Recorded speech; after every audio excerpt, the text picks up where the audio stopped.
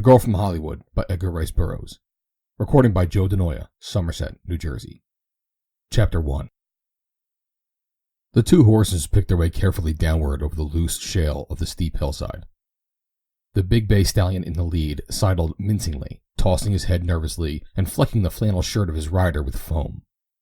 Behind the man on the stallion, a girl rode a clean-limbed bay of a lighter color, whose method of descent, while less showy, was safer, for he came more slowly, and in the very bad places he braced his 4 feet forward and slid down, sometimes almost sitting upon the ground.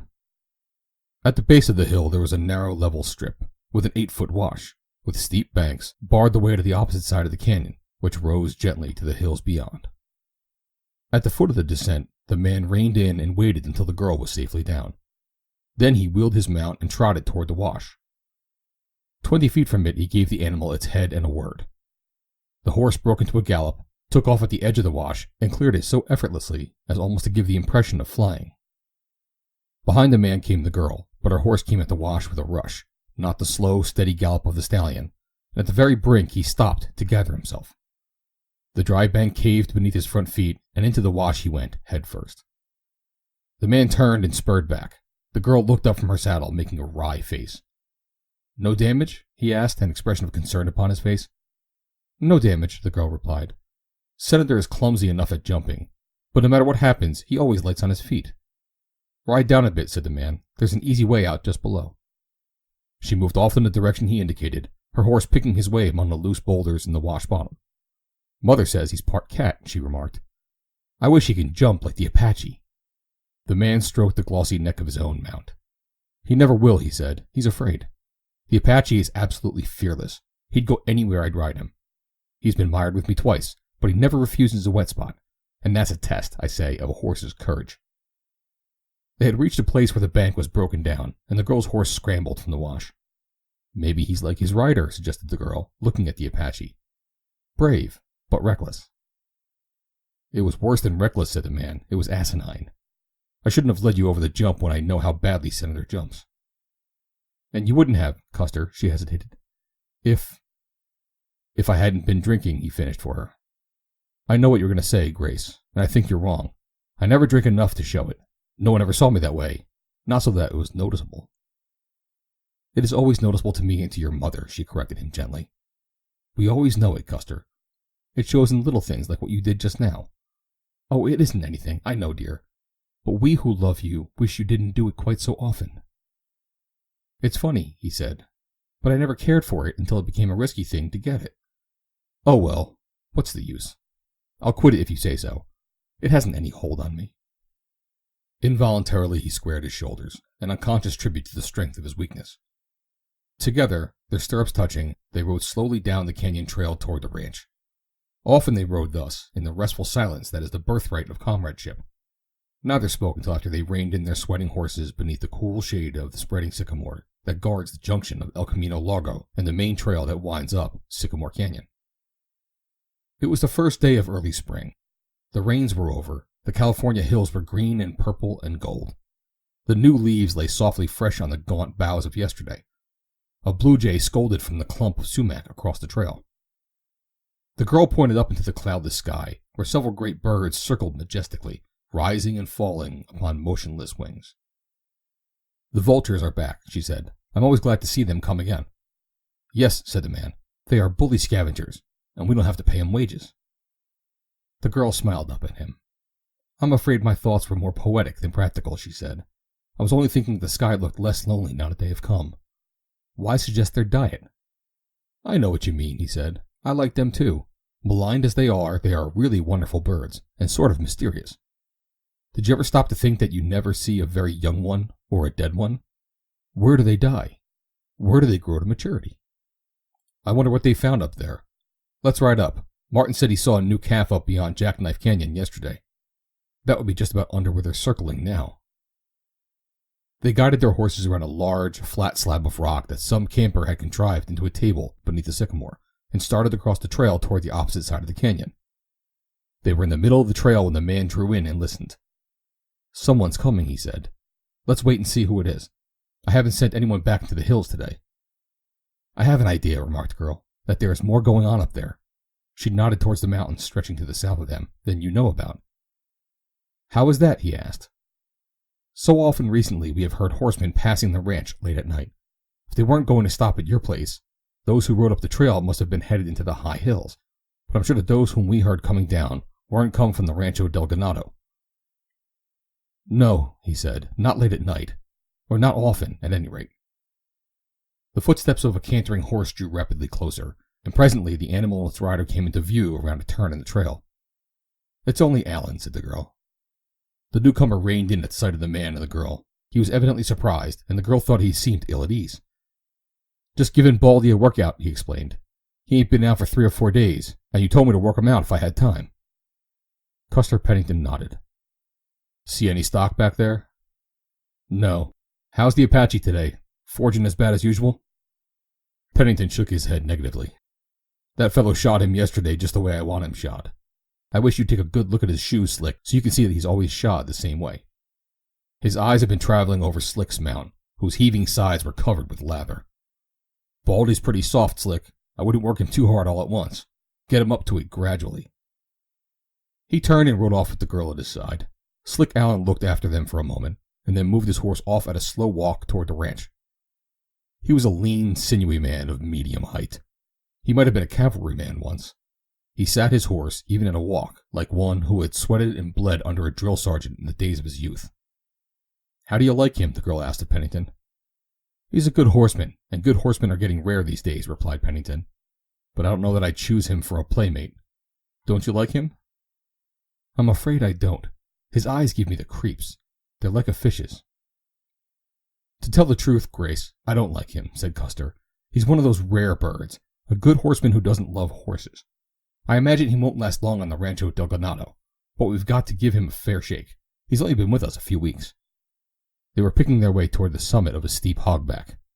The man who led was seeking carefully for the safest footing, shamed out of his recent recklessness by the thought of how close the girl had come to a serious accident through his thoughtlessness.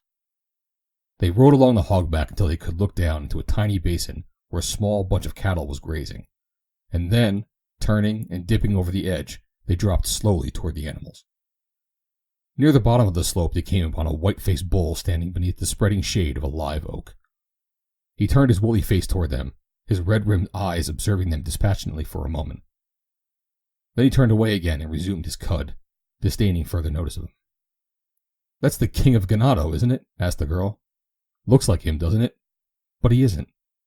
He's the king's likeliest son, and unless I'm mistaken, he's going to give the old fellow a mighty tough time of it this fall, if the old boys want to hang out in the Grand Championship. We've never shown him yet. It's an idea of Father's. He's always wanted to spring a new champion at the great show and surprise the world. He's kept this fellow hidden away ever since he gave the first indication that he was going to be a fine bull. At least 100 breeders have visited the herd in the past year, and not one of them has seen him. Father says he's the greatest bull that ever lived, and that his first show is going to be the International. I just know he'll win, exclaimed the girl. Why, look at him. Isn't he a beauty? Got it back like a billiard table, commented Custard proudly. They rode down among the heifers. There were a dozen beauties, 3-year-olds. Hidden to one side behind a small bush, the man's quick eyes discerned a little bundle of red and white. There it is, Grace, he called, and the two rode toward it. One of the heifers looked fearfully toward them, then at the bush, and finally walked toward it, lowing plaintively. We're not going to hurt it, little girl, the man assured her. As they came closer, there arose a thing of long, wobbly legs, big joints, and great dark eyes, its spotless coat of red and white shining with health and life. The cunning thing, cried the girl. How I'd like to squeeze it. I just love him, Custer. She had slipped from her saddle and, dropping her reins on the ground, was approaching the calf. Look out for the cow, cried the man, as he dismounted and moved forward to the girl's side, with his arm through the Apache's reins. She hasn't been up much, and she may be a little wild.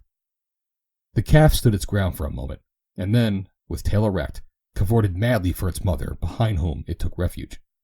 I just love 'em, repeated the girl. You say the same thing about the colts and the little pigs, the man reminded her. I love 'em all, she cried, shaking her head, her eyes twinkling. You love 'em because they're little and helpless, just like babies, he said. Oh, Grace, how you'd love a baby. The girl flushed prettily. Quite suddenly he seized her in the arms and crushed her to him, smothering her with a long kiss. Breathless, she wriggled partially away, but he still held her in his arms. "Why won't you, Grace?" he begged. "There'll never be anyone else for me or for you. Father and Mother and Eva love you almost as much as I do, and on your side, your mother and Guy have always seemed to take it as a matter of course that we'd marry. It isn't the drinking, is it, dear?" "No, it's not that, Custer.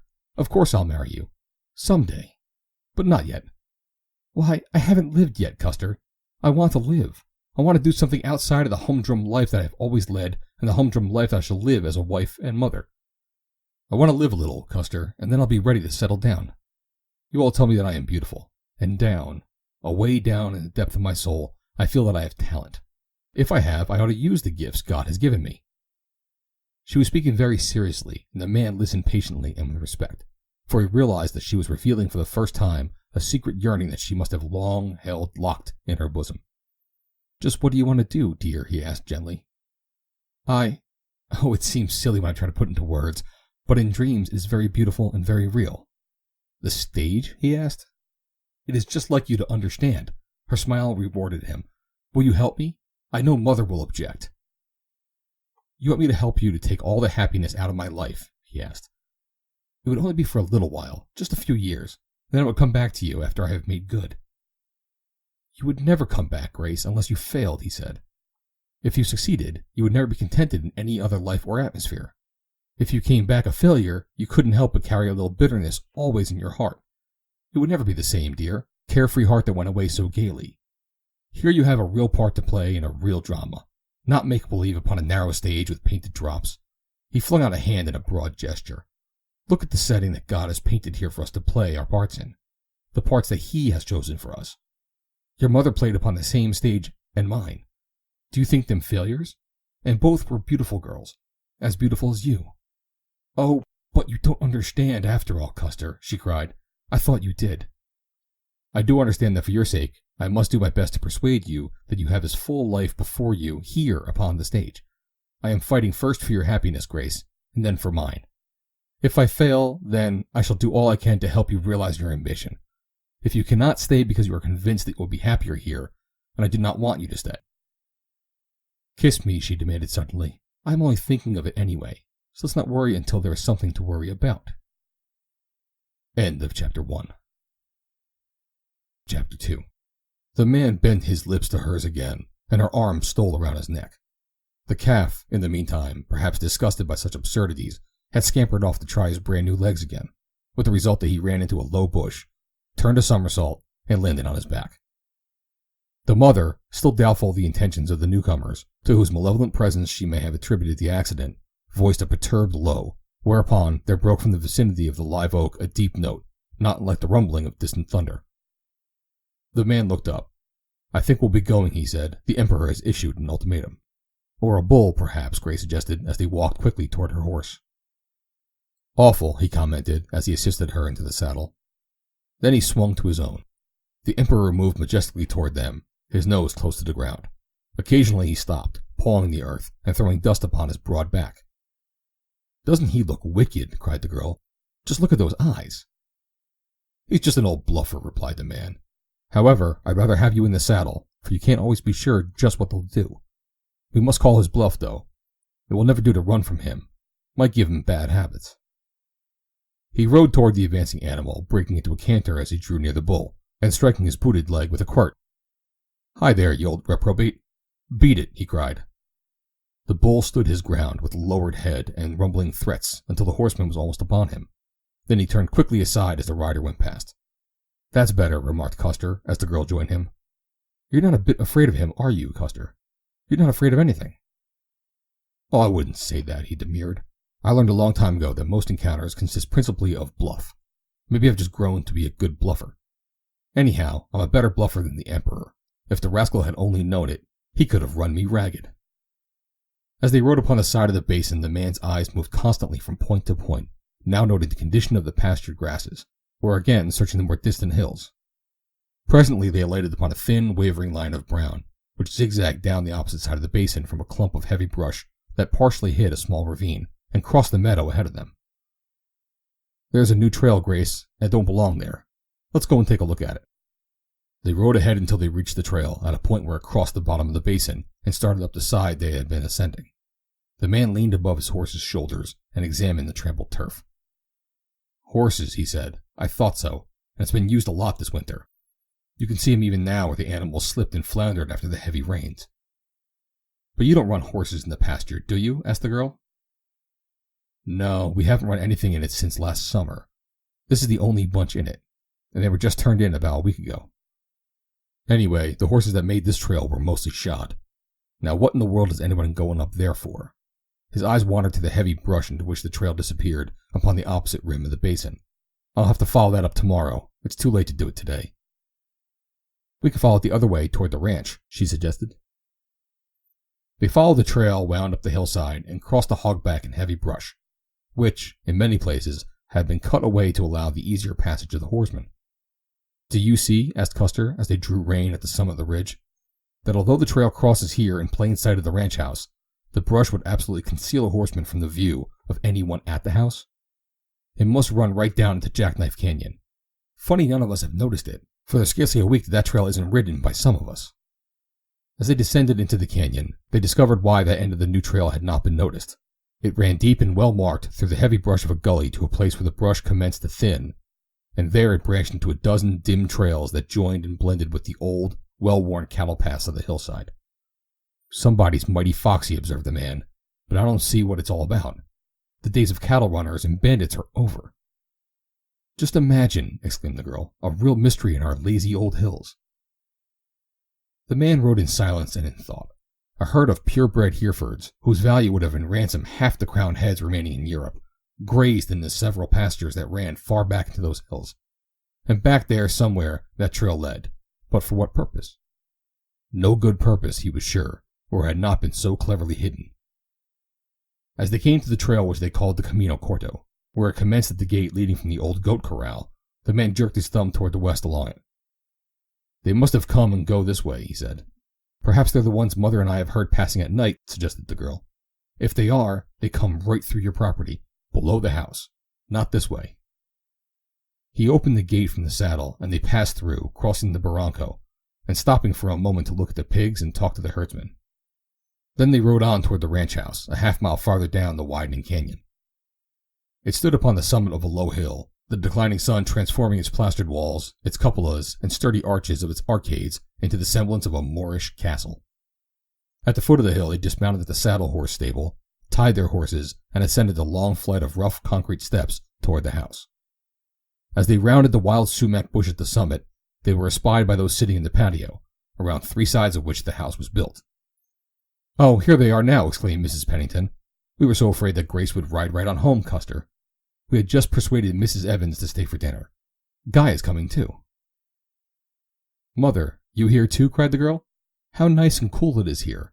It would save a lot of trouble if we brought our things, Mother." "We were hoping that at least one of you will, very soon," said Colonel Pennington, who had risen, and now put an arm affectionately about the girl's shoulders. "That's what I've been telling her again this afternoon," said Custer. "But instead, she wants to—" The girl turned toward him with a little frown and a shake of her head. "You'd better run down and tell Alan that we won't use the horses until after dinner," she said. He grimaced good-naturedly and turned away. "I'll have him take Senator home," he said. "I can drive you and your mother down in the car when you leave." As he descended the steps that wound among the umbrella trees, taking on their new foliage, he saw Alan examining the Apache's shoes. As he neared them, the horse pulled away from the man, his suddenly lowered hoof striking Alan's instep. With an oath, the fellow stepped back and swung a vicious kick to the animal's belly.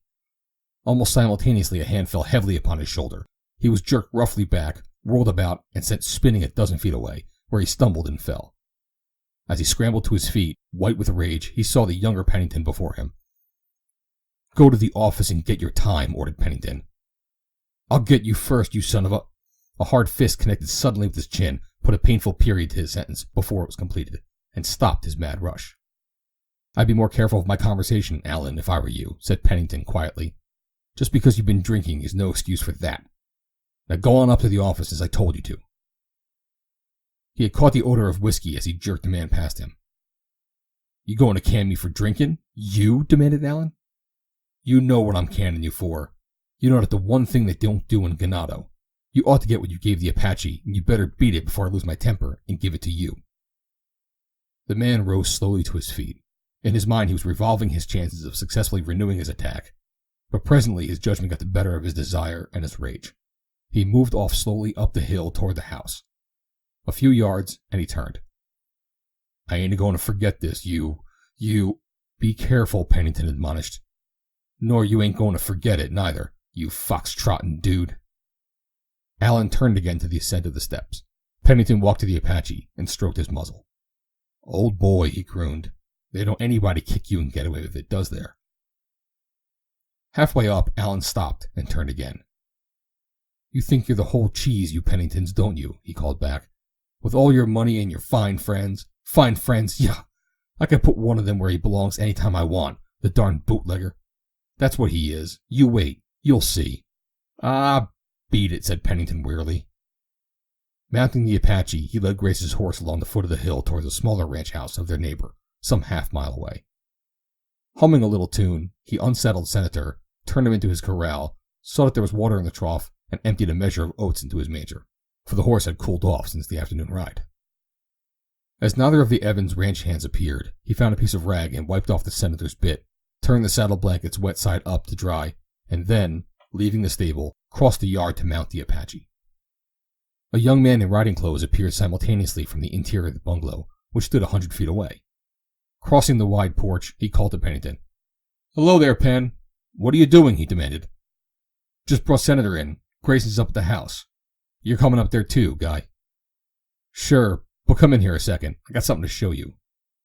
Pennington crossed the yard and entered the house behind Grace's brother, who conducted him to his bedroom. Here young Evans unlocked the closet, and after rummaging behind some clothing, emerged with a bottle, the shape and dimensions of which were once as familiar in the land of the free as the benign countenance of Lydia E. Pinkham. It's the genuine stuff, Penn, too, he declared. Pennington smiled. Thanks, old fella, but I've quit, he said. Quit? Exclaimed Evans. Yep. But think of it, man. Aged 8 years in the wood, and bottled in bond before July 1, 1919. The real thing, and as cheap as moonshine. Only 6 beans a quart. Can you believe it? I cannot, admitted Pennington. Your conversation listens phony. But it's the truth. You may have quit, but one little sniffer of this won't hurt you. Here's this bottle already open. Just try it. And he proffered the bottle and a glass to the other. Well, it's pretty hard to resist anything that sounds as good as it does, remarked Pennington. I guess one won't hurt me any. He poured himself a drink and took it. Wonderful, he ejaculated. Here, said Evans, diving into the closet once more. I got you a bottle too, and we can get more. Pennington took the bottle and examined it, almost caressingly. 8 years in the wood, he murmured. I've got to take it, Guy. Must have something to hand down to posterity. He drew a billful from his pocket and counted out $6. Thanks, said Guy. You'll never regret it. End of Chapter 2. Chapter 3. As the two young men climbed the hill to the big house, a few minutes later, they found the elder Pennington standing at the edge of the driveway that circled the hilltop, looking out toward the wide canyon at the distant mountains. In the nearer foreground lay the stable and corrals of the saddle horses, the hen house with its 2 long alfalfa runways, and the small dairy barn accommodating the little herd of Guernseys that supplied milk, cream, and butter for the ranch. A quarter of a mile beyond, among the trees, was the red-roofed cabin where the unmarried ranch hands ate and slept, near the main corrals with their barns, outhouses, and sheds. In a hilly pasture farther up the canyon, the black and iron gray of Percheron brood mares contrasted with the greening hillsides of spring. Still farther away, the white and red of the lordly figure of the emperor stood out boldly upon the summit of the ridge, behind Jackknife Canyon. The two young men joined the older, and Custer put an arm affectionately around his father's shoulders. You never tire of it, said the young man. I've been looking at it for the past 22 years, my son, replied the elder Pennington, and each year has become more wonderful to see. It never changes, yet is never twice alike.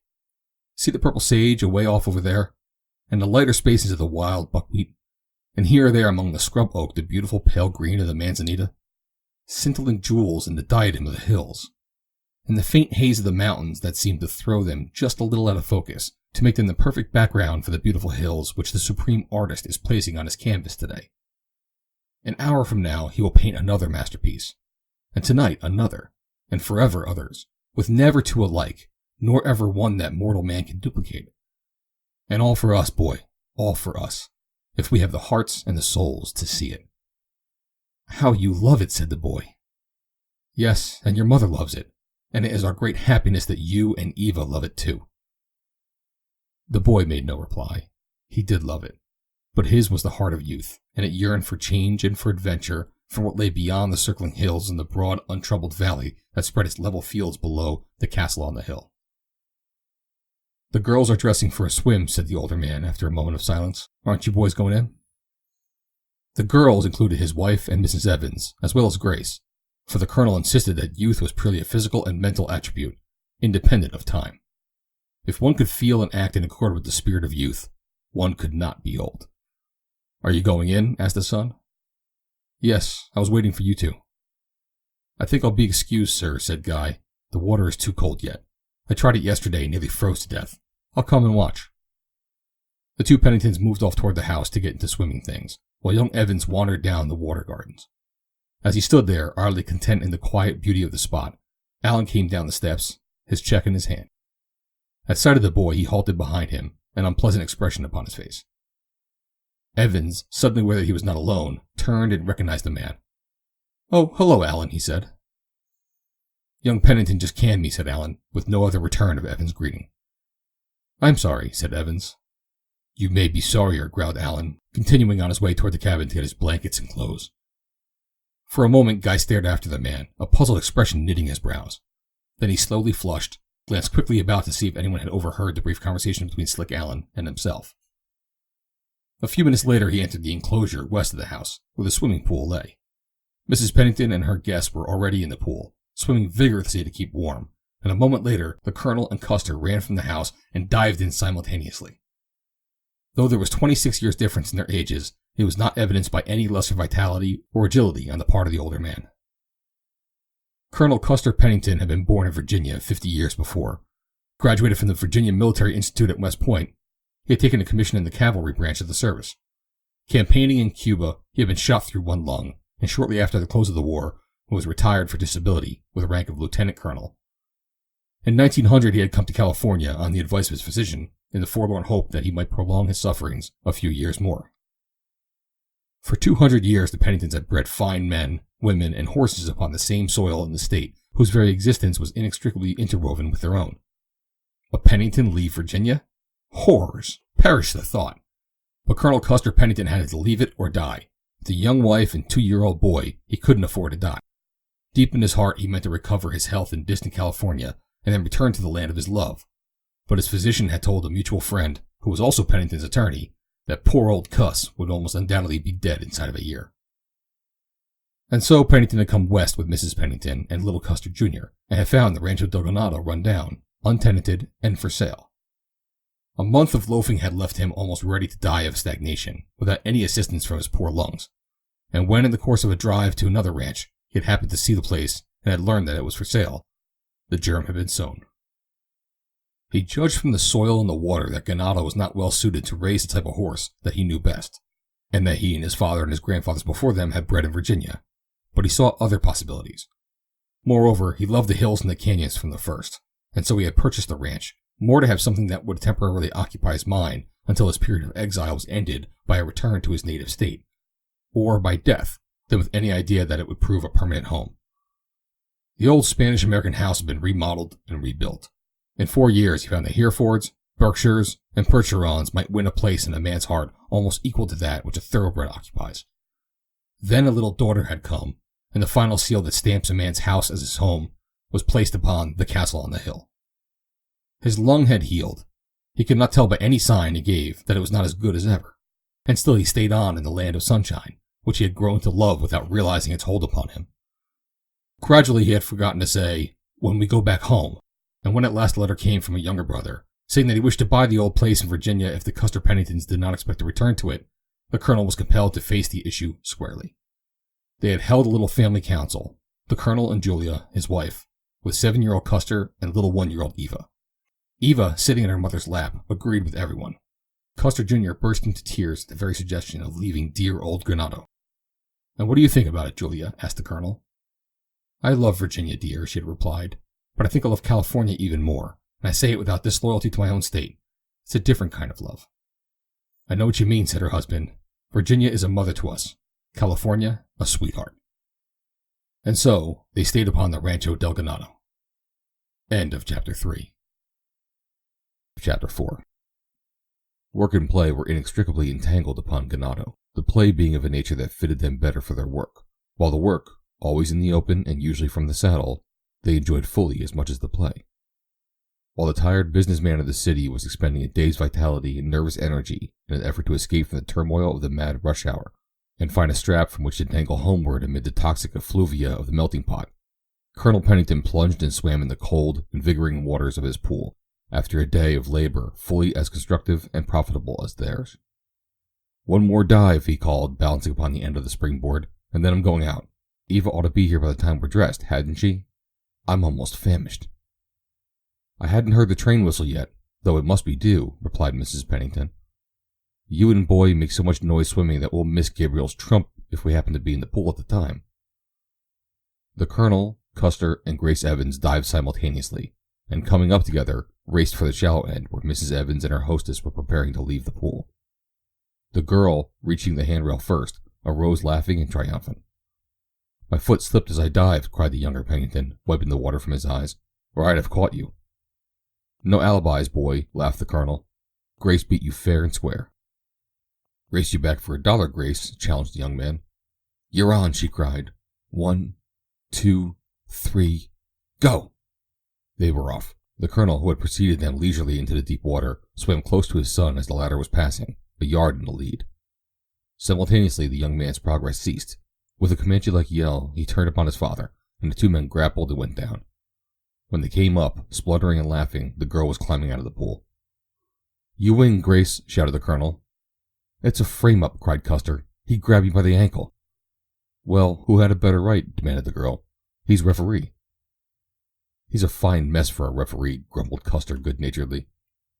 "Run along and get your $1 and pay up like a gentleman," admonished the father. "What do you get out of it? What do you pay him, Grace?"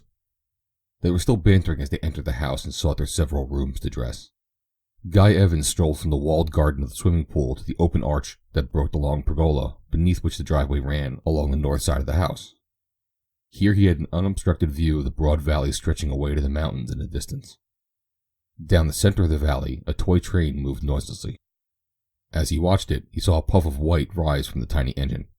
It rose and melted in the evening air before the thin, clear sound of the whistle reached his ears. The train crawled behind the green of trees and disappeared. He knew that it had stopped at the station, and that a slender, girlish figure was alighting, with a smile for the porter and a gay word for the conductor who had carried her back and forth for years upon her occasional visits to the city 100 miles away. Now the chauffeur was taking her bag and carrying it to the roadster that she would drive home along the wide, straight boulevard that crossed the valley, utterly ruining a number of perfectly good speed laws. 2 minutes elapsed, and the train crawled out from behind the trees and continued its way up the valley, a little black caterpillar with spots of yellow twinkling on its sides.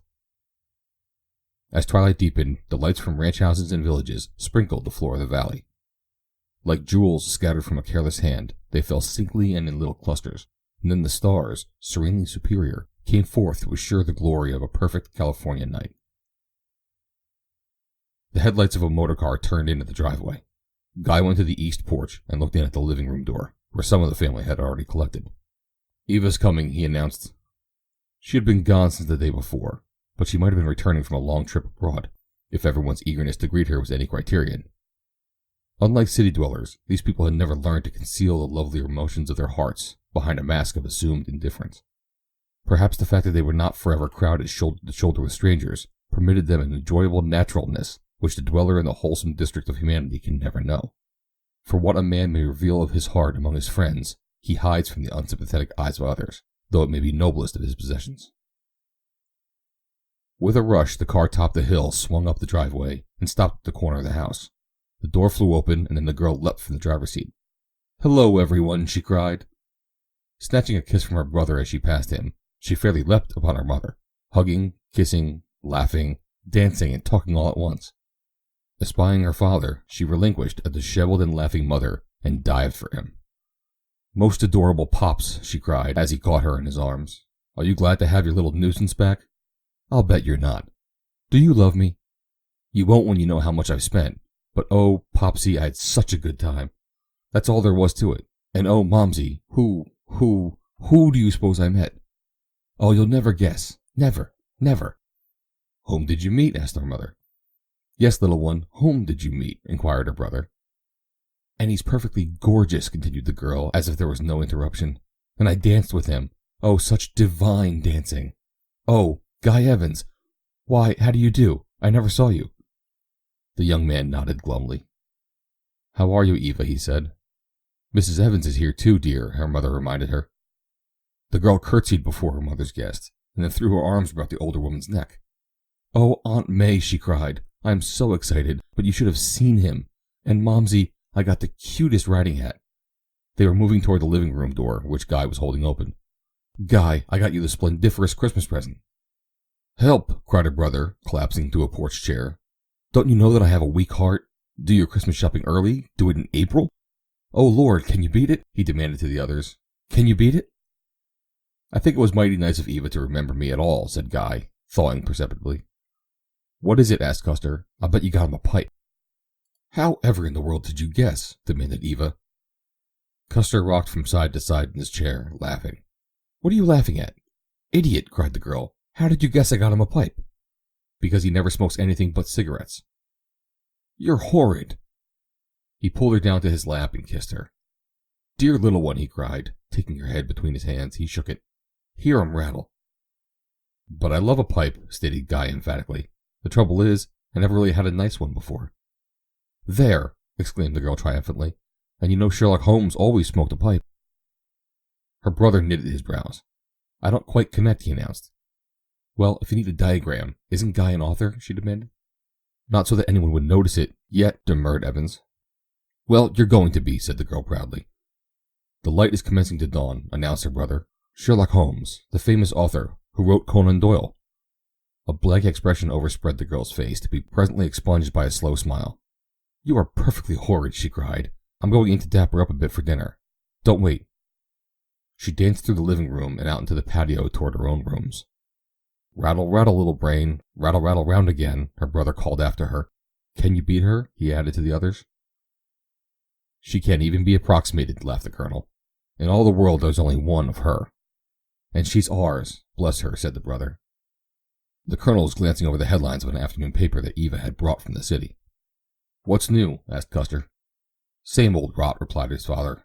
Murders, divorces, kidnappers, bootleggers, and they haven't even the originality to make them interesting by evolving new methods. Oh, hold on. This isn't so bad. $200,000 worth of stolen whiskey landed on coast, he read. Prohibition enforcement agents, together with special agents from the Treasury Department, are working on a unique theory that may reveal the whereabouts of the fortune and bonded whiskey stolen from the government warehouse in New York a year ago. All that was known until recently was that the whiskey was removed from the warehouse in trucks in broad daylight, encompassing one of the boldest robberies ever committed in New York. Now, from a source which they refuse to divulge, the government sleuths have received information which leads them to believe that the liquid loot was loaded aboard a sailing vessel, and after a long trip around the Horn, is lying somewhere off the coast of Southern California. That it is being lighted ashore in launches and transports to some hiding place in the mountains is one theory upon which the government is working. The whiskey is 11 years old, was bottled in bond 3 years ago, just before the 18th Amendment became a harrowing reality. It will go hard with the traffickers in this particular parcel of wet goods if they are apprehended. Since the theft was directly from a government-bonded warehouse, and all the government officials concerned in the search are anxious to make an example of the guilty parties. 11 years old, sighed the colonel. It makes my mouth water. I've been subsisting on homemade grape wine for over a year. Think of it, a Pennington. Why, my ancestors must be writhing in their Virginia graves. On the contrary, they're probably laughing in their sleeves. They died before January 1st, 1919, interposed Custer. 11 years old, 8 years in the wood. He mused aloud, shooting a quick glance in the direction of Guy Evans, who suddenly became deeply interested in a novel lying on a table beside his chair, notwithstanding the fact that he had read it 6 months before and hadn't liked it. And it will go hard with the traffickers, too, continued young Pennington. Well, I should hope it would. They'll probably hang him, the vile miscreants. Guy had risen and walked to the doorway opening upon the patio. I wonder what is keeping Ava, he remarked. Getting hungry? Asked Mrs. Pennington. Well, I guess we all are. Suppose we don't wait any longer. Ava won't mind. If I wait much longer, observed the colonel, someone will have to carry me into the dining room. As they crossed the library toward the dining room, the two young men walked behind their elders. "Is your appetite still good?" inquired Custer. "Shut up," retorted Evans. "You give me a pain."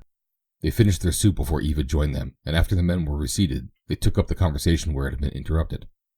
As usual, if not always brilliant, it was at least diversified, for it included many subjects from grand opera to the budding of English walnuts on the native wild stock, and from the latest novel to the most practical method of earmarking pigs. Paintings, poems, plays, pictures, people, horses, and homebrew. Each came in for a share of the discussion, argument, and raillery that ran around the table. During a brief moment when she was not engaged in conversation, Guy seized the opportunity to whisper to Eva, who sat next to him. "Who was that bird you met in L.A.?" he asked. "Which one?" "Which one? How many did you meet?" "Oodles of them. I mean the one you were ranting about." "Which one was I ranting about? I don't remember." "You're enough to drive anybody to drink, Eva Pennington," cried the young man disgustedly. "Radiant man," she cooed. "What's the dapper little idea in that talented brain? Jealous?" "I want to know who he is," demanded Guy. Who is?" "You know perfectly well whom I mean. The poor fish you were raving about before dinner. You said you danced with him. Who is he? That's what I want to know." "I don't like the way you talk to me, but if you must know, he was the most dazzling thing you ever saw. I never saw him, and I don't want to. I don't care how dazzling he is. I only want to know his name." "Well, why didn't you say so in the first place? His name's Wilson Crumb." Her tone was as of one who says, "Behold, Alexander the Great." "Wilson Crumb? Who's he?" "Do you mean to sit here and tell me that you don't know who Wilson Crumb is, Guy Evans?" she demanded. "Never heard of him," he insisted. "Never heard of Wilson Crumb, the famous actor-director? Such ignorance." "Did you ever hear of him before this trip to L.A.?" inquired her brother from across the table. "I never heard you mention him before." "Well, maybe I didn't," admitted the girl, "but he's the most dazzling dancer you ever saw, and such eyes. Maybe he'll come out to the ranch and bring his company. He said they were often looking for just such locations." "And I suppose you invited him?" demanded Custer accusingly. "And why not? I had to be polite, didn't I?" "You know perfectly well that father has never permitted such a thing," insisted her brother, looking toward the colonel for support. "He didn't ask father. He asked me," returned the girl. "You see," said the colonel, "how simply Ava solves every little problem. But you know, Popsy, how perfectly superb it would be to have them make some picture right here on our very own ranch, where we can watch them all day long." "Yes," growled Custer, "watch them wreck the furniture and demolish the lawns. Why, one bird of a director ran a troop of cavalry over one of the finest lawns in Hollywood. Then they'll go up in the hills and chase the cattle over the top into the ocean. I've heard all about them. I'd never allow one of them on a place." "Maybe they're not all inconsiderate and careless," suggested Mrs. Pennington. "You remember there was a company took a few scenes at my place a year or so ago," interjected Mrs. Evans. "They were very nice indeed." "They were very wonderful," said Grace Evans. "I hope the colonel lets them come. It will be piles of fun." "You can't tell anything about them," volunteered Guy. "I understand they pick up all sorts of riffraff for extra people. IWWs and all sorts of people like that. I'd be afraid." He shook his head dubiously. "The trouble with you two is," asserted Ava, "that you're afraid to let us girls see any nice-looking actors from the city. That's what's the matter with you." "Yes, they're jealous," agreed Mrs. Pennington, laughing. "Well," said Custer, "if they're all leading men, there are leading ladies, and from what I've seen of them, the leading ladies are better looking than the leading men. By all means, now that I consider the matter, let them come. Invite them at once, for a month. Wire them." "Silly," cried his sister. "He may not come here at all. He just mentioned it casually." "And all this tempest in the teapot for nothing," said the colonel. Wilson Crumb was forthwith dropped from the conversation and forgotten by all, even by impressionable little Ava.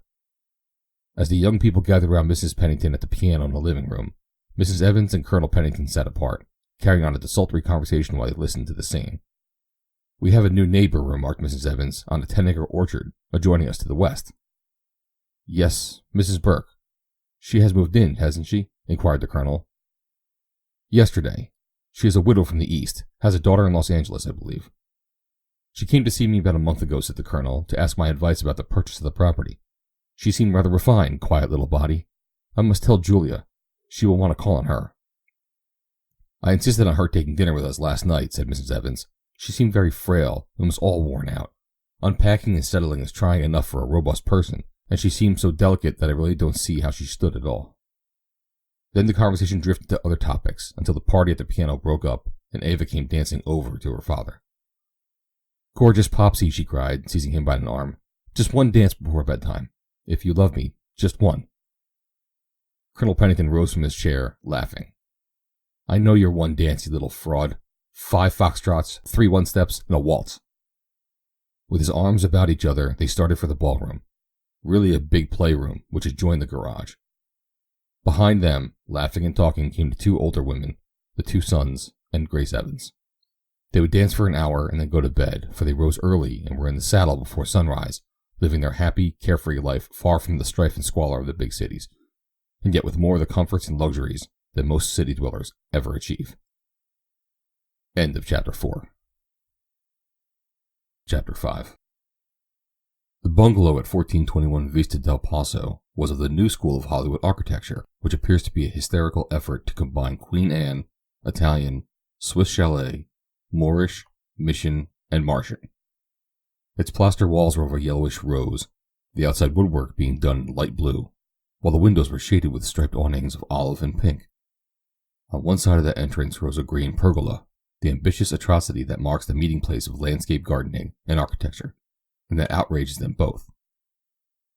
Culture has found a virus for the cast-iron dog, deer, and rabbits that ramped in immobility upon the lawns of yesteryear, but the green pergola is an incurable disease. Connecting with the front of the house, a plaster wall continued across the narrow lot to the property line at one side, and from there back to the alley, partially enclosing a patio, which is Hollywood for backyard. An arched gateway opened into the patio from the front. The gate was of a rough redwood boards, and near the top there were 3 auger holes arranged in the form of a triangle. This was art. Upon the yellow rose plaster above the arch, a design of 3 monkeys was stenciled in purple. This also was art. As you wait in the 3-foot square vestibule, you notice the floor is paved with red brick set in black mortar, and that the Oregon pine door, with its mahogany stain, would have been beautiful in its severe simplicity, but for the little square of plate glass set in the upper right-hand corner, demonstrating conclusively the daring originality of the artist-architect. Presently, your ring is answered, and the door is opened by a Japanese schoolboy of 35 in a white coat. You are ushered directly into a living room, whereupon you forget all about architects and art, for the room is really beautiful, even though a trifle heavy on an oriental way, with its Chinese rugs, dark hangings, and ponderous overstuffed furniture. The Japanese schoolboy, who knows you, closes the door behind you and then tiptoes silently from the room. Across from you, on a divan, a woman is lying, her face buried among pillows. When you cough, she raises her face towards you, and you see that it is very beautiful, even though the eyes are a bit wide and staring, and the expression somewhat haggard. You see a mass of black hair surrounding a face of perfect contour. Even the plucked and penciled brows, the rough cheeks, the carmine lips cannot hide a certain dignity and sweetness. At sight of you, she rises, a bit unsteadily, and smiling with her lips, extends a slender hand in greeting. The fingers of the hand tremble and are stained with nicotine. Her eyes do not smile. Ever. "The same as usual?" she asks in a weary voice. Your throat is very dry. You swallow before you assure her eagerly, almost feverishly, that her surmise is correct. She leaves the room. Probably you have not noticed that she is wild-eyed and haggard, or that her fingers are stained and trembling, for you, too, are wild-eyed and haggard, and you are trembling worse than she. Presently she returns. In her left hand is a small glass vial containing many little tablets. As she crosses to you, she extends her right hand with the palm up. It is a slender, delicate hand, yet there is a look of strength to it, for all its whiteness. You lay a bill in it, and she hands you the file. That is all. You leave, and she closes the Oregon pine door quietly behind you. As she turns about toward the divan again, she hesitates. Her eyes wander to a closed door at one side of the room. She takes a half step towards it, and then draws back, her shoulders against the door. Her fingers are clenched tightly, the nails sinking into the soft flesh of her palms, but still her eyes are upon the closed door. They are staring and wild, like those of a beast at bay. She is trembling from head to foot. For a minute she stands there, fighting her grim battle, alone and without help. Then, as with a last mighty effort, she drags her eyes from the closed door and glances towards the divan. With unsteady step, she returns to it and throws herself down among the pillows. Her shoulders move to dry sobs. She clutches the pillows frantically in her strong fingers. She rolls from side to side as people do who are suffering physical torture. But at last she relaxes and lies quiet. A clock ticks monotonously from the mantel. Its sound fills the whole room, growing with fiendish intensity to a horrid din that pounds upon taut, raw nerves. She covers her ears with her palms to shut it out, but it bores incessantly through. She clutches her thick hair with both hands. Her fingers are entangled in it. For a long minute she lies thus, prone, and then her slippered feet commence to fly up and down as she kicks her toes in rapid succession into the unresisting divan. Suddenly she leaps to her feet and rushes towards the mantel. "Damn you!" she screams, and seizing the clock, dashes it to pieces upon the tiled hearth. Then her eyes leap to the closed door, and now, without any hesitation, almost defiantly, she crosses the room, opens the door, and disappears within the bathroom beyond. 5 minutes later the door opens again, and the woman comes back into the living room. She is humming a gay little tune. Stopping at a table, she takes a cigarette from a curved wooden box and lights it, then crosses to the baby grand piano in one corner and commences to play. Her voice, rich and melodious, rises in a sweet old song of love and youth and happiness. Something has mended her shattered nerves. Upon the hearth lies the shattered clock. It can never be mended. If you should return now and look at her, you would see that she is even more beautiful than you had at first suspected. She has put her hair in order once more and has arranged her dress. You see now that her figure is as perfect as her face, and when she crossed to the piano, you cannot but note the easy grace of her carriage. Her name, her professional name, is Gaza Delore. You may have seen her in small parts on the screen, and may have wondered why someone did not star her. Of recent months you have seen her less and less often, and you have been sorry, for you had learned to admire the sweetness and purity that were reflected in her every expression and mannerism. You liked her, too, because she was as beautiful as she was good, for you knew that she was good just by looking at her in the pictures. But above all, you liked her for her acting, for it was unusually natural and unaffected, and something told you that here was a born actress who would someday be famous. 2 years ago she came to Hollywood from a little town in the Middle West. That is, 2 years before you looked in upon her at the bungalow of the Vista del Paso. She was fired by high purpose then. Her child's heart, burning with lofty ambition, had set its desire upon a noble goal. The broken bodies of 1,000 other children dotted the road to the same goal, but she did not see them, or seeing, did not understand. Stronger perhaps than her desire for fame was an unselfish ambition that centered upon the mother whom she had left behind. To that mother, the girl's success would mean greater comfort and happiness than she had known since the worthless husband had deserted her shortly after the baby came. The baby was now known as Gaza Delore. There had been usual rounds of the studios, the usual disappointments, followed by more or less regular work as an extra girl.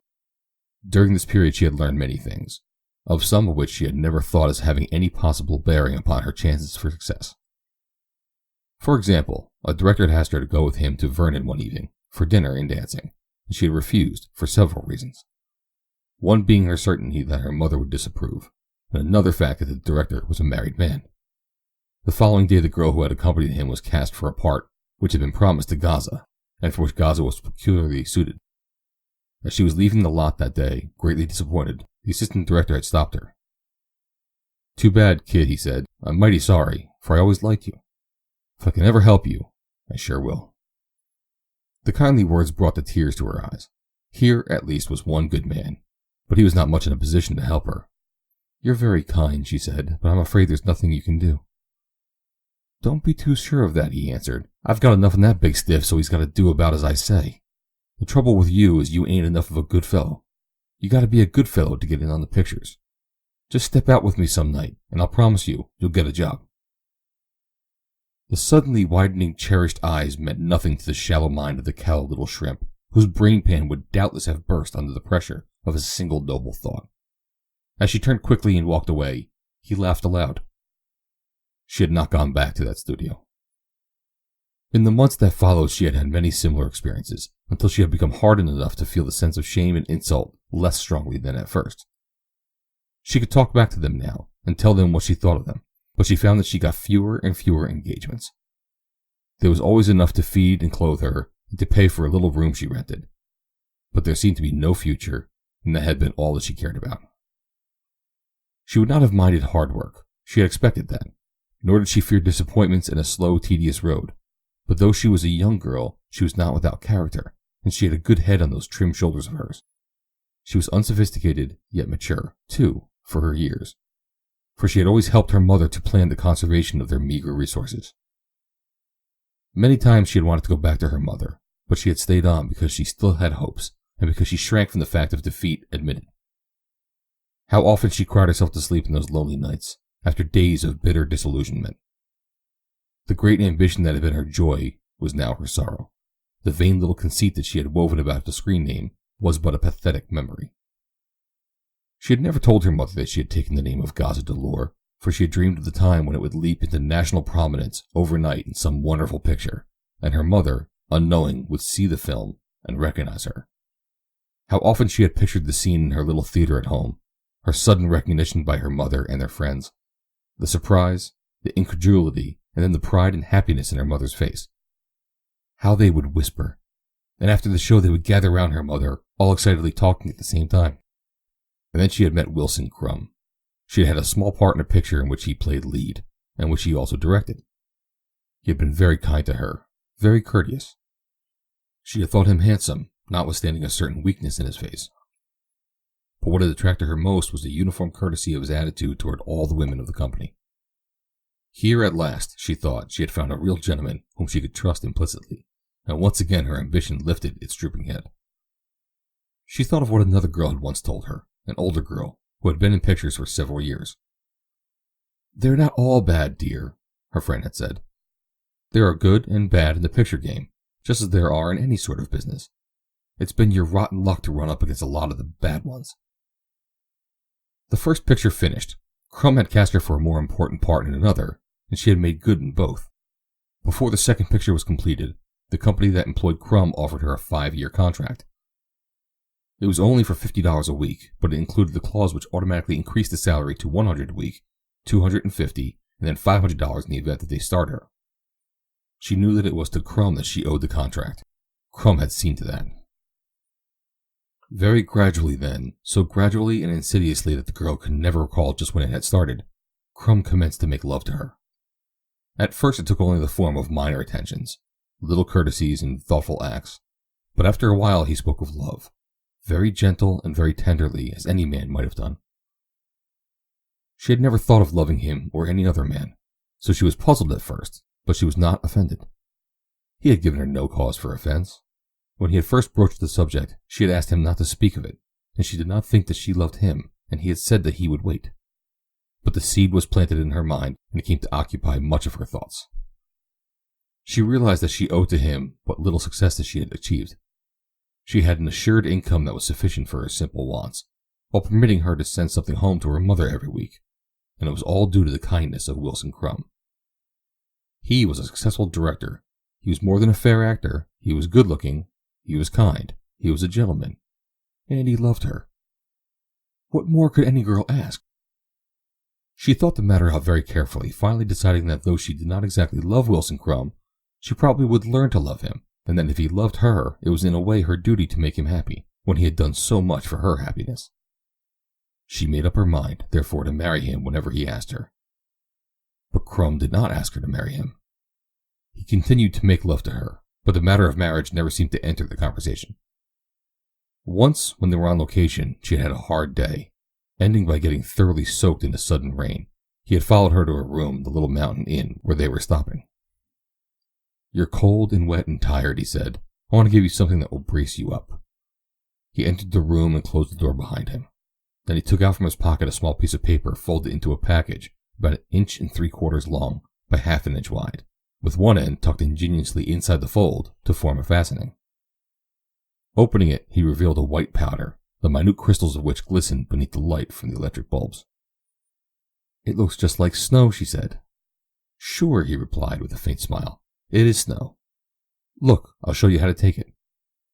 He divided the powder into halves, took one in the palm of his hand, and stuffed it into his nostrils. "There," he exclaimed, "that's the way. It will make you feel like a new woman." "But what is it?" she asked. "Won't it hurt me?" "It'll make you feel bully. Try it." So she tried it, and it made her feel bully. She was no longer tired, but deliciously exhilarated. "Whenever you want any, let me know," he said as he was leaving the room. "I usually have some handy." "But I'd like to know what it is," she insisted.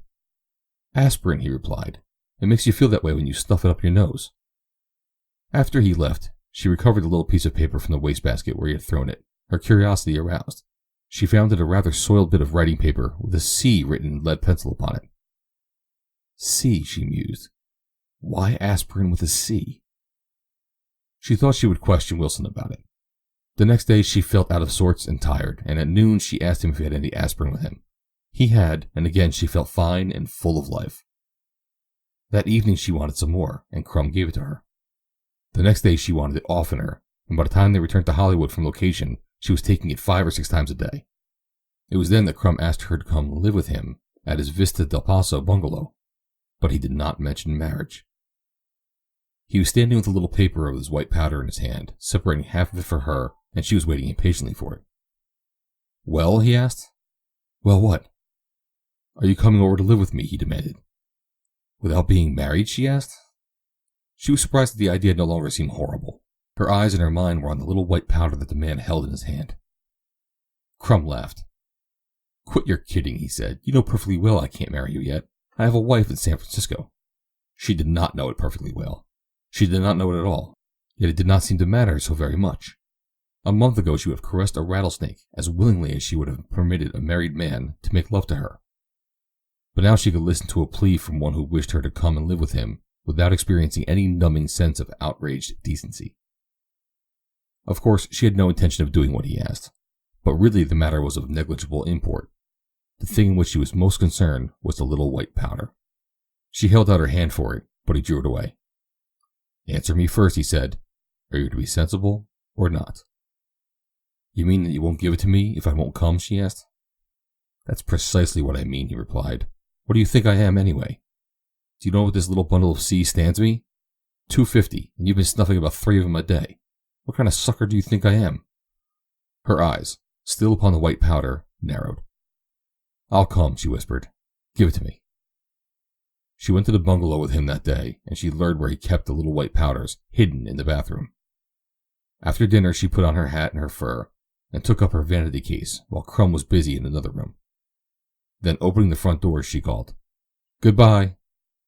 Crumb rushed into the living room. "Where are you going?" he demanded. "Home," she replied. "No, you're not," he cried. "You promised to stay here." "I promised to come," she corrected him. "I never promised to stay, and I never shall until you are divorced and we are married." "You'll come back," he sneered, "when you want another shot of snow." "Oh, I don't know," she replied. "I guess I can buy aspirin at any drugstore as well as you." Crumb laughed aloud. "You little fool, you," he cried derisively. "Aspirin? Why, it's cocaine you're snuffing, and you're snuffing about 3 grains of it a day." For an instant a look of horror filled her widening eyes. "You beast," she cried. "You unspeakable beast." Slamming the door behind her, she almost ran down the narrow walk and disappeared in the shadows of the palm trees that bordered the ill-lighted street. The man did not follow her. He only stood there laughing, for he knew that she would come back. Craftily he had enmeshed her. It had taken months, and never had quarry been more wary or difficult to trap. A single false step earlier in the game would have frightened her away forever, but he had made no false step. He was very proud of himself, was Wilson Crumb, for he was convinced that he had done a very clever bit of work. Rubbing his hands together, he walked toward the bathroom. He would take a shot of snow, but when he opened the receptacle, he found it empty. "The little devil!" he ejaculated. Frantically, he rummaged through the medicine cabinet, but in vain. Then he hastened into the living room, seized his hat, and bolted for the street. Almost immediately, he realized the futility of search. He did not know where the girl lived. She had never told him. He did not know it, but she had never told anyone. The studio had a post office box number to which she could address communications to Gaza Delure. The mother addressed the girl by her own name at the house where she had roomed since coming to Hollywood. The woman who rented her the room did not know her screen name. All she knew about her was that she seemed a quiet, refined girl who paid her room rent promptly in advance every week, and who was always home at night, except when on location. Crumb returned to the bungalow, searched the bathroom twice more, and went to bed. For hours he lay awake, tossing restlessly. "The little devil," he muttered over and over. $50 worth of cocaine.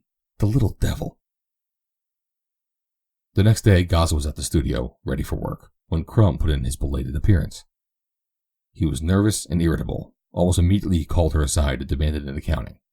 But when they were face to face, and she told him that she was through with him, he realized that her hold upon him was stronger than he had supposed. He could not give her up. He was ready to promise anything, and he would demand nothing in return, only that she would be with him as much as possible. Her nights should be her own. She could go home then. And so the arrangement was consummated, and Gaza Delore spent the days when she was not working at the bungalow of the Vista del Paso. Crumb saw that she was cast for small parts that required but little of her time at the studio, yet raised no question at the office as to her salary of $50 a week. Twice the girl asked why he did not star her, and both times he told her that he would, for a price. But the price was one that she would not pay.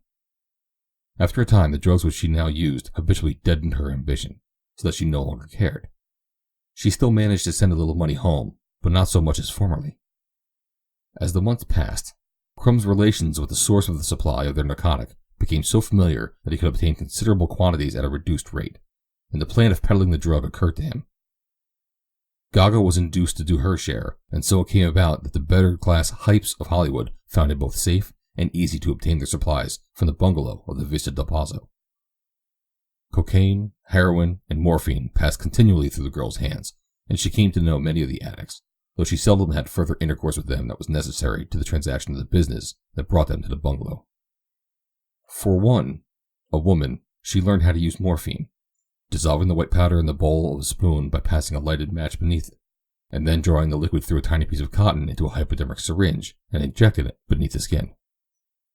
Once she had experienced the sensation of well-being it induced, she fell an easy victim to this more potent drug. One evening, Crumb brought home with him a stranger whom he had known in San Francisco, a man who he introduced as Alan. From that evening, the fortunes of Gaza Delore improved. Alan had just returned from the Orient as a member of the crew of a freighter, and he had succeeded in smuggling in a considerable quantity of opium. In his efforts to dispose of it, he had made the acquaintance of others in the same line of business, and had joined forces with them. His partners could command a more or less steady supply of morphine and cocaine from Mexico, while Alan undertook to keep up their stock of opium and to arrange a market for their drugs in Los Angeles. If Crumb could handle it all, Alan agreed to furnish morphine at $50 an ounce, Gaza to do the actual peddling. The girl agreed on one condition, that half the profits should be hers. After that, she'd been able to send home more money than ever before, at the same time to have all the morphine she wanted at a low price. She began to put money in the bank, made a first payment on a small orchard about 100 miles from Los Angeles, and sent for her mother. The day before you called on her in the Art Bungalow at 1421 Vista del Paso, she had put her mother on a train bound for her new home, with the promise that the daughter would visit her as soon as we finished the picture. It had required all the girl's remaining willpower to hide her shame from those eager mother eyes, but she managed to do it, though it had left her almost a wreck by the time the train pulled out of the station. To Crumb, she had said nothing about her mother. This was a part of her life that was too sacred to be revealed to the man whom she now loathed, even as she loathed the filthy habit he had tricked her into. But she could no more give up the one than the other. There had been a time when she had fought against the dominations of these twin curses that had been visited upon her, but that time was over. She knew now that she would never give up morphine, that she could not if she had wanted to, and that she did not want to. The little bindles of cocaine, morphine, and heroin that she wrapped so deftly with those slender fingers and marked C, M, or H, according to their contents, were parts of her life now. The sallow, trembling creatures who came for them, or to whom she sometimes delivered them, and who paid her $2.50 a bindle, were also parts of her life. Crumb, too, was a part of her life.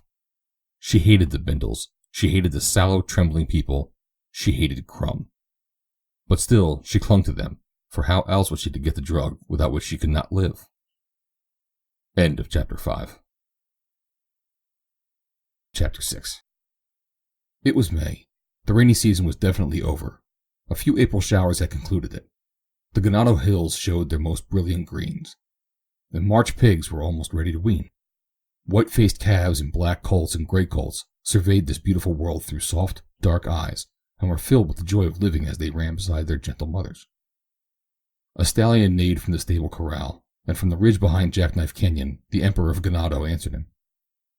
A girl and a man sat in the soft grass beneath the shade of a live oak upon the edge of a low bluff in the pasture where the broodmares grazed with their colts.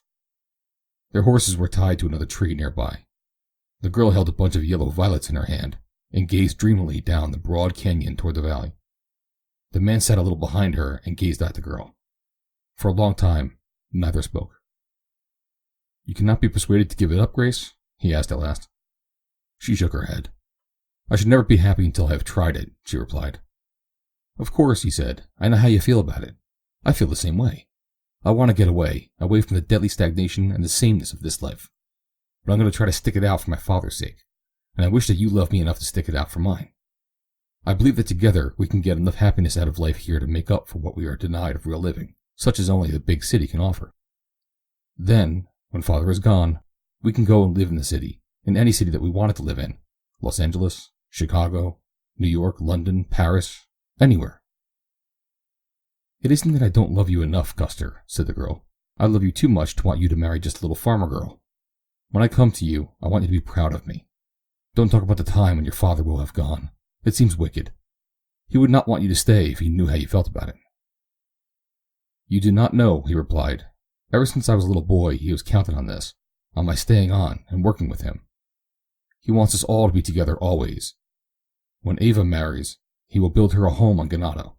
You've already helped with the plan for ours. You know it is his dream, but you cannot know how much it means to him. It would not kill him if his dream was spoiled, but it would take so much happiness out of his life that I cannot bring myself to do it. It is not a matter of money, but of sentiment and love. If Ganado were wiped off the face of the earth tomorrow, we would still have all the money we would need, but we would never be happy again, for his whole life is bound up in the ranch and the dream that he has built around it. It is peculiar, too, that such a man as he should be so ruled by sentiment. You know how practical he is, and sometimes hard, yet I have seen the tears come to his eyes when he spoke of his love for Ganado." "I know," she said, and they were silent again for a time. "You're a good son, Custer," she said presently. "I wouldn't have you any different. I am not so good a daughter. Mother does not want me to go. It is going to make her very unhappy, and yet I am going. The man who loves me does not want me to go. It is going to make him very unhappy, and yet I am going.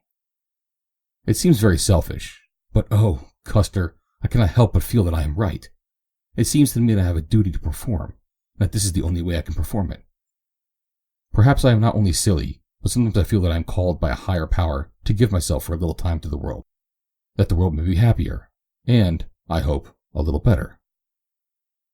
You know, I have always felt that the stage was one of the greatest powers for good in the world, and I believe that someday the screen will be an even greater power for good.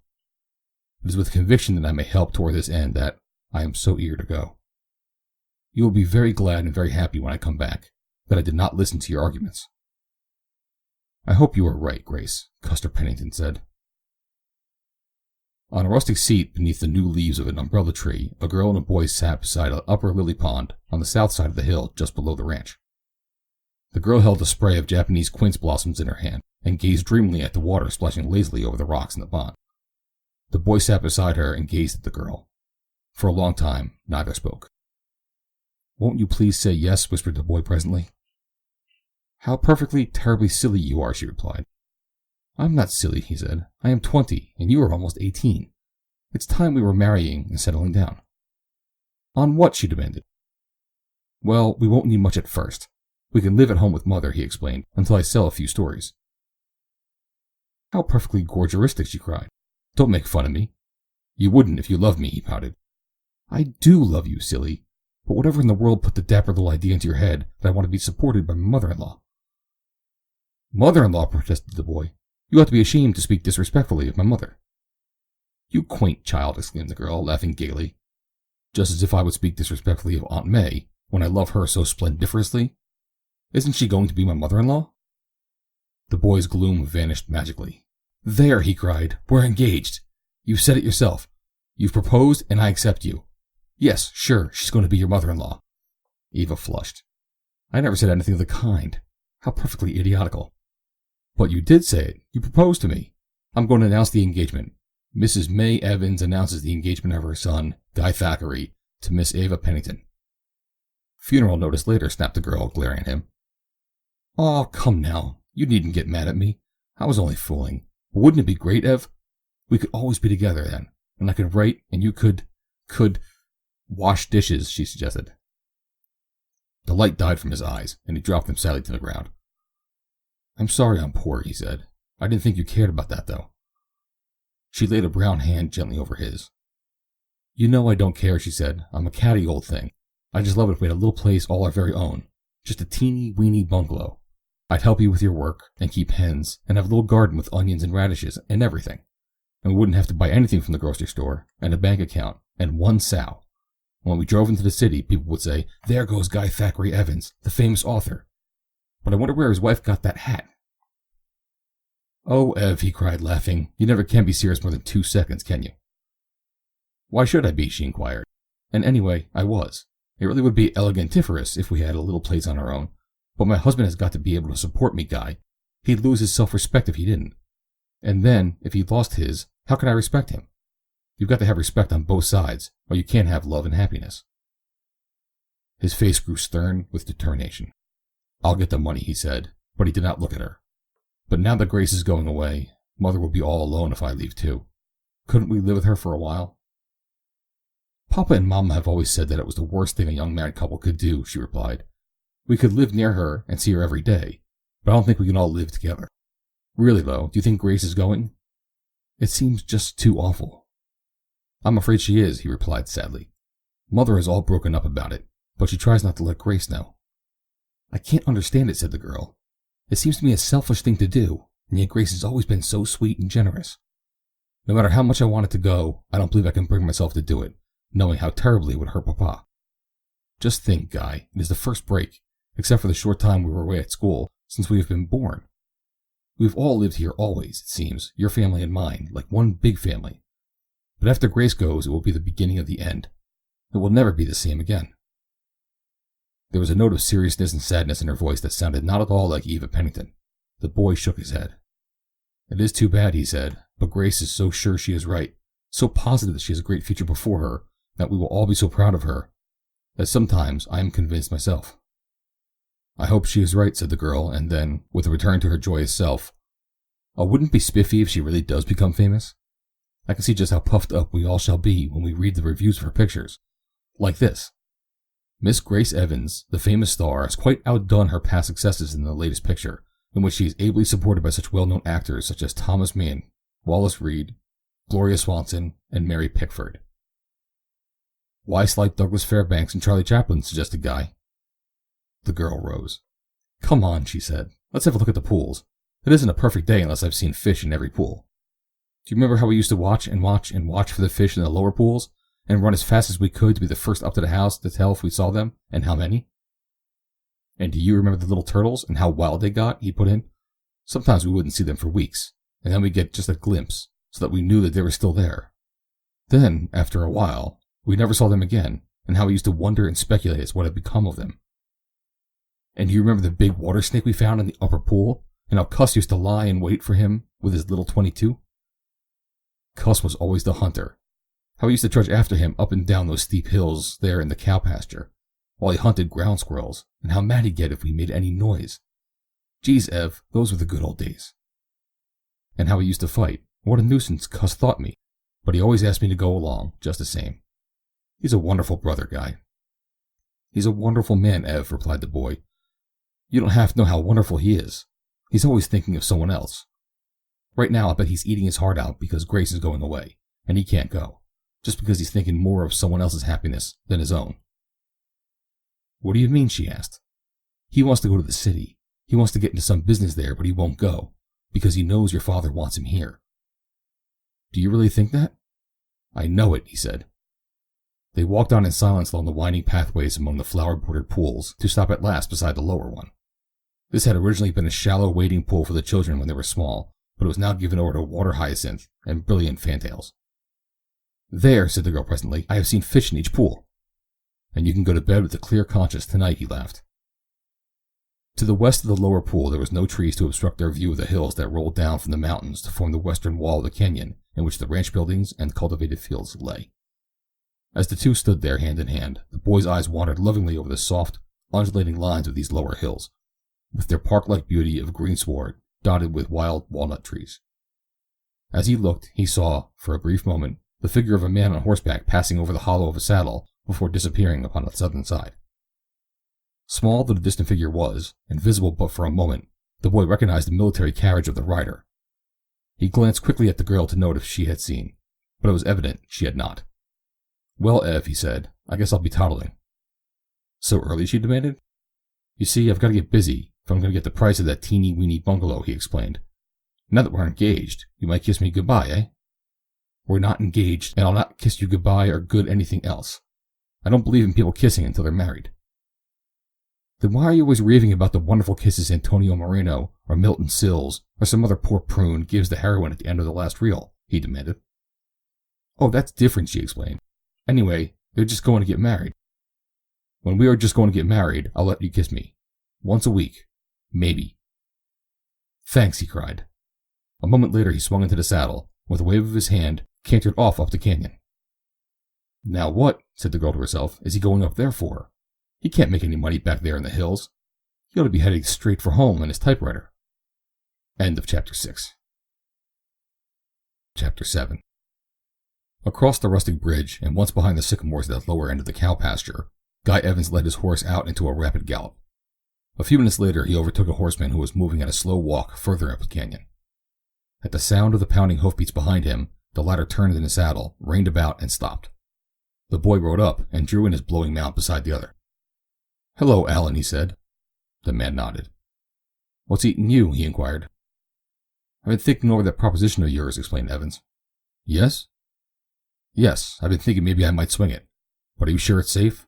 How do I know you won't double-cross me?" "You don't know," replied the other. "All you know is that I've got enough on you to send you to San Quentin. You wouldn't get nothing worse if you handled the rest of it, and you can stand to clean up between 12 and 15,000 bucks on the deal. You needn't worry me about double-crossing you. What good would it do me? I ain't got nothing against you, kid. If you don't double-cross me, I won't double-cross you. But look out for that cracker-fed dude your sister's going to hitch to. If he ever butts in on this, I'll croak him and send you to San Quentin, if I swing for it. Do you get me?" Evans nodded. "I'll go in on it," he said, "because I need the money. But don't you bother Custer Pennington. Get that straight. I'll go to San Quentin, and I'd swing myself before I'd stand for that. Another thing, and then we'll drop that line of chatter. You couldn't send me to San Quentin or anywhere else.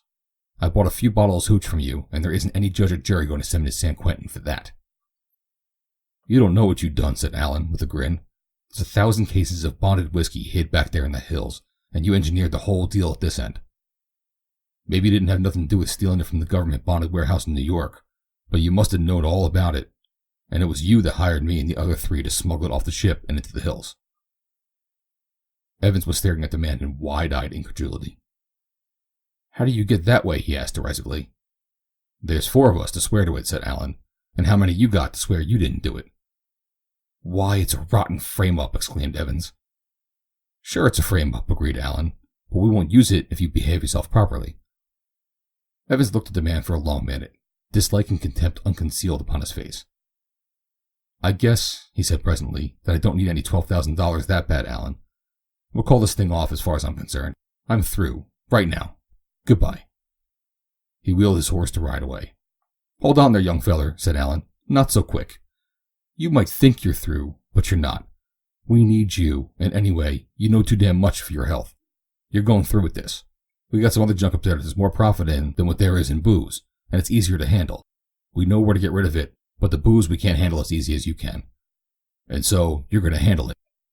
"Who says I am?"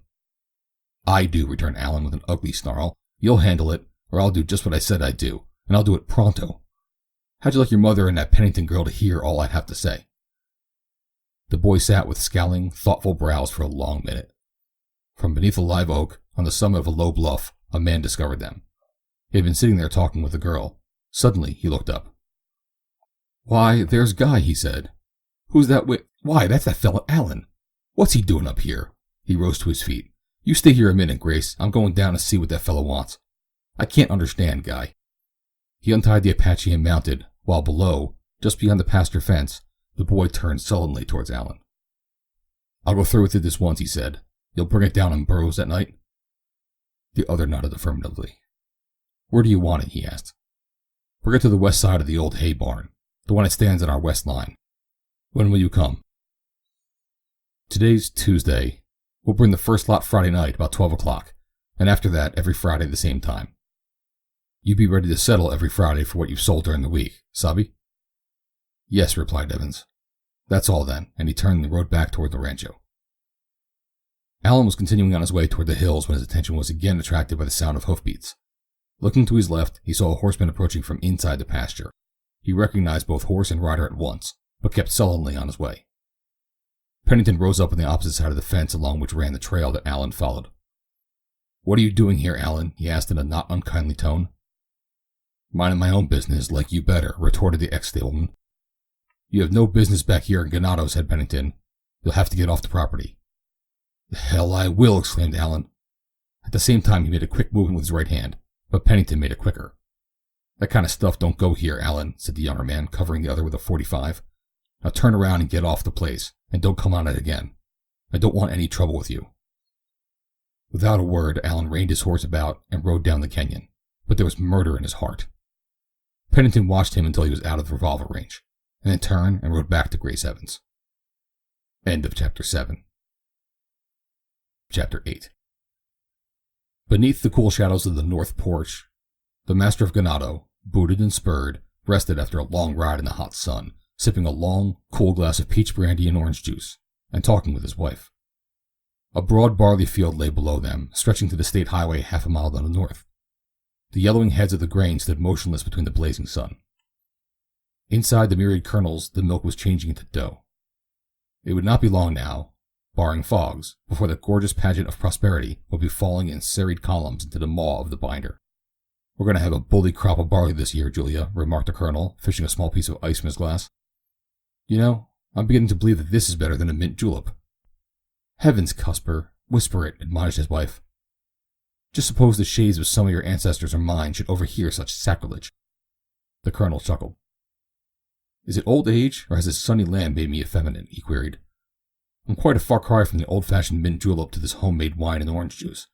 You can't call it brandy. It hasn't enough of what the boys call kick to be entitled to that honor. But I like it. Yes, sir, that's bully barley. There isn't any better in the foothills. The oats look good too, said Mrs. Pennington. I haven't noticed the slightest sign of rust. That's the result of the boys' trip to Texas last summer, said the colonel proudly. Went down there himself and selected all the seed. Didn't take anybody's word for it. Genuine Texas rust-proof oats was what he went for, and what he got. I don't know what I'd do without him, Julia. It's wonderful to see one's dream come true. I've been dreaming for years at a time when my boy and I would work together and make Ganado even more wonderful than it ever was before. And now my dream's a reality. It's great, I tell you, it's great. Is there another glass of this Ganado elixir in that pitcher, Julia? They were silent then for a few minutes, the colonel sipping his elixir, and Mrs. Pennington, with her book face down upon her lap, gazing out across the barley and the broad valley and the distant hills, into the future perhaps, or back into the past. It had been an ideal life that they had led here, a life of love and sunshine and happiness. There had been nothing to vex her soul as she reveled in the delight of her babies, watching them grow into sturdy children, and then develop into clean young manhood and womanhood. But growing with the passing years had been the dread of that day when the first break would come, as come she knew it must. She knew the dream that her husband had built, and that with it he had purposely blinded his eyes and dulled his ears to the truth which the mother heart would have been glad to deny, but could not. Some day one of the children would go away, and then the other. It was only right and just that it should be so, for as they too had built their own home and their own lives and their little family circle, so the children must do even as they. It was going to be hard on them both, much harder on the father, because of that dream that had become an obsession. Mrs. Pennington feared that it might break his spirit, for it would leave him nothing to plan for and hope for as he had planned and hoped for this during 22 years that they had spent upon Ganado. Now that Grace was going to the city, how can they hope to keep the boy content upon the ranch? She knew he loved the old place, but he was entitled to see the world and to make his own place in it, not merely to slide spinelessly into the niche that another had prepared for him. I am worried about the boy, she said presently. How? In what way? He asked. He will be very blue and lonely after Grace goes, she said. Don't talk to me about it, cried the colonel, banging his glass down upon a table and rising to his feet. It makes me mad just to think of it. I can't understand how Grace can want to leave this beautiful world and live in a damn city. She's crazy. What's her mother thinking about to let her go? You must remember, dear, said his wife soothingly, that everyone is not so much in love with the country as you, and that these young people have their own careers to carve out in the way they think best. It would not be right to try to force them to live the way we like to live. Damned foolishness, that's what it is, he blustered. An actress? What does she know about acting?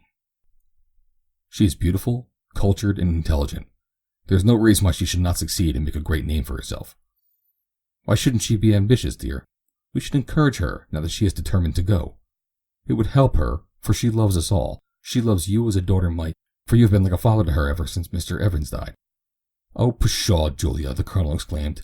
I love Grace. You know I do. I suppose it's because I love her that I feel so about this. Maybe I'm jealous of the city to think that it has weaned her away from us. I don't mean all I say sometimes, but really I am broken up at the thought of her going. It seems to me that it may just be the beginning of the end for the beautiful life that we have all led here for so many years. Have you ever thought that some day your own children may want to go? She asked. I won't think about it, he exploded. I hope you won't have to, she said, but it's going to be pretty hard on the boy after Grace goes. Do you think he'll want to go? The colonel asked. His voice sounded suddenly strange and pleading, and there was a suggestion of pain and fear in his eyes that she had never seen there before in all the years that she had known him. Do you think he'll want to go? He repeated in a voice that no longer sounded like his own. Stranger things have happened, she replied, forcing a smile, than a young man wanting to go into the world and win his spurs. Let's not talk about it, Julia, the colonel said presently. You are right, but I don't want to think about it. When it comes, it will be time enough to meet it. If my boy wants to go, he shall go, and he shall never know how deeply his father is hurt. There they are now, said Mrs. Pennington. I hear them in the patio. Children, she called. Here we are on the north porch. They came through the house together, brother and sister, their arms about each other. Cuss says I'm too young to get married, exclaimed the girl. Married? Ejaculated the colonel. You and Guy talking of getting married? What are you going to live on, child? On that hill back there. She jerked her thumb in a direction that was broadly south by west. That will give them 2 things to live on, suggested the boy, grinning.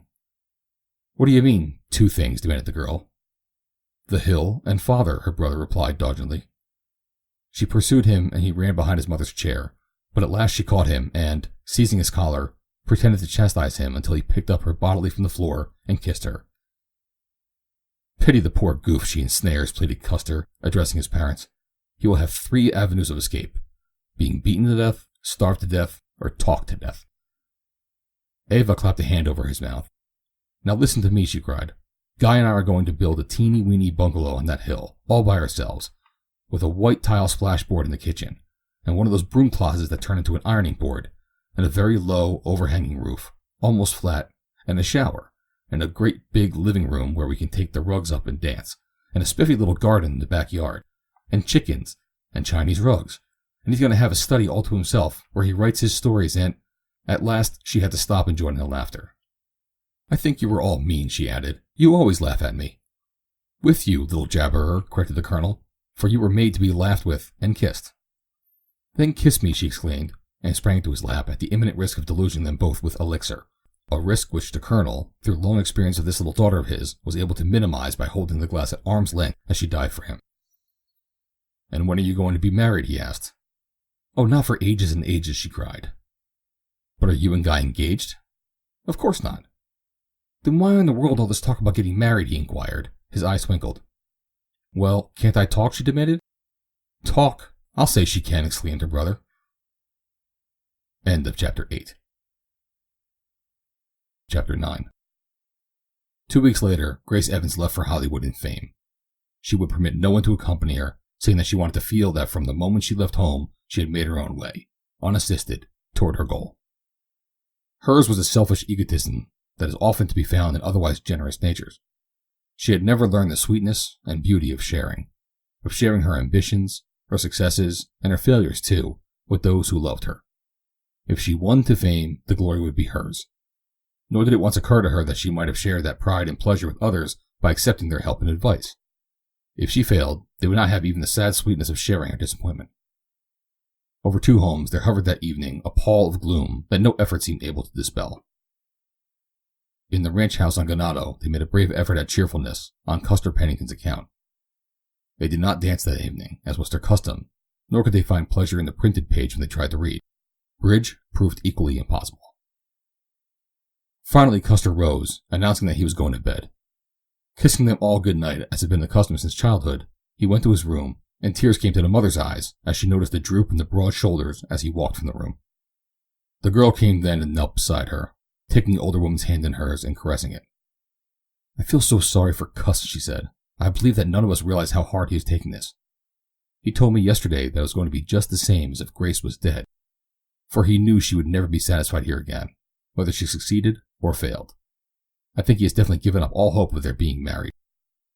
"Oh, no, dear, I'm sure he is wrong," said her mother. "The engagement was not been broken. In fact, Grace told me only a few days ago that she hoped her success would come quickly so that she and Custer might be married the sooner. The dear girl wants us to be proud of her new daughter." "My God," ejaculated the Colonel, throwing his book down and rising to pace the floor. "Proud of her? Weren't we already proud of her?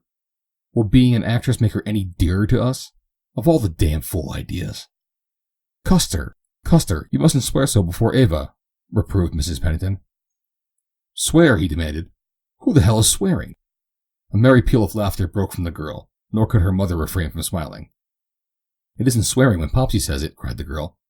"My gracious, I've heard it all my life, and you always say the same thing to him. As if I've never heard a single little cuss word. Anyway, I'm going to bed now, Popsy, so that you won't contaminate me. According to Momsy's theory, she should curse like a pirate by this time, after 25 years of it." She kissed them, leaving them alone in the little family sitting room. "I hope the boy won't take it too hard," said the Colonel after a silence. "I'm afraid he's been drinking a little too much lately," said the mother. "I only hope his loneliness for Grace won't encourage it." "I hadn't noticed it," said the Colonel. "He never shows it much," she replied. "An outsider would not know that he'd been drinking at all when I can see that he has had a little more than he should." "Don't worry about that, dear," said the Colonel.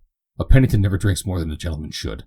His father and his grandsires, on both sides, always drank, but there's never been a drunkard in either family. I wouldn't give 2 cents for him if he couldn't take a man's drink like a man, but he'll never go too far. My boy couldn't." The pride and affection of the words brought the tears to the mother's eyes. She wondered if there had ever been a father and son like these before, each with such implicit confidence in the honor, the integrity, and the manly strength of the other. His boy couldn't go wrong. Custer Pennington entered his room, lighted a reading lamp beside a deep, wide-armed chair, selected a book from a rack, and settled himself comfortably for an hour of pleasure and inspiration. But he did not open the book. Instead, he stared blindly at the opposite wall. Directly in front of him hung a watercolor of the Apache, done by Eva and given to him the previous Christmas. A framed enlargement of the photograph of a prize Hereford bull, a pair of rusty Spanish spurs, and a frame of ribbons won by the Apache at various horse shows. Custer saw none of these, but only a gloomy vista of dreary years stretching through the dead monotony of endless ranch days that were all alike. Years that he must travel alone. She would never come back, and why should she? In the city, in that new life, she would meet men of the world, men of broader culture than his, men of wealth, and she would be sought after. They would have more to offer her than he, and sooner or later she would realize it. He could not expect to hold her. Custer laid aside his book. What's the use, he asked himself. Rising, he went to the closet and brought out a bottle. He had not intended drinking. On the contrary, he had determined very definitely not to drink that night. But again he asked himself the old question which, under certain circumstances of life and certain conditions of seeming hopelessness, appears answerable. What is the use? It is a foolish question, a meaningless question, a dangerous question. What is the use of what? Of combating fate? Of declining to do the thing we ought to do? Of doing the thing we should do? Is it not even a satisfactory means of self-justification, but amid the ruins of his dreams it was sufficient excuse for Custer Pennington's surrender to the cravings of an appetite which was daily becoming stronger? The next morning he did not ride before breakfast with the other members of the family, nor, in fact, did he breakfast until long after they. On the evening of the day of Grace's departure, Mrs. Evans retired early, complaining of a headache. Guy Evans sought to interest himself in various magazines, but he was restless and too ill at ease to remain long absorbed. At frequent intervals, he consulted his watch. As the evening wore on, he made numerous trips to his room, where he had recourse to a bottle like the one which Custer Pennington was similarly engaged. It was Friday, the second Friday since Guy had entered into an agreement with Allen, and as midnight approached, his nervousness increased. Young Evans, while scarcely to be classed as a strong character, was more impulsive than weak, nor was he in any sense of the word vicious. While he knew that he was breaking the law, he would have been terribly shocked at the mere suggestion that his acts placed upon him the brand of criminality. Like many another, he considered the Volstead Act the work of an organized and meddlesome minority, rather than the real will of the people. There was, in his opinion, no immorality in circumventing the 18th Amendment, whenever and wherever possible. The only fly in the ointment was the fact that the liquor in which he was at present trafficking had been stolen. But he attempted to square this with his conscience by the oft reiterated thought that he did not know it to be stolen goods. They couldn't prove that he knew it. However, the fly remained. It must have been one of those extremely obnoxious, buzzy flies, if one might judge by the boy's increasing nervousness. Time and again, during that long evening, he mentally reiterated his determination that once this venture was concluded, he would never embark upon another of a similar nature. The several $1,000s which it would net him would make it possible for him to marry Eva and settle down to a serious and uninterrupted effort at writing, the one vocation for which he believed himself best fitted by inclination and preparation. But never again, he assured himself repeatedly, would he allow himself to be cajoled or threatened into such an agreement. He disliked and feared Allen, whom he now knew to be a totally unscrupulous man, and his introduction, the preceding Friday, to the Confederates, who had brought down the first consignment of whiskey from the mountains, had left him fairly frozen with apprehension as he considered the type of ruffians with whom he was associated. During the intervening week, he had been unable to concentrate his mind upon his story writing even to the extent of a single word of new material. He had worried and brooded, and he had drunk more than usual. As he sat waiting for the arrival of the second consignment, he pictured the little cavalcade winding downward along hidden trails through the chaparral of dark mountain ravines. His nervousness increased as he realized the risk of discovery sometime during the 6 months that it would take to move the contraband to the edge of the valley in this way, 36 cases at a time, packed out on 6 burros. He had little fear of the failure of this plan, for hiding the liquor in the old hay barn and moving it out the following day. For 3 years there had been stored in one end of the barn some 50 tons of mealy lotus. They had been sown as a cover crop by a former foreman, and allowed to grow to such proportions as to render the plowing of it under a practical impossibility. As hay, it was in little or no demand, but there was a possibility of a hay shortage that year. It was against this possibility that Evans had it baled and stored away in the barn, where it had laid ever since, awaiting an offer that would at least cover the cost of growing, harvesting, and baling. A hard day's work had so rearranged the bales as to form a hidden chamber in the center of the pile, ingress to which could readily be had by removing a couple of bales near the floor. A little after 11 o'clock, Guy left the house and made his way to the barn, where he paced nervously to and fro in the dark interior. He hoped that the men would come early and get the thing over, for it was this part of the operation that seemed most fraught with danger. The disposal of the liquor was effected by daylight, and the very boldness and simplicity of the scheme seemed to assure its safety. A large motor truck, such trucks are constantly seen upon the roads of Southern California, loaded with farm and orchard products, and bound cityward, drove up to the hay barn on the morning after the receipt of the contraband. It backed into the interior, and half an hour later it emerged with a small load of baled mealy lotus. That there were 36 cases of bonded whiskey concealed by the innocent-looking bales of mealy lotus, Mr. Volstead himself could not have guessed. But such was the case. Where it went to after it left his hands, Guy Evans did not know, or want to know. The man who bought it from him owned and drove the truck. He paid Evans $6 a quart in currency, and drove away, taking, besides the load on the floor of the truck, a much heavier burden from the mind of the young man. The whiskey was in Guy's possession for less than 12 hours a week, but during those 12 hours he earned a commission of $1 a bottle that Allen allowed him. For his great fear was that sooner or later someone would discover and follow the 6 burros as they came down to the barn. There were often campers in the hills. During the deer season, if they did not have it all removed by that time, they would be almost certain of discovery, since every courageous ribbon-counter clerk in Los Angeles hied valiantly to the mountains with a high-powered rifle to track the ferocious deer to its lair. At 12:15, Evans heard the sounds of which he had been so expectantly waiting. He opened the small door in the end of the hay barn, through which there filed in silence 6 burdened burros, led by one swarthy Mexican, and followed by another. Quietly the men unpacked the burros and stored the 36 cases in the chamber beneath the hay. Inside the same chamber, by the light of the flash lamp, Evans counted out to one of them the proceeds from the sale of the previous week. The whole transaction consumed less than half an hour, and was carried on with the exchange of less than a dozen words. As silently as they come, the men departed, with their burros, into the darkness toward the hills, and young Evans made his way to his room and to bed. End of Chapter 9. Chapter 10. As the weeks passed, the routine of ranch life weighed more and more heavily on Custer Pennington. The dull monotony of it took the zest from the things that he had formerly regarded as pleasures of existence. The buoyant Apache no longer had power to thrill. The long rides were obnoxious duties to be performed. The hills had lost their beauty. Custer attributed his despondency to an unkind face that had thwarted his ambitions. He thought he hated Ganado, and he honestly thought, that freedom to battle for success in the heart of some great city would bring happiness and content.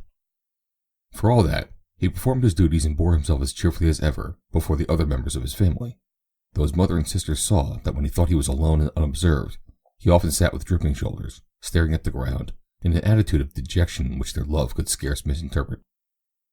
The frequent letters that came from Grace during her first days in Hollywood had breathed a spirit of hopefulness and enthusiasm that might have proved contagious, but for the fact that he saw in her success a longer and probably a permanent separation. If she should be speedily discouraged, she might return to the foothills and put the idea of a career forever from her mind. But if she received even the slightest encouragement, Custer was confident that nothing could wean her from her ambition. He was the more sure of this because in his own mind, he could picture no inducement sufficiently powerful to attract anyone to return to the humdrum existence of the ranch. Better be a failure in the midst of life, he put it to himself, than a success in the unpeopled spaces on its outer edge. Ensuing weeks brought fewer letters, and there was less of enthusiasm, though hope was still unquenched. She had not yet met the right people, Grace said, and there was a general depression in the entire picture industry. Universal had a new manager, and there was no guessing what his policy would be. Goldwyn had laid off half their force. Robertson Cole had shut down. She was sure, though, that things would brighten up later, and that she would have her chance. Would they please tell her how Senator was, and give him her love, and kiss the Apache for her? There was just a note, perhaps, of homesickness in some of her letters, and gradually they became fewer and shorter. The little gatherings of the neighbors at Ganado continued. Other young people of the valley and the foothills came and danced, or swam, or played tennis. The elders came too, equally enjoying the hospitality of the Penningtons, and among these was the new owner of the little orchard beyond the Evans ranch. The Penningtons had found Mrs. Burke a quiet woman of refined tastes, and the possessor of a quiet humor that made her always a welcome addition to the family circle. That she had known more of sorrow than of happiness was evidenced in many ways, but that she had risen above the petty selfishness of grief was strikingly apparent in her thoughtfulness for others, her quick sympathy, and the kindliness of her humor. Whatever ills fate had brought her, they had not left her soured. As she came oftener and came to know the Penningtons better, she depended more and more on the Colonel for advice in matters pertaining to her orchard and her finances. Of personal matters she never spoke. They knew that she had a daughter living in Los Angeles, but of the girl they knew nothing, for deep in the heart of Mrs. George Burke, who had been born Charity Cooper, was a strain of Puritanism that could not look with aught but horror upon the stage and its naughty little sister, the screen. Though in her letters to that loved daughter there was no suggestion of the pain that the fond heart held, because of the career the girl had chosen. Charity Cooper's youth had been so surrounded by restrictions that at 18 she was as unsophisticated as a child of 12. As a result, she had easily succumbed to the blandishments of the unscrupulous young Irish adventurer, who had thought that her fine family connections indicated wealth. When he learned the contrary shortly after their marriage, he promptly deserted her, nor had she seen or heard aught of him since. Of him she never spoke, and of course the Penningtons had never questioned her. At 39, Mrs. George Burke still retained much of the frail and delicate beauty that had been hers in girlhood.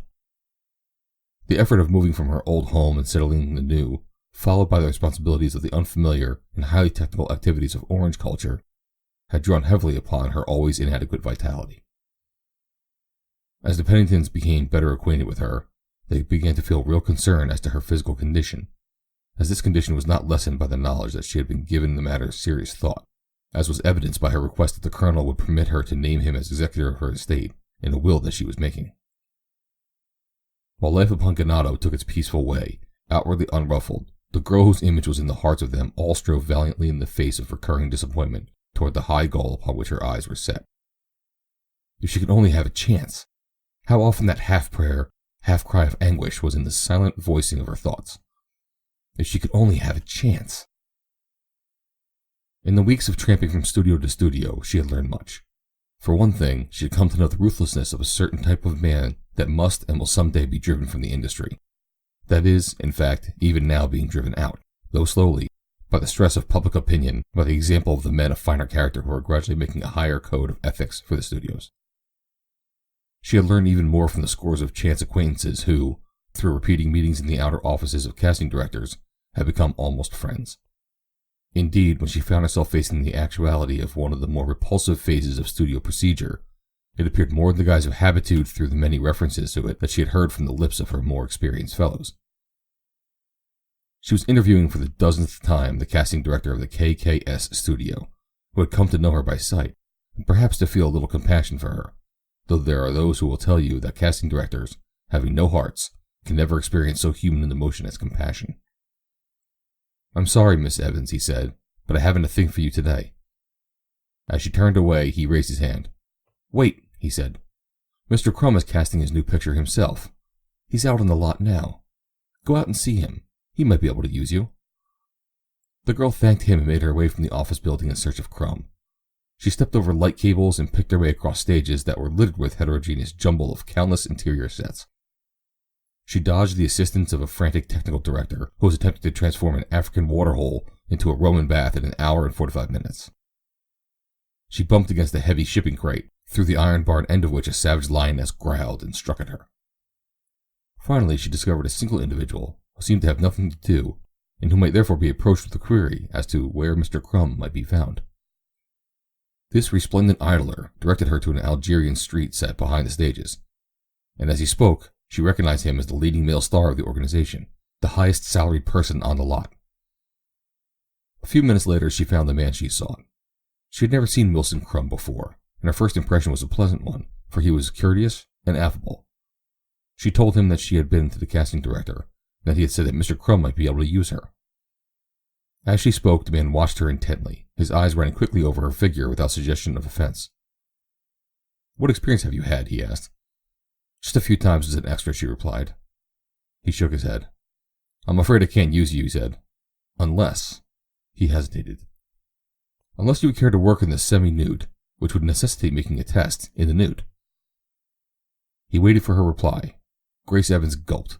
She could feel a scarlet flush mounting rapidly until it suffused her entire face.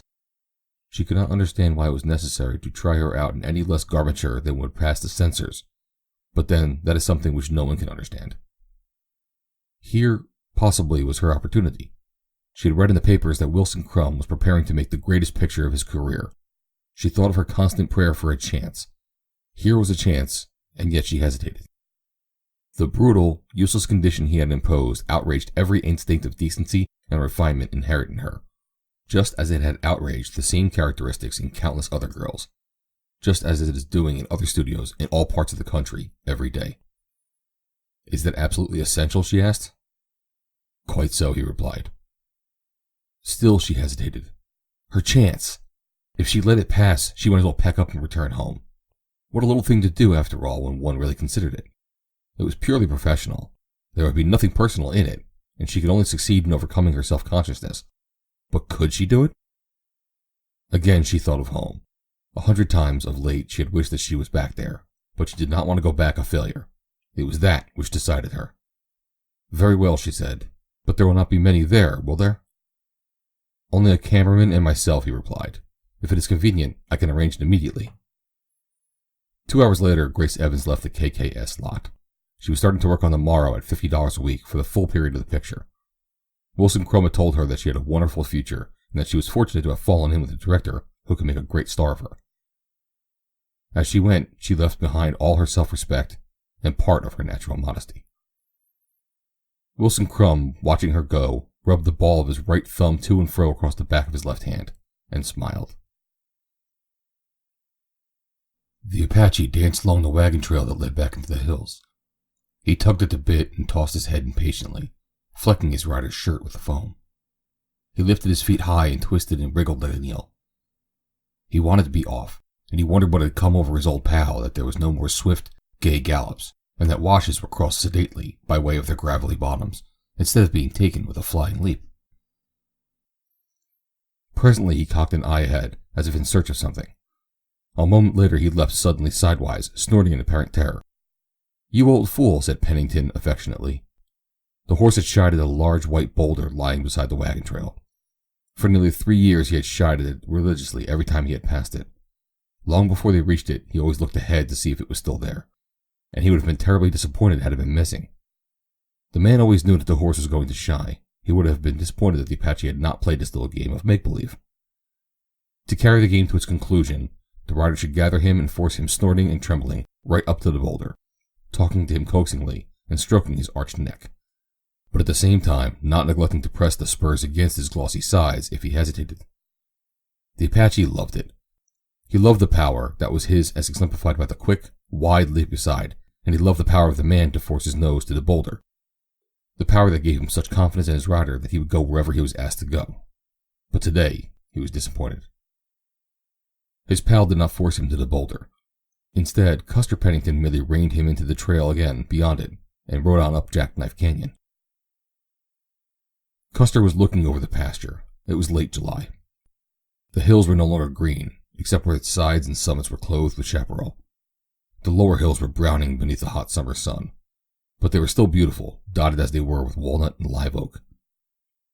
As Pennington rode, he recalled the last time he had ridden through Jackknife with Grace. She had been gone 2 months now. It seemed as many years. She no longer wrote often, and when she did write, her letters were short and unsatisfying. He recalled all the incidents of that last ride, and they reminded him again of a new-made trail they had discovered, and of his oft-repeated intention of following it to see where it led. He had never had the time. He did not have the time today. The heifers with their calves were still in his pasture. He counted them, examined the condition of the feed, and rode back to the house. It was Friday. From the hills beyond Jackknife, a man had watched through binoculars his every move. 3 other men had been waiting below the watcher along the new-made trail. It was well for Pennington that he had not chosen that day to investigate. After he had turned back toward the ranch, the man with the binoculars descended to the others. It was young Pennington, he said. The speaker was Allen. I was thinking that it would be a fool trick to kill him unless we have to. I have a better scheme. Listen, if he ever learns anything that he shouldn't know, this is what you are to do if I am away. Very carefully and in great detail he elaborated his plan. Do you understand? He asked. They did, and they grinned. The following night, after the Penningtons had dined, a ranch hand came up from Mrs. Burke's to tell them that their new neighbor was quite ill, and that the woman who did her housework wanted Mrs. Pennington to come down at once, as she was worried about her mistress. We will be right down, said Colonel Pennington. They found Mrs. Burke breathing with difficulty, and the colonel immediately telephoned for a local doctor. After the physician had examined her, he came to them in the living room. You had better send for Jones of Los Angeles, he said. It is her heart. I can do nothing. I doubt if he can, but he is a specialist. And, he added, if she has any near relatives, I think I should notify them at once. The housekeeper had joined them and was wiping tears from her face with her apron. She has a daughter in Los Angeles, said the colonel, but we do not know her address. She wrote her today, just before this spell, said the housekeeper. The letter hasn't been mailed yet. Here it is. She picked it up from the center table and handed it to the colonel. Miss Shannon Burke, 1580 Penizo Circle, Hollywood, he read. I will take the responsibility of wiring both Miss Burke and Dr. Jones. Can you get a good nurse locally? The doctor could, and so it was arranged. End of Chapter 10. Chapter 11. Gaza Delore was sitting at the piano when Crum arrived at the bungalow at 1421 Vista del Paso at a little after 6 in the evening of the last Saturday in July. The smoke from a half-burned cigarette lying on the ebony case was rising in a thin, indolent column above the masses of her black hair. Her fingers idled through a dreamy waltz. Crum gave her a surly nod as he closed the door behind him. He was tired and cross after a hard day at the studio. The girl, knowing that he would be all right presently, merely returned his nod and continued playing. He went immediately to his room, and a moment later she heard him enter the bathroom through another doorway. Half an hour later he emerged, shaved, spruce, and smiling. A tiny powder had effected the transformation, just as she had known it would.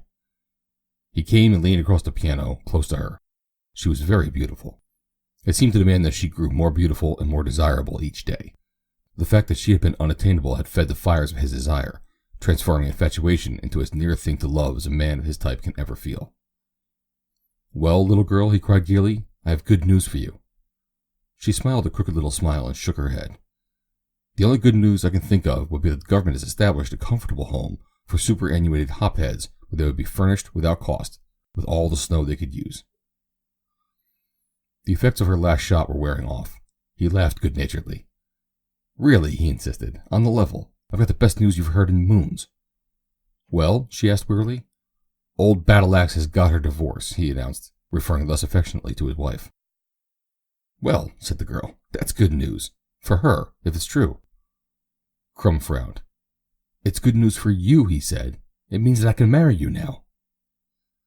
The girl leaned back on the piano bench and laughed aloud. It was not a pleasant laugh. She laughed until the tears rolled down her cheeks. What is there funny about that? Growled the man. It would mean a lot to you. Respectability, for one, and success for another. The day you become Mrs. Wilson Crumb, I'll star you in the greatest picture that was ever made. Respectability, she sneered. Your name would make me respectable, would it? It would be the insult added to all the injury you have done me. And as for starring, poof, she snapped her fingers. I have but one ambition, thanks to you, you dirty hound, and that is snow. She leaned toward him, her two clenched fists almost shaking in his face. Give me all the snow I need, she cried, and the rest of them may have their fame and their laurels. He thought he saw his chance then. Turning away with a shrug, he walked to the fireplace and lighted the cigarette. Oh, very well, he said. If you feel that way about it, all right, but... He turned suddenly upon her. You'll have to get out of here and stay out. Do you understand? From this day on, you can only enter this house as Mrs. Wilson Crumb, and you can rustle your own dope if you don't come back. Understand? She looked at him through narrowed lids. She reminded him of a tigress about to spring, and he backed away. Listen to me, she commanded in slow, level tones. In the first place, you're lying to me about your wife getting her divorce. I'd have guessed as much if I hadn't known, for a hophead can't tell the truth. But I do know. You got a letter from your attorney today telling you that your wife still insists not only that she will never divorce you, but that she will never allow you a divorce.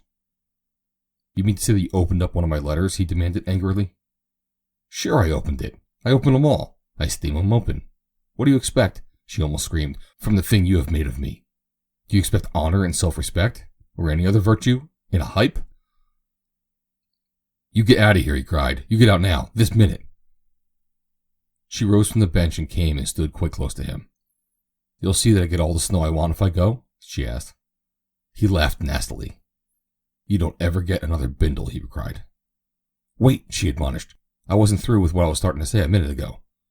You've been hitting it long enough, Wilson, to know what one of our kind will do to get it.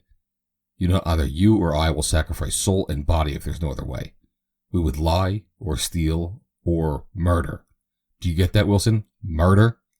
There's just one thing that I won't do, but that one thing is not murder, Wilson. Listen. She lifted her face close to his and looked him straight in the eyes.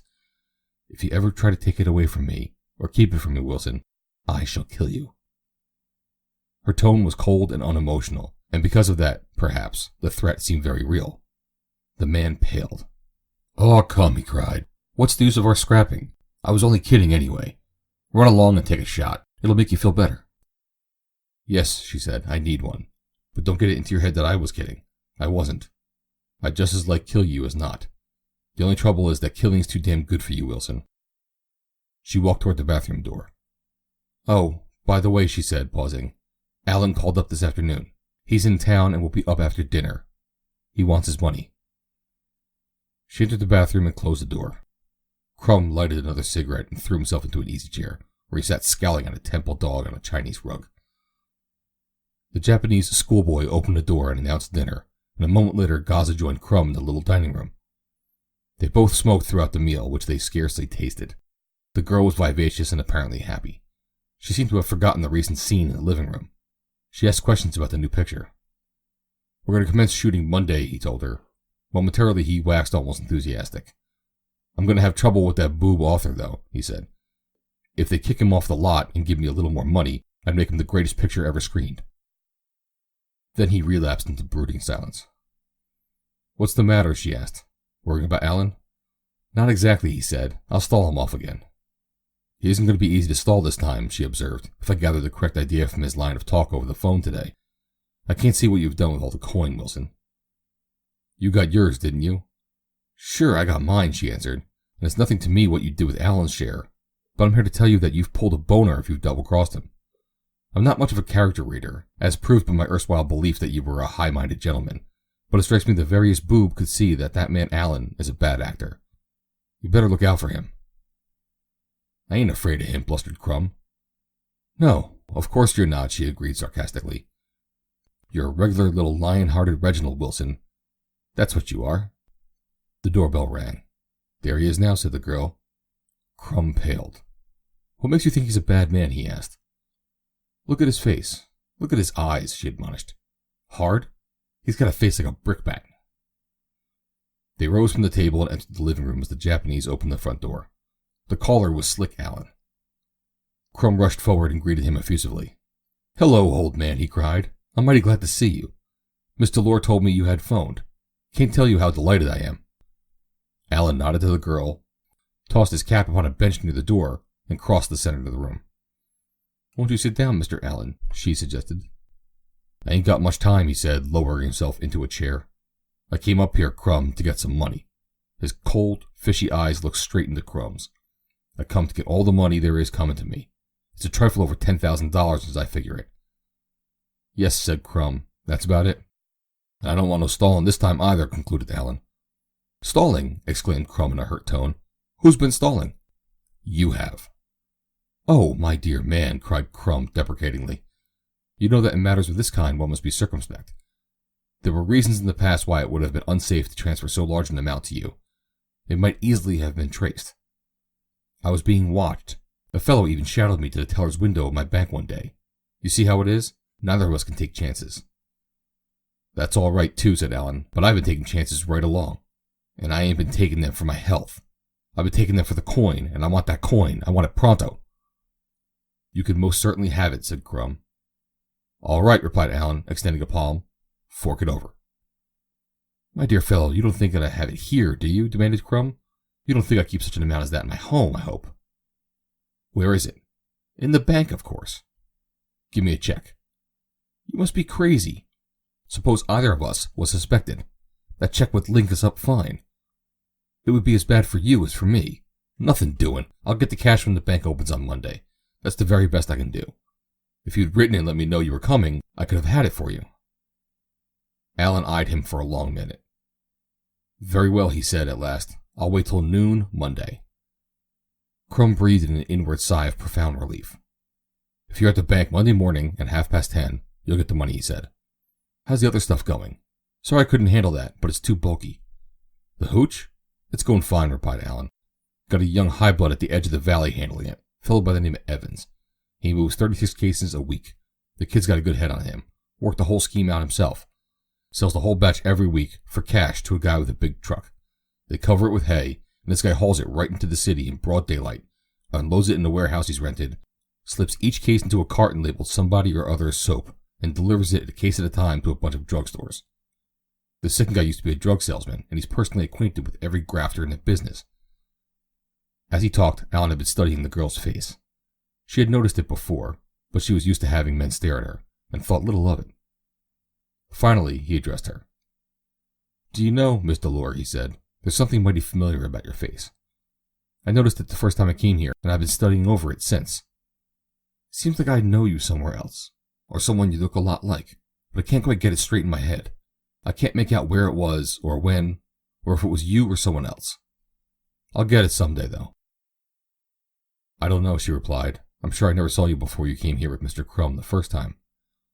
"Well, I don't know either," replied Allen, scratching his head, "but it's mighty funny." He rose. "I'll be going," he said. "See you Monday at the bank. 10:30 sharp, Crumb." "Sure, 10:30 sharp," replied Crumb, rising. "Oh, say, Allen, will you do me a favor? I promised the fellow I'd bring him in a bindle of M tonight, and if you'll hand it to him, it'll save me a trip. It's right on your way to the car line. You'll find him in the alley back of the Hollywood drugstore, just west of Caihanga on the south side of Hollywood Boulevard." "Sure, glad to accommodate," said Allen. "But how'll I know him?" "He'll be standing there, and you walk up and ask him the time. If he tells you and then asks if you can change a 5, you'll know he's the guy all right. Then you hand him these 2 ones and a 50-cent piece, and he hands you a $5 bill. That's all there is to it. Inside the 2 ones I'll wrap a bindle of them. You can give me the 5 Monday morning when I see you." "Slip me the junk," said Allen. The girl had risen and was putting on her coat and hat. "Where are you going? Home so early?" asked Crumb. "Yes," she replied. "I'm tired, and I want to write a letter." "I thought you lived here," said Allen. "I'm here nearly all day, but I go home nights," replied the girl. Slick Allen looked puzzled as he left the bungalow. "Going my way?" he asked of the girl as they reached the sidewalk. "No," she replied. "I go in the opposite direction. Good night." Good night, said Alan, and turned toward Hollywood Boulevard. Inside the bungalow, Crumb was signaling Central for a connection. Give me the police station on Cahuenga, near Hollywood, he said. I haven't time to look up the number. Quick, it's important. There was a moment's silence, and then, hello? What is this? Listen, if you want to get a hophead with the goods on him, right in the act of peddling, send a dick to the back of the Hollywood drugstore, and have him wait until the guy comes up and asks him what time it is. Then have a dick tell him and say, can you change a 5? That's the cue for the guy to slip him a bindle of morphine rolled up in a couple of $1 bills. If you don't send a dummy, he'll know what to do next, and you better get him in a hurry. What? No. Oh, just a friend. Just a friend. Wilson Crumb hung up the receiver. There was a grin on his face, and he turned away from the instrument. It's too bad, Alan, but I'm afraid you won't be at the bank at 10:30 on Monday morning, he said. End of Chapter 11. Chapter 12. As Gaza Delore entered the house in which she roomed, her landlady came hastily from the living room. Is that you, Miss Burke? She asked. Here's a telegram that came for you just a few minutes ago. I do hope it's not bad news. The girl took the yellow envelope and tore it open. She read the message through very quickly, and then again slowly. Her brows puckered into a little frown, as if she could not quite understand the meaning of the words she read. Your mother ill, the telegram said. Possibly not serious. Doctor thinks best you come. We'll meet you morning train. It was signed, Custer Pennington. I do hope it's not bad news, repeated the landlady. My mother is ill. They have sent for me, said the girl. I wonder if you'll be good enough to call up the SP and ask for the first train I can get that stops at Ganado, while I run upstairs and pack my bag. You poor little dear, exclaimed the landlady. I'm so sorry. I'll call right away, and then I'll come up and help you. A few minutes later she came up to say that the first train left at 9 o'clock in the morning. She offered to help pack, but the girl said there was nothing that she could not do herself. I must go out first for a few minutes, Gaza told her. Then I will come back and finish packing the few things that it will be necessary to take. When the landlady had left, the girl stood staring dully at the black traveling bag that she had brought from the closet and placed on her bed. But she did not see the bag or the few pieces of lingerie that she had taken from her dresser drawers. She saw only the sweet face of her mother and the dear smile that had always shone there to soothe each childish trouble, the smile that had lighted the girl's dark days, even after she had left home. For a long time she stood there thinking, trying to realize what it would mean to her if the worst should come. It could make no difference, she realized, except that it might perhaps save her mother from a still greater sorrow. It was the girl who was dead, though her mother did not guess it. She had been dead for many months. This hollow, shaking husk was not Shannon Burke. It was not the thing that her mother had loved. It was almost a sacrilege to take it up there into the clean country and flaunt it in the face of so sacred a thing as mother love. The girl stepped quickly to her writing desk and, drawing a key from her vanity case, unlocked it. She took from it a case containing a hypodermic syringe and a few small files. Then she crossed the hall to the bathroom. When she came back, she looked rested and less nervous. She returned the things to the desk, locked it, and ran downstairs. I'll be back in a few minutes, she called to the landlady. I shall have to arrange a few things tonight with a friend. She went directly to the Vista del Paso bungalow. Crumb was surprised, and not a little startled as he heard her key in the door. He had a sudden vision of Alan returning, and he went white. But when he saw who it was, he was no less surprised, for the girl had never before returned after leaving for the night. My gracious, he exclaimed. Look who's here. She did not return his smile. I found a telegram at home, she said, that necessitates my going away for a few days. I came over to tell you, and to get a little snow to last me until I come back. He looked at her through narrowed, suspicious lids. You're going to quit me, he cried accusingly.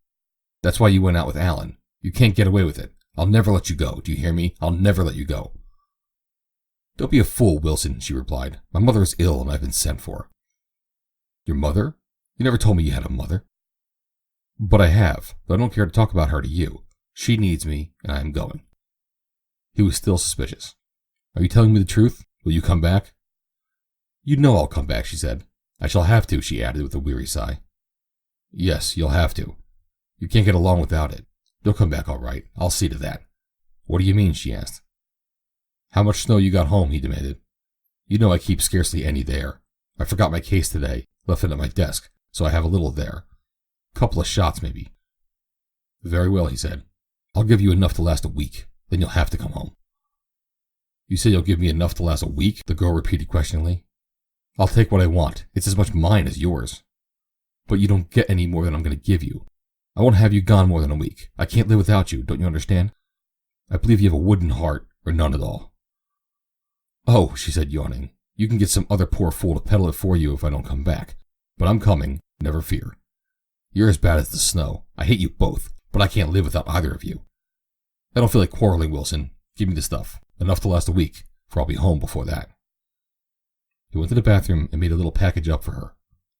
Here, he said, returning to the living room. That ought to last you a week. She took it and slipped it into her case. Well, goodbye, she said, turning toward the door. Aren't you going to kiss me goodbye, he asked. Have I ever kissed you since I learned you had a wife, she asked. No, he admitted, but you might kiss me goodbye now, when you're going away for a whole week. Nothing doing, Wilson, she said with a negative shake of her head. I'd as life kiss a Gila monster. He made a wry face. You're sure candid, he said. She shrugged her shoulders in a gesture of indifference and moved toward the door. I can't make you out, Gaza, he said. I used to think you loved me, and the Lord knows I certainly love you. You're the only woman I ever really loved. A year ago I believe you would have married me, but now you won't even let me kiss you. Sometimes I think there is someone else. If I thought you loved another man, I'd... No, you wouldn't. You were going to say that you'd kill me, but you wouldn't. You haven't the nerve of a rabbit.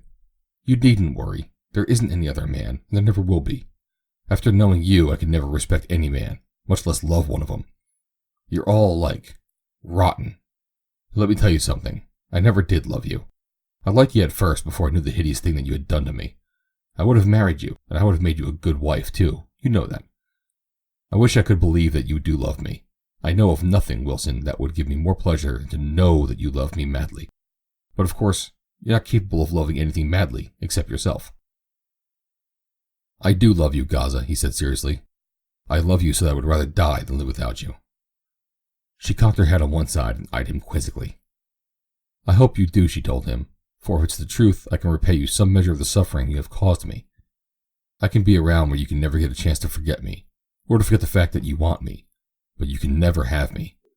You'll see me every day, and every day you will suffer vain regrets from the happiness that might have been yours if you had been a decent, honorable man. But you are not decent. You are not honorable. You're not even a man. He tried to laugh derisively, but she saw the slow red creep to his face and knew that she had scored. I hope you'll feel better when you come back from your mother's, he said. You haven't been very good company lately. Oh, by the way, where'd you say you were going? I didn't say, she replied. Won't you give me your address, he demanded. No. But suppose something happens. Suppose I want to get a word to you, Crumb insisted. You'll have to wait until I get back, she told him. I don't see why you can't tell me where you're going, he grumbled. Because there is a part of my life that you and your sort have never entered, she replied. I would as life taking a physical leper to my mother as a moral one. I cannot even discuss her with you without a feeling that I have besmirched her. On her face was an expression of unspeakable disgust as she passed through the doorway of the bungalow and closed the door behind her. Wilson Crumb simulated a shudder. I sure was a damn fool, he mused. Gaza would have made the greatest emotional actress the screen has ever known, if I'd given her a chance. I guessed her wrong, and played her wrong. She's not like any woman I ever saw before. I should have made her a great success and won her gratitude. That's the way I ought to have played her. Oh well, what's the difference? She'll come back. He rose and went to the bathroom, snuffed half a grain of cocaine, and then collected all the narcotics hidden there and every vestige of contributory evidence of their use by the inmates of the bungalow. Dragging a small table into the bathroom closet, he mounted and opened a trap leading to the airspace between the ceiling and the roof. Into this he clambered, carrying the drugs with him. They were wrapped in a long, thin package to which a light, strong cord was attached.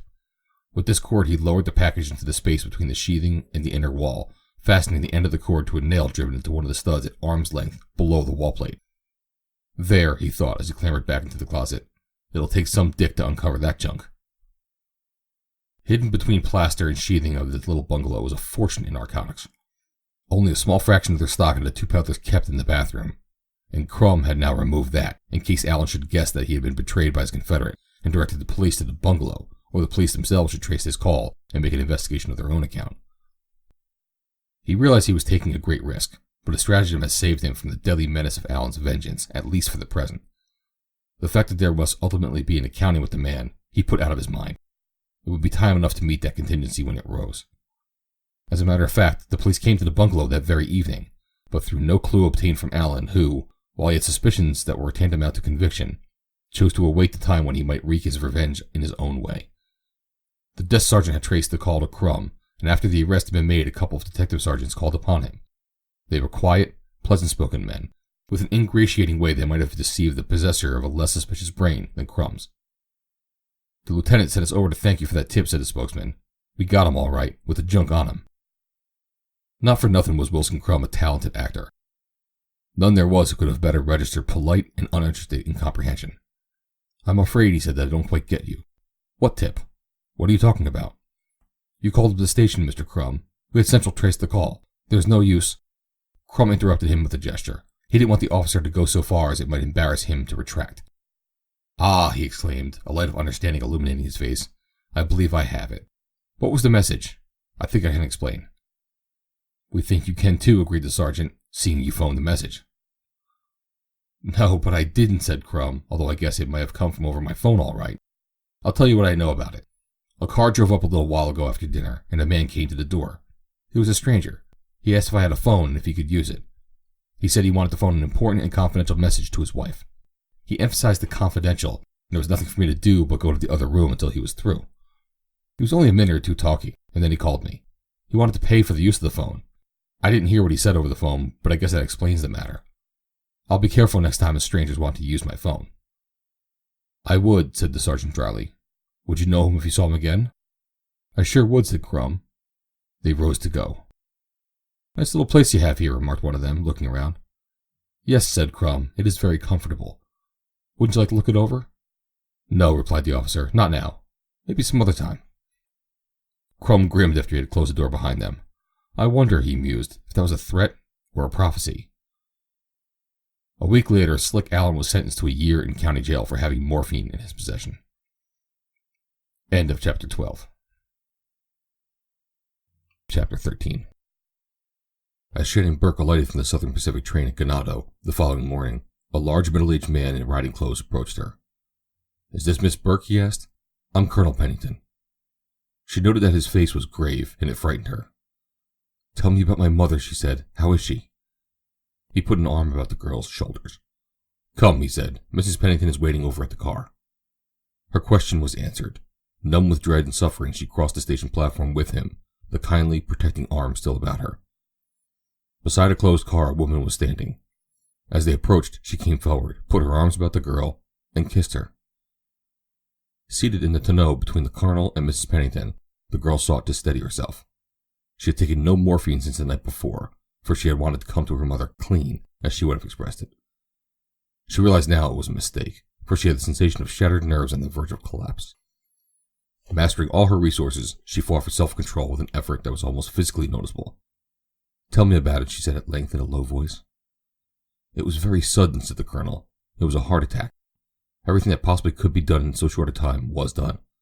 Nothing would have changed the outcome, however. We had Dr. Jones of Los Angeles down.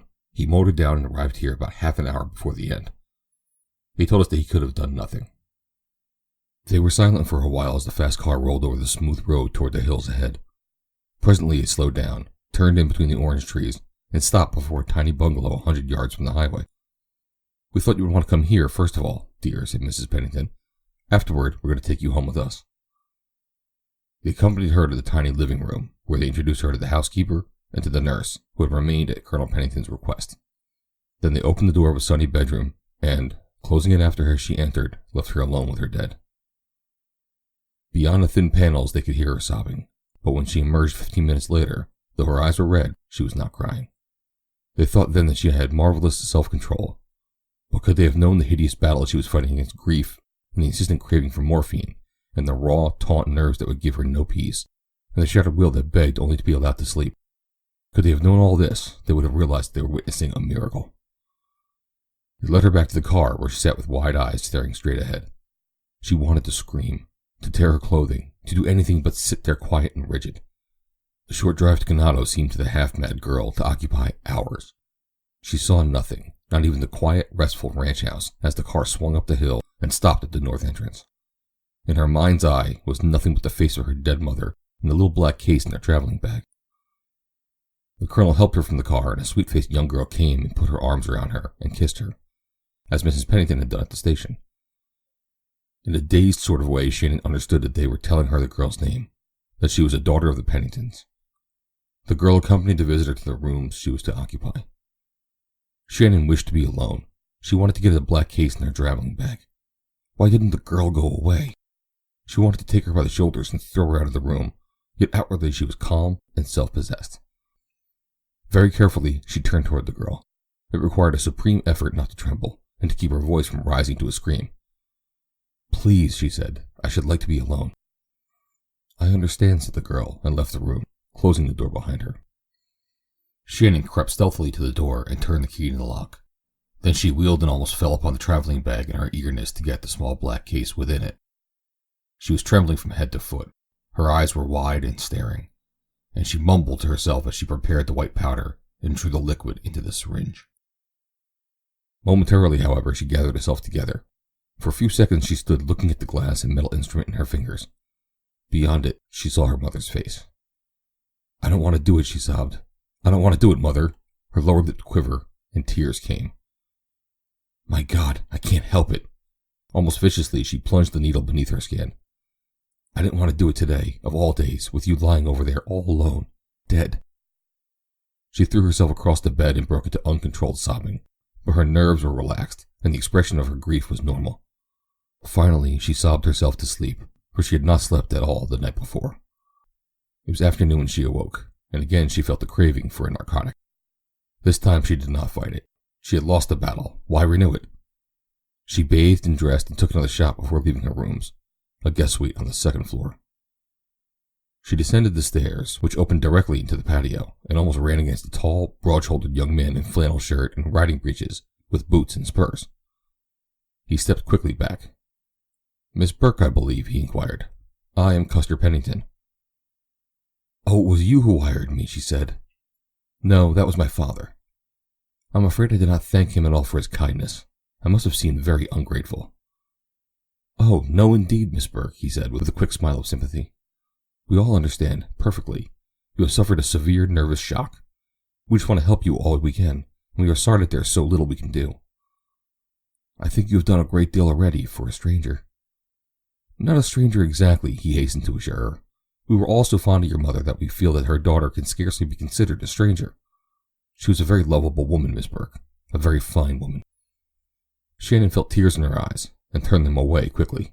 Very gently, he touched her arm. "Mother heard you moving about in your rooms, and she's gone over to the kitchen to make some tea for you. If you will come with me, I'll show you to the breakfast room. She'll have it ready in a jiffy."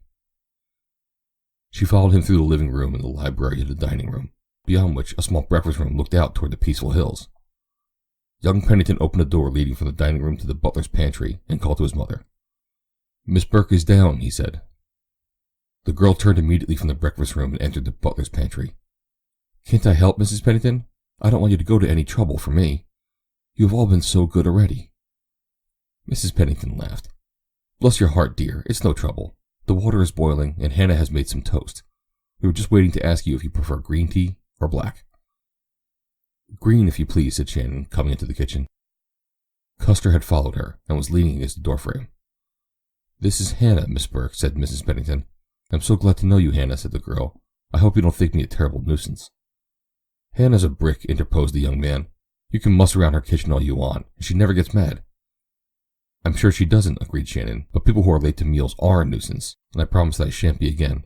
I fell asleep." "You may change your mind about being late to meals when you learn the hour we breakfast," laughed Custer. "No, I shall be on time." "You shall stay in bed just as late as you please," said Mrs. Pennington. "You mustn't think of getting up when we do. You need all the rest you can get." They seemed to take it for granted that Shannon was going to stay with them, instead of going to the little bungalow which had been her mother's. The truest type of hospitality because, requiring no oral acceptance, it suggested no obligation. "But I can't impose on you so much," she said. "After dinner I must go down to... Mrs. Pennington did not permit her to finish. "No, dear," she said quietly but definitely. "You are to stay here with us until you return to the city. Colonel Pennington has arranged with the nurse to remain with your mother's housekeeper until after the funeral. Please let us have our way. It will be so much easier for you, and it will let us feel that we have been able to do something for you." Shannon could not have refused if she had wished to, but she did not wish to. In the quiet ranch house, surrounded by these strong, kindly people, she found a restfulness and a feeling of security that she had not believed she was ever to experience again. She had these thoughts when, under the influence of morphine, her nerves were quieted and her brain clear. After the effects had worn off, she became restless and irritable. She thought of Crumb then, under the bungalow on the Vista del Paso, with his purple monkey stenciled over the patio gate. She wanted to be back where she could be free to do as she pleased, free to sink again into the most degrading and abject slavery that human vice has ever devised. On the first night, after she had gone to her rooms, the Penningtons, gathered in a little family living room, discussed her, as people were wont to discuss a stranger beneath their roof. "Isn't she radiant?" demanded Ava. "She's the most beautifulest creature I ever saw." "She looks much as her mother must have looked at the same age," commented the Colonel. "There's a marked family resemblance." "She is beautiful," agreed Mrs. Pennington, "but I venture to say that she's looking her worst right now. She doesn't appear at all well to me. Her complexion is very sallow, and sometimes there's the strangest expression in her eyes, almost wild. The nervous shock of her mother's death must have been very severe, but she bears up wonderfully at that, and she is so sweet and appreciative." "I sized her up over there in the kitchen today," said Custer. "She's the real article. I can always tell by the way people treat a servant whether they are real people or only counterfeit. She was as sweet and natural to Hannah as she is to Mother." "I noticed that," said his mother. "It is one of the hallmarks of good breeding, but we could scarcely expect anything else of Mrs. Burke's daughter. I know she must be a fine character." In the room above them, Sharon Burke, with trembling hands and staring eyes, was inserting a slender needle beneath her skin above her hip. In the movies, one does not disfigure one's arms or legs. End of Chapter 13. Chapter 14. The day of the funeral had come and gone. It had been a very hard one for Shannon. She had determined that on this day, at least, she would not touch the little hypodermic syringe. She owed that much respect to the memory of her mother, and she had fought, God how she had fought, with screaming nerves that would not be quiet, with trembling muscles, with a brain that held but a single thought: morphine, morphine, morphine. She tried to shut the idea from her mind. She tried to concentrate her thoughts upon the real anguish of her heart. She tried to keep before her a vision of her mother, but her hideous, resistless vice crowded all else from her brain, and the result was that on the way back from the cemetery, she collapsed into screaming, incoherent hysteria. They carried her to her room. Custer Pennington carried her, his father and mother following. When the men had left, Mrs. Pennington and Ava undressed her and comforted her and put her to bed. But she still screamed and sobbed, frightful, racking sobs, without tears. She was trying to tell them to go away, how she hated them, they would only go away and leave her. But she could not voice the words she sought to scream at them, and so they stayed and ministered to her as best they could. After a while she lost consciousness, and they thought that she was asleep and left her. Perhaps she did sleep, for later, when she opened her eyes, she lay very quiet and felt rested and almost normal. She knew, though, that she was not entirely awake, that when full wakefulness came, the terror would return, unless she quickly had recourse to the little needle. In that brief moment of restfulness, she thought quickly and clearly, and very fully on what had just happened. She had never had such an experience before. Perhaps she had never fully realized the frightful hold the drug had upon her. She had known that she could not stop, or at least she had said that she knew, but whether she had any conception of the pitiful state to which enforced abstinence would reduce her is to be doubted. Now she knew, and she was terribly frightened. "I must cut it down," she said to herself. "I must have been hitting it a little too strong. When I get home, I'll let up gradually until I can manage with 3 or 4 shots a day." When she came down to dinner that night, they were all surprised to see her, for they thought she was still asleep. Particularly were they surprised to see no indications of her recent breakdown. How could they know that she had just taken enough morphine to have killed any one of them? She seemed normal and composed, and she tried to infuse a little gaiety into her conversation, for she realized that her grief was not theirs. She knew that their kind hearts shared something of her sorrow, but it was selfish to impose her own sadness upon them. She had been thinking very seriously, had Shannon Burke. The attack of hysteria had jarred her loose, temporarily at least, from the selfish rut that her habit and her hateful life with Crumb had worn her. She recalled every emotional ordeal through which she had passed, even to the thoughts of hate that she had held for those 2 sweet women at the table with her. How could she have hated them? She hated herself for the thought. She compared herself with them, and a dull flush mounted to her cheek. She was not fit to remain under the same roof with them, and here she was sitting at their table, a respected guest. What if they should learn of the thing she was? The thought terrified her, and yet she talked on, oftentimes gaily, joining with them in the laughter that was part of every meal. She really saw them that night as they were. It was the first time that her grief and her selfish vice had permitted her to study them. It was her first understanding glimpse of a family life that was as beautiful as her own life was ugly. As she compared herself with the women, she compared Crumb with these two men. They might have vices. They were strong men, and a few strong men are without vices, she knew. But she was sure that they were the vices of strong men, which, by comparison with those of William Crumb, would become virtues. What a pitiful creature Crumb seemed beside these two, with his insignificant mentality and his petty egotism. Suddenly it came to her, almost as a shock, that she had to leave this beautiful place and go back to the sordid life that she shared with Crumb. Her spirit revolted, but she knew that it must be. She did not belong here. Her vice must ever bar her from such men and women as these. The memory of them would haunt her always, making her punishment the more poignant to the day of her death. That evening, she and Colonel Pennington discussed her plans for the future. She had asked him about disposing of the orchard, how she should proceed, and what she might ask for it. "I should advise you to hold it," he said. "It's going to increase in value tremendously in the next few years. You can easily get someone to work it for you on shares.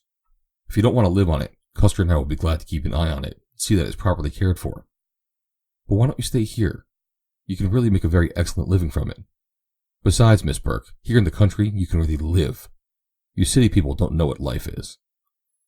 "There," said Eva. "Popsy had started. If he had his way, we'd all have to move to the city to escape the maddening crowd. He'd move the maddening crowd into the country." "It may be that Shannon doesn't care for the country," suggested Mrs. Pennington. "There are such foolish people," she added, laughing. "Oh, I would love the country," exclaimed Shannon. "Then why don't you stay?" urged the Colonel. "I had never thought of it," she said hesitatingly. It was indeed a new idea. Of course it was an absolute impossibility, but it was a very pleasant thing to contemplate. "Possibly Miss Burke has ties in the city that she could not care to break," suggested Custer, noting her hesitation. Ties in the city? Shackles of iron, rather, she thought bitterly. But oh, it was such a nice thought. To live here, to see these people daily, perhaps be one of them, to be like them. Oh, that would be heaven. "Yes," she said, "I have ties in the city. I could not remain here. I am afraid, much as I should like to. I think I'd better sell." "Rubbish," exclaimed the Colonel. "You'll not sell. You're going to stay here with us until you are thoroughly rested, and then you won't want to sell."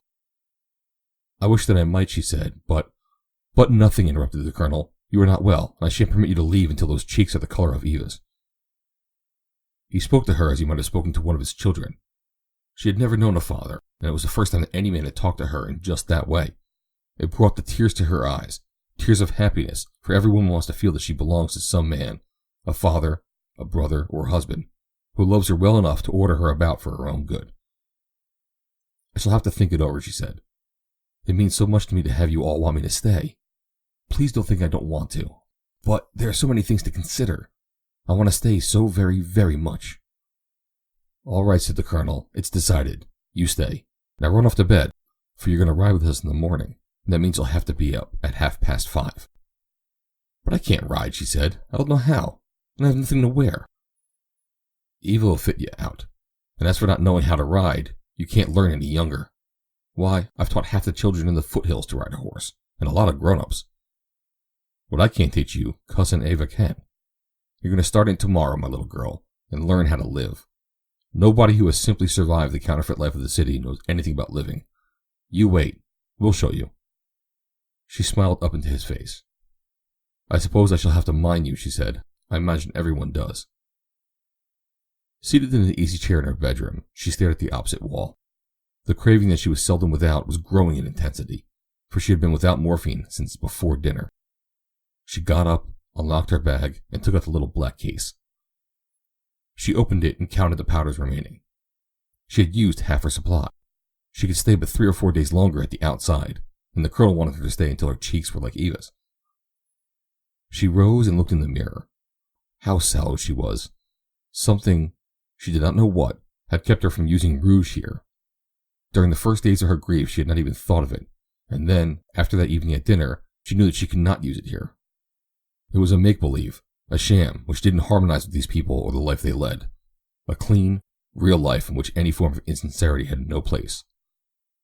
She knew that they were broad people, both cultured and traveled, but she could not understand why it was that she felt that the harmless vanity of rouge might be distasteful to them. Indeed, she guessed that it would not. It was something fine in herself, long suppressed, seeking expression. It was the same thing perhaps that had caused her to refuse a cigarette that Custer had offered her after dinner. The act indicated they were accustomed to having women smoke there, as women nearly everywhere smoke today. But she had refused, and she was glad she had, for she noticed that neither Mrs. Pennington nor Eva smoked. Such women didn't have to smoke to be attractive to men. She had smoked in her room several times, for that habit, too, had a strong hold on her, but she had worked assiduously to remove the telltale stains from her fingers. I wonder, she mused, looking at the black case, if I can get through the night without you. It would give me a few more hours here if I could, a few more hours of life before I go back to that. Until midnight, she fought her battle, a losing battle, tossing and turning in her bed, but she did her best before she gave up in defeat. No, not quite defeat. Let us call it compromise, for the dose she took was only half as much as she ordinarily allowed herself. The 3-hour fight and the half dose meant a partial victory, for it gained for her, she estimated, an additional 6 hours. At 6:15, she was awakened by a knock on the door. It was already light, and she awoke with mingled surprise that she had slept so well, and vague forebodings of the next hour or so, for she was unaccustomed to horses and a little afraid of them. "Who is it?" she asked, and the knock was repeated. "Eva, I have brought your riding things." Shannon rose and opened the door. She was going to take the things from the girl, but the latter bounced into the room, fresh and laughing. "Come on," she cried, "I'll help you. Just pile your hair up anyhow. It doesn't matter. This hat'll cover it. I think these breeches will fit you. We are just about the same size, and I don't know about the boots. They may be a little large. I didn't bring any spurs. Papa won't let anyone wear spurs until they ride fairly well. You'll have to win your spurs, you see. It's a beautiful morning, just spiffy. Run in and wash up a bit. I'll arrange everything, and you'll be in a jiffy." She seized Shannon around the waist and danced off toward the bathroom. "Don't be long," she admonished, and she returned to the dressing room, from which she had laid down a barrage of conversation before the bathroom. Shannon washed quickly. She was excited at the prospect of the ride. That and the laughing, talking girl in the adjoining room gave her no time to think. Her mind was fully occupied and her nerves were stimulated. For the moment, she forgot about morphine. And then it was too late, for Eva had her by the hand and she was being led, almost at a run, down the stairs, through the patio, and out over the edge of the hill down toward the stable. At first, the full-foliaged umbrella trees through which the walk wound concealed the stable and the corrals at the foot of the hill, but presently they broke upon her view, and she saw the horses saddled and waiting, and the other members of the family. The Colonel and Mrs. Pennington were already mounted. Custer and a stableman held 2 horses, while the 5th was tied to a ring in the stable wall. It was a pretty picture, the pulling horses with arched necks eager to be away, the happy, laughing people in their picturesque and unconventional riding clothes, the new day upon the nearer hills, the haze upon the farther mountains. "Fine," cried the Colonel as he saw her coming. "Really never thought you'd do it. I'll wager this is the earliest you've been up in many a day. Barbarous hour, that's what you're saying. Why, when my cousin was on here from New York, he was really shocked, said it wasn't decent. Come along, we're late this morning. You'll ride Baldy. Custer'll help you up." She stepped to the mounting block as the young man led the dancing Baldy close beside it. "Ever ridden much?" he asked. "Never in my life." "Take the reins in your left hand, so. Like this. Left hand rein coming in under your little finger, the other between your first and second fingers, and the bite out between the first and thumb. There, that's it. Face your horse. Put your left hand on the horn and your right on the cantle. This is the cantle back here. That's your ticket. Now put your left foot in the stirrup and stand erect. No, don't lean forward over the saddle. Good. Swing your right leg, knee bent, over the cantle, at the same time lifting your right hand. When you come down, ease yourself into the saddle by closing on the horse with your knees. That takes the jar off both of you. Ride with a light rein. If you want him to slow down or stop, pull him in. Don't jerk." He was holding Baldy close to the bit as he helped her and explained. He saw that her right foot found the stirrup, and that she had the reins properly gathered, and then he released the animal. Immediately Baldy began to curve it, raising both forefeet simultaneously, and as they were coming down, raising his hind feet together, so that all 4 were off the ground at once. Shannon was terrified. Why had they put her on a bucking horse? They knew she couldn't ride. It was cruel. But she sat there with tight-pressed lips and uttered no sound.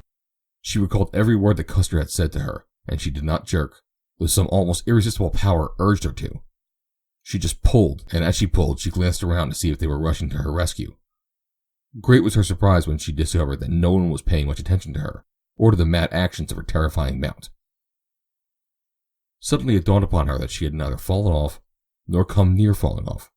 She had not even lost a stirrup. As a matter of fact, the motion was not even uncomfortable.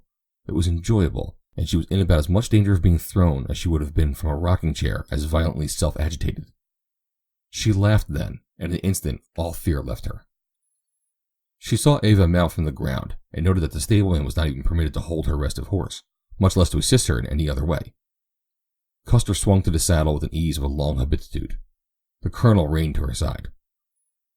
"We'll let them go ahead," he said, "and I'll give you your first lesson. Then I'll turn you over to Custer.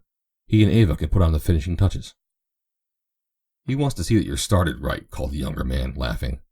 "Popsy just wants to add another feather to his cap," said Eva. "Someday he'll point with pride and say, 'Look at her ride. I gave her her first lesson.' Here comes Mrs. Evans and Guy." As Mrs. Pennington spoke, they saw two horses rounding the foot of the hill at a brisk canter, their riders waving a cheery, long-distance greeting. That first morning ride with the Penningtons and their friends was an event in the life of Shannon Burke that assumed the proportions of an adventure. The novelty, the thrill, the excitement filled her every moment. The dancing horse beneath her seemed to impart to her a full measure of its buoyant life. The gay laughter of her companions, the easy fellowship of young and old, the generous sympathy that made her one of them, gave her but another glimpse of the possibilities for happiness that requires no artificial stimulus. She loved the hills. She loved the little trail winding through the leafy tunnel of the cool barranco. She loved the thrill of the shelving hillside, where the trail clung precariously in its ascent towards some low summit. She tingled with a new life and a new joy as they broke into a gallop along a glassy ridge. Custer, in the lead, reined in, raising his hand in signal for them all to stop. "Look, Miss Burke," he said, pointing toward the near hillside. "There's a coyote. Thought maybe you'd never seen one on its native heath." "Shoot it! Shoot it!" cried Eva. "You poor boob, why don't you shoot it?" "Baldy's gun-shy," he explained. "Oh," said Eva. "Yes, of course. I forgot." "One of the things you do best," returned Custer loftily. "I was just going to say that you were not a boob at all, but now I won't." Shannon watched the gray, wolfish animal turn and trot off dejectedly until it disappeared among the brush, but she was not thinking of the coyote. She was considering the thoughtfulness of a man who could remember to forego a fair shot at a wild animal because one of the horses in his party was gun-shy and was ridden by a woman unaccustomed to riding. She wondered if this was an index to young Pennington's character, so different from the men she had known. It bespoke a general attitude toward women with which she was unfamiliar, a protective instinct that was chiefly noticeable in the average city man by its absence. Interspersed with snatches of conversation and intervening silences were occasional admonitions directed at her by the colonel, instructing her to keep her feet parallel to the horse's sides, not to lean forward, keep her elbows down and her left forearm horizontal. "I never knew there was so much to riding," she exclaimed laughingly. "I thought you just got on a horse and rode. That was all there was to it." "That is all there is to it to most of the people you see riding rented horses around Los Angeles," Colonel Pennington told her. "It is all there can ever be to the great majority of the people anywhere. Horsemanship is inherited in some. By others it can never be acquired. It is an art." "Like dancing," suggested Eva. "And thinking," said Custer. "Lots of people can go through the motions of riding or dancing or thinking without ever achieving any one of them." "I can't even go through the motions of riding," said Shannon ruefully. "All you need is practice," said the colonel. "I can tell a born rider in half an hour, even if he's never been on a horse before in his life. You're one." "I'm afraid you're making fun of me. The saddle keeps coming up and hitting me, and I never see any of you move from yours." Guy Evans was riding close to her. "No, he's not making fun of you," he whispered, leaning closer to Shannon. "The colonel has paid you one of the greatest compliments in his power to bestow. He always judges people first by their morals and then by their horsemanship. But if they are good horsemen, he can make generous allowance for minor lapses in their morals." They both laughed. "He's a dear, isn't he?" said the girl. "He and Custer are the finest men I ever knew," replied the boy eagerly. That ride ended in a rushing gallop along a quarter-mile of straight road leading to the stables, where they dismounted, flushed, breathless, and laughing. As they walked up the winding concrete walk toward the house, Shannon Burke was tired, lame, and happy. She had adventured into a new world and found it good. "Come into my room and wash," said Eva as they entered the patio. "We're late for breakfast now, and we all like to sit down together."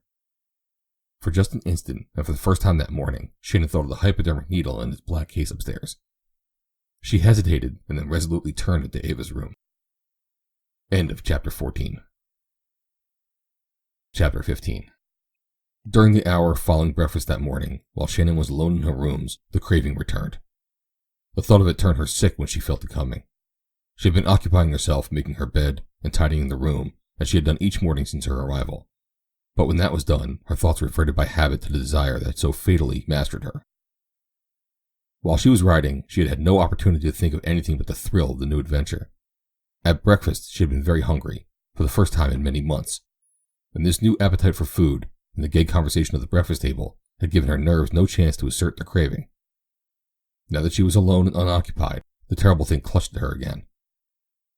Once again she fought the fight that she had fought so many times of late, the fight she knew she was ordained to lose before she started fighting. She longed to win it so earnestly that her defeat was the more pitiable. She was eager to prolong the newfound happiness to the uttermost limit, though she knew that it must end when her supply of morphine was gone. She was determined to gain a few hours each day in order that she might add at least another happy day to her life. Again she took but half her ordinary allowance, but with what anguished humiliation she performed the hated and repulsive act. Always had she loathed the habit, but never had it seemed nearly so disgusting as when performed amid these cleanly and beautiful surroundings, under the same roof with such people as the Penningtons. There crept into her mind a thought that had found its way there more than once during the past 2 years, the thought of self-destruction. She put it away from her, but in the depth of her soul she knew that never before had it taken so strong a hold upon her. Her mother, her only tie, was gone, and no one would care. She had looked into heaven and found that it was not for her. She had no future except to return to the hideous existence of the Hollywood bungalow and her lonely boarding house, and to the hated crumb. It was then that Ava Pennington called her. "I'm going to walk up to the Berkshires," she said. "Come along with me." "The Berkshires!" exclaimed Shannon. "I thought they were in New England." She was descending the stairs towards Ava, who stood at the foot, holding open the door that led into the patio. She welcomed the interruption that had broken in upon her morbid thoughts. The sight of the winsome figure smiling up at her dispelled them as the light of the sun sweeps away miasmic vapors. "In New England," repeated Eva. Her brows puckered, and then suddenly she broke into a merry laugh. "I meant pigs, not hills." Shannon laughed too. How many times she had laughed that day, and it was yet far from noon. Close as was the memory of her mother's death, she could laugh here with no consciousness of irreverence. Perhaps with the conviction that she was best serving the ideals that had been dear to that mother by giving and accepting happiness when opportunity offered it. "I'm only sorry it's not the hills," she said, "for that would mean walking, walking, walking. Doing something in the open, away from people who live in cities and who could find no pleasures outside 4 walls. Shannon's manner was tense. Her voice had suddenly become serious. The younger girl looked up at her with an expression of mild surprise. "My gracious," cried Ava, "you're getting almost as bad as Popsy, and you've only been here half a week. But how radiant, if you really love it." "I do love it, dear, though I didn't mean to be quite so tragic.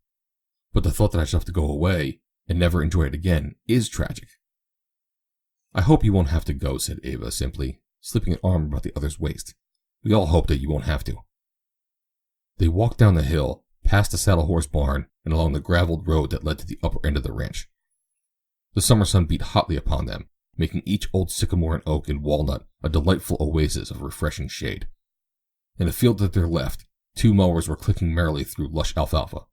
At their right, beyond the pasture fence, gentle Guernseys lay in the shade of a wide-spreading sycamore, a part of the pastoral allegory of content that was the Rancho Ganado. And over all there was the blue California sky and the glorious sun. "Isn't it wonderful?" breathed Shannon, half to herself. "It makes one feel that there cannot be a care or sorrow in all the world." They soon reached the pens and the houses where the sleek black Berkshires dozed in every shaded spot. Then they wandered further up the canyon, into the pastures where the great brood sows sprawled beneath the sycamores, or wallowed in a concrete pool shaded by overhanging boughs. Ava stooped now and then to stroke a long, deep sigh. "How clean they are!" exclaimed Shannon. "I thought pigs were dirty." "They are when they're kept in dirty places, the same as people. They don't smell badly. Even the pens didn't smell of pig. All I noticed was a heavy, sweet odor. What was it? Something they feed them?" Ava laughed. It was the pigs themselves. The more you know pigs, the better you love them. They're radiant creatures. "You dear, you love everything, don't you?" pretty nearly everything except prunes and washing dishes. They swung up through the orange grove and along the upper road back toward the house. It was noon and lunchtime when they arrived. Shannon was hot and tired and dusty and delighted as she opened the door at the foot of the stairs that led up to her rooms above. There she paused. The old gripping desire had seized her. She had not once felt it since she had passed through that door more than 2 hours before. For a moment, she hesitated. And then, fearfully, she turned towards Eva. "May I clean up in your room?" she asked. There was a strange note of appeal in Shannon's voice that the other girl did not understand. "Why, certainly," she said. "But is there anything the matter? You are not ill." "Just a little tired." "There, I should have never walked you so far. I'm so sorry. I want to be tired. I want to do it again this afternoon. All afternoon. I don't want to stop until I'm ready to drop." Then, seeing the surprise in Ava's expression, she added, "You see, I shall be here such a short time that I want to crowd every single moment full of pleasant memories." Shannon thought that she had never eaten so much before, as she had that morning at breakfast, but at luncheon she more than duplicated her past performance. There was cold chicken, delicious Rhode Island Reds raised on the ranch.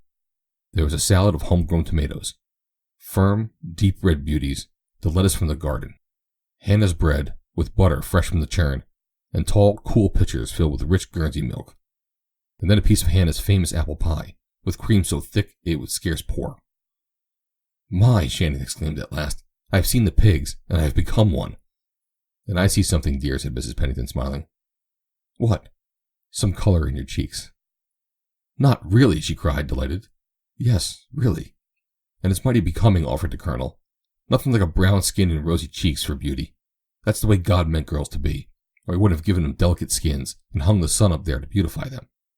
Here, He's gone to a lot of trouble to fit up the whole world as a beauty parlor. And what do women do? They go and find some stuffy little shop poked away where the sun never reaches it, and pay some other woman, who knows nothing about art, to paint a mean imitation of a complexion on their poor skins. They wouldn't think of hanging a chromo in their living room, but they wear one on their faces, when the greatest artist of them all is ready and willing to paint a masterpiece there for nothing." "What a dapper little thought," exclaimed Eva. "Popsy should have been a poet." "Or an ad writer for a cosmetic manufacturer," suggested Custer. "Oh, by the way, not changing the subject or anything, but did you hear about Slick Allen?" No, they had not. Shannon pricked up her ears, metaphorically. What did these people know of Slick Allen? "He's just been sent up in L.A. for having narcotics in his possession. Got a year in the county jail." "I guess he was a bad one," commented the Colonel, "but he never struck me as being a drug addict." "Nor me, but I guess you can't always tell them," said Custer. "It must be a terrible habit," said Mrs. Pennington.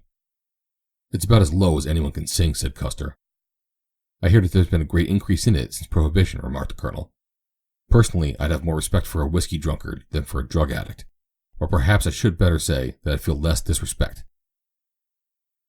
A police official told me not long ago, at a dinner in town, that if drug taking continues to increase as it has recently, it will constitute a national menace by comparison with which the whiskey evil will seem paltry." Shannon Burke was glad when they rose from the table, putting an end to the conversation. She had plumbed the uttermost depths of humiliation. She had felt herself go hot and cold in shame and fear. At first, her one thought had been to get away, to find some excuse for leaving the Penningtons at once. If they knew the truth, what would they think of her? Not because of her habit alone, but because she had imposed upon their hospitality in the guise of decency, knowing that she was unclean and practicing her horrid vice beneath their very roof, associating with their daughter and bringing them all in contact with her moral leprosy. She had hastened to her room to pack. She knew there was an evening train for the city, and while she packed, she could be framing some plausible excuse for leaving thus abruptly. Custer Pennington called to her. "Miss Burke." She turned, her hand upon the knob of the door to the upstairs suite. "I'm going to ride over the back ranch this afternoon. Ava showed you the Berkshires this morning. Now I want to show you the Herefords. I told the stableman to saddle Baldy for you. Will half an hour be too soon?" He was standing in the north arcade of the patio, a few yards from her, waiting for her reply. How fine and straight and clean he was! If fate had been less unkind, she might have been worthy of the friendship of such a man as he. Worthy? Was she unworthy then? She had been just as fine and clean as Custer Pennington until a beast had tricked her into shame. She had not knowingly embraced the vice. It had already claimed her before she knew what it was. Must she then forego all hope of happiness because of a wrong of which she herself was innocent? She wanted to go with Custer. Another day would make no difference, for the Penningtons would never know. How could they? By what chance might they ever connect Shannon Burke with Gaza Delure? She knew well that her screen days were over, and there was no slightest likelihood that any of these people would be introduced into the bungalow of the Vista del Paso. Who could begrudge her just this little afternoon of happiness before she went back to Crum? "Don't tell me you don't want to come," cried Custer. "I won't take no for an answer." "Oh, but I do want to come, ever so much. I'll be down in a minute. Why wait half an hour?" She was in her room no more than 5 minutes, and during that time she sought bravely to efface all thought of the little black case, but with diabolic pertinacity it constantly obtruded itself, and with it came the gnawing hunger of nerves starving for a narcotic. "I won't," she cried, stamping her foot. "I won't! I won't!" If only she could get away from the room before she succumbed to the mounting temptation, she was sure that she could fight it off for the rest of the afternoon. She had gained that much at least, but she must keep occupied, constantly occupied, where she could not have access to it or see the black case in which she kept the morphine. She triumphed by running away from it. She almost hurled herself down the stairs and into the patio. Custer Pennington was not there. She must find him before the cravings dragged her back to the rooms above. Already she could feel her will weakening. It was the old story that she knew so well. "What's the use?" the voice of the tempter asked. "Just a little one. Will make you feel so much better. What's the use?" She turned toward the door again. She had her hand upon the knob, and then she swung back and called him, "Mr. Pennington." If he did not hear, she knew that she would go up into her rooms defeated. "Coming," he answered from beyond the arched entrance to the patio, and then he stepped into view. She almost ran to him. "Was I very long?" she asked. "Did I keep you waiting?" "Why, you've scarcely been gone any time at all," he replied. "Let's hurry," she said breathlessly. "I don't want to miss any of it." He wondered why she should be so much excited at the prospect of a ride into the hills, but it pleased him that she was, and it flattered him a little too. He began to be a little enthusiastic over the trip, which he had planned only as part of the generous policy of the family to keep Shannon occupied, so that she might not brood too sorrowfully over her loss. And Shannon was pleased because of her victory. She was too honest at heart to attempt to deceive herself into thinking that it was any great triumph, but even to have been strong enough to have run away from the enemy was something. She did not hope that it augured any permanent victory for the future, for she did not believe that such a thing was possible. She knew the scarce 3 in 100 slaves of morphine definitely cast off their bonds this side of the grave, and she had gone too far to be one of the 3. If she can keep going forever as she had that day, she might do it. But that, of course, was impossible. There must be hours when she would be alone with nothing to do but think. And what would she think about? Always the same things, the little white powder, and the peace and the rest it would give her. Custer watched her as she mounted, holding Baldy beside the block for her, and again he was pleased to note that she did not neglect a single detail of the instructions he had given her. Some girl, this, the young man soliloquized mentally. He knew she must be at least a little lame and sore after the morning ride, but though he watched her face, he saw no sign of it registered there. Game. He was going to like her. Stirrup to stirrup they rode slowly up the lane toward the canyon road. Her form was perfect. She seemed to recall everything his father had told her, and she sat easily, with no stiffness. "Don't you want to ride faster?" she asked. "You needn't poke along on my account." "It's too hot," he replied, but the real reason was that he knew she was probably suffering, even at a walk. For a long time they rode in silence, the girl taking in every beauty of meadow, ravine, and hill, that she might store them all away for the days when they would be only memories. The sun beat down upon them fiercely, for it was an early August day and there was no relieving breeze, but she enjoyed it. It was all so different from any day in her past, and so much happier than anything in the last 2 years, or anything she could expect in the future. Custer Pennington, never a talkative man, was always glad of a companionship that could endure long silences. Grace had been like that with him. They could go together for hours with scarce a dozen words exchanged, and yet both could talk well when they had anything to say. It was the knowledge that conversation was not essential to perfect understanding and comradeship that had rendered their intimacy delightful. The riders had entered the hills and were winding up Jackknife Canyon before either spoke. "If you tire," he said, "or if it gets too hot, we'll turn back. Please don't hesitate to tell me." "It's heavenly," she said. "Possibly a few degrees too hot for heaven," he suggested, "but it's always cool under the live oaks. Anytime you want to rest, we'll stop for a bit." "Which are the live oaks?" she asked. He pointed to one. Why are they called live oaks? They're evergreen. I suppose that's the reason. Here's a big old fellow. Shall we stop? And get off? If you wish. Do you think I can get on again? Pennington laughed.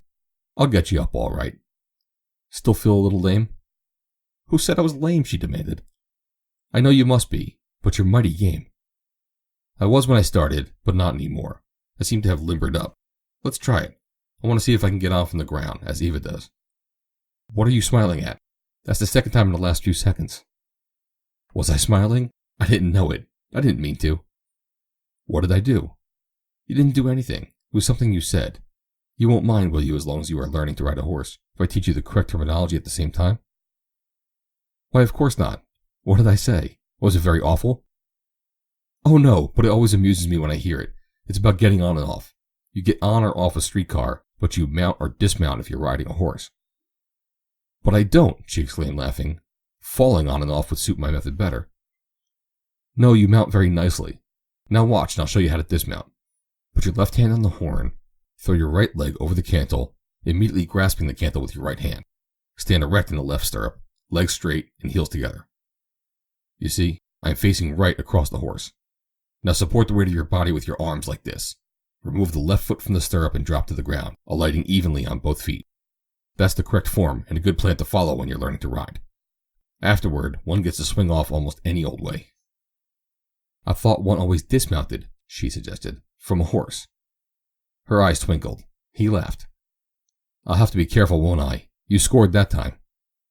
Now watch me, she said. Splendid, he exclaimed as she dropped lightly to the ground. They led their horses beneath the spreading tree and sat down on their backs to the huge bole. How cool it is here, remarked the girl. I can feel a breeze, though I hadn't noticed one before. There always is a breeze beneath the oaks. I think they make their own. I read somewhere that an oak evaporates about 180 gallons of water every day. That ought to make a considerable change of temperature beneath the tree on a hot day like this. And in that way, it must start a circulation of air around it. How interesting. How much there is to know in the world, and how little of it most of us know. A tree is a tree, a flower is a flower, and the hills are hills. That much knowledge of them satisfied nearly all of us. The how and the why of them we never consider. But I should like to know more. We should know all about things that are so beautiful. Don't you think so? Yes, he said. In ranching, we do learn a lot that city people don't need to know.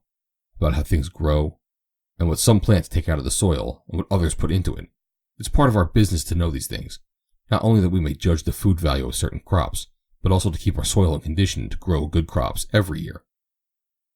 He told her how the tree beneath which they sat drew water and various salts from the soil, and how the leaves extracted carbon dioxide from the air, taking in through myriads of minute mouths on the undersides of the leaves, and how the leaves manufactured starch, and the sap carried it to the every growing part of the tree, from deepest root to the tip of the loftiest twig. The girl listened absorbed. As she listened, she watched the man's face, earnest and intelligent, and mentally she could not but compare him and his conversation with the men she had known in the city, and their conversation. They had talked to her as if she was a mental cipher, incapable of understanding or appreciating anything worthwhile. Small talk, that subverter of the ancient art of conversation. In a brief hour, Custer Pennington had taught her things that would help to make the world a little more interesting and a little more beautiful, for she could never look upon a tree again as just a tree. It would be for her a living, breathing, almost a sentient creature.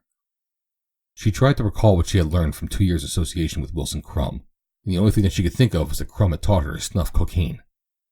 After a while, they started on again, and the girl surprised the man by mounting easily from the ground. She was very much pleased with her achievement, laughing happily at his word of approval. They rode on until they found the Herefords.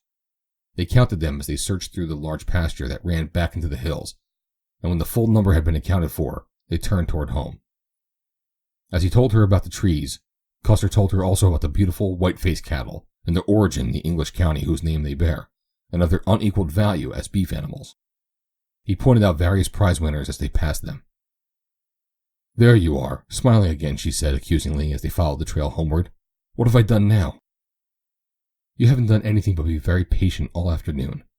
I was smiling at the idea of how thrilling the afternoon must have been for a city girl, accustomed, I suppose, to the constant round of pleasure and excitement.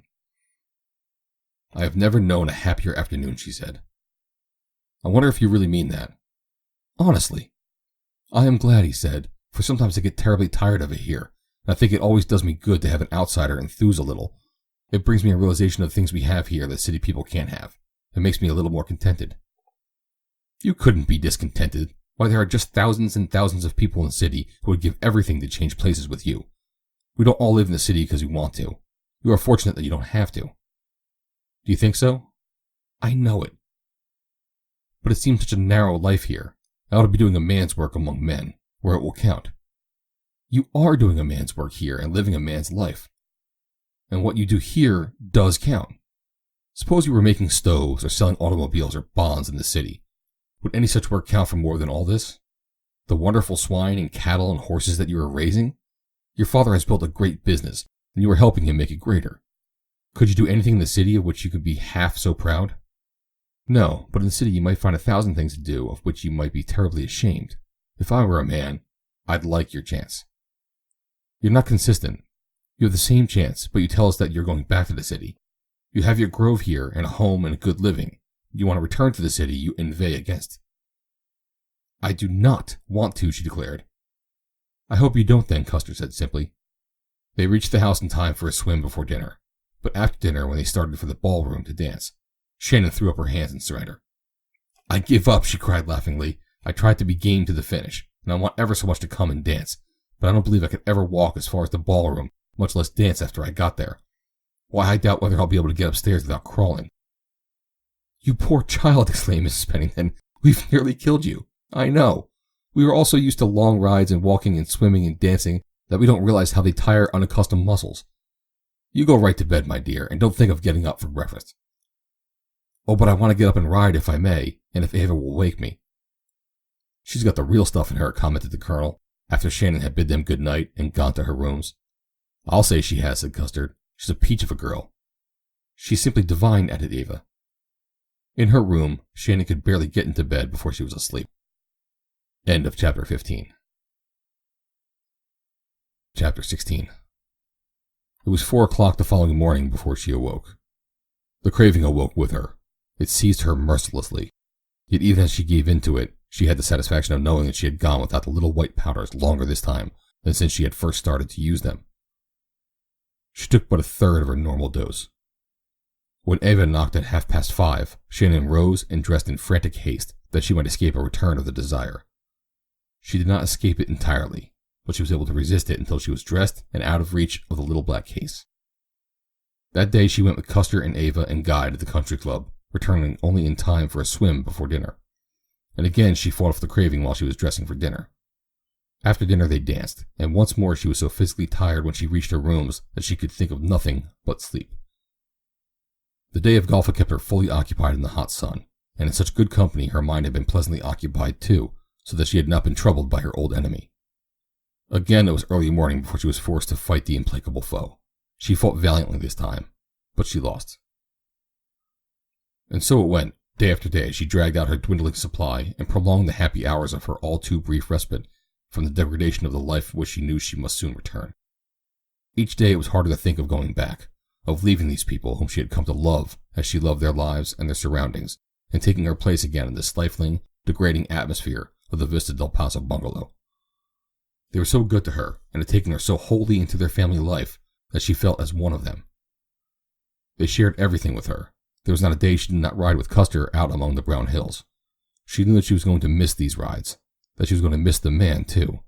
He had treated her as a man would like other men to treat his sister, with a respect and deference that she had never met within the city of angels. 3 weeks had passed. She had drawn out the week's supply that Crumb had doled out to her to this length.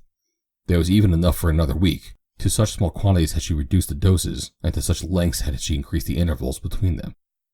She had gone 2 whole days without it, yet she did not think once that she would give it up entirely, for when the craving came in full force, she was powerless to withstand it. And she knew that she would always be so. Without realizing it, she was building up a reserve force of health that was to be her strongest ally in the battle to come. The sallowness had left her, her cheeks were tanned and ruddy, her eyes sparkled with the old fire, and were no longer wild and staring. She could ride and walk and swim and dance with the best of them. She found interest in the work of her orchard, where she went almost daily to talk with the caretaker, to question him, and to learn all that she could of citrus culture. She even learned to drive the light tractor. and steered in and out about the trees without barking them. Every day that she was there, she went to the sunny bedroom in the bungalow, the bedroom that had been her mother's, and knelt beside the bed and poured forth her heart in blind faith that her mother heard. She did not grieve, for she held that sublime faith in the hereafter which many profess and few possess, the faith which taught her that her mother was happier than she had ever been before. Her sorrow had been in her own loss, and this she fought down as selfishness. She realized that her greatest anguish lay in vain regrets, and such thoughts she sought to stifle, knowing their uselessness. Sometimes she prayed there, prayed for strength to cast off her bonds and her servitude. Ineffectual prayers she knew them to be, for the only power that could free her had lain within herself, and that power the drug had undermined and permanently weakened. Her will had degenerated to impotent wishes. And now the time had come when she must definitely set a date for her departure. She had determined to retain the orchard, not alone because she had seen that it would prove profitable, but because it would always constitute a link between her and the people whom she had come to love. No matter what the future held, she could always feel that a part of her remained here, where she would that all of her might be, but she knew that she must go, and she determined to tell them on the following day that she would return to the city within the week. It was going to be hard to announce her decision, for she was not blind to the fact that they had grown fond of her, and that her presence meant much to Ava, who, since Grace's departure, had greatly missed the companionship of a girl near her own age. Mrs. Pennington and the Colonel had been a mother and a father to her, and Custer a big brother, and a most charming companion. She passed that night without recourse to the white powders, for she must be frugal of them if they were to last through the week. The next morning she rode with the Penningtons and the Evanses as usual. She would tell them at breakfast. When she came to the table, she found a pair of silver spurs beside her plate, and when she looked about in astonishment, they were all smiling. "For me?" she cried. "From the Penningtons," said the Colonel. "You've won 'em, my dear. You ride like a trooper already." The girl choked, and the tears came to her eyes. "They are all so lovely to me," she said. Walking around the table to the Colonel, she put her arms around his neck, and standing on tiptoe, kissed his cheek. "How can I ever thank you?" "You don't have to, child. The spurs are nothing." "They are everything to me. They are a badge of honor that I don't deserve." "But you do deserve them. You wouldn't have got them if you hadn't. We might have given you something else, a vanity case or a book perhaps, but no one gets spurs from the Penningtons who does not belong." After that, she simply couldn't tell them that she was going away. She would wait until tomorrow, but she laid her plans without reference to the hands of fate. That afternoon, immediately after luncheon, they were all seated on the patio, lazily discussing the chief topic of thought, the heat. It was one of those sultry days that are really unusual in Southern California. The heat was absolutely oppressive, and even beneath the canvas canopy that shaded the patio, there was little relief. "I don't know why we sit here," said Custer. "It's cooler in the house. This is the hottest place on the ranch a day like this." "Wouldn't it be nice under one of those oaks up the canyon?" suggested Shannon. They looked at her and smiled. "Phew, it's too hot even to think of getting there." "That from a Pennington," she cried in mock astonishment and reproach. "Do you mean to say that you'd ride up there through this heat?" he demanded. "Of course I would. I haven't christened any new spurs yet." "I'm game then if you are," Custer announced. She jumped to her feet. "Come on then. Who else is going?" Shannon looked around at them questioningly. Mrs. Pennington shook her head, smiling. "Not I. Before breakfast is enough for me in the summertime." "I have to dictate some letters," said the Colonel. "And I suppose little Ava has to stay at home and powder her nose," suggested Custer, grinning at her sister. "Little Ava's going to drive over to Ganado with Guy Thackeray Evans, the famous author," said the girl. "He expects an express package. His story's coming back again. Horrid, stupid old editors. They don't know a real story when they see one. I'm in it. Guy put me in. You all ought to read it. Oh, it's simply radiant. I'm Hortense, tall and willowy and very dignified." Ava made a grimace. "Yes, that's you unmistakably," said Custer. "Tall and willowy and very dignified. Guy's some hot baby at character delineation." Eva ignored the interruption. "I swoon when the villain enters my room and carries me off. Then the hero, he's Bruce Billingham, tall and slender with curly hair. Is he very dignified too? And then the hero pursues and rescues me just as the villain is going to hurl me off a cliff. Oh, it's gorgeristic." "It must be," commented Custer. "You're horrid," said Eva. "You ought to have been an editor." "Tall and slender with curly hair," jibed Custer. "Or was it tall and curly with slender hair? Come on, Shannon. I see where we are the only real sports in the family." "Hot sports is what you're going to be," Eva called after them. The only real sports in the family.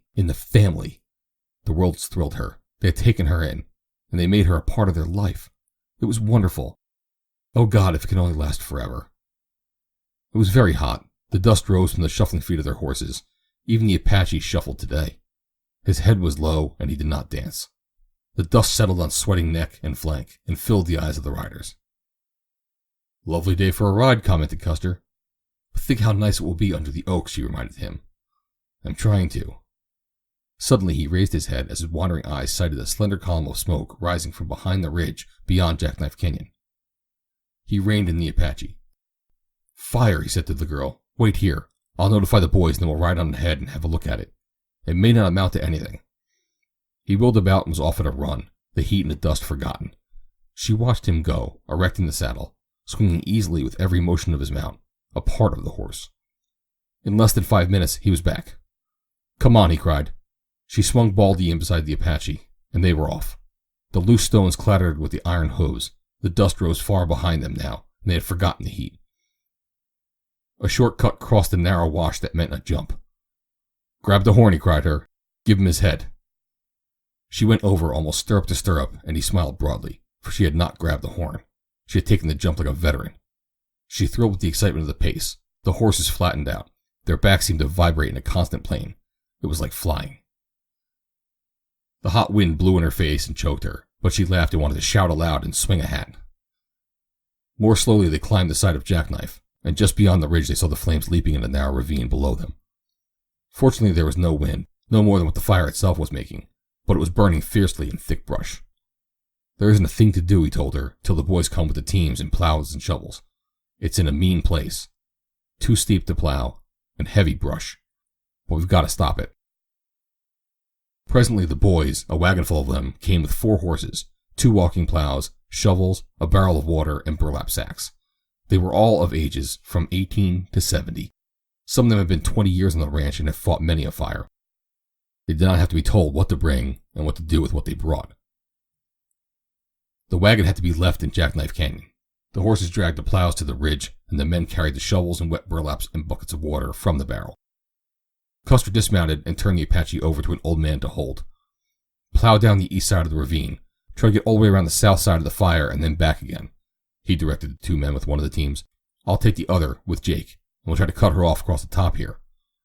You can't do it, Cuss, said one of the older men. It's too steep. We've got to try it, said Pennington. Otherwise we'll have to go back so far that it would get away from us on the east side before we have made a circle. Jake, you choke the plow handles. I'll drive. Jake was a short, stock, red-headed boy of 20 with shoulders like a bull. He grinned good-naturedly. I'll choke the tar out of him, he said. The rest of you shovel and beat like hell, ordered Custer. Shannon watched him as he took the reins and started the team forward, slowly, quietly. There was no yelling. They were horsemen, these men of Ganado. The great percherons moved ponderously forward. The plow point bit deep into the earth, and the huge beasts walked on as if dragging an empty wagon. When the girl saw where Custer was guiding them, she held her breath. No, she might be mistaken. He would turn them up toward the ridge. He could not be thinking of trying to drive them across the steep, shelving side of the ravine. But he was. They slipped and caught themselves. Directly below them the burning brush had become a fiery furnace. If ever they failed to catch themselves, nothing could save them from that hell of heat. Jake, clinging to the plow handles, stumbled and slid, but the plow steadied him, and the furrow saved his footing a dozen times in as many yards. Custer, driving, walked just below the plow. How he kept the team going was a miracle to the girl. The steep sides of the ravine seemed almost perpendicular in places, with footing fit only for a goat. How those heavy horses clung there was beyond her. Only implicit confidence in these men of Ganado, who had handled them from the time they were foaled, and great courage, could account for it. What splendid animals they were! The crackling of burning brush, the roaring of the flames, the almost unbearable heat that swept up to them from below must have been terrifying. And yet only by occasional nervous side glances and unprickled ears did they acknowledge their instinctive fear of fire. At first it had seemed to Shannon a mad thing to attempt, but as she watched and realized what Custer sought to accomplish, she understood the wisdom of it. If he could check the flames here with a couple of furrows, he might gain time to stop its eastward progress to the broad pastures filled with the tinder-dry grasses and brush of late August. Already some of the men were working with shovels just above the furrow that the plow was running, clearing away the brush and throwing it back. Shannon watched these men, and there was not a shirker among them. They worked between the fierce heat of the sun and the fierce heat of the fire, each one of them as if he owned the ranch. It was fine proof of loyalty, and she saw an indication of the reason for it in Custer's act when he turned the Apache over to the oldest man in order that the veteran might not be called upon to do work beyond his strength, while young Pennington himself undertook a dangerous and difficult part in the battle. The sight thrilled her, and beside this picture she saw Wilson Crumb directing a western scene, sending mounted men over a steep cliff, while he sat in safety beside the camera, hurling taunts and insults at the poor devils who risked their lives for $5 a day. He had killed one horse that time and sent 2 men to the hospital, badly injured, and the next day he had bragged about it. Now they were across the ravine and moving along the east side on safer footing. Shannon realized the tension that had been upon her nerves when reaction followed the lessening of the strain. She felt limp and fagged. The smoke hid them from her occasionally, and it rose in cloud-like puffs. Then there would be a break in it, and she would see the black coats of the Percherons and the figures of the sweating men. They rounded well down the east side of the ravine and then turned back again. For the other team, with easier going, would soon be up on that side to join its furrow with theirs. They were running the second furrow just above the first, and this time the work seemed safer, for the horses had the first furrow below them should they slip. A ridge of loose earth that would give them footing. They were more than halfway back when it happened. The off-horse must have stepped upon a loose stone, so suddenly did he lurch to the left, striking the shoulder of his mate just as the latter had planted his left forefoot. The ton of weight hurled against the shoulder of the near horse threw him downward against the furrow. He tried to catch himself on his right foot, crossed his forelegs, stumbled over the ridge of newly turned earth, and rolled down the hill, dragging his mate and the plow after him toward the burning brush below. Jake at the plow handles and Custer on the lines tried to check the horse's fall, but both were jerked from their hands, and the 2 Percherons rolled over and over into the burning brush. A groan of dismay went up from the men. It was with difficulty that Shannon stifled a scream, but then her heart stood still as she saw Custer Pennington leap deliberately down the hillside, drawing the long, heavy trail-cutting knife that he always wore on a belt with his gun. The horses were struggling and floundering to gain their feet. One of them was screaming with pain. The girl wanted to cover her eyes with her palms to shut out the heart-rending sight, but she could not take them from the figure of the man. She saw that the upper horse was so entangled with the harness and the plow that he could not rise, and that he was holding the other down. Then she saw the man leap into the midst of the struggling, terrifying mass of horseflesh, seeking to cut the beast loose from the tangled traces of the plow. It seemed impossible that he could escape the flying hooves or the tongued flames that licked upward, as if it hungered greed to seize this new prey. As Shannon watched, a great light awoke within her, suddenly revealing the unsuspected existence of a wondrous thing that had come into her life. A thing which a moment later dragged her from her saddle and sent her stumbling down the hill into the burning ravine to the side of Custer Pennington. He had cut one horse free, seizing its headstall, dragging it to its feet, and then starting it scrambling up the hill. As he was returning to the other, the animal struggled up, crazed with terror and pain, and bolted after its mate. Pennington was directly in its path on the steep hillside. He tried to leap aside, but the horse struck him with its shoulder, hurling him to the ground, and before he could stop his fall, he was on the edge of the burning brush, stunned and helpless. Every man of them who saw the incident leapt down the hillside to save him from the flames, but quick as they were, Shannon Burke was first to his side, vainly endeavoring to drag him to safety. An instant later, strong hands seized both Custer and Shannon and helped them up the steep acclivity, for Pennington had already regained consciousness, and it was not necessary to carry him. Custer was badly burned, but his first thought was for the girl, and his next, when he found she was uninjured, for the horses. They had run only a short distance and were standing on the ridge above Jackknife, where one of the men had caught them. One was burned about the neck and shoulder. The other had a bad cut above the hock, where he had struck the plow point in his struggles. "Take them in and care for these wounds, Jake," said Pennington after examining them. "You go along," he told another of the men, "and bring out Dick and Dave. I don't like to risk them in this work, but none of the colts are steady enough for this." Then he turned to Shannon. "Why did you go down into that?" he asked. "You shouldn't have done it, with all the men here." "I couldn't help it," she said. "I thought you were going to be killed." Custer looked at her searchingly for a moment. "It was a very brave thing to do," he said, "and a very foolish thing. You might have been badly burned." "Never mind that," she said. "You had been badly burned, and you must go to the horses at once." "Do you think you can ride?" He laughed. "I'm all right," he said. "I've got to stay here and fight this fire." "You're not going to do anything of the kind." She turned and called to the man who held Pennington's horse. "Please bring the Apache over here," she said. "These men can fight the fire without you," she told Custer. "You're going right back with me. You've never seen anyone badly burned, and you don't know how necessary it is to take care of the burns at once. He was not accustomed to being ordered about, and it amused him. Grace would never have thought of questioning his judgment in this, or any other matter, but this girl's attitude implied that she considered the judgment faulty and his decisions of no consequence. She evidently had the courage of her convictions, for she caught up on her own horse and rode over to the men, who had resumed their work, to tell them that Custer was too badly burned to remain with them. I told him he must go back to the house and have his burns dressed, but he doesn't want to. Maybe he would pay more attention to you if you told him. Sure, we'll tell him, cried one of them. Here comes Colonel Pennington now. We'll make him go if it's necessary. Colonel Pennington reined in the dripping horse beside his son, and Shannon rode over to them. Custer was telling him about the accident to the team. Burned, was he? Exclaimed the colonel. Why, damn it, man, you're burned. It's nothing, replied the younger man. It is something, Colonel, cried Shannon. Please make him go back to the house. He won't pay any attention to me, and he ought to be cared for right away. He should have a doctor just as quickly as we can get one. Can you ride? Snapped the colonel at Custer. Of course I can ride. Then get out of here and take care of yourself. Will you go with him, Shannon? Have them call Dr. Baldwin. His rough manner did not conceal the father's concern or his deep love for his boy. That he could be as gentle as a woman was evidence when he dismounted, in the way that he helped Custer to his saddle. Take care of him, my dear, he said to Shannon.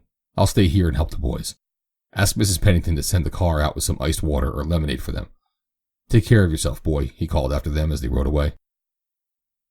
As the horses moved slowly along the dusty trail, Shannon, riding a pace behind the man, watched his profile for signs of pain that she knew he must be suffering. Once, when he winced, she almost gave a little cry, as if it had been she who was tortured. They were riding very close, and she laid her hand gently upon his right arm in sympathy. I am so sorry, she said. I know it must pain you terribly. He turned to her with a smile on his face, now white and drawn. It does hurt a little now. And you did it to save those two dumb brutes. I think it was magnificent, Custer. He looked at her in mild surprise. What was there magnificent about it? It was my duty. My father has always taught me that the ownership of animals entails certain moral obligations which no honorable man can ignore. That it isn't sufficient merely to own them and feed them and to house them, but to serve and protect them, even if it entailed sacrifice to do so. I don't believe he meant that you should give your life for them, she said. No, of course not, but I'm not giving my life. You might have. I really didn't think there would be any danger to me, he said. I guess I didn't think about anything. I saw those two beautiful animals who had been working there for me so bravely, helpless at the edge of that fire, and I couldn't have helped doing what I did under any circumstances. You don't know, Shannon, how we Penningtons love our horses. It's been bred in the bone for generations. Perhaps it's silly, but we don't think so. Neither do I. It's fine. By the time they reached the house, she could see that the man was suffering excruciating pain. The stableman had gone to help the firefighters, as had every able-bodied man on the ranch, so that she had to help Custer from the Apache. After tying the two horses at the stable, she put an arm around him and assisted him up the long flight of steps to the house. There, Mrs. Pennington and Hannah came at her call and took him to his room, while she ran to the office to telephone the doctor. When she returned, they had Custer undressed and in bed. They were giving such first aid as they could. She stood in the doorway for a moment, watching him, as he fought to hide the agony he was enduring. He rolled his head slowly from side to side, as his mother and Hannah worked over him, but he stifled even a faint moan, though Shannon knew that his tortured body must be goading him to screams. He opened his eyes and saw her, and tried to smile. Mrs. Pennington turned then and discovered her. Please let me do something, Mrs. Pennington, if there's anything I can do. I guess we can't do much until the doctor comes. If we only had something to quiet the pain until then. If they only had something to quiet the pain. The horror of it. She had something that would quiet the pain, but at what a frightful cost to her must she divulge it. They would know, then, the sordid story of her vice. There could be no other explanation of her having such an outfit in her possession. How they would loathe her. To see disgust in the eyes of these friends, whose good opinion was her one cherished longing, seemed a punishment too great to bear. And then there was the realization of that new force that had entered her life with the knowledge that she loved Custer Pennington. It was a hopeless love, she knew, but she might at least have had the happiness of knowing that he respected her. Was she to be spared nothing? Was her sin to deprive her of even the respect of the man whom she loved? She saw him lying there, and saw the muscles of his jaws tensing as he bowed to conceal his pain, and then she turned and ran up the stairway to her rooms. She did not hesitate again, but went directly to her bag, unlocked it, and took out the little black case. Carefully, she dissolved a little of the white powder, a fraction of which she could have taken without danger of serious results, but enough to allay his suffering until the doctor came. She knew that this was the end, that she might not remain under that roof another night. She drew the liquid through the needle into the glass barrel of the syringe, wrapped it in her handkerchief, and descended the stairs. She felt as if she moved in a dream. She felt that she was not Shannon Burke at all, but another whom Shannon Burke watched with pitying eyes, for it did not seem possible that she could enter that room and before his eyes and Mrs. Pennington's and Hannah's reveal the thing she carried in her handkerchief. Ah, the pity of it! To realize her first love, and in the same hour to slay the respective its subjects with her own hand. Yet she entered the room with a brave step, fearlessly. Had he not risked his life for the two dumb brutes he loved? Could she be less courageous? Perhaps, though, she was braver, for she knowingly surrendered what was dearer to her than life. Mrs. Pennington turned toward her as she entered. "He has fainted," she said, "my poor boy." Tears stood in his mother's eyes. "He is not suffering, then?" asked Shannon, trembling. "Not now, for his sake. I hope he won't recover consciousness until after the doctor comes." Shannon Burke staggered and would have fallen had she not grasped the frame of the door. It was not long before the doctor came, and then she went back up the stairs to her rooms, still trembling. She took the filled hypodermic syringe from her handkerchief and looked at it. Then she carried it into the bathroom. "You can never tempt me again," she said aloud as she emptied its contents into the lavatory. "Oh, dear God, I love him." End of Chapter 16. Chapter 17. That night, Shannon insisted upon taking her turn at Custer's bedside, and she was so determined that they could not refuse her. He was still suffering, but not so acutely. The doctor had left morphine, with explicit directions for its administration should it be required. The burns, while numerous, and reaching from his left ankle to his cheek, were superficial and, though painful, not necessarily dangerous. He had slept but little, and when he was awake, he wanted to talk. He told her about Grace. It was his first confidence, a sweetly sad one, for he was a reticent man concerning those things that were nearest his heart and consequently the most sacred to him. He had not heard from Grace for some time, and her mother had but one letter, a letter that had not sounded like Grace at all. They were anxious about her. "I wish she would come home," he said wistfully. "You would like her, Shannon. We could have such bully times together. I think I would be content here if Grace were back. But without her, it seems very different and very lonely. You know, we have always been together, all of us, since we were children. Grace, Ava, Guy, and I. And now that you are here, it would be all the better, for you are just like us. You seem like us, at least, as if you had always lived here too. It's nice to have you say that, but I haven't always been here, and really, you know I don't belong. But you do belong. And I'm going away again pretty soon. I must go back to the city." "Please don't go back," he begged. "You don't really have to, do you?" "I had intended telling you all this morning, but after the spurs, I couldn't." "Do you really have to go?" Custer insisted. "I don't have to, but I think I ought to. Do you want me to stay, honestly?" "Honest Injun," he said, smiling. "Maybe I will." He reached over with his right hand and took hers. "Oh, will you?" he exclaimed. "You don't know how much we want you, all of us." It was precisely what he might have done or said to Ava in boyish affection and comradeship. "I'm going to stay," she announced. "I've made up my mind. As soon as you are well, I'm going to move down to my own place and really learn to work for it. I'd love it. And I'll come down and help you with what little I know about oranges. Father will, too. We don't know much. Citrus growing is a little out of our line, though we have a small orchard here. But we'll give you the best we've got. And it'll be fine for Ava. She loves you. She cried the other day, the last time you mentioned in earnest that you might not stay. She's a dear." "She is all of that," he said. "We've always had our fights. I suppose all brothers and sisters do. And we kid one another a lot. But there never was a sister like Ava. Just let anyone else say anything against me. They'd have a fight on their hands right there if Ava was around. And sunshine. The old place seems like a morgue every time she goes away. She worships you, Custer. She's a brick." He could have voiced no higher praise. He asked about the fire, and especially about the horses.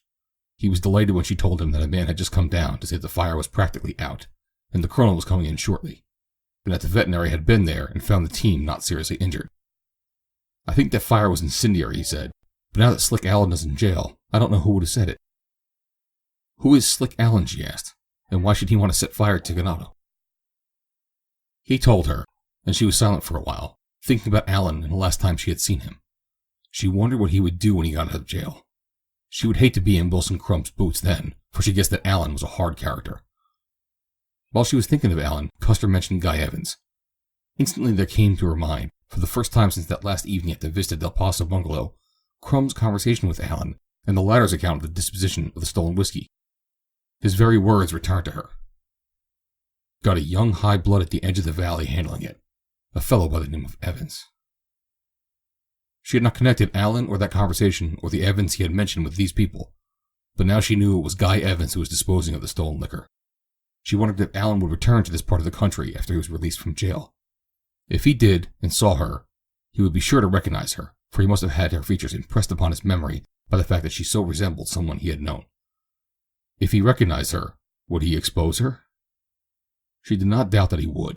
The chances were that he would attempt to blackmail her, but, worst of all, he might tell Crumb where she was. That was the thing she dreaded most, seeing Wilson Crumb again, or having him discover her whereabouts, for she knew that he would leave no stone unturned, and hesitate to stoop to no dishonorable act to get her back again. She shuddered when she thought of him, a man whose love even was a dishonorable and dishonoring thing.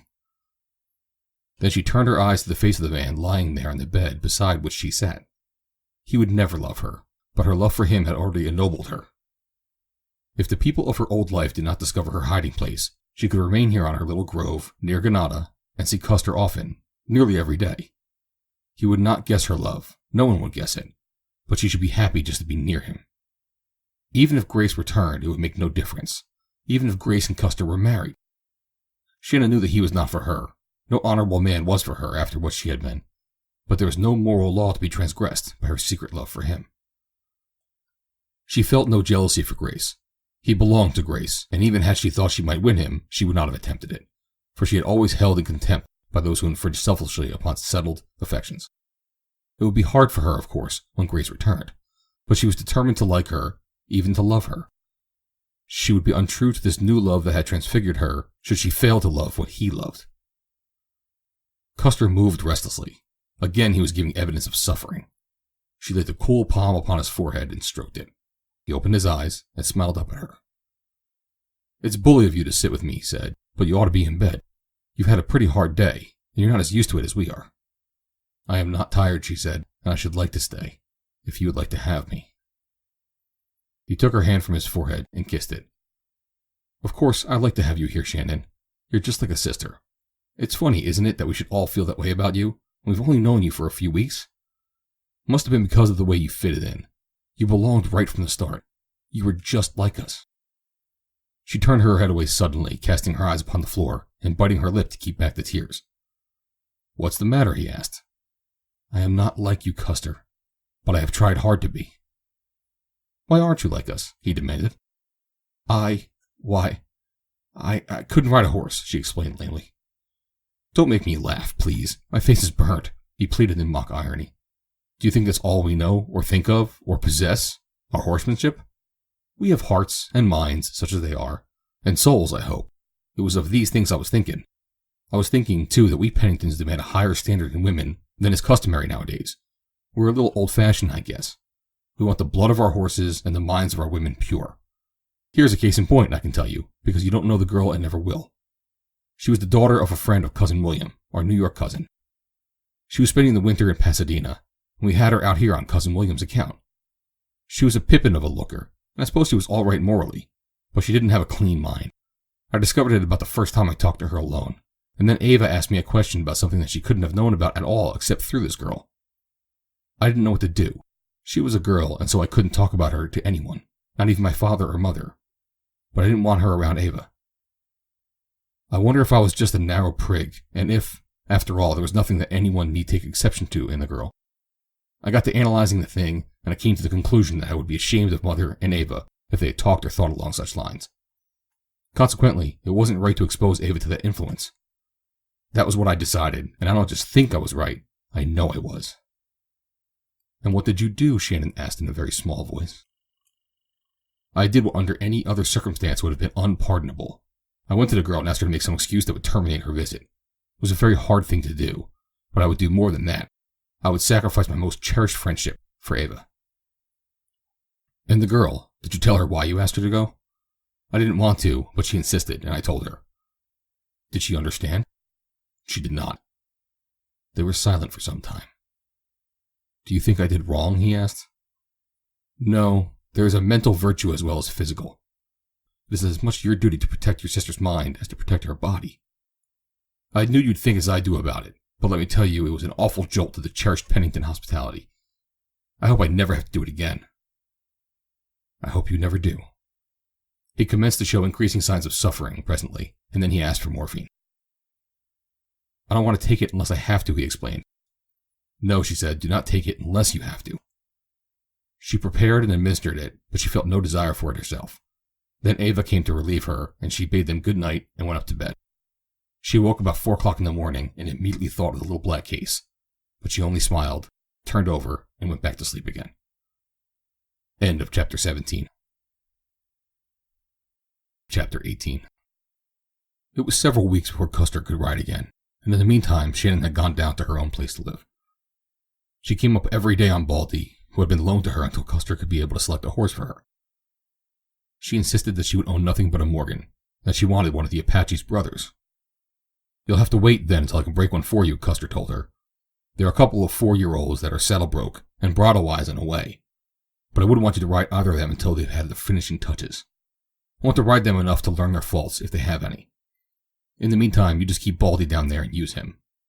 How's ranching? You look as if it agreed with you. Nobody'd know you for the same girl. You look like an Indian, and how your cheeks have filled out. The girl smiled happily. I never knew before what it was to live, she said. I've never been sickly, but on the other hand, I never felt healthy before. To know it was a tangible, enjoyable possession that one experienced and was conscious of every moment.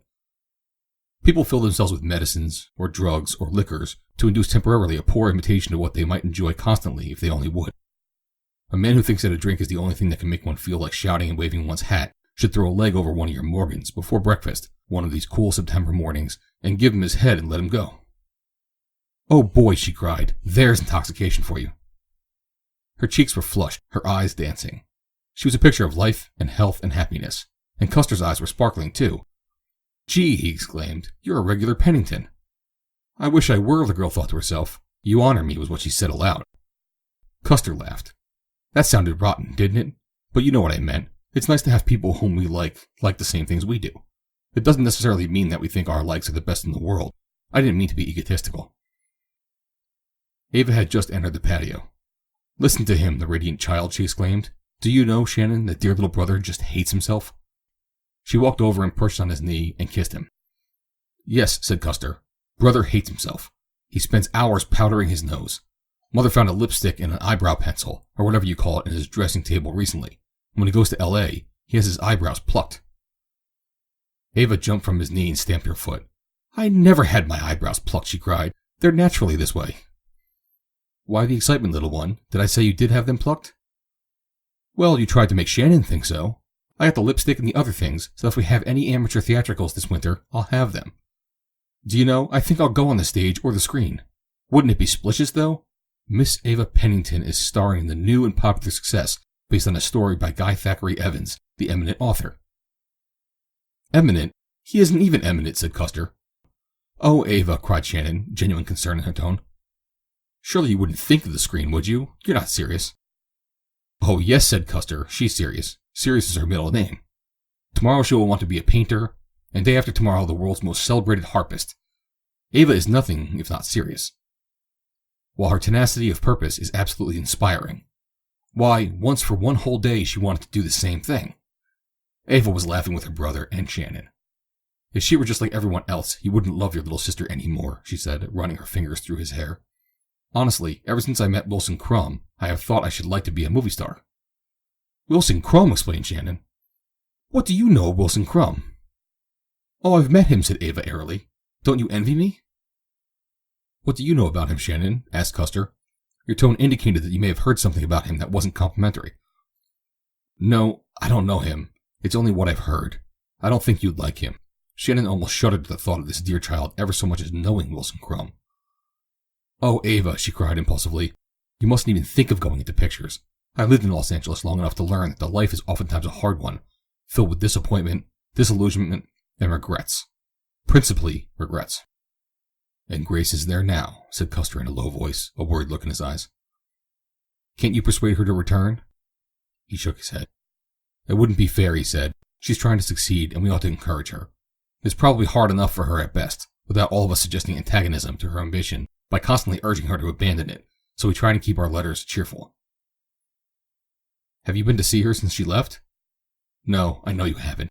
If I were you, I'd run down to L.A. It might mean a lot to her, Custer. It might mean more than you can guess. The girl spoke from a full measure of bitter experience. She realized what it might have meant to her had there been some man like this to come and see her when she had needed the strong arm of a clean love to drag her from the verge of the mire. She would have gone away with such a man, gone back home, and thanked God for the opportunity. If Grace loved Custer and was encountering the malign forces that had arisen from their own corruption to claw at Shannon's skirts, she would come back with him. On the other hand, should conditions be what they ought to be, and what they are in some studios, Custer would return with a report that would lift the load from the hearts of all of them, while it left Grace encouraged and inspired by the active support of those most dear to her. What it would mean to Shannon, in either event, the girl did not consider. Her soul was above jealousy. She was prompted only by a desire to save another from the anguish she had endured, and to bring happiness to the man she loved. You really think I ought to go? Custer asked. You know, she has insisted that none of us should come. She said she wanted to do it all on her own, without any help. Grace is not only very ambitious, but very proud. I'm afraid she might not like it. I wouldn't care what she liked, said Shannon. Either you or Guy should run down there and see her. You're the two men most vitally interested in her. No girl should be left alone in Hollywood without someone to whom they can look for the right sort of guidance and protection. I believe I'll do it, said Custer. I can't get away right now, but I'll run down there before I go on to Chicago with the show herds for the International. It was shortly after this that Custer began to ride again, and Shannon usually rode with him. Unconsciously, he had come to depend upon her companionship more and more. He had been drinking less on account of it, for he had broken a habit which he had been forming since Grace's departure, that of carrying a flask with him on his lonely rides through the hills. As a small boy, it had been Custer's duty, as well as his pleasure, to ride fence. He had continued the custom long after it might have been assigned to an employee, not only because it meant long, pleasant hours in the saddle with Grace, but also to get first-hand knowledge of the condition of the pastures and the herds, as well as of the fences. During his enforced idleness, while recovering from his burns, the duty had devolved onto Jake. On the first day that Custer took up the work again, Jake had called his attention to a matter that had long been a subject of discussion and conjecture on the part of the employees. There's something funny going on back in them hills, said Jake. I've seen fresh signs every week of horses and burros coming and going. Sometimes they trail through El Camino Largo and again through Corto. And they've even been down the old goat corral once, plumb through the ranch and out the west gate. But what I can't tell for sure is whether they come in and go out, or go out and come in. Whoever does it is foxy. The two trails never cross, and they must be made within a few hours of each other, for I'm not injured enough to tell which is freshest. The ones coming to Ganado or the ones going out. And then they muss it up by dragging brush, so it's hard to tell how many they be of 'em. It's got me. They head for Jackknife, don't they? Asked Custer. Sometimes, and sometimes they go straight up Sycamore, and again they head in or out of a half-dozen different little broncos coming down from the east. But sooner or later I lose 'em. Can't never follow 'em in no place in particular. Looks like as if they split up. Maybe it's only greasers from the valley coming up after firewood at night. Maybe, said Jake, but that don't sound reasonable. I know it doesn't, but I can't figure out what else it can be. I found a trail up above Jackknife last spring, and maybe that had something to do with it. I'm sure I got to follow that up. The trouble has been that it doesn't lead where the stock ever goes, and I haven't had time to look into it. Do you think they come up here regularly? We've got it doped out that it's always Friday nights. I see the track Saturday mornings, and some of our boys said they heard them coming along around midnight a couple of times. What gates do they go out by? They use all 4 of them at different times. Padlock all the gates tomorrow. This is Thursday. Then we'll see what happens. They did see, and for on the following Saturday, when Custer rode fence, he found it cut close by one of the padlock gates, the gate that opened to the mouth of Horse Camp Canyon. Shannon was with him, and she was much excited at this evidence of mystery so close to home. What in the world do you suppose they could be doing, she asked. I don't know, but it's something they shouldn't be doing, or they wouldn't go to so much pains to cover their tracks. They evidently passed in and out at this point, but they've brushed out their tracks on both sides, so that we can't tell which way they went last. Look here. On both sides of the fence, the trail splits. It's hard to say which was made first, or where they passed through the fence. One track must have been on top of the other, but they've brushed it out. He had dismounted and was on his knees, examining the spoor beyond the fence. I believe, he said presently, that the fresher trail is the one going toward the hills, although the other one is heavier. Here's a rabbit track that lies on top of the track of the horse's hoof pointed toward the valley. And over here a few yards, the same rabbit track is obliterated by the tracks of horses and burros coming up from the valley. The rabbit must have come across here after they went down, stepping on top of their tracks, and when they came up again, they crossed on top of his. That's pretty plain, isn't it? Yes, but the tracks going down are much plainer than those going up. Wouldn't that indicate that they're fresher? That's what I thought until I saw this evidence introduced by Brer Rabbit, and it's conclusive, too. Let's look along here a little further. I have an idea that I have an idea. One of Ava's dapper little ideas, perhaps? He bent close above first one trail and then another, following them down toward the valley. Shannon walked beside him, leading Baldy. Sometimes, as they knelt above the evidence imprinted in the dusty soil, their shoulders touched. The contact thrilled the girl with sweet delight, and the fact that it left him cold did not sadden her. She knew that he was not for her. It was enough that she might be near him and love him. She did not want him to love her. That would have been the final tragedy of her life. For the most part, the trail was obliterated by brush, which seemed to have been dragged behind the last horse.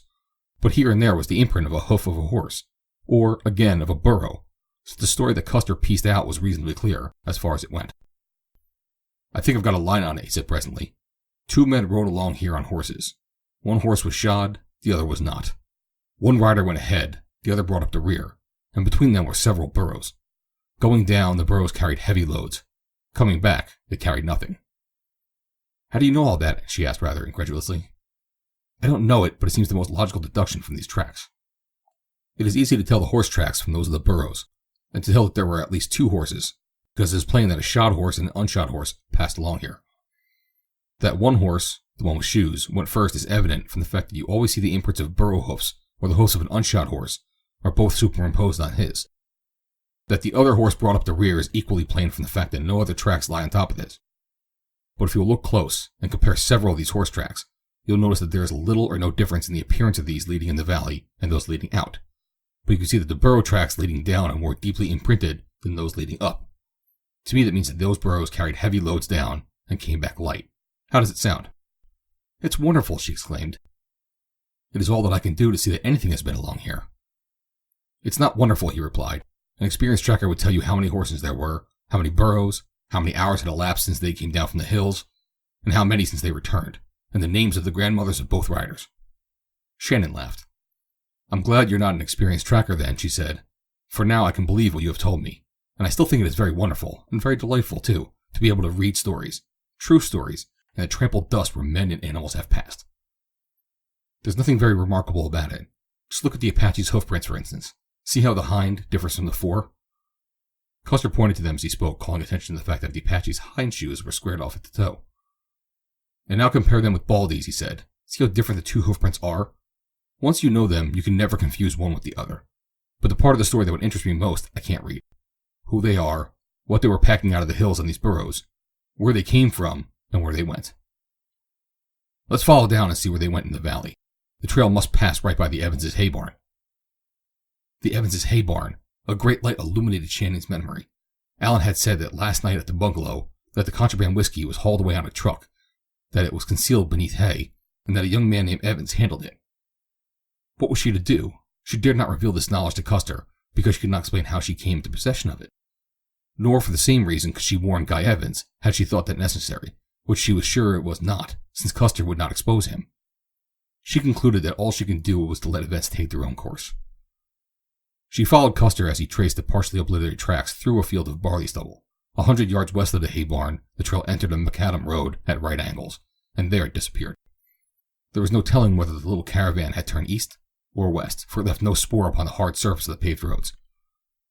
Well, Watson, said Custer, turning to her with a grin, what do you make of this? Nothing. Nothing? Watson, I am surprised. Neither do I. He turned his horse back toward the cut fence. There's no use looking any further in this direction. I don't know if it's even worthwhile following the trail back into the hills, for the chances are that they will have it well covered. What I'll do is lay for them next Friday night. Maybe they're not up to any mischief, but it looks suspicious, and if they are, I'd rather catch them here with the goods than follow them up into the hills, where about all I'd accomplish would probably be to warn them that they were being watched. I'm sorry now I had these gates locked, for we'll have put them on their guard. We'll just fix up this fence, and then we'll ride about and take all the locks off. On the way home, an hour later, he asked Shannon not to say anything about the discovery or his plan to watch for the mysterious pack train the following Friday. It would only excite the folks needlessly, he explained. The chances are that there will be some simple explanation when I meet up with these people. As I told Jake, they may be greasers who work all the week and come up here at night for firewood. Still, more likely, it's people who don't know that they can get permission to gather dead wood for the asking, and think they are stealing it. Putting themselves to a lot of trouble for nothing, I'd say. You'll not wait for them alone, she asked, for she knew what he did not, that they were probably unscrupulous rascals who would not hesitate to commit any crime if they thought themselves in danger of discovery.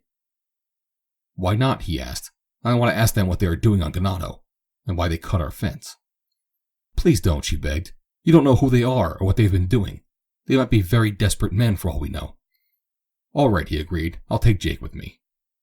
Why don't you get Guy to go along too, she suggested, for she knew that he would be safer if Guy knew of his intention, since there would be little likelihood of his meeting the men. No, he replied. Guy would have to have a big campfire, an easy chair, and a package of cigarettes if he was going to sit up that late out in the hills. Jake's the best for that sort of work. Guy isn't a bit like you, is he? She asked. He's lived right here and led the same sort of life, yet he doesn't seem to be a part of it as you are. Guy's a dreamer, and he likes to be comfortable all the time, laughed Custer. They're all that way a little. Mr. Evans was, so father says. He died while we were all kids. Mrs. Evans likes to take it easy too, and even Grace wasn't much on roughing it, though she could stand more than the others. None of them seem to take it the way you do. I never saw anyone else but a Pennington such a glutton for the saddle and the outdoors as you are. I don't like him any less for it, he hastened to add. It's just the way people are, I guess. The taste for such things is inherited. The Evanses, up to this generation, all came from the city. The Penningtons, all from the country. Father thinks that horsemen, if not the descendants of a distinct race, at least spring from some common ancestors who inhabit Great Plains and were the original stock raisers of the human race. He thinks they mingle with the hill and the mountain people, who also become horsemen through them, but that the forest tribes and the maritime races were separate and distinct. It was the last who built the cities, which the horsemen came in from the plains and conquered. But perhaps Guy would like the adventure of it, she insisted. It might give him material for a story. I'm going to ask him. Please don't. The less said about it, the better. For if it's talked about, it may get to the men I want to catch. Word travels fast in the country, just as we don't know who these men are or what they're doing. Neither do we know it's someone that may be on friendly terms with our employees, or the Evanses, or yours. The girl made no reply. You won't mention it to him, please, Custer insisted. Not if you don't wish it, she said. They were silent for a time, each absorbed in his or her own thoughts. The girl was seeking to formulate some plan that would prevent a meeting between Custer and Allen's Confederates, who she was sure were the owners of the mysterious pack train, while the man indulged in futile conjectures as to their identity and the purpose of their nocturnal expeditions. That trail above Jackknife Canyon is the key to the whole business, he declared presently. I'll just lay low until after Friday night, so as not to arouse their suspicions, and then, no matter what I found out, I'll ride that trail to its finish, if it takes me clear to the ocean. They had reached the fork in the road, one branch of which led down to Shannon's bungalow, the other to the Ganado saddle horse stables. I thought you were coming up to lunch, said Custer, as Shannon reined her horse into the west road. Not today, she said. I'll come to dinner, if I may, though. We'll miss you when you're not there, he said. How nice. Now I'll surely come. And this afternoon, will you ride with me again? I'm going to be very busy this afternoon, she replied. Her face dropped, and then, almost immediately, he laughed. I haven't realized how much of your time I've been demanding. Why, you ride with me every day, and now when you want an afternoon off, I start moping. I'm afraid you've spoiled me, but you mustn't let me be a nuisance. I ride with you because I like to, she replied. I should miss our rides terribly if anything should occur to prevent them. Let's hope nothing will prevent them. I'm afraid I'd be lost without you now, Shannon. You can never know what it has meant to me to have you here.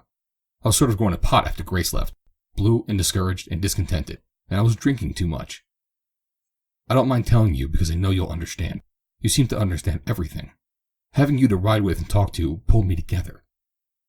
I owe you a lot, so don't let me impose on your friendship and your patience.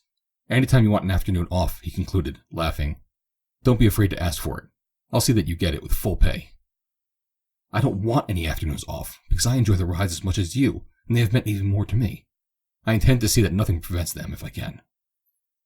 She was touched and pleased with Custer's sudden burst of confidence, and thankful for whatever had betrayed him into one of those rare revelations of his heart. She wanted to be necessary to him in the sweet, unemotional way of friendship, so that they might be together without embarrassment or constraint. They had been standing at the fork, talking, and now as she started Baldy again in the direction of her own place, Custer reined the Apache to accompany her. "You needn't come down with me," she said. "It's nearly lunchtime now, and would only make you late." "But I want to." "No," she shook her head. "You go right home." "Please. This is my afternoon off," she reminded him, "and I'd really rather you wouldn't."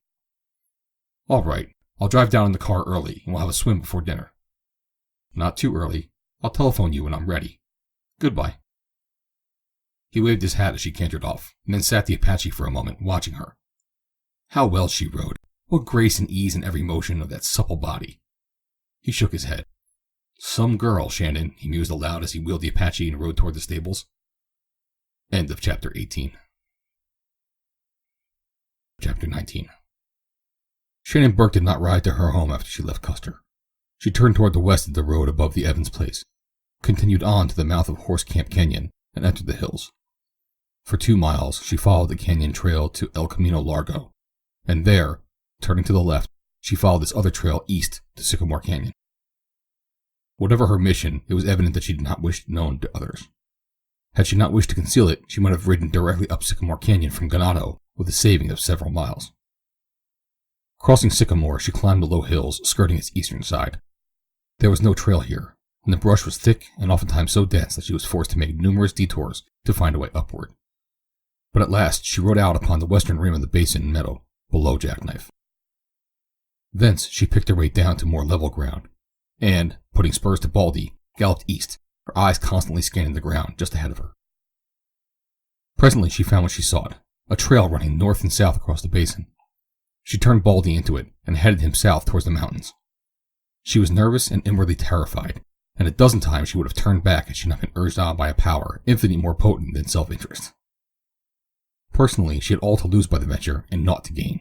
The element of physical danger she knew to be far from inconsiderable, while it appalled her to contemplate the after-effects, in the not inconceivable contingency of the discovery of her act by the Penningtons. Yet she urged Baldy steadily onward, though she felt her flesh creep as the trail entered a narrow barranco at the southern extremity of the meadow, and wound upward through dense chaparral, which shut off her range of vision in all directions for more than a few feet. At the upper end of the barranco, the trail turned back and ascended a steep hillside, running diagonally upward through heavy brush, without which, she realized, the trail would have appeared an almost impossible one, since it clung to a nearly perpendicular cliff. The brush lent a suggestion of safety that was more apparent than real, and at the same time it hid the sheer descent below. Baldy, digging his toes into the loose earth, scrambled upward, stepping over gnarled roots and an occasional boulder, and finding, almost miraculously, the least precarious footing. There were times when the girl shut her eyes tightly and sat with tense muscles, her knees pressing the horse's sides until her muscles ached. At last, the doughy Morgan topped the summit of the hogback, and Shannon drew a deep breath of relief, which was alloyed, however, by the realization that in returning she must ride down this fearful trail, which now, as if by magic, disappeared. The hogback was water-washed and gravel-strewn, and as hard-baked beneath the summer sun as a macadam road. To Shannon's unaccustomed eyes, it gave no clue as to the direction of the trail. She rode up and down in both directions until finally she discovered what appeared to be a trail leading downward into another barranco upon the opposite side of the ridge.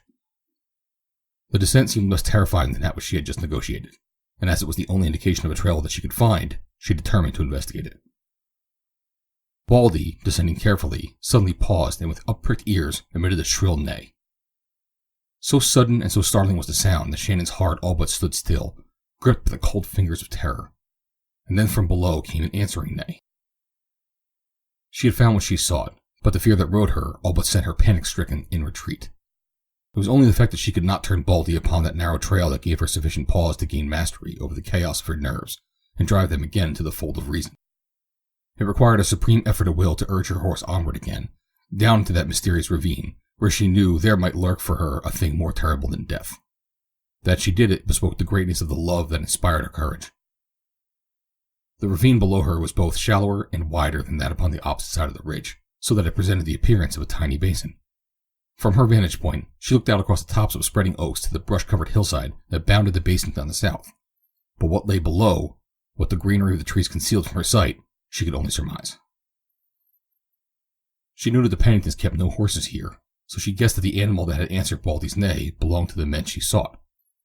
Slowly she rode downward, but what would her reception be? If her conclusions as to the identity of the men camped below were correct, she could imagine them shooting first and investigating later. The idea was not a pleasant one, but nothing could deter her now. After what seemed a long time, she rode out among splendid old oaks in view of the soiled tent and a picket line where 3 horses and half-dozen burros were tethered. Nowhere was there sign of the actual presence of men, yet she had an uncanny feeling that they were there, and that from some place of concealment they were watching her. She sat quietly upon her horse for a moment, waiting. Then, no one appearing, she called out, "Hello there! I want to speak with you." Her voice sounded strange and uncanny in her ears. For what seemed like a long time, there was no other sound than the gentle moving leaves about her, the birds, and the heavy breathing of Baldy. Then from the brush behind her came another voice. It came from the direction of the trail down which she had ridden. She realized she must have passed within a few feet of the man who now spoke. "What do you want?" "I've come to warn you. You're being watched." "You mean you are not alone? There are others with you?" "Then tell them to go away, for we have our rifles. We have done nothing. We're tending our bees. They're just below the ridge above our camp." "There is no one with me. I do not mean that others are watching you now, but that others know that you come down out of the hills with something each Friday night. They want to find out what it is you bring." There was a rustling in the brush behind her, and she turned to see a man emerge carrying a rifle ready in his hands. He was a Mexican, swarthy and ill-favored, his face pitted by smallpox. Almost immediately 2 other men stepped from the brush at other points about the camp. The 3 walked to where Shannon sat upon her mount. All were armed, and all were Mexicans. "What do you know about what we bring out of the hills? Should we not bring our honey out?" asked the pock-marked one. "I know what you bring out," she said. "I am not going to expose you. I am here to warn you." "Why?" "I know Alan." Immediately their attitudes changed. "You have seen Alan? You bring a message from him?" "I have not seen him. I bring no message from him. But for reasons of my own, I have come to warn you not to bring down another load next Friday night." End of Chapter 19. Chapter 20. The pock-marked Mexican stepped close to Shannon and took hold of her bridle reins. "You think," he said in broken English, "we are damn fool? If you do not come from Alan, you come from no good to us. You tell us the truth, damn quick, or you never go back to tell where you find us and bring policemen here." His tone was ugly and his manner threatening. There was no harm in telling these men the truth, though it was doubtful whether they would believe her. She realized that she was in a predicament from which it might not be easy to extricate herself. She had told them that she was alone, and if they suspected her motives, they might easily do away with her. She knew how lightly the criminal Mexican esteems life, especially the life of a hated gringo. "I have come to warn you because a friend of mine is going to watch you next Friday night. He does not know who you are or what you bring out of the hills. I do, and so I know that rather than be caught, you might kill him, and I do not want him killed. That is all." "How do you know what we bring out of the hills?" "Alan told me." "Alan told you? I do not believe you. Do you know where Alan is?" "He's in jail in Los Angeles. I heard him telling a man in Los Angeles last July." "Who is this friend of yours that is going to watch for us?" "Mr. Pennington. You have told him about us?" "I have told you that he knows nothing about you. All he knows is that someone comes down with burros from the hills, and that they cut his fence last Friday night.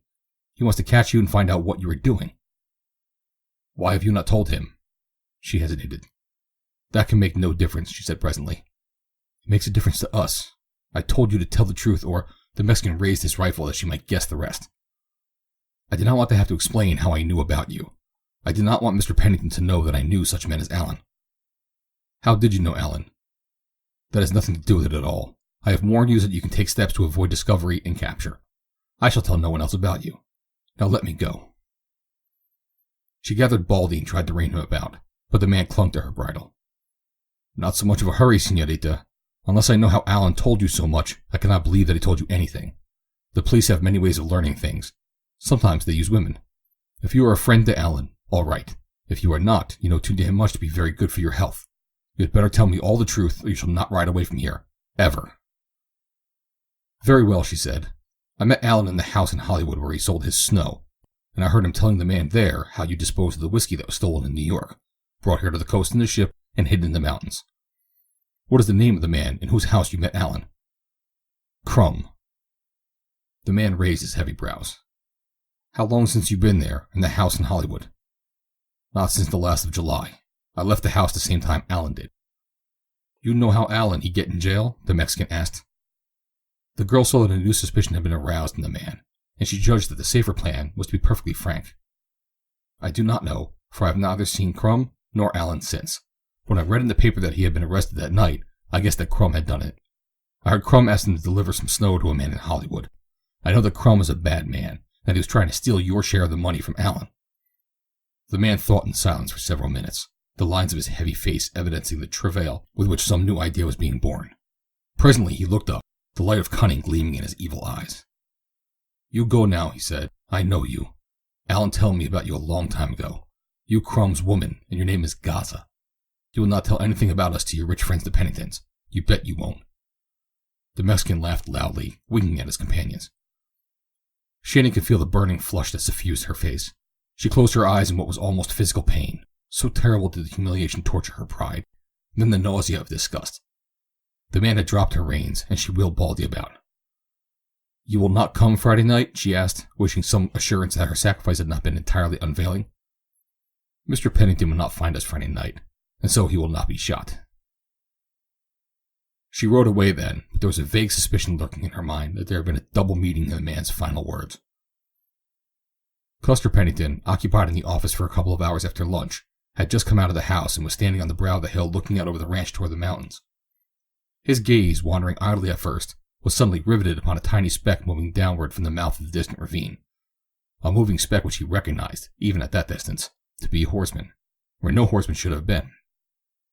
For a moment he watched it, and then, returning to the house, he brought out a pair of binoculars. Now the speck had disappeared, but he knew that it was way down in the bottom of the basin, hidden by the ridge above Jackknife Canyon, and he waited for the time when it would reappear on the crest. For 5, 10, 15 minutes he watched the spot where the rider should come into view once more. Then he saw a movement in the brush and leveled his glasses upon the spot, following the half-seen figure until it emerged into a space clear of the chaparral. Now they were clearly revealed by the powerful lenses, the horse and its rider, Baldy and Shannon. Pennington dropped his glasses at his side, a puzzled expression on his face, and he tried to find some explanation of the facts the binoculars had revealed. From time to time he caught glimpses of her again as she rode down the canyon. But when, after a considerable time, she did not emerge upon the road leading to the house, he guessed that she had crossed over El Camino Corto. Why she should do this, he could not even conjecture. It was entirely out of her way, and a hilly trail, while the other was a wagon road leading almost directly from Sycamore to her house. Presently he walked around the house to the north side of the hill, where he had a view of the valley spreading to the east and west and the north. Toward the west he could see the road that ran above the Evans' house all the way to Horse Camp Canyon. He did not know why he stood there watching for Shannon. It was none of his affair where she rode or when. It seemed strange, though, that she would have ridden alone into those hills after having refused to ride with him.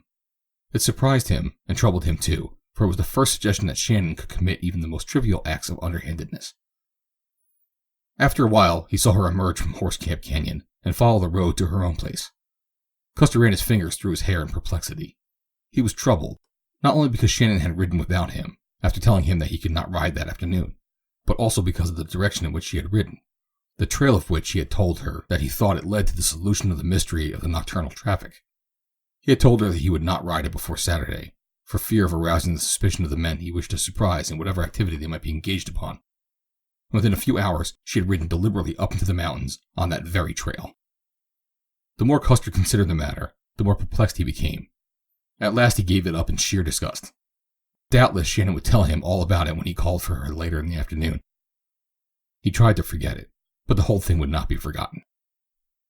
Several times he realized, with surprise, that he was hurt because she had ridden without him.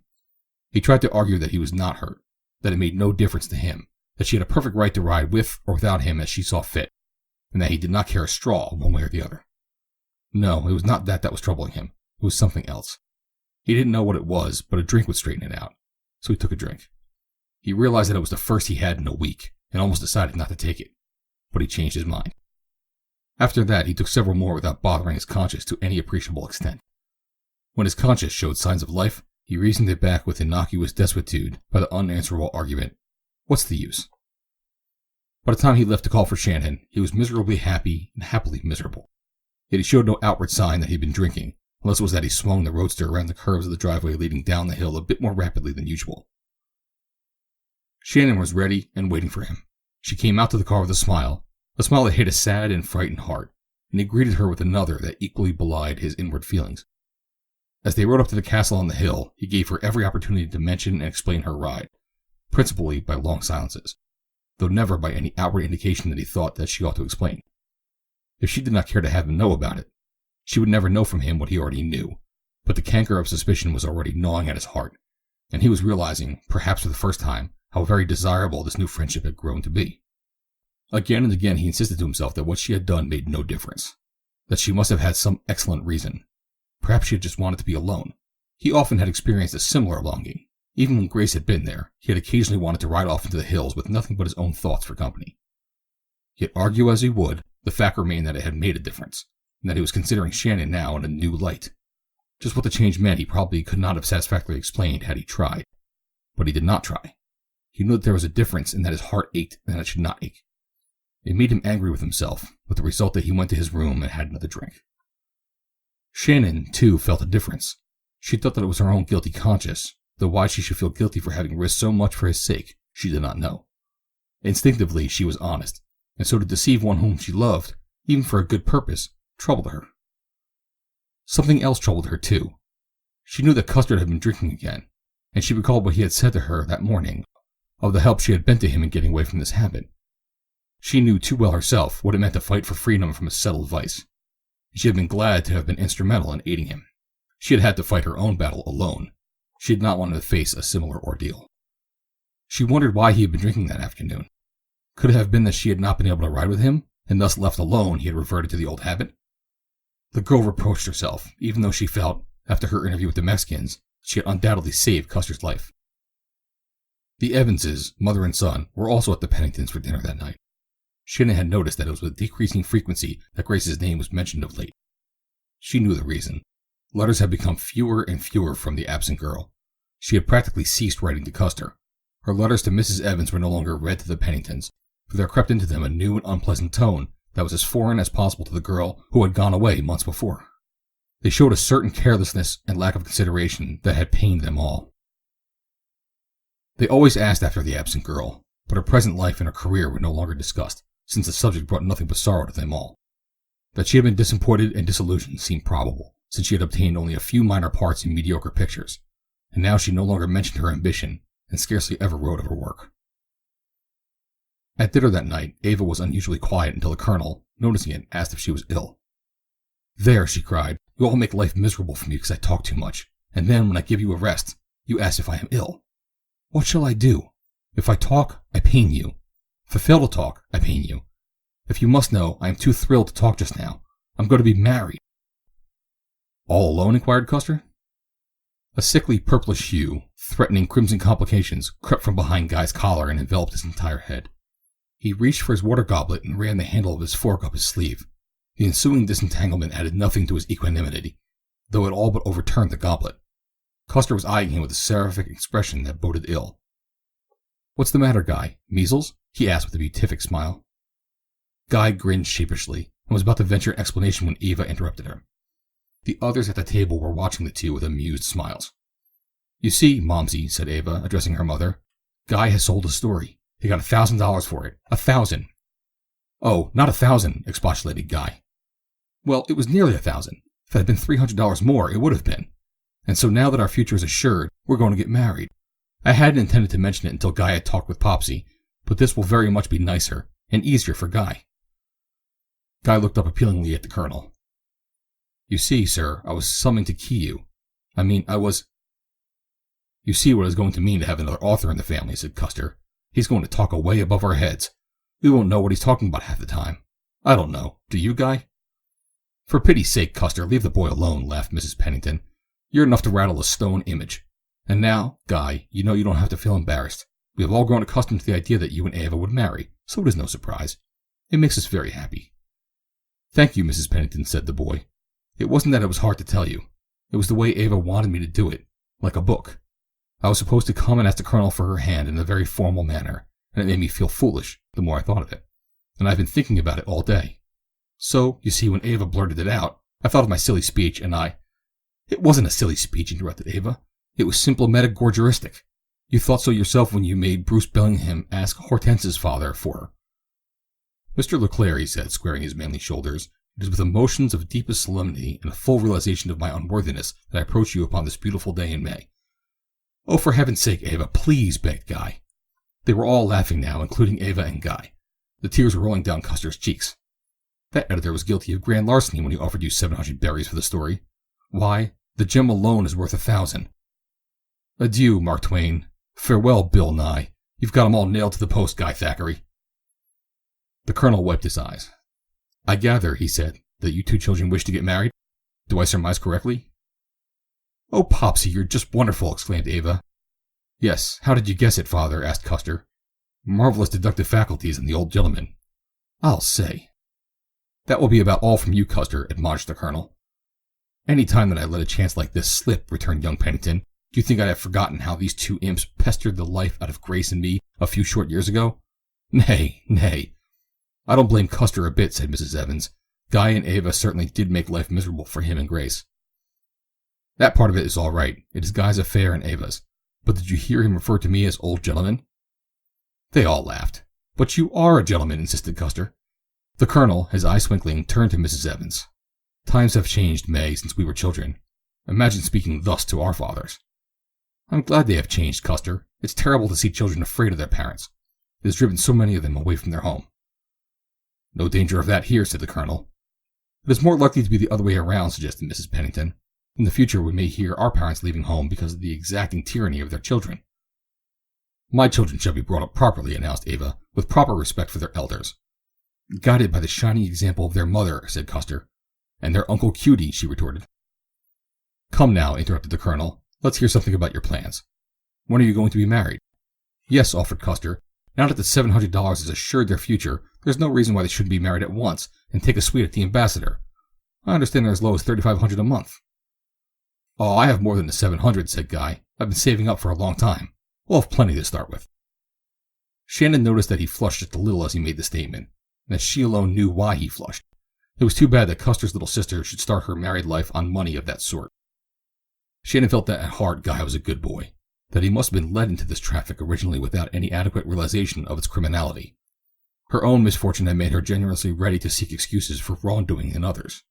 But she dreaded to think what it was going to mean to Eva and the other Penningtons if ever the truth came known. From her knowledge of the sort of man with whom Guy was involved, she was inclined to believe that the menace of exposure or blackmail would hang over him for many years, even if the former did not materialize in the near future, for she was confident that if his confederates were discovered by the authorities, they would immediately involve him and would try to put the full burden of responsibility upon his shoulders. I don't want the financial end of matrimony to worry either of you, the colonel was saying. Guy has chosen a profession in which it may require years of effort to produce substantial returns. All I shall ask of my husband's daughter is that he shall honestly apply himself to his work.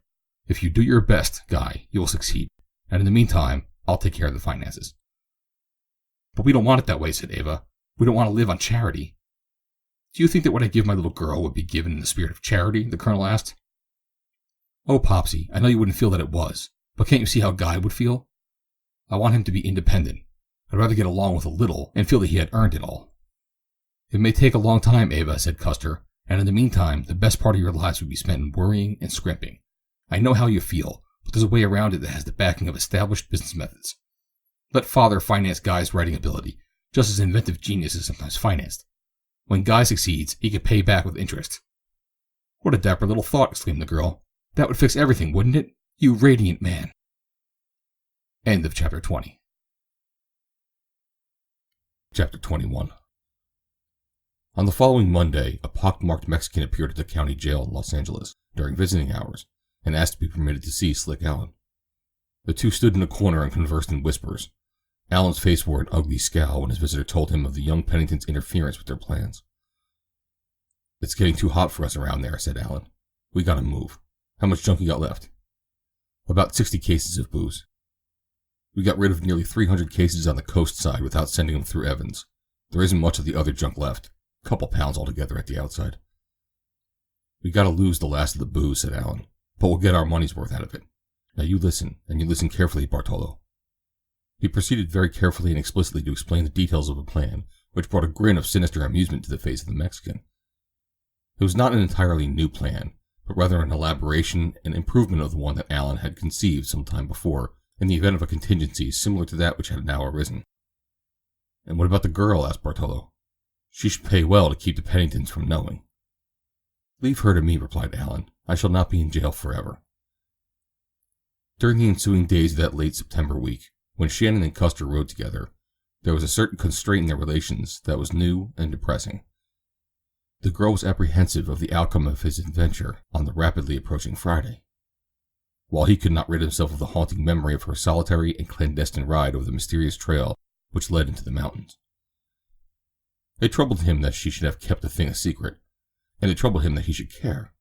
What difference could it make to him where Shannon Burke rode? He asked himself that question 100 times, but though he always answered that it could make no difference, he knew perfectly well that it had made a difference. He often found himself studying her face, as if he could find there an answer to his question, or a refutation of the suspicion of trickery and deceit which had arisen in his mind and would not down. What a beautiful face it was, not despite its irregular features, but because of them, and because of the character and individuality they imparted to her appearance. Custer could not look upon that face and doubt her. Several times she caught him in the act of scrutinizing her thus, and she wondered at it, for in the past he had never appeared to be consciously studying her. She was aware, too, that he was troubled about something. She wished that she might ask him, that she might invite his confidence, for she knew the pain of unshared sorrows. But he gave her no opening, so they rode together, often in silence. And though their stirrups touched many a time, yet constantly they rode further and further apart, just because chance had brought Custer Pennington from the office that Saturday afternoon to look out over the southern hills at the moment when Shannon had ridden down the trail into the meadow above Jackknife Canyon. At last Friday came. Neither had reverted since the previous Saturday to the subject that was uppermost in the mind of each, but now Shannon could not refrain from seeking once more to deter Custer from his project. She had not been able to forget the sinister smile of the Mexican, or to rid her mind of the intuitive conviction that the man's final statement had concealed a hidden threat. They were parting at the fork of the road. She had hesitated until the last moment. "You still intend to try to catch those men tonight?" she asked. "Yes. Why?" "I had hoped you would give it up. I am afraid something may happen. Oh, please don't go, Custer," she wished that she might add, "for my sake." He laughed shortly. "I guess there won't be any trouble. If there is, I can take care of myself." She saw that it was useless to insist further.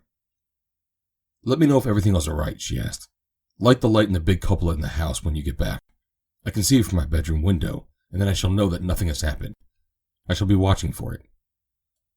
"All right," Custer promised, and they parted. He wondered why she should be so perturbed about his plans for the night.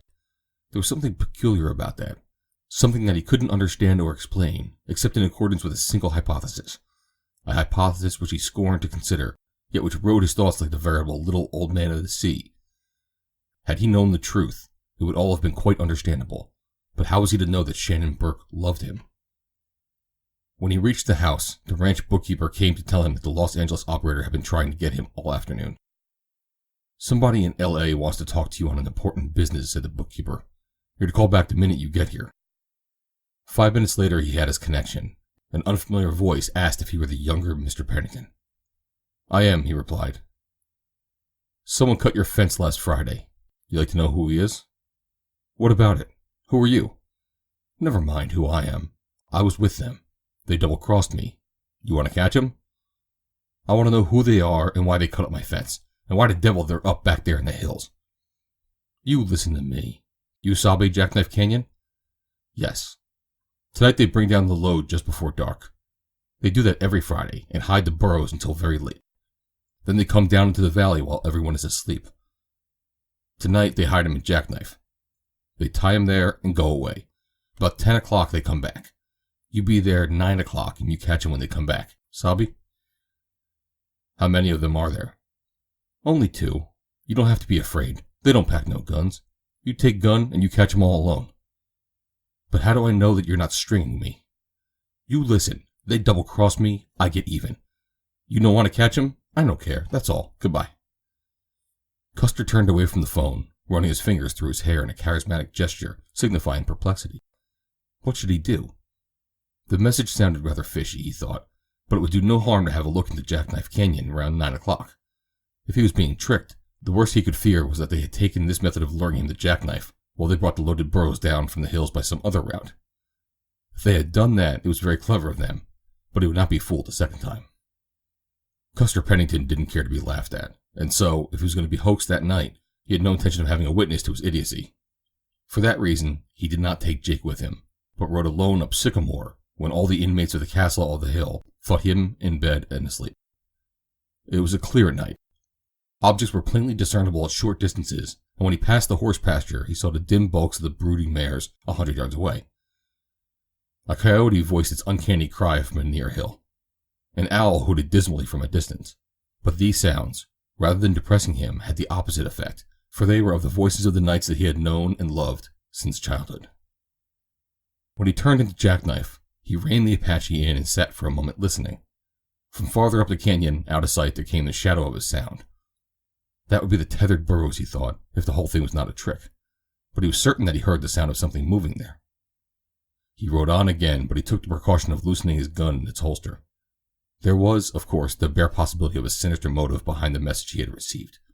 As he thought of it now, it occurred to him that his informant was perhaps a trifle too insistent in assuring that it was safe to come up there alone. Well, the man had put it over cleverly, if that had been his intent. Now Custer saw a dark mass beneath a sycamore. He rode directly toward it, and in another moment he saw that it represented half a dozen laden burros tethered to a tree. He moved the Apache close in to examine them. There was no sign of men about. He examined the packs, leaning over and feeling one. What they contained he could not guess, but it was not firewood. They evidently consisted of 6 wooden boxes to each burro, 3 on a side. He reined the Apache in behind the burros in the darkness of the tree's shade, and there he waited for the coming of the men. He did not like the look of things at all. What could those boxes contain?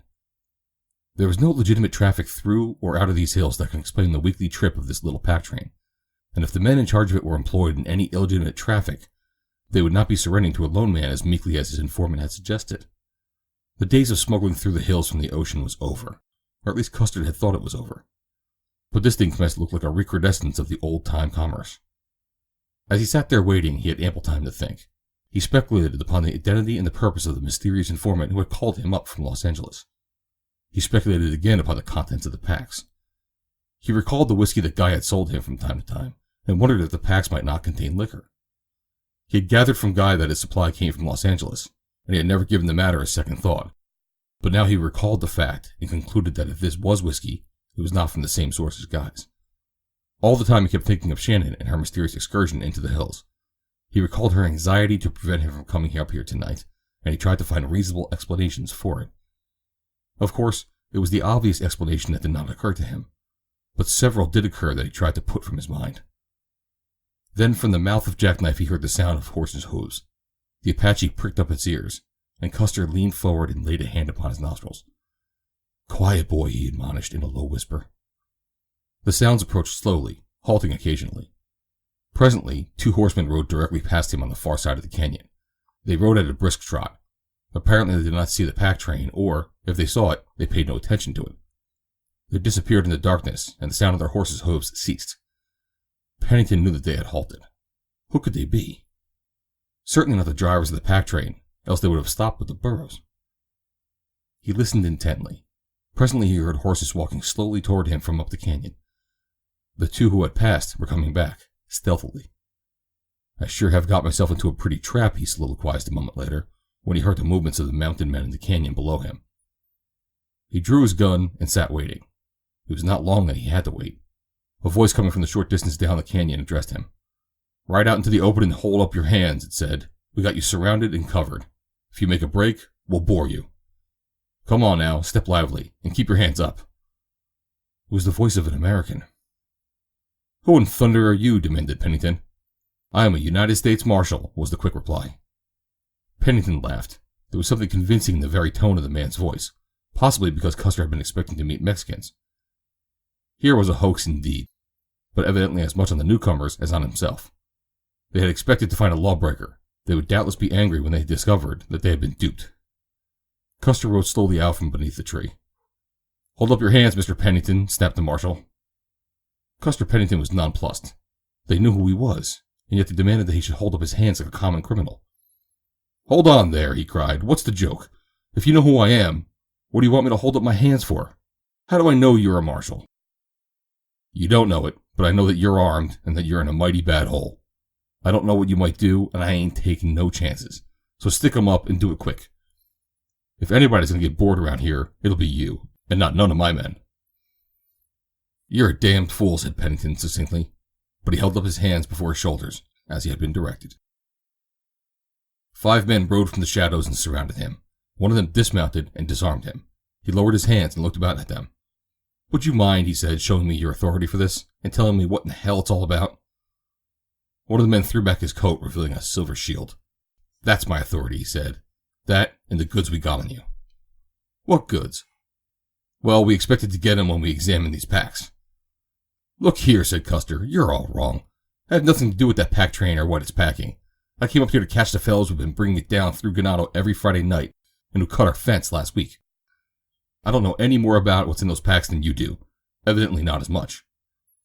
That's all right, Mr. Pennington. You'll probably get a chance to tell all that to a jury. We've been laying for you since last spring. We didn't know it was you until one of your gang squealed, but we knew that this stuff was somewhere in the hills above L.A., and we aimed to get it and you sooner or later. Me?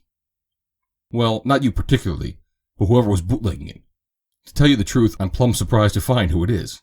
I thought all along it was some gang of cheap greasers, but it don't make no difference who it is to your Uncle Sam. You said someone told you it was I? Asked Custer. Sure, how else would we know it? It don't pay to double-cross your pals, Mr. Pennington. What are you going to do with me? He asked. We're going to take you back to L.A. and get you held by the federal grand jury. Tonight? We're going to take you back tonight. Can I stop at the house first? No. We got a warrant to search the place, and we're going to leave a couple of my men here to do it the first thing in the morning. I got an idea you ain't the only one around here that knows something about this business. As they talked, one of the deputies had taken a case from the pack and opened it. Look here, he called. It's it, all right. It's what? Asked Custer. Oh, Peruna, of course, replied the deputy facetiously. What did you think it was? I hope you never thought it none of that hooch stolen from a government-boarded warehouse in New York. The others laughed at his joke. It's too bad, said the marshal, not at all unkindly, for decent young folk like you to get mixed up in a nasty business like this. I agree with you, said Pennington. His mind traveled like lightning, flashing a picture of Shannon Burke riding out of the hills and across the meadows above Jackknife Canyon, of her inquiry that very afternoon as to whether he was coming up here tonight. Had she really wished to dissuade him, or had she only desired to make sure of his intentions? The light would not shine from the big cupola tonight. What message would the darkness carry to Shannon Burke? End of Chapter 21. Chapter 22. They took Custer down to the village of Ganado, where they had left their cars and obtained horses. Here they left the animals, including the Apache, with instructions that he should be returned to the Rancho Ganado in the morning. The inhabitants of the village, almost to a man, had grown up in neighborly friendship with the Penningtons. When he, from whom the officers had obtained their mounts, discovered the identity of the prisoner, his surprise was exceeded only by his anger. If I'd known who you was after, he said, you'd never got no horses from me. I'd have hamstrung him first. I've known Cuss Pennington since he was knee-high to a grasshopper, and whatever you took him for, he never done it. Wait till the colonel hears of this. You won't have no more job than a jackrabbit.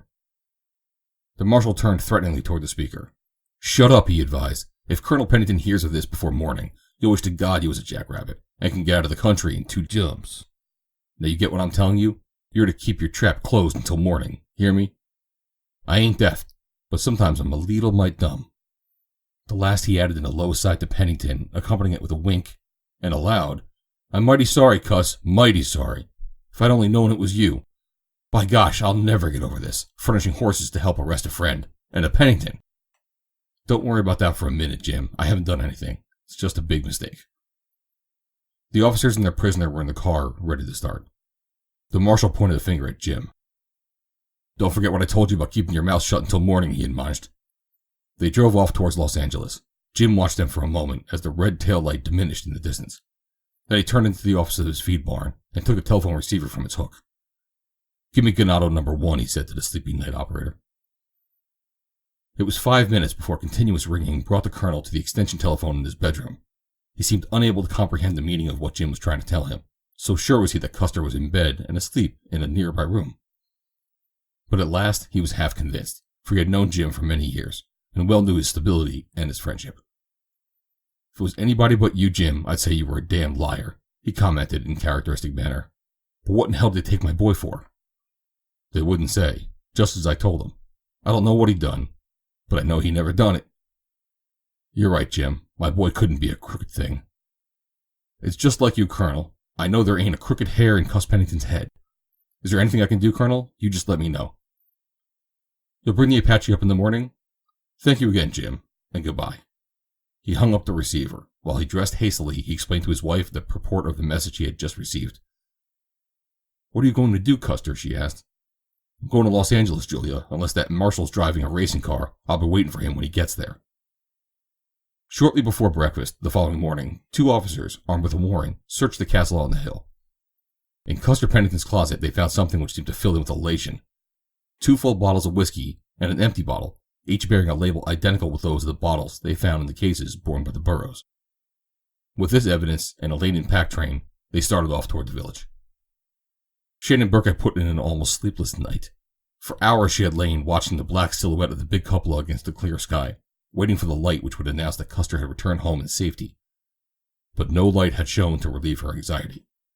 She had strained her ears through the long hours of the night for the sound of shooting from the hills, but only the howling of coyotes and the hooting of owls had disturbed the long silence. She sought to assure herself that all was well, that Custer had returned and forgotten to switch on the cupola light, that he had not forgotten, but that the bull was burned down. She manufactured probable and improbable explanations by the score, but always a disturbing premonition of evil dispersed the cohorts of hope.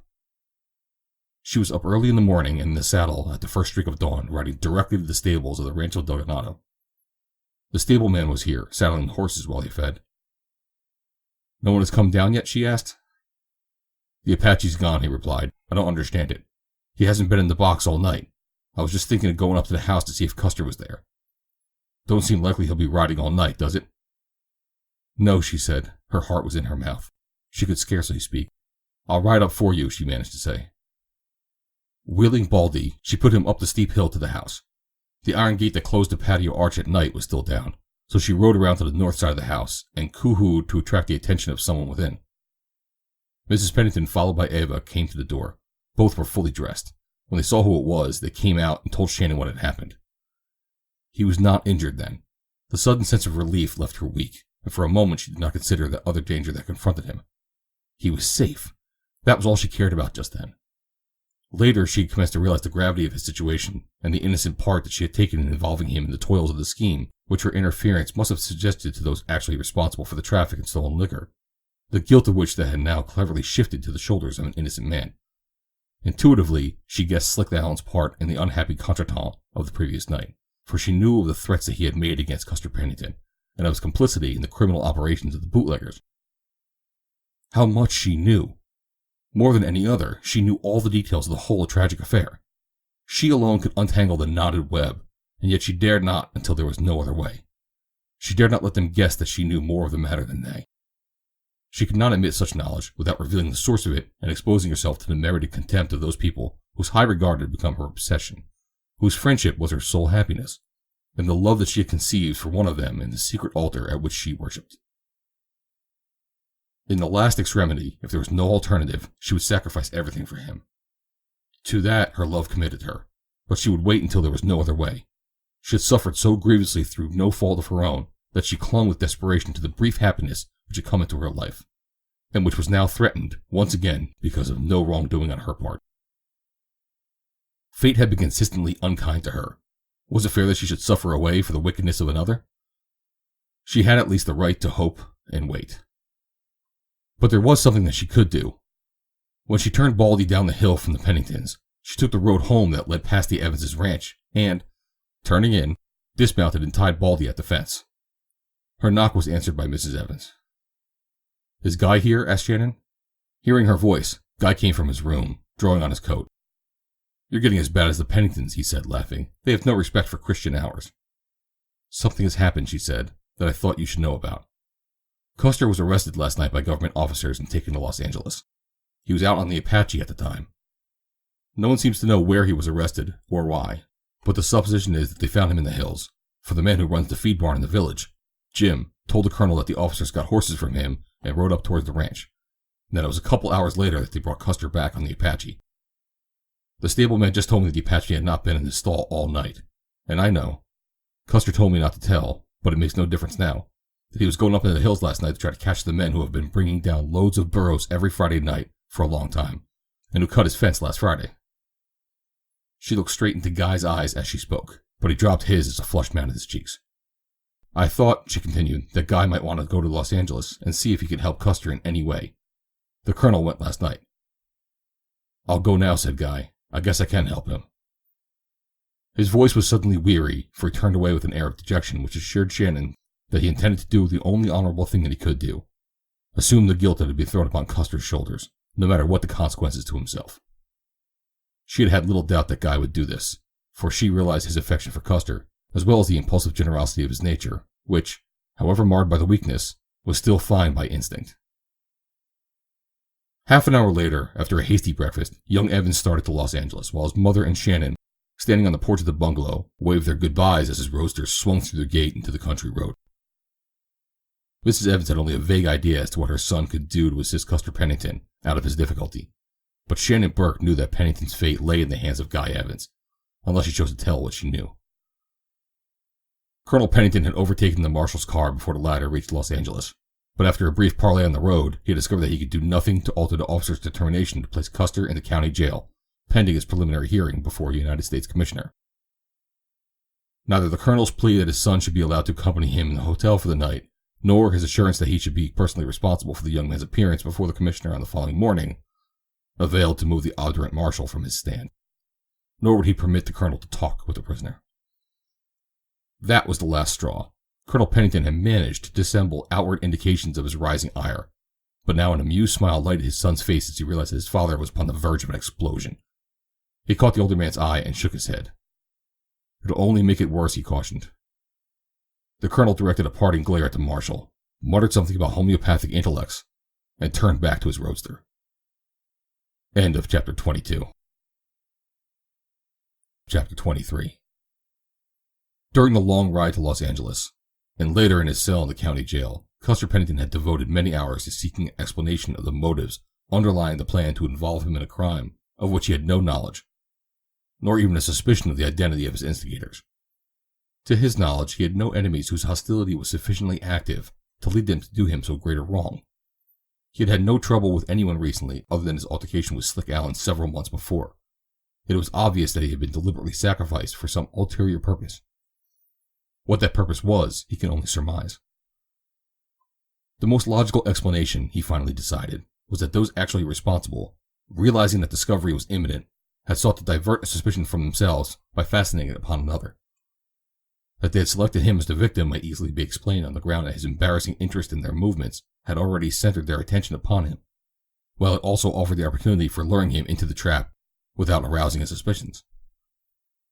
It was, then, just a combination of circumstances that had led him into his present predicament, but there still remained unanswered one question that affected his peace of mind more considerably than all the others combined. Who had divulged to the thieves his plans for the previous night? Concurrently with that question, there rose before his mind's eye a picture of Shannon Burke and Baldy as they topped the summit above Jackknife from the trail that led across the basin meadow back into the hills. He knew not where. I can't believe it was she, he told himself for the 100th time. She could not have done it. I won't believe it. She could explain it all if I can ask her, but I can't ask her. There's a great deal that I cannot understand, and the most inexplicable thing is that she could possibly have had any connection whatever with this affair. When his father came with an attorney in the morning, the son made no mention of Shannon Burke's ride into the hills, or of her anxiety when they parted in the afternoon to learn if he was going to carry out his plan for Friday night. Did anyone know of your intention to watch for these men? Asked the attorney. No one, he replied, but they might have become suspicious from the fact that the week before I had all the gates padlocked on Friday. They had to cut the fence that night to get through. They probably figured it was going to get too hot for them, and that on the following Friday I would take some other steps to discover them. Then they made sure of it by sending me that message from Los Angeles. Gee, but I bit like the sucker. It is unfortunate, remarked the attorney, that you had not discussed your plan with someone before you undertook to carry them out on Friday night. If we can thus definitely establish your motive for going alone into the hills, and to the very spot where you were discovered with the pack train, I think it would go much further towards convincing the court that you were there without any criminal intent Then your own unsupported testimony to that effect. But haven't you his word for it? Demanded the colonel. I am not the court, replied the attorney, smiling. Well, if the court isn't a damn fool, it'll know he wouldn't have padlocked the gates the week before to keep himself out, stated the colonel conclusively. The government might easily assume that he did that purposely to divert suspicion from himself. At least, it is no proof of innocence. Colonel Pennington snorted. The best thing to do now, said the attorney, is to see if we can get an immediate hearing and arrange for bail in case he is held to the grand jury. I'll go with you, said the colonel. They had been gone but a short time when Guy Evans was admitted to Custer's cell. The latter looked up and smiled when he saw who the visitor was. It was bully of you to come, he said. Bringing condolences or looking for material, old thing? Don't joke, cuss, exclaimed Evans. It's too rotten to joke about, and it's all my fault. Your fault? I am the guilty one. I've come down to give myself up. Guilty? Give yourself up? What are you talking about? God, cuss, I hate to tell you. It didn't seem such an awful thing to do until this happened. Everyone's buying booze, or selling booze, or making booze. Everyone's breaking the damned old 18th Amendment, and it's got so it don't seem like committing a crime or anything like that. You know, cuss, that I wouldn't do anything criminal, and oh God, what'll Ava think? Guy covered his face with his hands and choked back a sob. Just what the devil are you talking about? Inquired Pennington. Do you mean to tell me that you've been mixed up in... Well, what do you know about that? A sudden light had dawned upon Custer's understanding. That hooch you've been getting me, that I joked to you about, it was really the stuff that was stolen from a bonded warehouse in New York? It wasn't any joke at all. You can see for yourself how much of a joke it was, replied Evans. I'll admit, returned Custer ruefully, that it does require considerable of a sense of humor to see it in this joint. What do you suppose they'll do to me? Asked Guy. Do you suppose they'll send me to the penitentiary? Tell me the whole thing from the beginning. Who got you into it, and just what you've done. Don't omit a thing no matter how much it incriminates you. I don't need to tell you, old man, that I'm for you, no matter what you've done. I know that, cuss, but I'm afraid no one can help me. I'm in for it. I knew it was stolen from the start. I've been selling it since last May, 7,776 quarts of it, and I made $1 in every quart. It was what I was going to start housekeeping on. Poor little Ava. Again, a sob half choked him. It was Slick Allen that started me. First he sold me some, then he got me to sell you a bottle and bring in the money.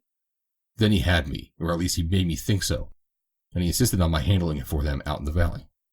It wasn't hard to persuade me, for it looked safe, and it didn't seem like such a rotten thing to do, and I wanted the money the worst way. I know they're all bum excuses. I shan't make any excuses. I'll take my medicine. But it's when I think of Ava that it hurts. It's only Ava that counts. Yes, said Pennington, laying his hand affectionately on the other's shoulder. It is only Ava who counts, and because of Ava, and because you and I love her so much, you cannot go to the penitentiary. What do you mean, cannot go? Have you told anyone else what you have just told me? No. Don't. Go back home and keep your mouth shut, said Custer. You mean that you will take a chance of going up for what I did? Nothing doing. Do you suppose I'd let you, cuss? The best friend I've got in the world, go to the pen for me, for something I did? It's not for you, Guy. I wouldn't go to the pen for you or any other man. But I go to the pen for Ava, and so would you. I know it, but I can't let you do it. I'm not rotten, cuss. You and I don't count. To see her unhappy and humiliated would be worse for me than spending a few years in the penitentiary. I'm innocent. No matter if I'm convicted, I know I'm innocent. And Ava will know it, and so will all the rest of Ganado. But, Guy, they've got too much on you if they ever suspect you, and the fact that you voluntarily admitted your guilt would convince even my little sister. If you were sent up, it might ruin her life. It would ruin it. Things could never be the same for her again. But if I was sentenced for a few years, it would only be the separation from a brother whom she knew to be innocent, and in whom she still had undiminished confidence. She wouldn't be humiliated. Her life wouldn't be ruined. When I came back, everything would be just as it was before. If you go, things will not be the same when you come back. They can never be the same again. You cannot go. I cannot let you go and be punished for what I did, while I remain free. You've got to. It's the easiest way. We've all got to be punished for what you did. Those who love us are always punished for our sins. But let me tell you that I don't think you are going to escape punishment if I go up for this. You're going to suffer more than I. You're going to suffer more than you would if you went up yourself. But it can't be helped. The question is, are you man enough to do this for Ava? It is your sacrifice more than mine. Evans swallowed hard and tried to speak. It was a moment before he succeeded. My God, cuss, I'd rather go myself. I know you would. I can never have any self-respect again. I can never look a decent man in the face. Every time I see Ava, or your mother, or the colonel, I'll think, you dirty cur, you let their boy go to the pen for something you did. Oh, cuss, please don't ask me to do it. There must be some other way. And cuss, think of Grace. We've been forgetting Grace. What'll it mean to Grace if you are sent up? It won't mean anything to Grace, and you know it. None of us mean much to Grace anymore. Guy looked out of the little barred window, and tears came to his eyes. I guess you're right, he said. You're going to do it, Guy? For Ava? For Ava, yes. Pennington breaded up as if a great load had been lifted from his shoulders. Good, he cried. Now the chances are that I'll not be sent up, for they've got nothing on me. They can't have. But if I am, you've got to take my place with the folks. You've had your lesson. I know you'll never pull another fool stunt like this again. And quit drinking, Guy. I haven't much excuse for preaching, but you're the sort that can't do it. Leave it alone. Goodbye now. I'd rather you were not here when Father comes back. You might weaken. Evans took the other's hands. I envy you, cuss. On the level, I do.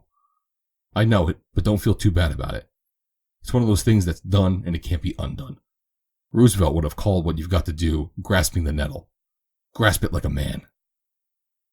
Evans walked slowly from the jail, entered his car, and drove away. Of the two hearts, his was the heavier. Of the two burdens, his the more difficult to bear. Custer Pennington, appearing before a United States Commission that afternoon for his preliminary hearing, was held to the federal grand jury and admitted to bail. The evidence brought by the deputies who had searched the Pennington home, taken in connection with the circumstances surrounding his arrest, seemed to leave the commissioner no alternative. Even the colonel had to admit that to himself, though he would never have admitted it to another. The case would probably come up for the grand jury on the following Wednesday. The colonel wanted to employ detectives at once to ferret out those actually responsible for the theft and bootlegging of the stolen whiskey, but Custer managed to persuade him not to do so, on the ground that it would be a waste of time and money, since the government was already engaged upon a similar pursuit. Don't worry, Father, he said. They haven't a shred of evidence that I stole the whiskey, or that I have ever sold any. They found me with it, that is all. I can't be hanged for that. Let them do the worrying. I want to get home in time to eat one of Hannah's dinners. I'll say they don't set much of a table in the sheriff's boarding house. Where'd you get them 3 bottles they found in your room? I bought 'em. I asked where, not how. I might get someone else mixed up in this if I were to answer that question. I can't do it. No, said the colonel, you can't. When you buy whiskey nowadays, you are usually compounding a felony. It's certainly a rotten condition to obtain in the land of the free, but you've got to protect your accomplices. I shall not ask you again, but they'll ask you in court, my boy. All the good it'll do them. I suppose so, but I'd hate to see my boy sent to the penitentiary. You'd hate to be in the court and hear him divulge the name of a man who had trusted him sufficiently to sell him whiskey. I'd rather see you go to the penitentiary, the colonel said. That night, at dinner, Custer made light of the charge against him, yet at the same time he prepared them for what might happen. For the proceedings before the commissioner had impressed him the gravity of this case, as had also the talk he had had with his attorney afterwards. No matter what happens, he said to them all, I shall know that you know that I am not guilty. My boy's word is all I need, replied his mother. Ava came and put her arms around him. They wouldn't send you to jail, would they? She demanded. It would break my heart. Not if you knew I was innocent. No, not then, I suppose. But it would be awful. If you were guilty, it would kill me. I'd never want to live if my brother was convicted of a crime and was guilty of it. I'd kill myself first. Her brother drew her face down and kissed her tenderly. That would be foolish, dear, he said. No matter what one of us does, such an act would make it all the worse, for those who are left. I can't help it, she said. It isn't just because I had the honor of the Penningtons preached to me all my life. It's because it's in me, the Pennington honor. It's a part of me, just as it's a part of you, and mother, and father. It is part of the price we have to pay for being Penningtons. I have always been proud of it, Custer, even if I'm only a silly girl. I'm proud of it too, and I haven't jeopardized it. But even if I had, you mustn't think about killing yourself on my account, or on anyone else's. Well, I know you're not guilty, so I don't have to. Good. Let's talk about something pleasant. Why didn't you see Gracie while you were in Los Angeles? I tried to. I called up her boarding place from the lawyer's office. I understand the woman who answered the phone to say that she would call her, but she came back in a couple of minutes and said that Grace was out on location. Did you leave your name? I told the woman who I was when she answered the phone. I'm sorry you didn't see her, said Mrs. Pennington. I often think that Mrs. Evans or Guy should run down to Los Angeles occasionally and see Grace. That's what Shannon says, said Custer. I'll try to see her next week before I come home. Shannon was up nearly all afternoon waiting to hear if we received any word from you. When you telephoned that you had been held to the federal grand jury, she would scarcely believe it. She said there must be some mistake. Did she say anything else? She asked whether Guy got there before you were held, and I told her that you said Guy visited you in the jail. She seemed so worried about the affair, just as if she were one of the family. She is such a dear girl. I think I grow to love her more and more every day. Yes, said Custer noncommittally. She asked me one rather peculiar question, Ava went on. What was that? She asked if I was sure that it was you who had been held to the grand jury. That was odd, wasn't it? She's so sure of your innocence, just as sure as we are, said Ava. Well, that's very nice of her, remarked Custer. End of chapter 23. Chapter 24. The next morning he saw Shannon, who came to ride with them, the Penningtons, as had been her custom. She looked tired, as if she had spent a sleepless night. She had. She had spent 2 sleepless nights, and she had had to fight the old fight all over again. It had been very hard, even though she had won, for it had shown her that the battle was not over. She had thought that she had conquered the craving, but that had been when she had no troubles or unhappiness to worry her mind and nerves. The last 2 days had been days of suffering for her, and the 2 sleepless nights had induced a nervous condition that begged for a quieting influence of the little white powder. Custer noticed immediately that something was amiss. The roses were gone from her cheeks, leaving a suggestion of the old pallor. And though she smiled and greeted him happily, he thought that he detected an expression of wistfulness and the pain in her face when she was not conscious that others were observing her. There was a strange suggestion of change in their relations, which Custer did not attempt to analyze. It was as if he had been gone a long time, and, returning, had found Shannon changed through the natural processes of time and separation. She was not the same girl. She could never be the same again, nor could their relations ever be the same. The careless freedom of their association, which had resembled that of a brother and a sister more than any other relationship between a man and a woman, had gone forever. What had replaced it, Custer did not know. Sometimes he thought that it was a suspicion of Shannon that clung to his mind in spite of himself, but again and again he assured himself that he held no suspicion of her. He wished, though, that she would explain that which to him was inexplicable. He had the faith to believe that she could explain it satisfactorily, but would she do so? She had had the opportunity, before this thing had occurred, and had not taken advantage of it. He would give her another opportunity that day, and he prayed that she would avail herself of it. Why he should care so much, he did not try to reason. He did not even realize how much he did care. Presently, he turned toward her. I'm going to ride over to the east pasture after breakfast, he said, and waited. Is that an invitation? He smiled and nodded. But not if it isn't perfectly convenient, he added. I'd love to come with you. You know I always do. Fine. And you'll breakfast with us? Not today. I have a couple letters to write that I want to get off right away. But I'll be up between 8:30 and 9. Is that too late? I'll ride down after breakfast and wait for you, if I won't be in the way. Of course you won't. It will take me only a few minutes to write the letters. How are you going to mail them? This is Sunday. Mr. Powers is going to drive to Los Angeles today. He'll mail them in the city. Who looks after things when Mr. and Mrs. Powers are away? Who looks after things? Why, I do. The chickens and the sow, and Baldy. You take care of them all? Certainly, and I have more than that now. How's that? 9 little pigs. They came yesterday. They're perfect beauties. The man laughed. What are you laughing about? She demanded. The idea of you taking care of chickens and pigs and a horse. I don't see anything funny about it, and it's a lot of fun. Did you think I was too stupid? I was just thinking that a change 2 months have made. What would you have done if you'd been left alone 2 months ago, with 100 hens, a horse, and 10 pigs to care for? The question then would have been what the hens, the horse, and the pigs would have done. But now I know pretty well what to do. The 2 letters I have to write are about the little pigs. I don't know much about them, so I'm writing to Berkeley and Washington for the latest bulletins. Why don't you ask us? Gracious, but I do. I am forever asking the colonel questions, and the boys at the hog house must hate to see me coming. I've spent hours in the office reading Lovejoy and Colton, but I want something for ready reference. I have an idea that I can raise lots more hogs than I intended by fencing the orchard and growing alfalfa between the rows for pasture. There's something solid and substantial about hogs that suggests a bank balance, even in the years when the orange crop may be short or a failure, or the market poor. You've got the right idea, said Custer. There isn't a rancher or an orchardist, big or little, in the valley who couldn't make more money year in and year out if he'd keep a few brood sows. What's Cuss doing? Asked Ava, who had reined back beside them. Preaching hog raising again? That's his idea of a dapper little way to entertain a girl? Hogs, Herefords, and horses? Wouldn't he make a hit in society? Regular little T-pointer, I'd say. I knew you were about to say something, remarked her brother. You've been quiet for all of 5 minutes. I've been thinking, said Ava. I've been thinking how lonely it will be when you have to go away to jail. Why, they can't send me to jail. I haven't done anything, he tried to reassure her. I'm so afraid, Cuss. The tears came to her eyes. I lay awake for hours last night thinking about it.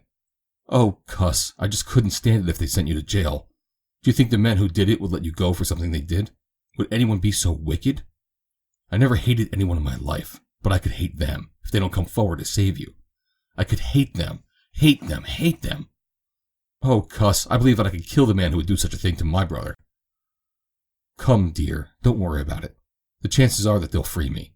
Even if they don't, you mustn't feel quite so bitterly against the men who are responsible. There may be reasons that you know nothing of that would keep them silent. Let's not talk about it. All we can do now is wait and see what the grand jury is going to do. In the meantime, I don't intend to worry. Shannon Burke, her heart heavy with shame and sorrow, listened as might a condemned man to the reading of his death sentence. She felt almost a degradation that might have been hers had she deliberately planned to ensnare Custer Pennington in the toils that had been laid for him. She determined that she would go before the grand jury and tell all she knew. Then she would go away. She would not have to see the contempt and hatred they must surely feel for her after she had recited the cold facts that she must lay before the jury, unmitigated by any of those extenuating truths that must lie forever hidden in the secret recesses of her soul. They would know only that she might have warned Custer and did not, that she might have cleared him at the preliminary hearing and did not. The fact that she had come to rescue at the 11th hour would not excuse her, in their minds, of the guilt of having permitted the Pennington honor to be placed in jeopardy needlessly. Nor could it explain her knowledge of the crime, or those associations of her past life that had made it possible for her to have gained such knowledge. No, she could never face them again after the following Wednesday, but until then she would cling to the brief days of happiness that remained to her before the final catastrophe of her life, for it was thus that she thought of it. The moment and the act that would forever terminate her intercourse with the Penningtons, that would turn the respect of the man she loved to loathing. She counted the hours before the end. There would be 2 more morning rides, tomorrow and Tuesday. They would ask her for dinner, or to lunch, or to breakfast several times in the ensuing 3 days, and there would be rides with Custer. She would take all the happy memories that she could into the bleak and sunless future. Their ride that morning was over a loved and familiar trail that led across El Camino Corto over low hills into Horse Camp Canyon, and up Horse Camp to Coyote Springs, then over El Camino Largo to Sycamore Canyon, and down beneath the old sycamores to the ranch.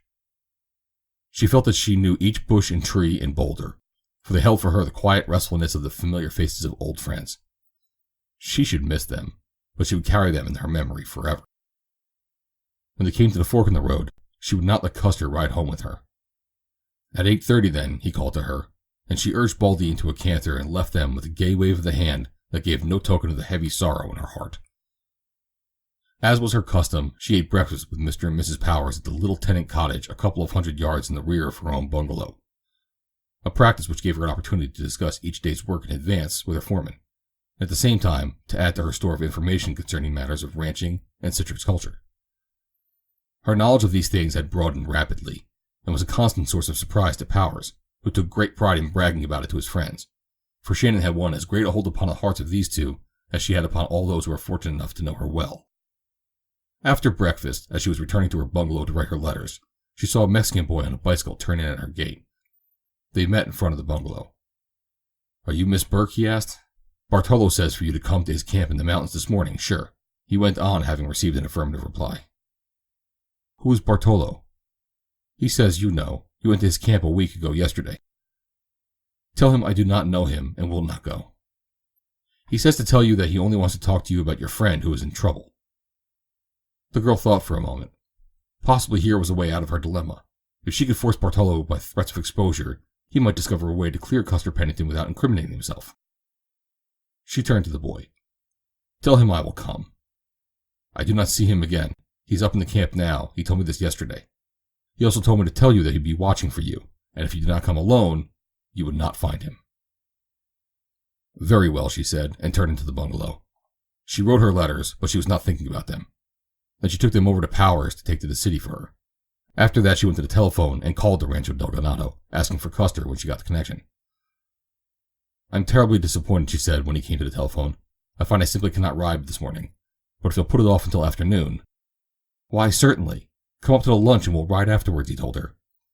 You won't go then until afternoon, she asked. I'll ride over to the east pasture this morning, and we'll just take a ride to any old place that you want to go this afternoon. All right, she replied. She had hoped that he would not ride that morning.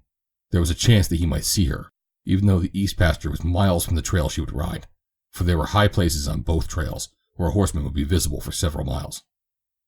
This noon at lunch then, he said. End of chapter 24.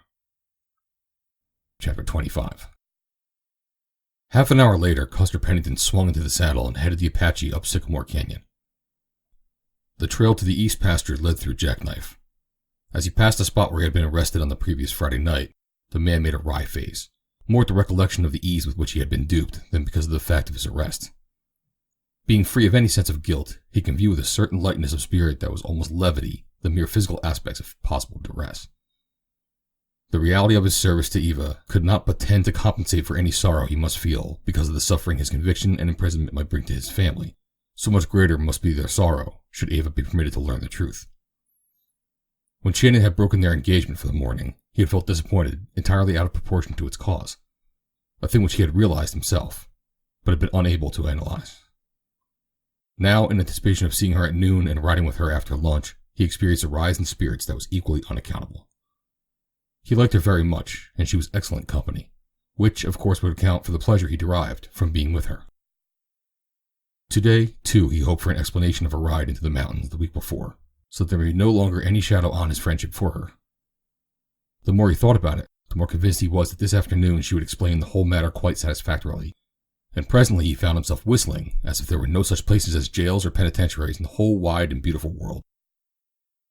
Just then he reached the summit of the trail leading out of Jackknife Canyon toward the east pasture. As was his wont, the Apache stopped to breathe after the hard climb, and, as seems to be the habit of all horses in like circumstances, he turned around and faced in the opposite direction from that in which the rider had been going. Below and to Custer's right, the ranch buildings lay dotted about in the dust like children's toys upon a gray rug. Beyond was the castle on the hill, shining in the sun, and further still the soft carpeted valley, in grays and browns and greens. Then the young man's glance wandered to the left and out over the basin meadow, and instantly the joy died out of his heart and the happiness from his eyes. Straight along the mysterious trail loped a horse and rider toward the mountains, and even at that distance he recognized them as Baldy and Shannon. The force of the shock was almost equivalent to an unexpected blow in the face. What could it mean? He recalled her questions. She had deliberately sought to learn his plans, as she had the other day, and then, as before, she had hastened off to some mysterious rendezvous in the hills. Suddenly a hot wave of anger surged through him. Quiet and self-controlled as he usually was, there were times when the Pennington temper seized and dominated him so completely that he himself was appalled by the acts it precipitated. Under its spell, a Pennington might commit murder. Now Custer did what was almost as foreign to his nature. He cursed the girl who rode on, unconscious of his burning eyes upon her, toward the mountains. He cursed her aloud, searching his memory for opprobrious epithets and anathemas to hurl after her. This was the end. He was through with her forever. What did he know of her? What did any of them know about her? She had never mentioned her life or associations in the city. He recalled that now. She had known no one whom they knew, and they had taken her in and treated her as a daughter of the house, without knowing anything of her, and this was their reward.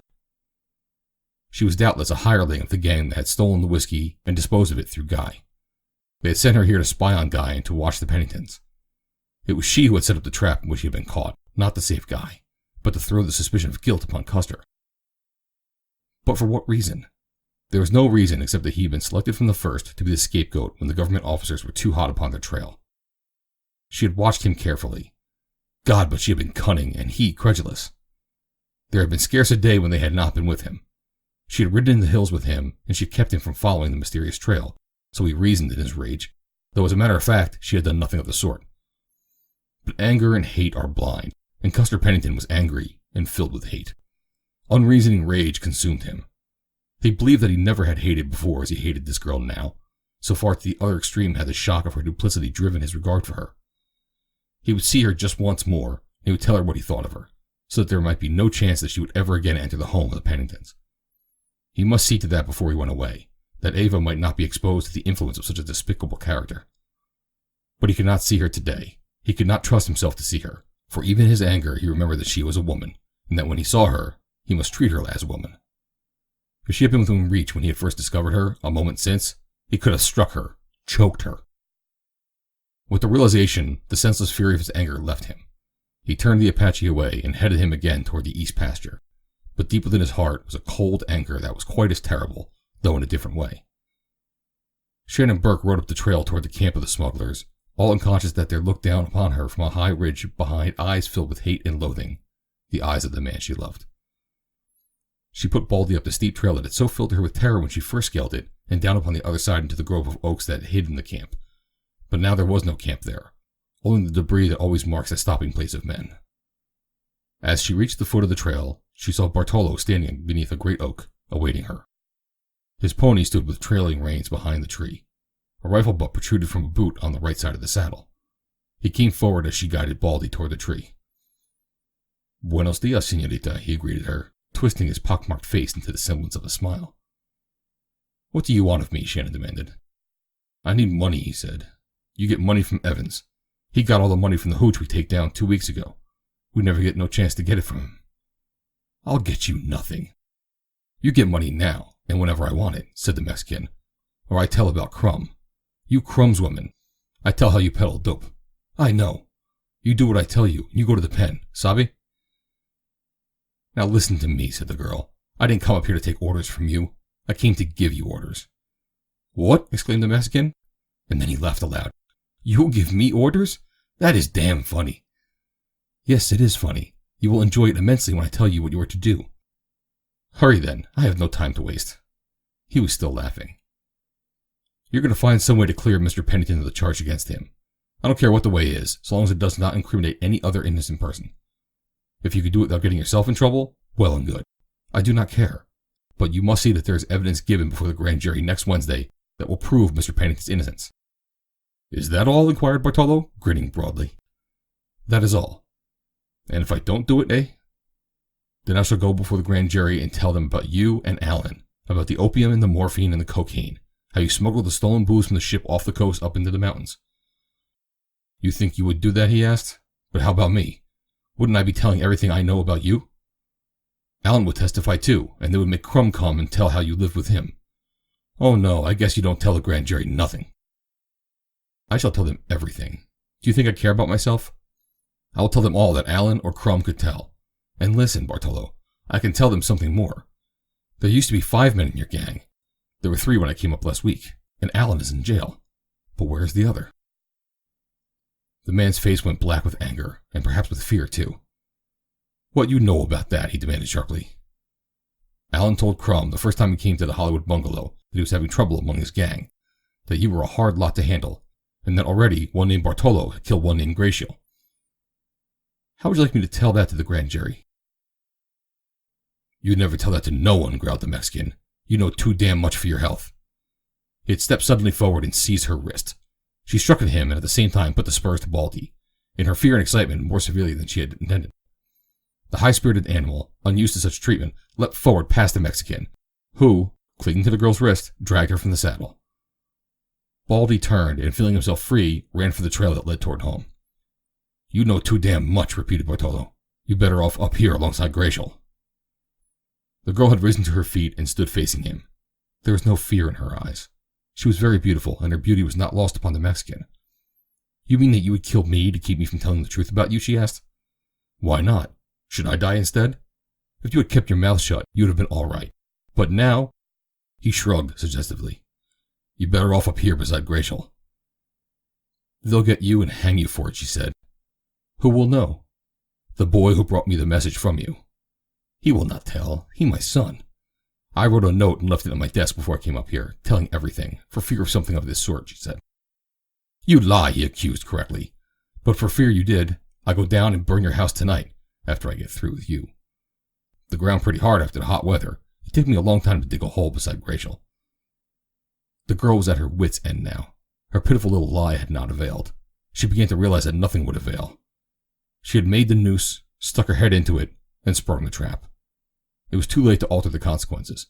The man had the physique of a bull.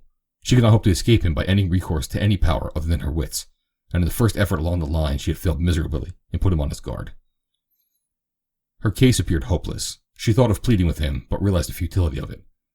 The fact that she did not do so indicated her courage, which had not permitted her to lose her head. She saw it was either his life or hers as he saw the matter, and that it was going to be hers was obvious.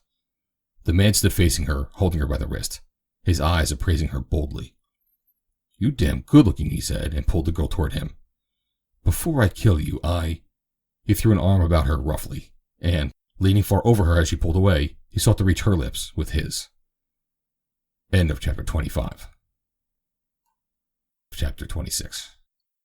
The Apache had taken but a few steps on the trail toward the east pasture when Custer reined him in suddenly and wheeled him about. "I'll settle this thing now," he muttered. "I'll catch her with them.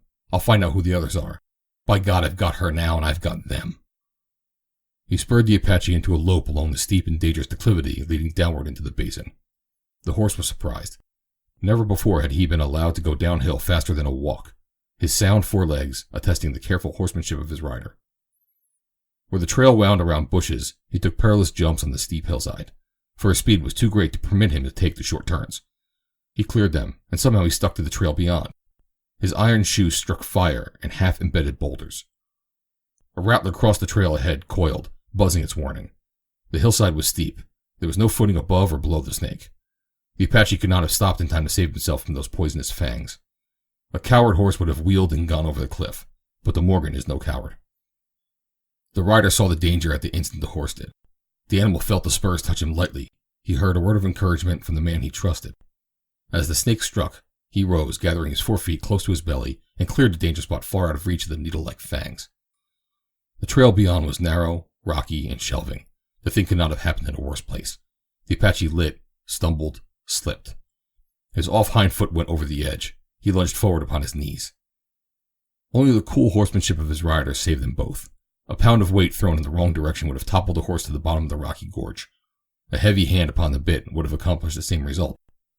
Pennington sat easily on the balanced seat that gave the horse the best chance to regain his footing. His touch upon the bit was only sufficient to impart confidence to his mount, giving the animal's head free play, as nature intended, as he scrabbled back to the trail again. At last they reached the safer footing of the basin, and were off in a straight line for the ravine into which led the mysterious trail. The Apache knew that there was need for haste, an inclination of his master's body, a closing of his knees against his barrel, the slight raising of the bridle hand, had told him this more surely than loud cries of the punishment of steel rowels. He flattened out and flew. The cold rage that gripped Pennington brooked no delay. He was glad, though, that he was unarmed, for he knew that when he came face to face with the men with whom Shannon and Burke had conspired against him, he might again cease to be the master of his anger. They reached the foot of the acclivity terminating at the summit of the ridge beyond which lay the camp of the bootleggers. Again the man urged his mount to the necessity of speed. The powerful beast leapt upward along the steep trail, digging his toes deep into the sun-baked soil. Every muscle in his body strained to the limit of its powers.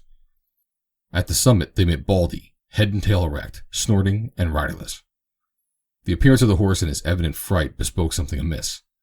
Custer had seen him just as he had emerged from the upper end of the dim trail leading down the opposite side of the hawbuck. He turned the Apache into it and headed him down toward the oaks. Below, Shannon was waging a futile fight against the burly Bartolo. She struck at his face and attempted to push him from her, but he only laughed his crooked laugh and pushed her slowly toward the trampled dust of the abandoned camp. "Before I kill you," he repeated again and again, as if it were some huge joke. He heard the sound of the Apache's hoofs upon the trail above, but he thought it the loose horse of the girl. Custer was almost at the bottom of the trail when the Mexican glanced up and saw him. With a curse, he hurled Shannon aside and leapt toward his pony. At the same instant the girl saw the Apache and his rider, and in the next she saw Bartolo seize his rifle and attempt to draw it from his boot. Leaping to her feet, she sprang toward the Mexican, who was cursing frightfully because the rifle had stuck, and he could not readily extricate it from the boot. As she reached him, he succeeded in jerking the weapon free. Swinging about, he threw it to his shoulder and fired at Pennington, just as Shannon threw herself upon him, clutching at his arms and dragging the muzzle of the weapon downward. He struck at her face and tried to wrench the rifle from her grasp, but she clung to it with all the desperation that the danger confronting the man she loved engendered. Custer had thrown himself from the saddle and was running toward them. Bartolo saw that he could not regain the rifle in time to use it. He struck the girl a terrible blow in the face that sent her to the ground. Then he turned and vaulted into his saddle, and was away across the bottom and up the trail the opposite side before Pennington could reach him and drag him from his pony. Custer turned to the girl lying motionless upon the ground. He knelt and raised her in his arms. She had fainted, and her face was very white. He looked down into it, the face of the girl he hated. He felt his arms about her. He felt her body against his, and suddenly a look of horror filled his eyes. He laid her back upon the ground and stood up. He was trembling violently. As he had held her in his arms, there was swept over him an almost irresistible desire to crush her to him, to cover her eyes and cheeks with kisses, to smother her lips with them. The girl he hated. A great light had broken upon his mental horizon, a light of understanding that left all his world in the dark shadow of despair. He loved Shannon Burke. Again he knelt beside her, and very gently he lifted her in his arms until he could support her across one shoulder. Then he whistled to the Apache, who was nibbling the bitter leaves of the live oak. When the horse came to him, he looped the bridle reins about his arm and started on foot up the trail down which he had just ridden, carrying Shannon across his shoulder. At the summit of the ridge he found Baldy grazing upon the sparse, burned grasses of late September. It was then that Shannon Burke opened her eyes. At first, confused by the rush of returning recollections, she thought that it was the Mexican who was carrying her. But an instant later she recognized the whipcord, riding breeches, and the familiar boots and spurs of the son of Ganado. Then she stirred upon his shoulder. "I am all right now," she said. "You may put me down. I can walk."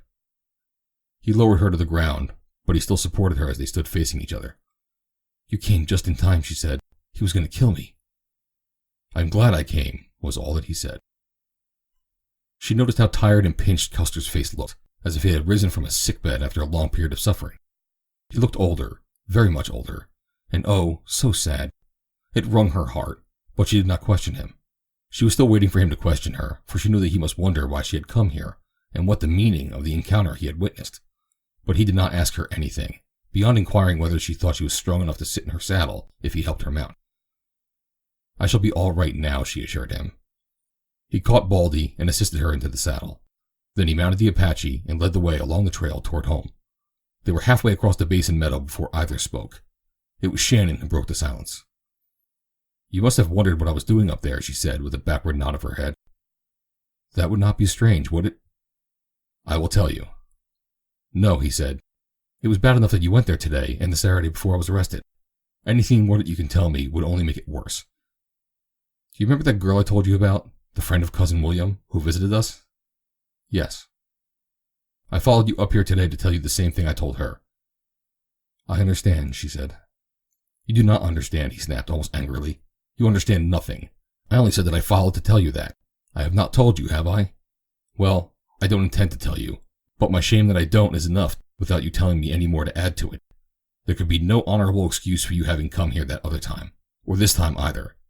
There is no reason in the world why a woman should have any dealings with criminals, or any knowledge that would make dealings with them possible. That is the reason I don't want you to tell me more. Oh, Shannon," his voice broke. "I don't want to hear anything bad about you. Please." She had been upon the verge of just anger until then. Even now she did not understand, only that he wanted to believe in her, however much he doubted her, and that their friendship had meant more to him than she had imagined. "But I must tell you, Custer," she insisted. "Now that you have learned this much, I can see that your suspicions wrong me more than I deserve. I came here the Saturday before you were arrested to warn them you're going to watch for them the following Friday. Though I did not know the men, I knew what sort they were, and that they would kill you the moment they found that they were discovered. It was only to save your life that I came that other time, and this time I came to try to force them to go before the grand jury and clear you of the charge against you. But when I threatened the man and he found that I knew about him, he said that he would kill me." "You did not know I was going to be arrested that night?" "Oh, Custer, how could you believe that of me?" exclaimed Shannon. "I didn't want to believe it. I came into all this information about the work of this gang by accidentally overhearing a conversation in Hollywood months ago. I know the names of the principals. I know Guy's connection with them. Today I was trying to keep Guy's name out, too, if that were possible. But he is guilty, and you are not. I cannot understand how he can come back from Los Angeles without telling the truth and removing the suspicion from you." "I would not let him," said Pennington. "You would not let him? You would go to the penitentiary for the crime of another?" "Not for him, but for Ava. Guy and I thrashed it all out. He wanted to give himself up. He almost demanded I should let him. But it can't be done. Ava must never know. But, Custer, you can't go. It wouldn't be fair. It wouldn't be right. I won't let you go. I know enough to clear you, and I shall go before the grand jury on Wednesday and tell all I know. No, he said. You must not. It would involve Guy. I won't mention Guy. But you will mention others, and they will mention Guy. Don't doubt that for a minute. He turned suddenly toward her. Promise me, Shannon, that you will not go. That you will not mention what you know to a living soul. I'd rather go to the pen for 20 years than say Ava's life ruined. You don't know her. She's gay and happy and frivolous on the outside, but deep within her is a soul of wondrous sensitiveness and beauty, which is fortified and guarded by her pride and her honor.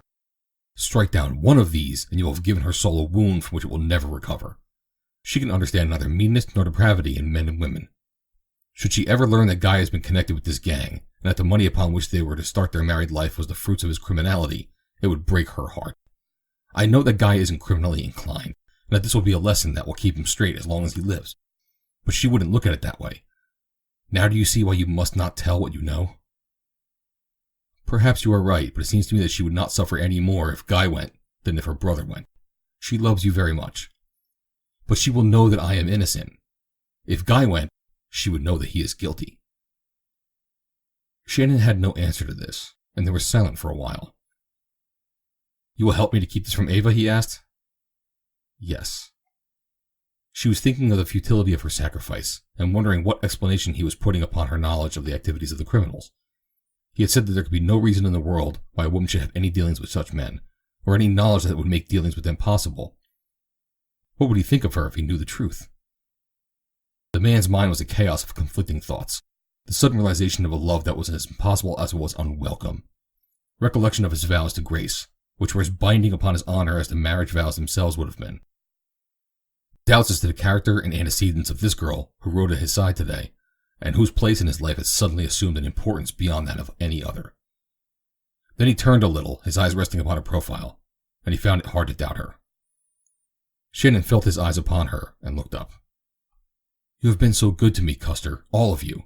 You can never know how I have valued the friendship of the Penningtons, or what it was meant to me, or how I have striven to deserve it. I would have done anything to repay a part, at least, of what it has done for me. That was what I was going to do. That is why I wanted to go before the grand jury, no matter what the cost to me. But I failed, and perhaps I have only made it worse. I do not even know that you believe me. I believe you, Shannon, he said. There is much that I do not understand, but I believe that what you did was done in our interests. There is nothing more that any of us can do now but keep still about what we know. For the moment one of those actually responsible is threatened with exposure, Guy's name will be divulged. You may rest assured of that. They would be only too glad to shift the responsibility to his shoulders. But you will make some effort to defend yourself? I shall simply plead not guilty and tell the truth about why I was up there when the officers arrested me. You will make no other defense? What other defense can I make that would not risk incriminating Guy? Custer asked her. She shook her head. It seemed quite hopeless. End of chapter 26. Chapter 27. Federal officers searching the hills found the camp beyond Jackknife Canyon. They collected a number of empty bottles bearing labels identical with those of the bottles in the cases carried by the Burroughs, and those found in Custer Pennington's room. That was all they discovered, except that the camp was located on the Pennington property. The district attorney, realizing the paucity of evidence calculated to convict a prisoner on any serious charge, was inclined to drop the prosecution. But the prohibition enforcement agents, backed by a band of women, most of whom had never performed a woman's first duty to the state and society, and therefore had ample time to meddle in the affairs far beyond the scope of their intellects, seized upon the prominence of the Pennington name to gain notoriety for themselves on the score that a conviction of a member of a prominent family would have an excellent moral effect upon the community at large. Just how they arrived at this conclusion it is difficult to discern. Similarly, one might argue that if it could be proved that the Pope was a pickpocket, it would be tremendously effective in regenerating the morals of the world. Be that as it may, the works of the righteous were not without fruit, for on the 12th of October, Custer Pennington was found guilty and sentenced to 6 months in a county jail for having several $100s worth of stolen whiskey in his possession.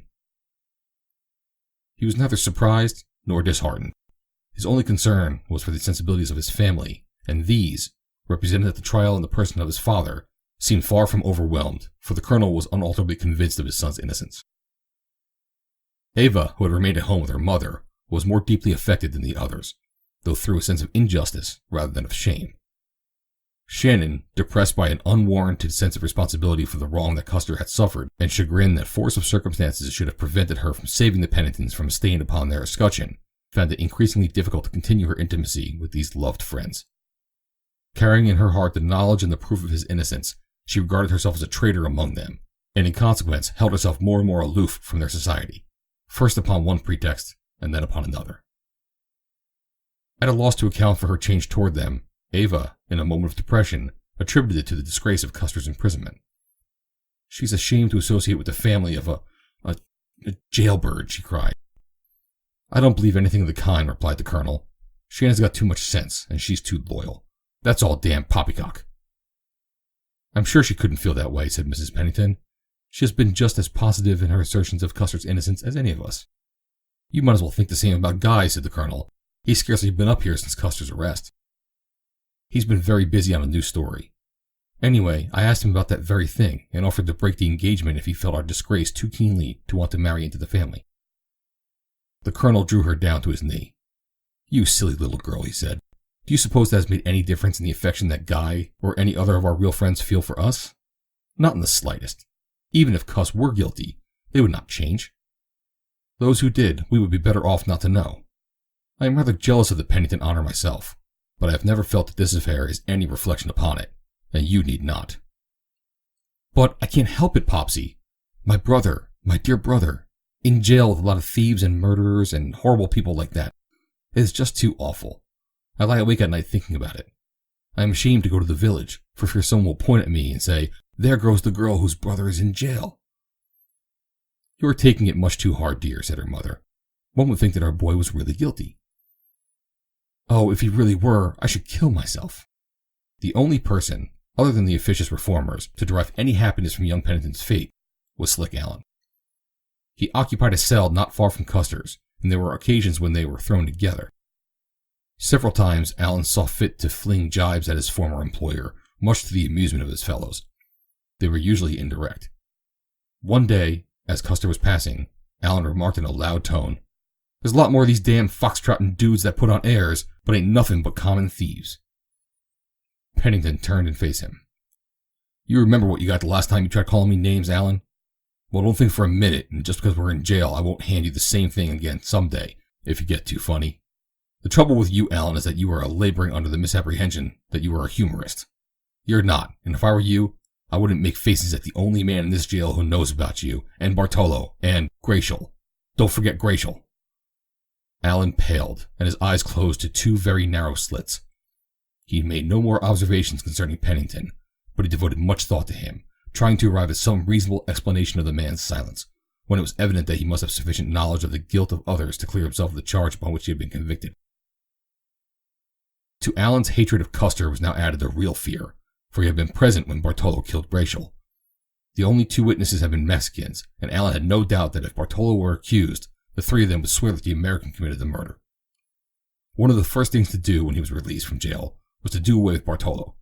Bartolo disposed of, the other witnesses would join with Allen to lay the guilt upon the departed. Such pleasant thoughts occupied the time and mind of Slick Allen, as did also his plans for paying one Wilson Crum a little debt he felt due his one-time friend. Nor was Crum free from apprehension for the time that would see Allen's jail sentence fulfilled. He well knew the nature of the man. It is typical of drug addicts to disregard the effect of their acts further than the immediate serving of their own interests, and the director had encompassed Allen's arrest merely to meet the emergency of the moment. Later, as time gave him the opportunity to consider what must inevitably follow Allen's release, he began to take thought as to means whereby he might escape the just deserts of his treachery. He knew enough of Allen's activities to send the man to a federal prison for a long term, but these matters he could not divulge without equally incriminating himself. There was, however, one little item of Allen's past which might be used against him without signal danger to Crum, and that was the murder of Gracial. It would not be necessary for Crum to appear in the matter at all. An anonymous letter to the police would suffice to direct suspicion of the crime toward Allen, and to ensure for Crum, if not permanent immunity, at least a period of reprieve. With the natural predilection of the weak for avoiding or delaying the consummation of their intentions, Crum postponed the writing of this letter of accusation.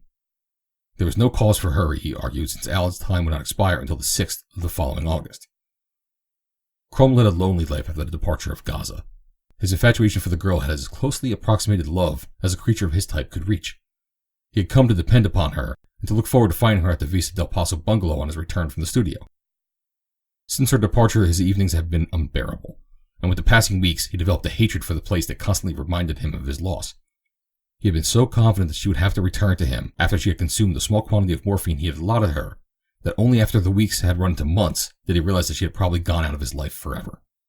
How she had accomplished it, he could not understand, unless she had found means of obtaining the narcotic elsewhere. Not knowing where she had gone, he had no means of searching for her. In his own mind, however, he was convinced that she must have returned to Los Angeles. Judging others by himself, he could conceive of no existence that would be supportable beyond the limits of a large city, where the means for gratification of his vice might be obtained. That Gaza Delore had successfully thrown off the fetters into which he had tricked her never for a moment entered his calculations. Finally, however, it was borne in upon him that there was little likelihood of her returning, and so depressing had become the familiar and suggestive furnishing of the Vista del Paso bungalow that he at last gave it up, stored his furniture, and took a room at a local hotel. He took with him, carefully concealed in a trunk, his supply of narcotics, which he did not find it so easy to dispose of since the departure of his accomplice. During the first picture in which Grace Evans had worked with him, Crumb had become more and more impressed with her beauty and the subtle charm of her refinement, which appealed to him by contrast with the extraordinary surroundings and personalities of the KKS studio. There was a quiet restfulness about her which soothed her diseased nerves, and after Gaza's desertion, he found himself more and more seeking her society. As was his accustomed policy, his attentions were at first so slight and increased by such barely perceptible degrees that, taken in connection with his uniform courtesy, they gave the girl no warning of his ultimate purposes. The matter of the test had shocked and disgusted her for the moment, but the thing having been done, and no harm coming from it, she began to consider even that with less revulsion than formerly. The purpose of it she had never been able to fathom, but if Crumb had intended it to place him insidiously upon the plane of greater intimacy with the girl, he had succeeded.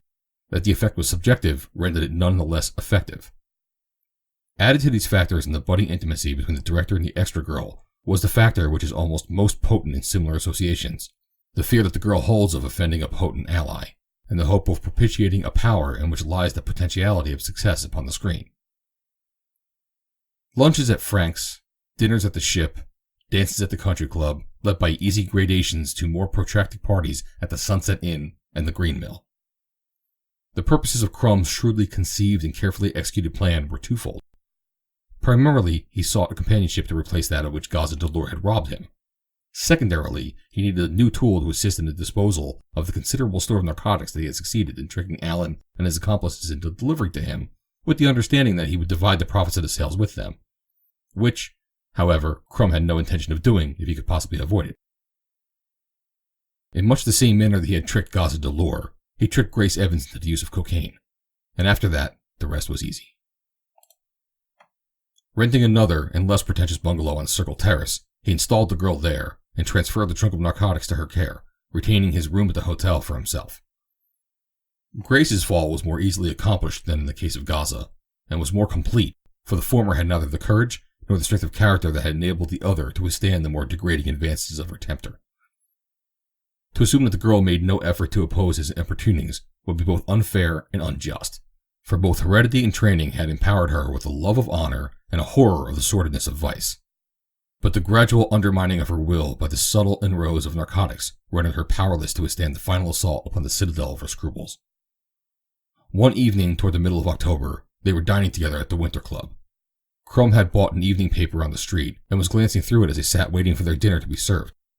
Presently he looked up at the girl seated opposite him. "Didn't you come from a little jerkwater place up the line called Ganado?" he asked. She nodded affirmatively. "Why?" "Here's a guy from there being sent up for bootlegging. A fellow by the name of Pennington." She half closed her eyes, as if in pain. "I know," she said. "It has been in the newspapers for the last couple of weeks." "Did you know him?" "Yes, he's been out to see me since his arrest, and he called up once." "Did you see him?" "No. I would be ashamed to see any decent person."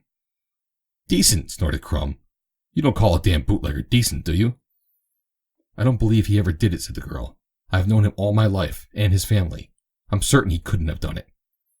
A sudden light came into Crumb's eye. "By God!" he exclaimed, bringing his fist down upon the table. "What is the matter?" Grace inquired. "Well, wouldn't that get you?" he exclaimed. "I never connected you at all." "What do you mean?" "This fellow Pennington may not be guilty, but I know who is." "How do you know? I don't understand you. Why do you look at me that way?" "Well, if that isn't the best ever," exclaimed the man, "and here you have been handing me a long line of talk about the decent family you came from, and how it would kill them if they knew you sniffed a little coke now and then. Well, wouldn't that get you? You certainly are a fine one to preach." "I don't understand you," said the girl. "What has this to do with me? I'm not related to Mr. Pennington, and it would be no difference if I were, for I know he never did anything of the sort. The idea of a Pennington bootlegging! Why, they have more money than they need, and always have had." "It isn't Pennington who ought to be in jail," he said. "It's your brother." She looked at him in surprise, and then she laughed. "You must have been hitting it up strong today, Wilson," she said. "Oh no, I haven't. But it's funny, I never thought of it before. Alan told me a long while ago that a fellow by the name of Evans was handling the hooch for him. He said he got a job for the Penningtons as stableman in order to be near the camp where they had the stuff cached in the hills.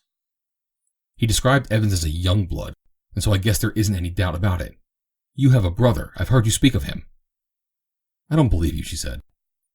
"It don't make any difference whether you believe me or not. I could put your brother in the pen, and they've only got Pennington in the county jail.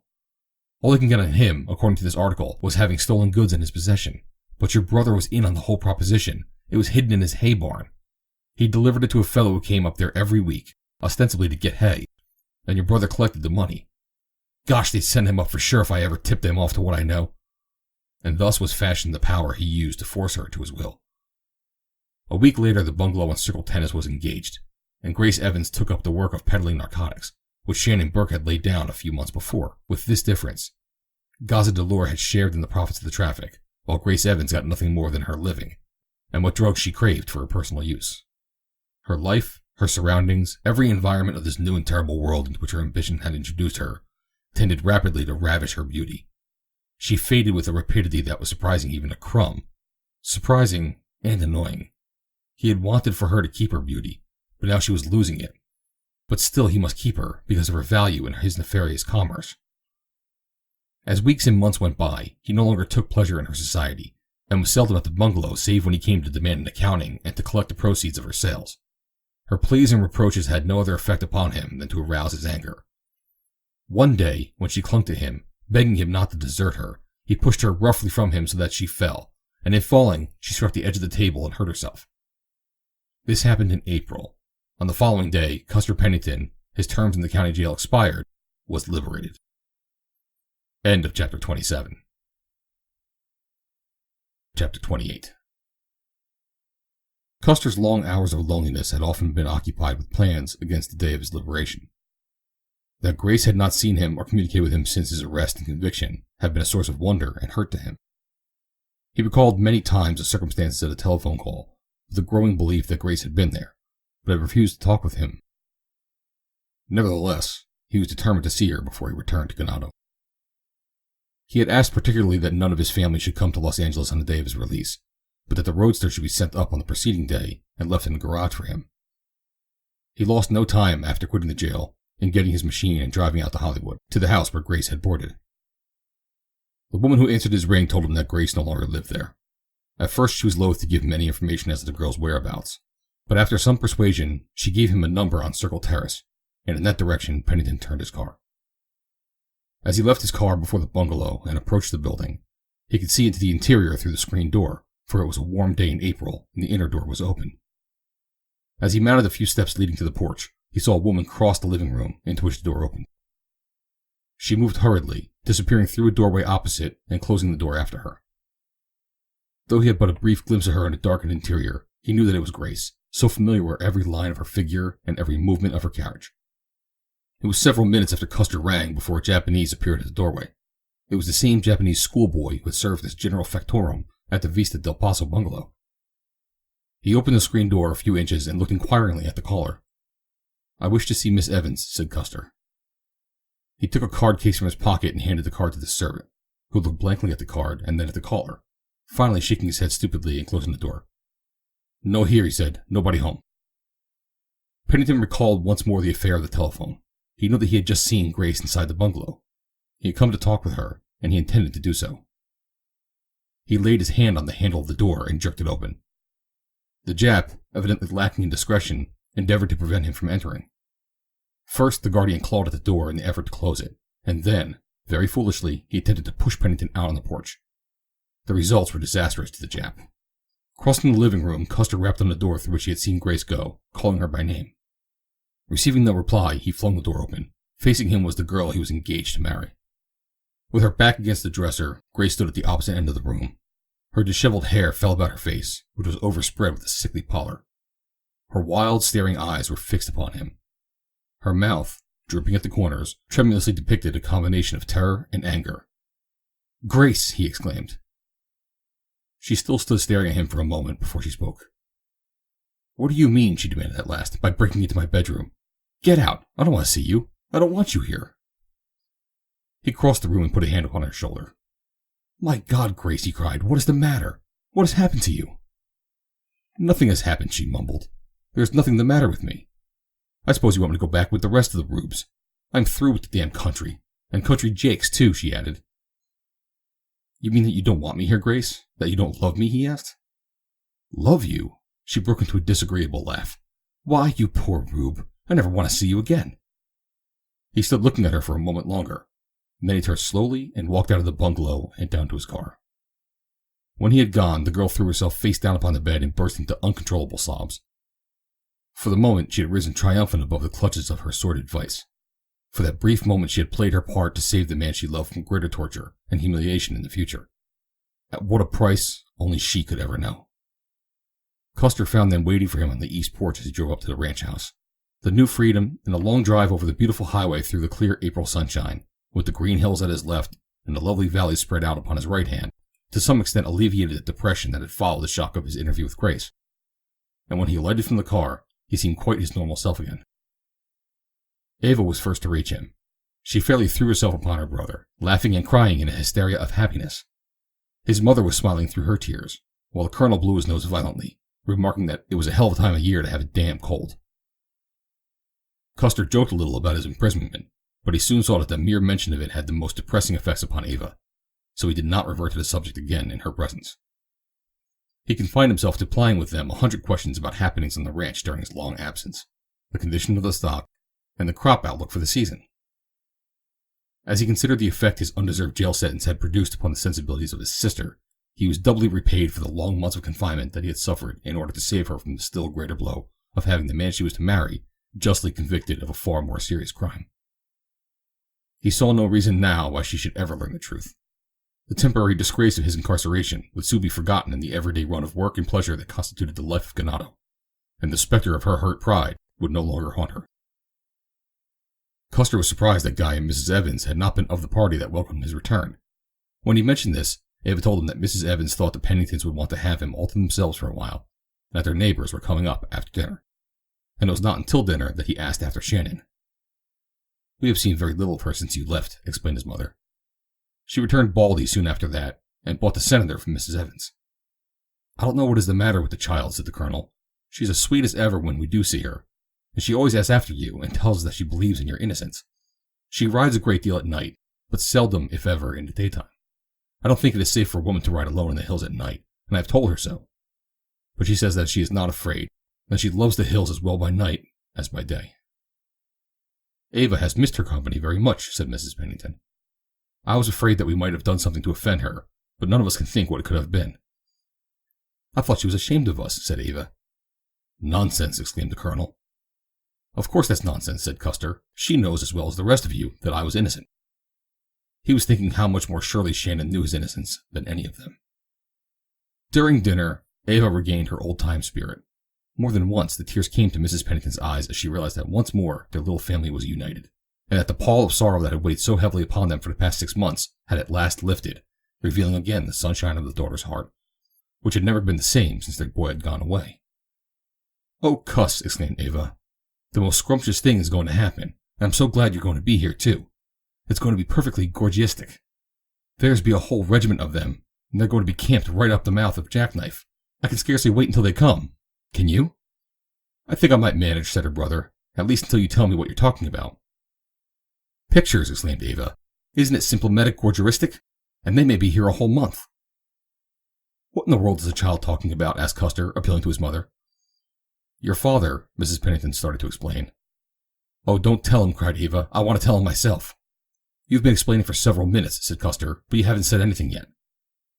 Well, I'll start at the beginning then.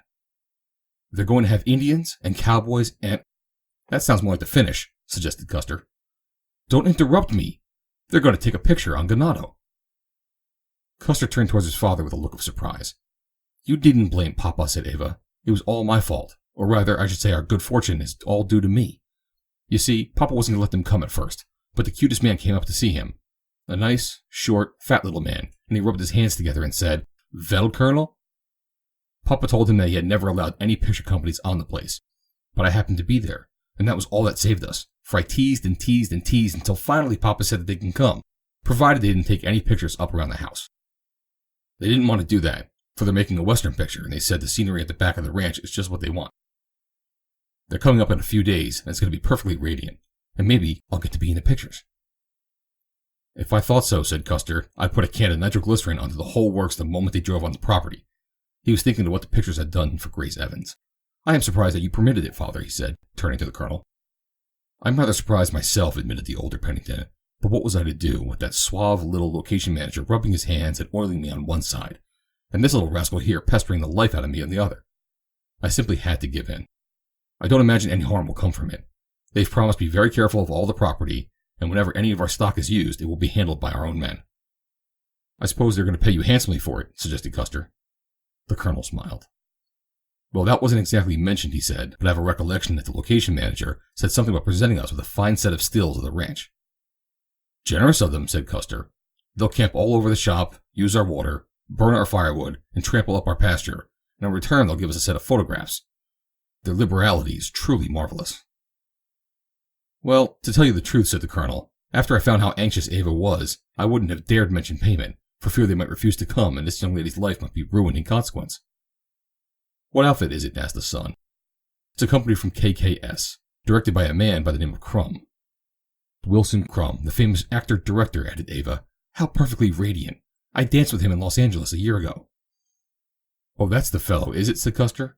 I have a hazy recollection that you were mad about him for some 15 minutes after you reached home, but I have never heard you mention him since. Well, to tell you the truth, said Ava, I had forgotten all about him until that perfectly gorgeous little loquacious manager mentioned him. Location manager, corrected her father. He was both. Yes, he was, said the Colonel. I rather hope he comes back. I haven't enjoyed anyone so much since the days of Weber and Fields. It was after 8 o'clock when the Evanses arrived. Mrs. Evans was genuinely affected at seeing Custer again, for she was as fond of him as if he had been her own son. In Guy, Custer discovered a great change. The boy he had left had become suddenly a man, quiet and reserved, with a shadow of sadness in his expression. His lesson had been a hard one, Custer knew, and the price that he had to pay for it had left its indelible mark upon his sensitive character. Guy's happiness at having Custer back again was overshadowed to some extent by the shame that he must always feel when he looked into the face of the man who shouldered his guilt and taken the punishment which should have been his. The true purpose of Pennington's sacrifice could never alter young Evans's realization of the fact that the part he had been forced to take had been that of a coward, a traitor, and a cat. The first greetings over, Mrs. Evans asked Custer if he had seen Grace before he left Los Angeles. I saw her, he said, and she is not at all well. I think Guy should go up there immediately and try to bring her back. I meant to speak to him about it this evening. She is not seriously ill, exclaimed Mrs. Evans. I cannot say, replied Custer. I doubt if she is seriously ill in the physical sense, but she is not well. I could see that. She has changed a great deal. I think you should lose no time, Guy, he added, turning to Grace's brother, in going to Los Angeles and getting her. She has been gone almost a year. It is time she knew whether her dreams are to come true or not. From what I saw of her, I doubt if they ever materialized. I will go tomorrow, said young Evans. End of chapter 28. Chapter 29. The 6 months that had just passed had been months of indecision and sadness for Shannon Burke. Constantly moved by a conviction that she should leave the vicinity of Ganado and the Penningtons, she was held there by a force that she had not the power to overcome. Never before since she had left her mother's home in the Middle West had she experienced the peace and contentment and happiness that her little orchard on the highway imparted to her life. The friendship of the Penningtons had meant more to her than anything that had hitherto entered her life, and to be near them, even if she saw them but seldom, constituted a constant bulwark against the assaults of her old enemy, which still occasionally assailed the ramparts of her will. After the departure of Custer, she had conscientiously observed what she considered to be his wishes, as expressed in his reference comparing her with the girlfriend of Cousin William, whom he had practically ordered out of the house. She had as far as possible avoided Ava's society, and though contemplation of the cause of this avoidance filled her with humiliation and with a sense of injustice of all that it implied, she nevertheless felt it a duty to the man she loved to respect his every wish, however indirectly suggested. That she might put herself in Ava's way as seldom as possible, Shannon had formed the habit of riding at those hours at which the Penningtons were not accustomed to ride. The habit of solitude grew upon her, and she loved the loneliness of the hills. They never oppressed her. She never feared them. They drew her to them and soothed her as a mother might have done. There she forgot her sorrows, and hope was stimulated to new life. Especially when the old craving seized her did she long for the hills, and it was because of this that she first rode at night, on a night of brilliant moonlight that imparted to familiar scenes the weird beauties of a strange world. The experience was unique. It assumed the proportions of an adventure, and it lured her to other similar excursions. Even the senator felt the spell of enchantment. He stepped daintily with up-pricked ears and arched neck, peering nervously into the depths of each shadowy bush. He leapt suddenly aside at the movement of a leaf, or halted, trembling and snorting, at the moon-bathed outlines of some jutting rock that he had passed 100 times, unmoved by day. The moonlight rise led Shannon to others on moonless nights, so that she was often in the saddle when the valley slept. She invariably followed the same trail on these occasions, with the result that both she and the senator knew every foot of it so well that they had traversed it beneath the blackness of heavy clouds, or when low fogs obliterated all but the nearest objects. Never, in the hills, could her mind dwell upon depressing thoughts. Only cheerful reflections were her companions on these hours of solitude. She thought of the love that had come into her life, of the beauty of it, and of all that it had done to make her life more worth living. Of the Penningtons and the example of red-blooded cleanliness that they set, decency without prudery. Of her little orchard and the saving problems it had brought to occupy her mind and hands. Of her horse and her horsemanship, two never-failing sources of companionship and pleasure which the Penningtons had taught her to love and enjoy. On the morning after Custer's return, Guy started early for Los Angeles while Custer, Shannon not having joined them on their morning ride, resaddled the Apache after breakfast and rode down to her bungalow. He both longed to see her and dreaded the meeting, for, regardless of Grace's attitude and of the repulse she had given him, his honor bound him to her. Loyalty to the girl had been engendered by long years of association, during which friendship had grown into love by so gradual a process that it seemed to each of them that there had never been a time when they had not loved.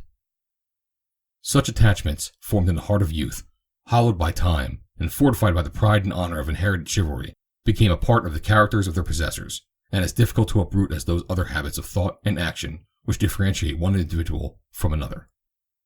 Custer had realized in that brief interview of the day before that Grace was not herself. What was the cause of her change he could not guess, since he was entirely unacquainted with the symptoms of narcotics. Even had a suspicion of truth entered his mind, he would have discarded it as a vile slander upon the girl, as he had rejected the involuntary suggestion that she might have been drinking. His position was distressing for a man to whom honor was a fetish, since he knew that he still loved Grace, while at the same time realizing a still greater love for Shannon. She saw him coming and came down the driveway to meet him, her face radiant with the joy of his return, and with that expression of love that is always patent to all but the object of its concern. "Oh, Custer," she cried, "I'm so glad that you are home again. It has seemed years and years, rather than months, to all of us." "I'm glad to be home, Shannon. I have missed you, too. I have missed you all, everything.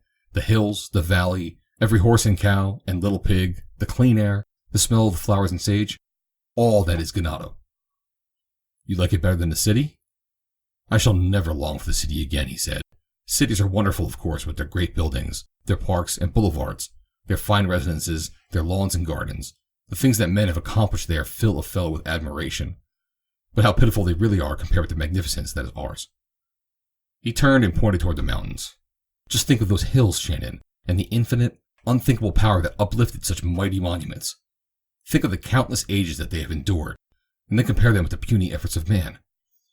Compare the range of vision of the city dweller with ours. He can see across the street and to the top of some tall building, which may look imposing, but place it beside one of our hills and see what becomes of it. Place it in a ravine in the high Sierras, and you would have difficulty in finding it. You cannot even think of it in connection with the mountain 15 or 20,000 feet in height. And yet the city man patronizes us country people, deploring the necessity that compels us to pursue our circumscribed existence." "Pity him," laughed Shannon. "He is as narrow as his streets. His ideals can reach no higher than the pall of smoke that hangs over the roofs of his buildings. I am so glad, Custer, that you've given up the idea of leaving the country for the city." I never really intended to, he replied. I couldn't have left, on Father's account. But now I can remain on my own as well as his, and with a greater degree of contentment. You see that my recent experience was a blessing in disguise. I am glad if some good came out of it, but it was a wicked injustice, and there were others as innocent as you who suffered fully as much. Ava especially. I know, he said. She has been very lonely since I left, with Grace away too. They tell me that you have constantly avoided them.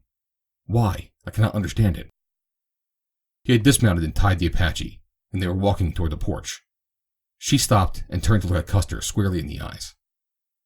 How could I have done otherwise? She asked. I do not understand, he replied.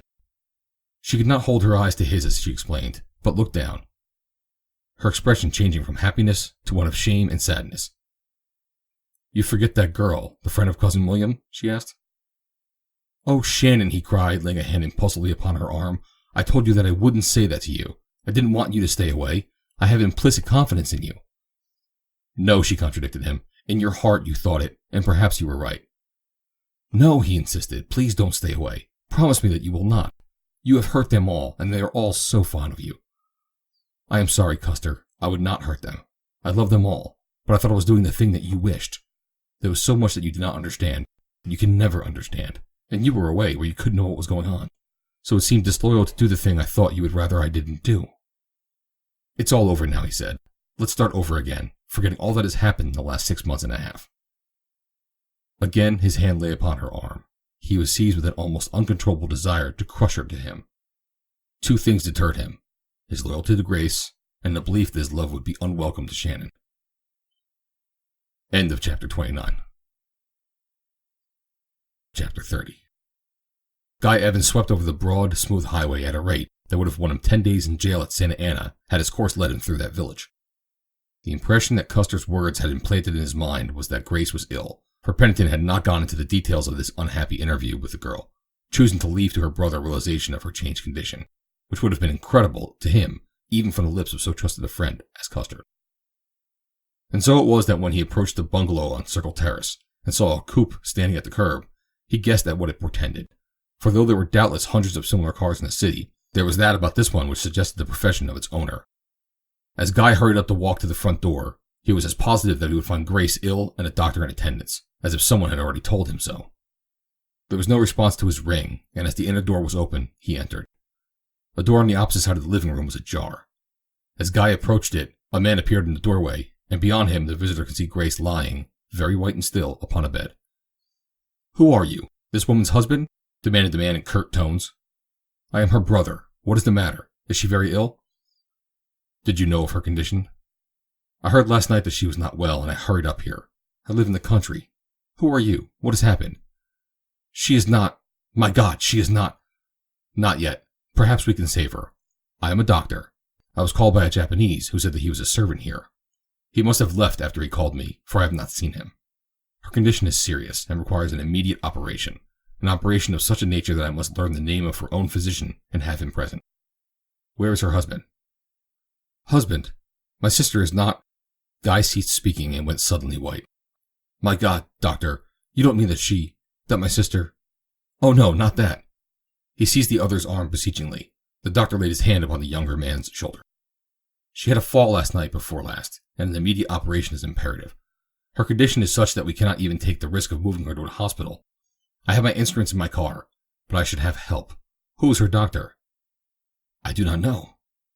I'll get someone. I have given her something to quiet her. The doctor stepped to the telephone and gave a number. Evans entered the room where his sister lay. She was moving about restlessly and moaning, though it was evident that she was still unconscious. Changed. Guy wondered that he had not known her at all, now that he was closer to her. Her face was pinched and drawn. Her beauty was gone, every vestige of it. She looked old and tired and haggard, and there were terrible lines upon her face that stilled her brother's heart and brought the tears to his eyes. He heard the doctor summoning an assistant and directing him to bring ether. Then he heard him go out of the house by the front door, to get his instruments doubtless. The brother knelt by the girl's bed. Grace, he whispered and threw an arm about her. Her lids fluttered, and she opened her eyes. Guy! She recognized him. She was conscious. Who did this? He demanded. What is his name? She shook her head. What's the use? She asked. It is done. Tell me. You would kill him and be punished. It would only make it worse for you and Mother. Let it die with me. You are not going to die. Tell me, who is it? Do you love him? I hate him. How were you injured? He threw me against a table. Her voice was growing weaker. Choking back tears of grief and anger, the young man rose and stood beside her. Grace, I command you to tell me. His voice was low, but it was vibrant with power and authority. The girl tried to speak. Her lips moved, but she uttered no sound. Guy thought that she was dying and taking her secret to the grave. Her eyes moved to something beyond the foot of the bed, and back again to whatever she had been looking at, as if she thought to direct his attention to something in that part of the room. He followed the direction of her gaze. There was a dressing table there, and on it a photograph of a man in a silver frame. Guy stepped to the table and picked up the picture. This is he? His eyes demanded an answer. Her lips moved soundlessly, and weakly she nodded in the affirmative. What is his name? She was too weak to answer him. She gasped, and her breath came flutteringly. The brother threw himself upon his knees beside the bed, and took her in his arms. His tears mingled with his kisses on her cheek. The doctor came then and drew him away. She is dead, said the boy, turning away and covering his face with his hands. No, said the doctor after a brief examination, she is not dead. Get into the kitchen and get some water to boiling. I'll be getting things ready in here. Another doctor will be here in a few minutes. Glad of something to do, just to help, Guy hastened to the little kitchen. He found a kettle and a large pan and put water in them to boil. A moment later, the doctor came in. He had removed his coat and vest and rolled up his sleeves. He placed his instruments in the pan of water on the stove, and then he went to the sink and washed his hands. While he scrubbed, he talked. He was an efficient-looking, businesslike person, and he inspired Guy with confidence and hope. She has a fighting chance, he said. I've seen worse cases pull through. She's had a bad time, though. She must have been lying there for pretty close to 24 hours without any attention. I found her fully dressed on her bed. Fully dressed except for what clothes she'd torn off in her pain. If someone had called a doctor yesterday at this time, it might have been all right. It may even be all right now. We'll do the best we can. The bell rang. That's the doctor. Let him in, please. Guy went to the door and admitted the second physician, who removed his coat and vest and went directly to the kitchen. The first doctor was entering the room where Grace lay. He turned and spoke to his colleague, greeting him. Then he disappeared within the adjoining room. The second doctor busied himself about the sink, sterilizing his hands. Guy lighted another burner and put on another vessel with water in it. A moment later, the first doctor returned to the kitchen. It will not be necessary to operate, doctor, he said. We were too late.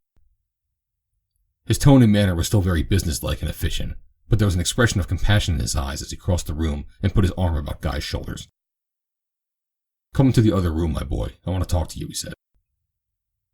Guy, dry-eyed and walking almost as one in a trance, accompanied him to the little living room. You have had a hard blow, said the doctor. What I'm going to tell you may make it harder, but if she had been my sister, I should have wanted to know about it. She is better off. The chances are that she didn't want to live. She certainly made no fight for life, not since I was called. Why should she want to die? Guy asked dully. We would have forgiven her. No one would ever have known about it but me. There was something else. She was a drug addict. That was probably the reason why she didn't want to live. The morphine I had given her to quiet her would have killed 3 ordinary men. And so Guy Evans came to know the terrible fate that had robbed his sister of her dreams, of her ambition, and finally, of her life. He placed the full responsibility upon the man whose picture had stood in the silver frame upon the girl's dressing table. As he knelt beside the dead girl, he swore to search until he had learned the identity of that man, and found him, and forced from him the only expiation that could satisfy the honor of a brother. End of Chapter 30. Chapter 31. The death of Grace had, of course, its naturally depressing effect upon the circle of relatives and friends at Ganado. But her absence of more than a year, the infrequency of her letters, and the fact that they had already come to feel that she was lost to them, mitigated to some degree the keenness of their grief and lessened its outward manifestations. Her pitiful end could not seriously interrupt the tenor of their lives, which had long since grown over the wound of her departure, as a tree's growth rolls over the hurt of a severed limb, leaving only the scar as a reminder of its loss. Miss Evans, Guy, and Custard suffered more than the others. Mrs. Evans because of the natural instinct of motherhood, and Custard from a sense of loss that seemed to have uprooted and torn away a part of his being, even though he realized that his love for Grace had been of a different sort from his hopeless passion for Shannon Burke. It was Guy who suffered most, for hugging to his breast was the gnawing secret of the truth of his sister's life and death. He had told them that Grace had died of pneumonia, and they had not gone behind his assertion to search the records for the truth. Locked in his desk was a silver frame and the picture of the man whose identity he had been unable to discover. The bungalow had been leased in Grace's name. The Japanese servant had disappeared, and Guy had been unable to obtain any trace of him. The dead girl had had no friends in the neighborhood, and there was no one who could tell him anything that might lead to the discovery of the man he sought. He did not, however, give up the search. He went off into Hollywood, where he haunted public places and the entrances to studios, in the hope that someday he would find the man he sought. But as the passing months brought no success, and the duties of his ranch and his literary work demanded more and more of his time, he was gradually compelled to push the furtherance of his vengeance into the background, though without any lessening of his determination to compass it eventually. To Custer, the direct effect of Grace's death was to revive the habit of drinking more than was good for him, a habit from which he had drifted away during the past year. That it had ever been a habit he would, of course, have been the last to admit. He was one of those men who could drink or leave it alone. The world is full of them, and so are the cemeteries. Custer avoided Shannon when he could do so without seeming unfriendly. Quite unreasonably, he felt that his love for Shannon was an indication of disloyalty to Grace. The latter's dismissal of him he had never taken as a serious avowal of his heart. He realized that the woman who had spoken so bitterly had not been the girl he had loved, and whose avowals of love he had listened to. Nor had she been the girl upon whose sad, tired face he had looked for the last time in the darkened living room of the Evans home.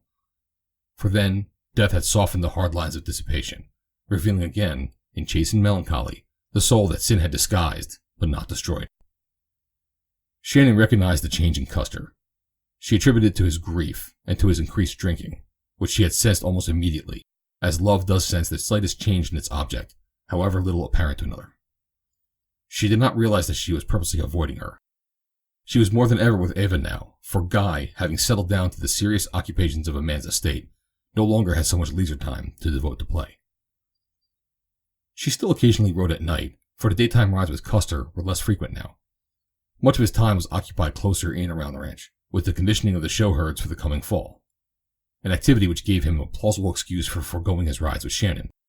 The previous year they had been compelled to cancel their entries because of Custer's imprisonment, since the colonel would not make the circuit of the shows himself, and did not care to trust the herds to anyone but his son.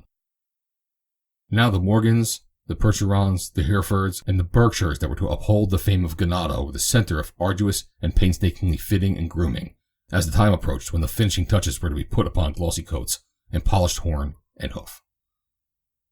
May, June, and July had come and gone. It was August again. Guy's futile visits to Los Angeles were now infrequent. The life of Ganado had again assumed the cheerfulness of the past.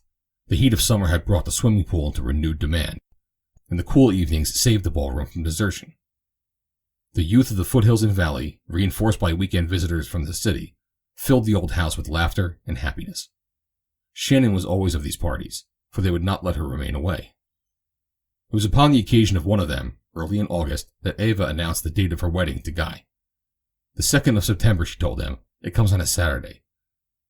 We're going to motor to... Hold on, cautioned Guy. That's a secret. And when we come back, we're to start building on Hill 13. That's a cow pasture, said Custer. Well, it won't be one any more. You must find another cow pasture. Certainly, little one, replied her brother. We'll bring the cows up here in the ballroom.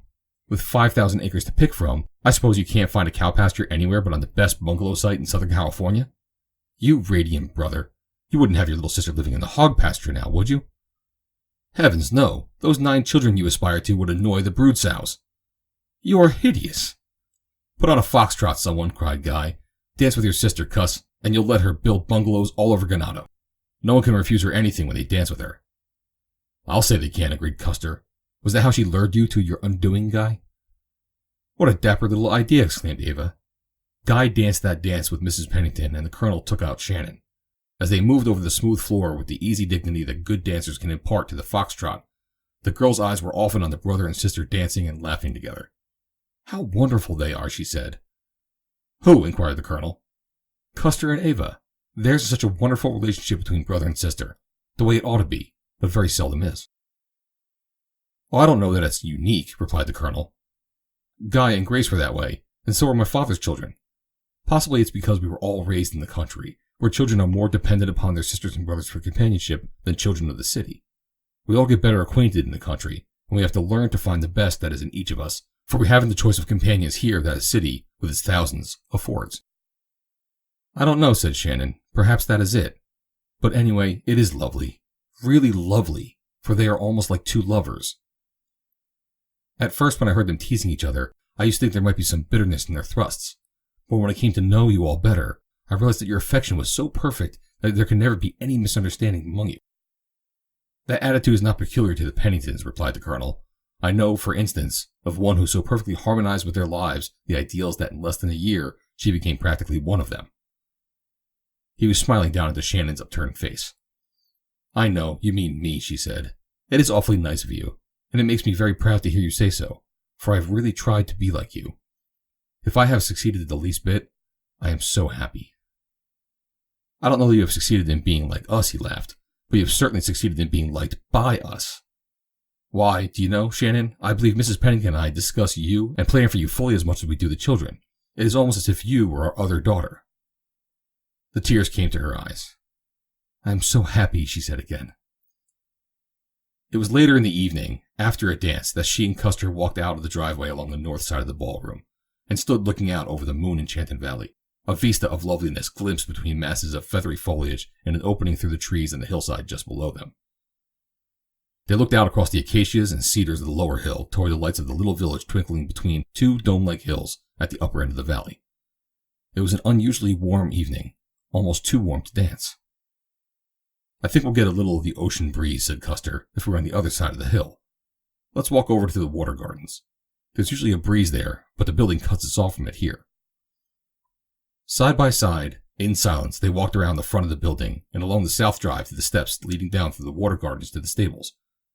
The steps were narrow, and Custer went ahead, which is always the custom of men in countries where there are rattlesnakes. As Shannon stepped from the cement steps to the gravel walk above the first pool, her foot came down upon a round stone, turning her ankle and throwing her against Custer. For support, she grasped his arm. Upon such insignificant trifles may the fate of lives depend. It might have been a lizard, a toad, or a mouse, or even a rattlesnake that precipitated the moment which, for countless eons, creation had been preparing. But it was none of these. It was just a little round pebble, and it threw Shannon Burke against Custer Pennington, causing her to seize his arm. He felt the contact of those fingers and the warmth of her body, and her cheek near his shoulder. He threw an arm about her to support her. Almost instantly she had regained her footing. Laughingly, she drew away. I stepped on a stone, she said in explanation, but I didn't hurt my ankle. But still, he kept his arm around her. At first, Shannon did not understand, and supposing that he still thought her unable to stand alone, she again explained that she was unhurt. He stood looking down into her face, which was turned up to his. The moon, almost full, revealed her features as clearly as sunlight. How beautiful they were, and how close. She had not yet fully realized the significance of his attitude when he suddenly threw his other arm around her and crushed her to him. And then, before she could prevent, he had bent his lips to hers and kissed her full upon the mouth. With a startled cry, she pushed him away. Custer, she said, what have you done? This is not like you. I do not understand. She was really terrified at the thought that he might have kissed her without love, terrified that he might have kissed her with love. She did not know which would be the greater catastrophe. I couldn't help it, Shannon, he said. Blame the pebble, blame the moonlight, blame me. It won't make any difference. I couldn't help it. That is all there is to it. I fought against it for months. I knew you didn't love me. But oh, Shannon, I love you. I had to tell you. He loved her. He had loved her for months. Oh, the horror of it. Her little dream of happiness was shattered. No longer could they go on as they had. There would always be this between them, the knowledge of his love, and he would learn of her love for him, for she could not lie to him if he asked her. Then she would either have to explain or to go away. To explain those hideous months with Crumb. Custer would not believe the truth. No man would believe the truth, that she had come through them undefiled. She herself would not believe it of another woman, and she was too sophisticated to hope that the man who loved her would believe it of her. He had not let her go. They still stood there, his arms about her. Please don't be angry, Shannon, he begged. You may not want my love, but there's no disgrace in it. Maybe I shouldn't have kissed you, but I couldn't help it, and I'm glad I did. I have that to remember as long as I live. Please don't be angry." Angry? She wished to God that he would crush her to him again and kiss her. Kiss her. Kiss her like that now and forever. Why shouldn't he? Why shouldn't she let him? What had she done to deserve eternal punishment? There were countless wives less virtuous than she. Ah, if she could have but the happiness of his love. She closed her eyes and turned away her head, and for just an instant she dreamed her beautiful dream. Why not? Why not? Why not? There could be no better wife than she, for there could be no greater love than hers. He noticed that she no longer drew away. There had been no look of anger in her eyes, only startled questioning, and her face was still so near. Again his arms closed about her, and again his lips found hers. This time she did not deny him. She was only human, only a woman, and her love, growing steadily in power for many months, had suddenly burst forth in a consuming fire beneath his burning kisses. He felt her lips move in a fluttering sob beneath his, and then her dear arms stole up around his neck and pressed him closer in complete surrender. "Shannon, you love me?" "Ah, dear boy, always." He drew her to the lower end of the pool, where a rustic seat stood half concealed by the foliage of a drooping umbrella tree. There they sat and asked each other the same questions that lovers have asked since prehistoric man first invented speech, and that lovers will continue to ask so long as speech exists upon earth. Very important questions, by far the most important questions in the world. They did not know how long they sat there. To them it seemed but a moment, when they heard voices calling their names from above. "Shannon! Custer! Where are you?" It was Ava calling. "I suppose we'll have to go," he said. "Just one more kiss." She took a dozen, and then they rose and walked up the steps to the south drive. "Shall I tell them?" he asked. "Not yet, please." She was not sure that it would last. Such happiness was too sweet to endure. Ava spied them. "Where in the world have you two been?" she demanded. "We've been hunting all over for you, and shouting until I'm hoarse." "We've been right down there by the upper pool, trying to cool off," replied Custer. "It's too beastly hot to dance." "You never thought so before," said Ava suspiciously. "Do you know, I believe you two have been off spooning. How perfectly gorgeristic." "How perfectly nothing," replied Custer. "Old people, like Shannon and me, don't spoon. That's for you kids." Ava came closer.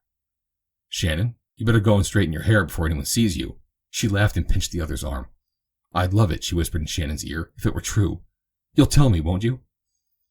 "If it ever comes true, dear," Shannon returned the whisper, "you shall be the first to know about it." "Scrumptious. But say, I've got the divinest news. What do you think? Popsy has known it all day and never mentioned it. Forgot all about it," he said, until just before he and Mother trotted off to bed. "Did you ever hear of anything so outrageous? And now half the folks have gone home and I can't tell them. Oh, it's too spiffy for words. I've been longing and longing for it for months and months and months. And now it's going to happen. It's really going to happen. Actually going to happen on Monday. For heaven's sake, little one, unwind and get to the end of your harrowing story. What's going to happen? Why, the KKS company is coming on Monday, and Wilson Crumb is coming with them." Shannon staggered, almost as from the force of a physical blow. Wilson Crumb coming? Coming to Ganado? Short indeed had been her sweet happiness. "What's the matter, Shannon?" asked Custer solicitously. The girl steadied herself quickly. "Oh, it's nothing," she said with a nervous laugh. "I just felt a little dizzy for a moment." "You'd better go in the house and lie down," he suggested. "No, I think I'll go home, if you'll drive me down, Custer. You know, 10 o'clock is pretty late for us." "It's Saturday night," said Ava. "But I don't want to miss my ride in the morning. You're all going, aren't you?" "I am," said Custer. He noticed that she was very quiet as they drove down to her place, and when they parted, she clung to him as if she would not bear to let him go. It was very wonderful, the miracle of his great love. As he drove back home, he could not think of anything else. He was not egotistical, and it seemed strange that from all the men she must have known, Shannon had kept her love from him. With Grace it had been different. Their love had grown up with them from childhood. It seemed no more remarkable that Grace should love him than Ava should love him, or that he should love Grace. But Shannon had come to him out of a strange world, a world full of men, where, with her beauty and her charm, she must have been an object of admiration to many. Yet she had brought her heart to him intact, for she had told him that she had never loved another, and she had told him the truth. End of chapter 31. Chapter 32. After Custer left her, Shannon entered the bungalow and sat for a long time before a table on which stood a framed photograph of her mother. Never before she felt the need of loving counsel so sorely as now. In almost any other emergency, she could have gone to Mrs. Pennington, but in this, she dared not. She knew the pride of the Penningtons. She realized the high altar upon which they placed the purity of their women and the sacred temple of their love, and she knew that none but the pure might enter. In her heart of hearts, she knew that she had the right to stand there besides his mother or his sister. But the pity of it was that she could never prove that right, for who would believe her? Men had been hanged upon circumstantial evidence less damning than that which might be arrayed against her purity. No, if ever they should learn of her association with Wilson Crumb, they would cast her out of their lives as they would put a leper out of their home. Not even Custer's love could survive such a blow to his honor and his pride. She did not think the less of him because of that, for she was wise enough in the ways of the world to know that pride and virtue are oftentimes uncompromising, even to narrowness. Her only hope, therefore, lay in avoiding discovery by Wilson Crumb during his stay at Ganado. Her love and the weakness it had induced permitted her to accept the happiness for which an unkind fate had hitherto debarred her, and to which even now her honor told her she had no right. She wished that Custer had not loved her, and that she might have continued to live the life that she learned to love, where she might be near him and might constantly see him in the happy consociation of friendship. But with his arms about her and his kisses on her lips, she had not had the strength to deny him, or to dissimulate the great love which had ordered her very existence for many months. In the brief moments of bliss that had followed the avowal of his love, she had permitted herself to drift without thought of the future. But now that the sudden knowledge of the approaching arrival of Crumb had startled her into recollection of the past and consideration of its bearing upon the future, she realized only too poignantly that the demands of honor required that sooner or later she herself must tell Custer the whole sordid story of those hideous months in Hollywood. There was no other way. She could not mate with the man unless she could match her honor with his. There was no alternative other than to go away forever. It was midnight before she arose and went to her room. She went deliberately to a drawer which she had kept locked, and, finding the key, she opened it. From it she took the little black case, and turning back the cover, she revealed the files, the needles, and the tiny syringe that had played so sinister a part in her past. What she was doing tonight she had done so often in the past year that it was almost assumed the proportions of a rite. It had been her wont to parade her tempters before her, that she might have the satisfaction of deriding them, and proving the strength of the new will that her love for Custer Pennington had been so potent a factor in developing. Tonight she went a little further. She took a bit of cotton, and, placing it in the bowl with a spoon, she dissolved some of the white powder with the aid of a lighted match held beneath the spoon. Then she drew the liquid into the syringe. Her nerves were overwrought and unstrung from the stress of the conflicting emotions that had endured that evening, and the risk she took was greater than she guessed. And yet, as she looked at the syringe and realized that its contents held surcease of sorrow, that it held quiet and rest and peace, she felt only repugnance toward it. Not even remotely did she consider the possibility of resorting again to the false happiness of morphine. She knew now that she was freer from its temptations than one who had never used it, but she felt that after tonight, with the avowal of Pennington's love still in her ears, she must no longer keep in her possession a thing so diametrically opposed to the cleanliness of his life and his character. For months she had retained it as part of a system that she had conceived for ridding herself of its power. Without it, she might never have known whether she could withstand the temptations of its presence. But now she had finished with it. She needed it no longer. With almost fanatical savagery, she destroyed it, crushing the glass vials and the syringe beneath her heel, and tearing the little case to shreds. Then, gathering up the fragments, she carried them to the fireplace in the living room and burned them. On the following day, the horses and several loads of properties from the KKS studio arrived at Ganado, and the men who accompanied them pitched their camp well up in Jackknife Canyon. Ava was very much excited and spent much of her time on horseback, watching their preparations.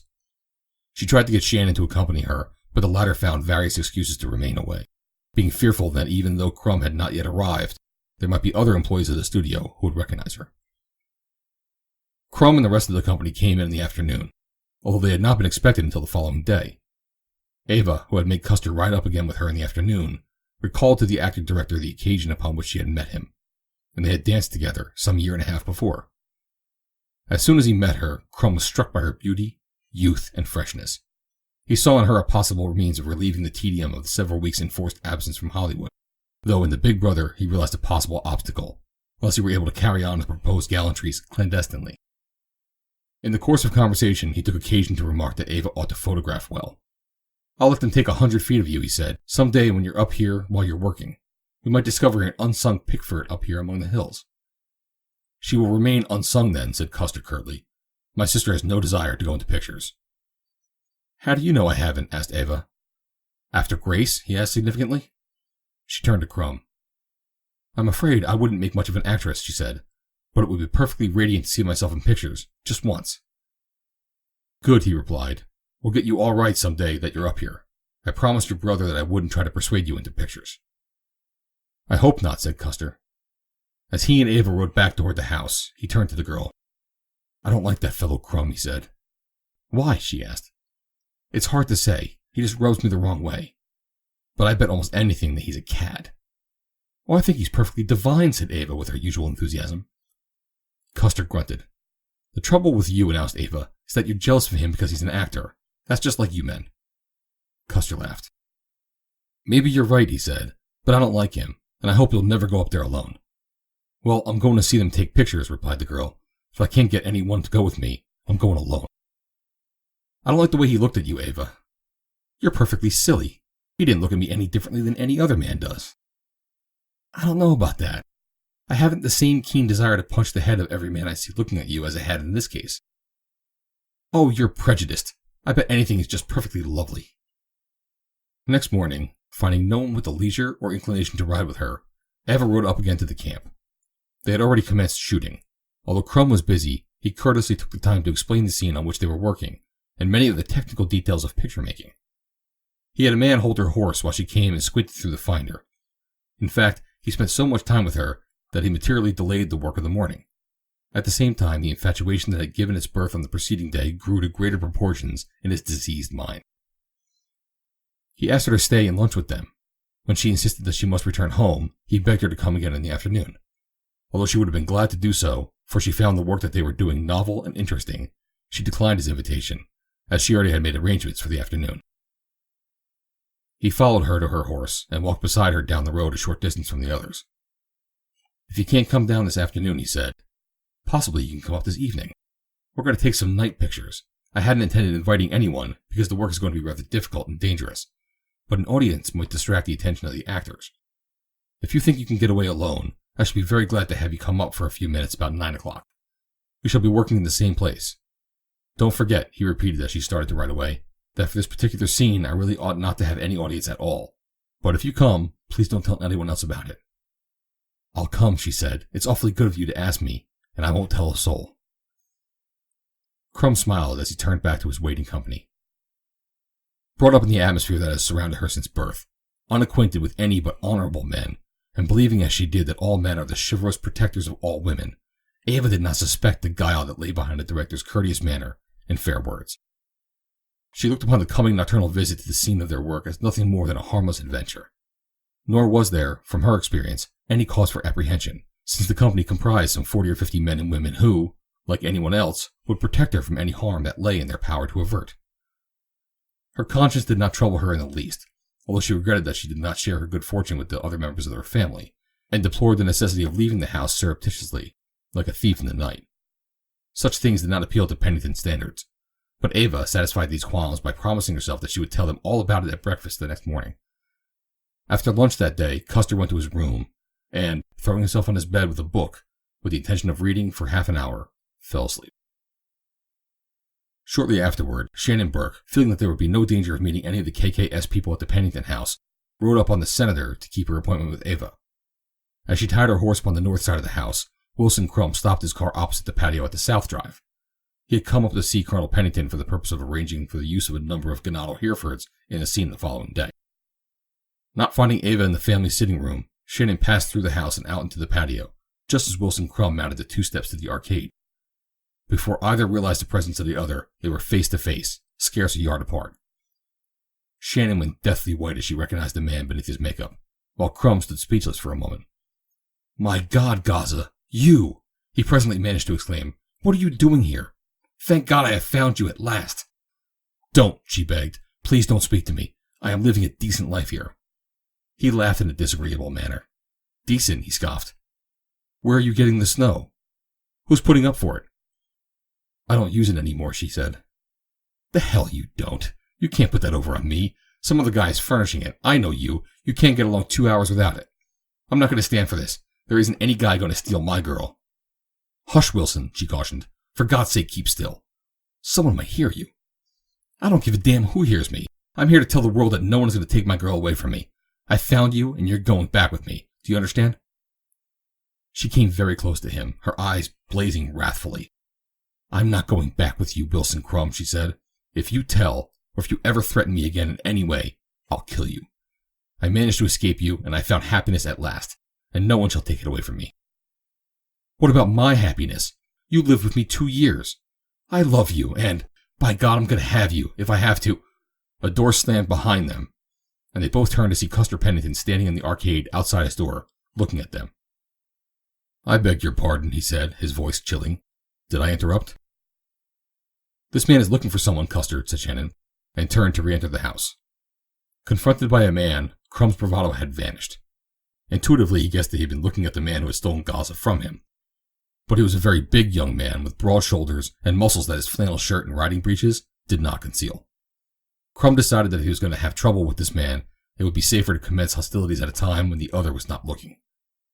Yes, he said, I was looking for your father, Mr. Pennington.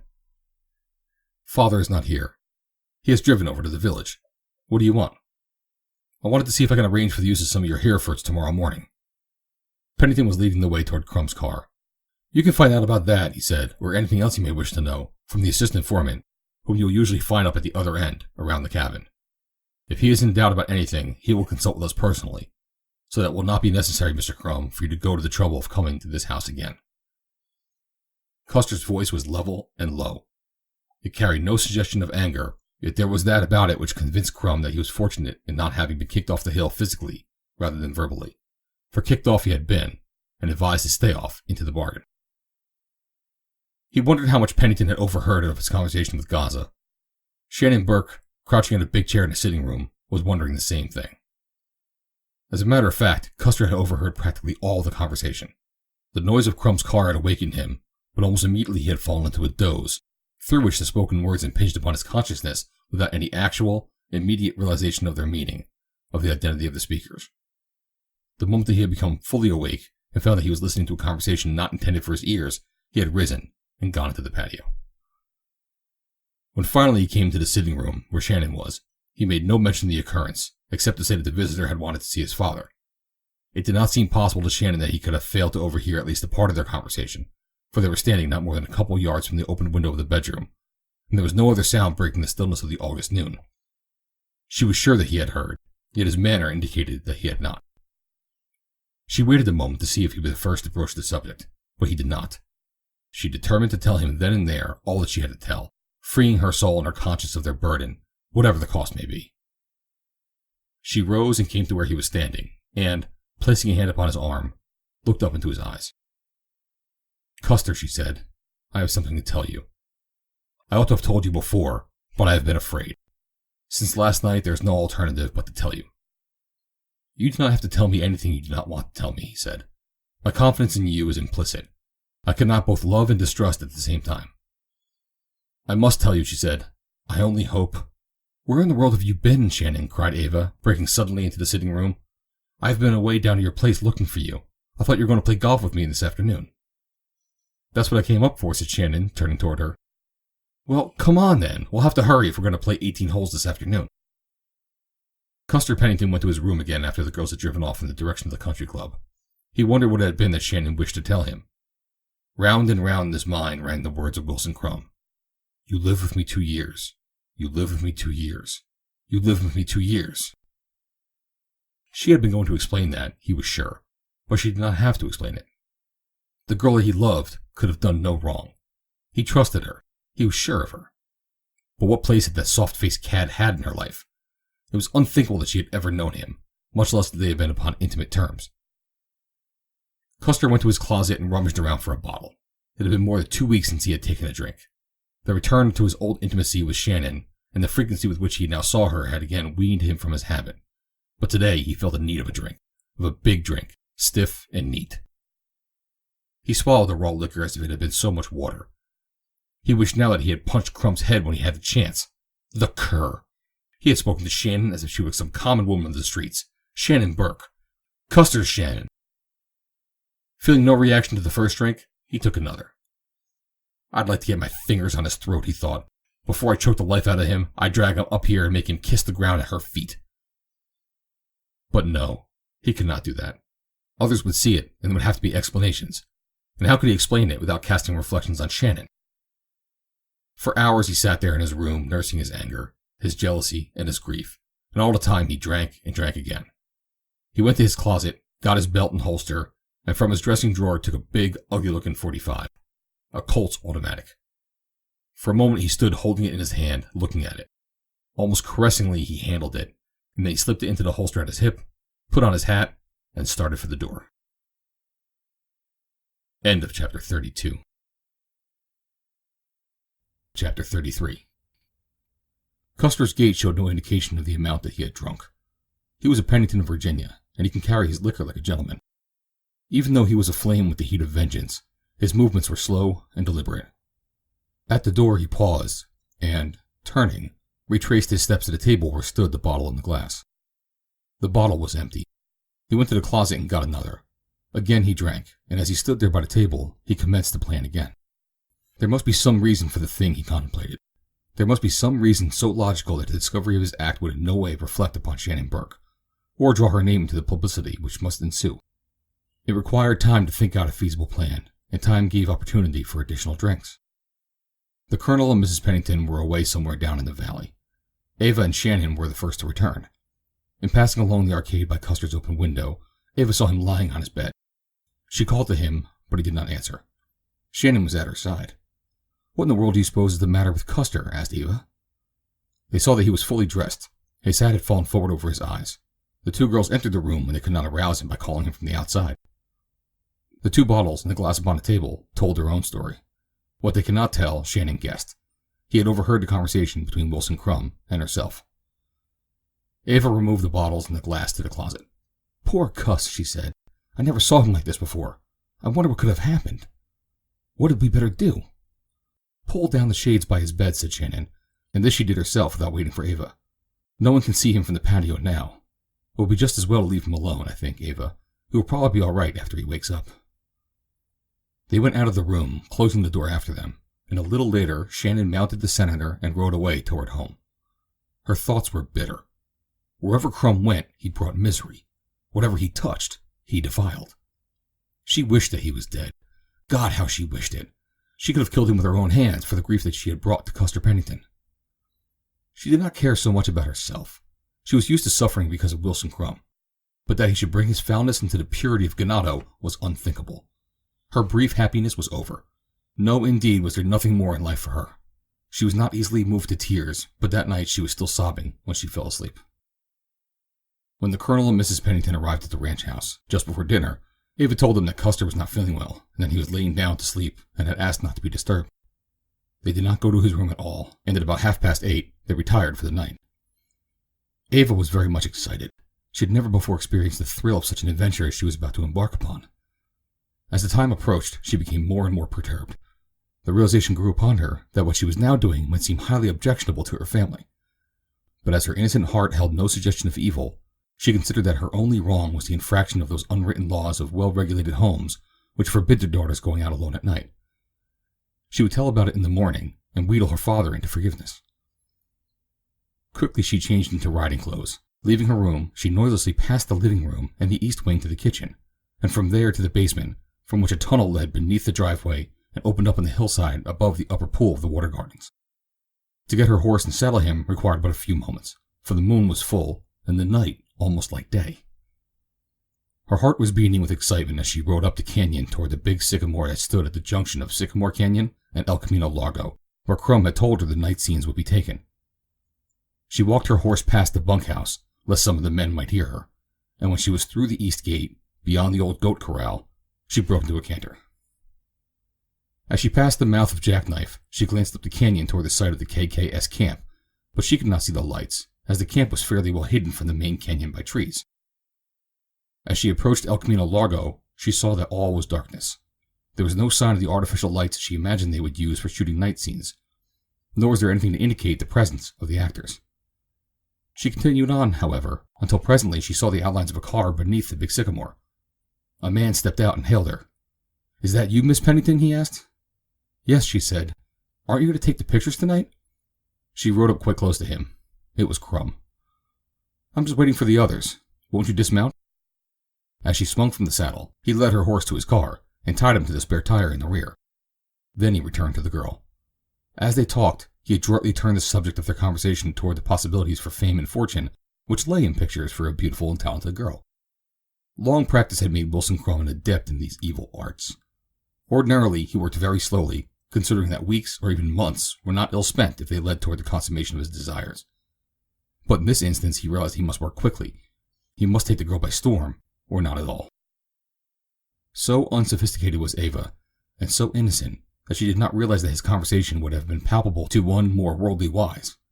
And because she did not repulse him, Crumb thought that she was not averse to his advances. It was not until he seized her and tried to kiss her that she awoke to a realization of her danger and of the position in which her silly credulity had placed her. She carried a quirt in her hand, and she was a Pennington. What matter that she was but a slender girl? The honor and the courage of a Pennington were hers. How dare you, she cried, attempting to jerk away. When he would have persisted, she raised the heavy quirt and struck him across the face. My father shall hear of this, and so shall the man I am to marry, Mr. Evans. Go slow, he growled angrily. Be careful what you tell. Remember that you came here alone at night to meet a man you have known only a day. How will you square that with your assertions of virtue, huh? And as for Evans, yes, one of your men told me today that you and he were going to be married. As for him, the less you drag him into this, the better it'll be for Evans, and you too. She was walking toward her horse. She wheeled suddenly toward him.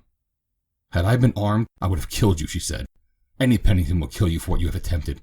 My father or my brother will kill you if you were here tomorrow, for I shall tell them what you have done.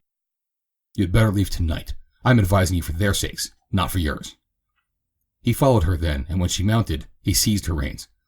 Not so damn fast, young lady. I've got something to say about this. You'll keep your mouth shut, or I'll send Evans to the pen where he belongs. Get out of my way, she commanded, and put her spurs to her mount.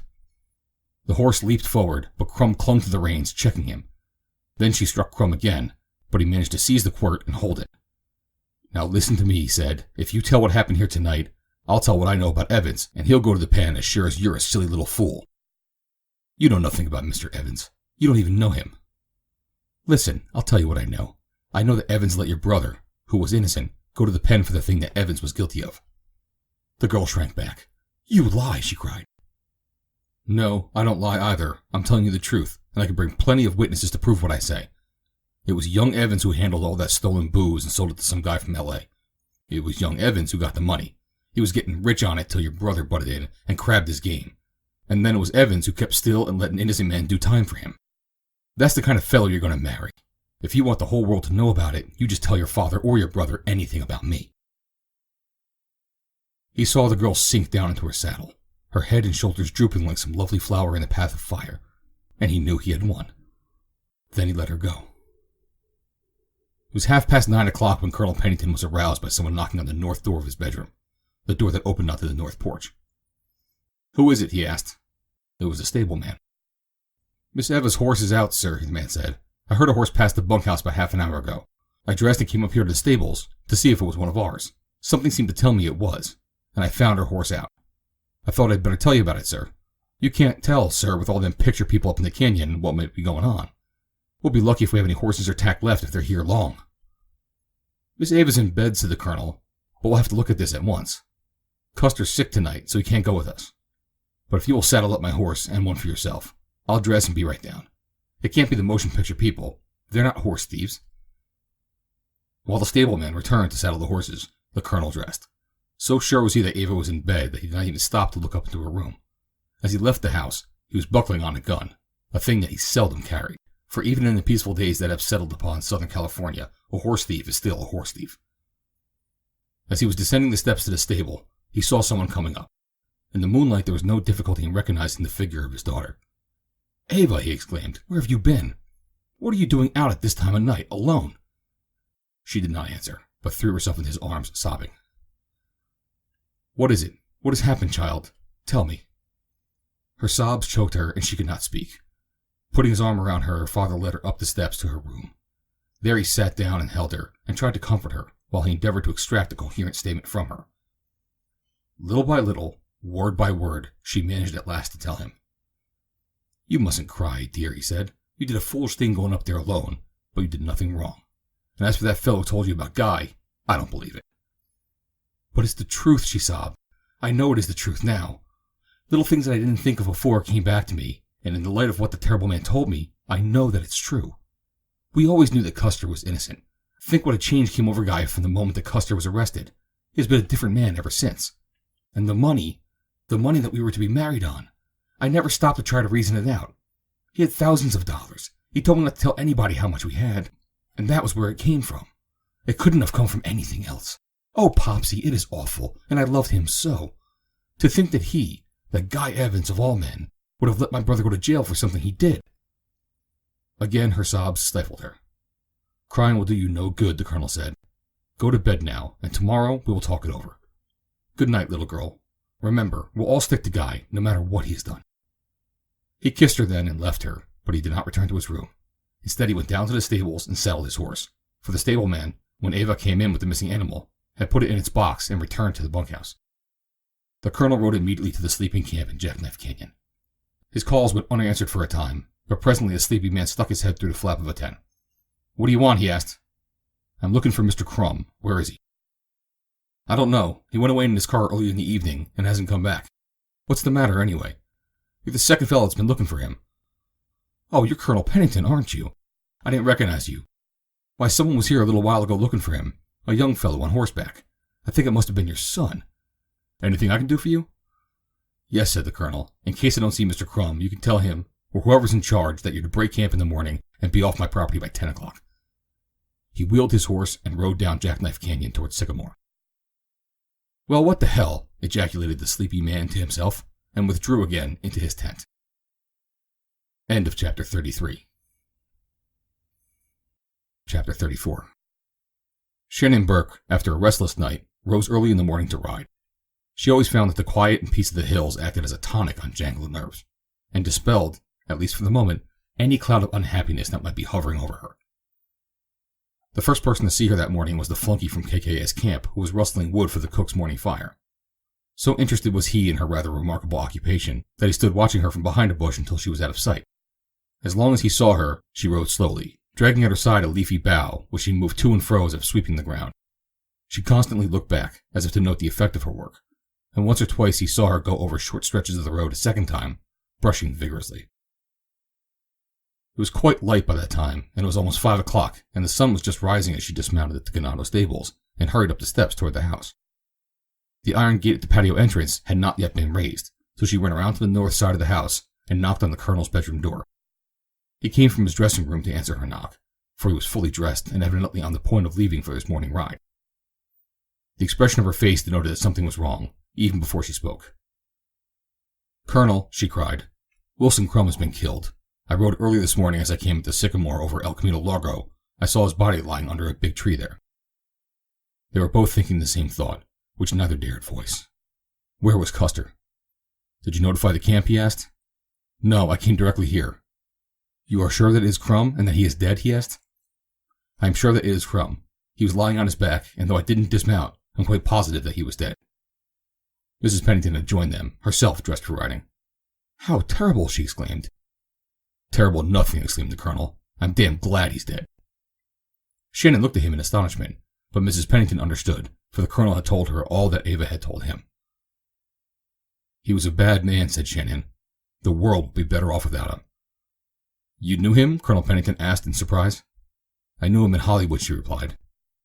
She knew now that they must all know sooner or later, for she could not see how she could be kept out of the investigation and the trial that must follow. In her heart, she feared that Custer had killed Crum. The fact that he was drunk so heavily that afternoon indicated not only that he had overheard, but that what he had heard had affected him profoundly. Profoundly enough to have suggested the killing of the man whom he believed to have wronged the woman he loved. "The first thing to do, I suppose," said the colonel, "is to notify the sheriff." He left the room and went to the telephone.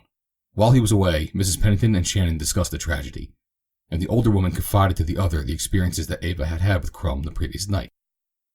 "The beast," muttered Shannon. "Death was too good for him." Presently the colonel returned to them. "I think I'll go and see if the children are going to ride with us," he said. "There's no reason why we shouldn't ride as usual." He went to Ava's door and looked in. Apparently she was still fast asleep. Her hair was down and her curls lay in soft confusion upon the pillow. Very gently he closed the door again, glad that she could sleep. When he entered his son's room, he found Custer lying fully clothed upon his bed, his belt about his waist and his gun at his hip. His suspicions were crystallized into belief. But why had Custer killed Crumb? He couldn't have known of the man's affront to Ava, for she had seen no member of the family but her father, and in him alone had she confided. He crossed to the bed and shook Custer by the shoulder. The younger man opened his eyes and sat up on the edge of the bed. He looked first at his father, and then at himself, at his boots and spurs and breeches and the gun about his waist. "What time is it?" he asked. 5 o'clock. "I must have fallen asleep. I wish it was dinner time. I'm hungry." "Dinner time? It's only a matter of a couple hours to breakfast. It's 5 o'clock in the morning." Custer rose to his feet in surprise. "I must have loaded on more than I knew," he said, with a wry smile. "What do you mean?" asked his father. "I had a blue streak yesterday afternoon, and I took a few drinks. And here I have slept all the way through to the next morning." "You haven't been out of your room since yesterday afternoon?" asked the colonel. "No, of course not. I thought it was still yesterday afternoon until you told me that it was the next morning," said Custer. The colonel ran his fingers through his hair. "I'm glad," he said. Custer didn't know why his father was glad. "Riding?" he asked. "Yes. I'll be with you in a jiffy. I want to wash up a bit." He met them at the stables a few minutes later. The effect of the liquor had entirely disappeared. He seemed his normal self again, and not all like the man who had the blood of a new murder on his soul. He was glad to see Shannon, and squeezed her hand as he passed her horse to get on his own. In the few moments since his father had awakened him, he had reviewed the happenings of the previous day, and his loyalty to the girl he loved had determined him that he had nothing to grieve about. Whatever had been between her and Crumb, she would explain. Only the fact that Ava had interrupted her had kept him from knowing the whole truth the previous day. They were mounted and had started out, when the colonel reined to Custer's side. "Shannon just made a gruesome find up in Sycamore," he said, and paused. If he had intended to surprise Custer into any indication of guilty knowledge, he failed. "Gruesome find," repeated the younger man. "What was it?" "Wilson Crumb has been murdered. Shannon found his body." "The devil!" ejaculated Custer. "Who do you suppose could have done it?" Then, quite suddenly, his heart came to his mouth, as he realized that there was only one present there who had cause to kill Wilson Crumb. He did not dare to look at Shannon for a long time. They had gone only 100 yards when Custer pulled up the Apache and dismounted. "I thought so," he said, looking at the horse's off forefoot. "He pulled that shoe again. He must have done it in the corral, for it was on when I put him in last night. You folks go ahead. I'll go back and saddle Baldy." The stableman was still there, and helped him. "That was a new shoe," Custer said. "Look about the corral and the box and see if you can find it. You can tack it back on." Then he swung to Baldy's back and cantered off after the others. A deputy sheriff came from the village of Ganado before they returned from their ride, and went up to the canyon to take charge of Crumb's body and investigate the scene of the crime. Ava was still in bed when they were called to breakfast. They insisted upon Shannon's remaining, and the four were passing along the arcade past Ava's room. "I think I'll go in and awaken her," said Mrs. Pennington. "She doesn't like to sleep so late." The others passed into the living room and were walking toward the dining room when they were startled by a scream. "Custer! Custer!" Mrs. Pennington called to her husband. All three turned and hastened back to Ava's room, where they found Mrs. Pennington half lying across the bed, her body convulsed with sobs. The colonel was the first to reach her, followed by Custer and Shannon. The bedclothes lay half thrown back where Mrs. Pennington had turned them. The white sheet was stained with blood, and in Ava's hand was clutched a revolver that Custer had given her the previous Christmas. My little girl," cried the weeping mother. "Why did you do it?" The colonel knelt and put his arms about his wife. He could not speak.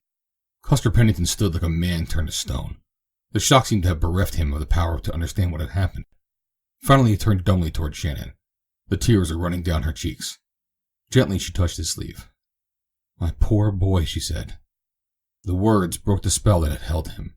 He walked to the opposite side of the bed and bent close to the still, white face of the sister he had worshipped. "Dear little sister, how could you when we love you so?" he said.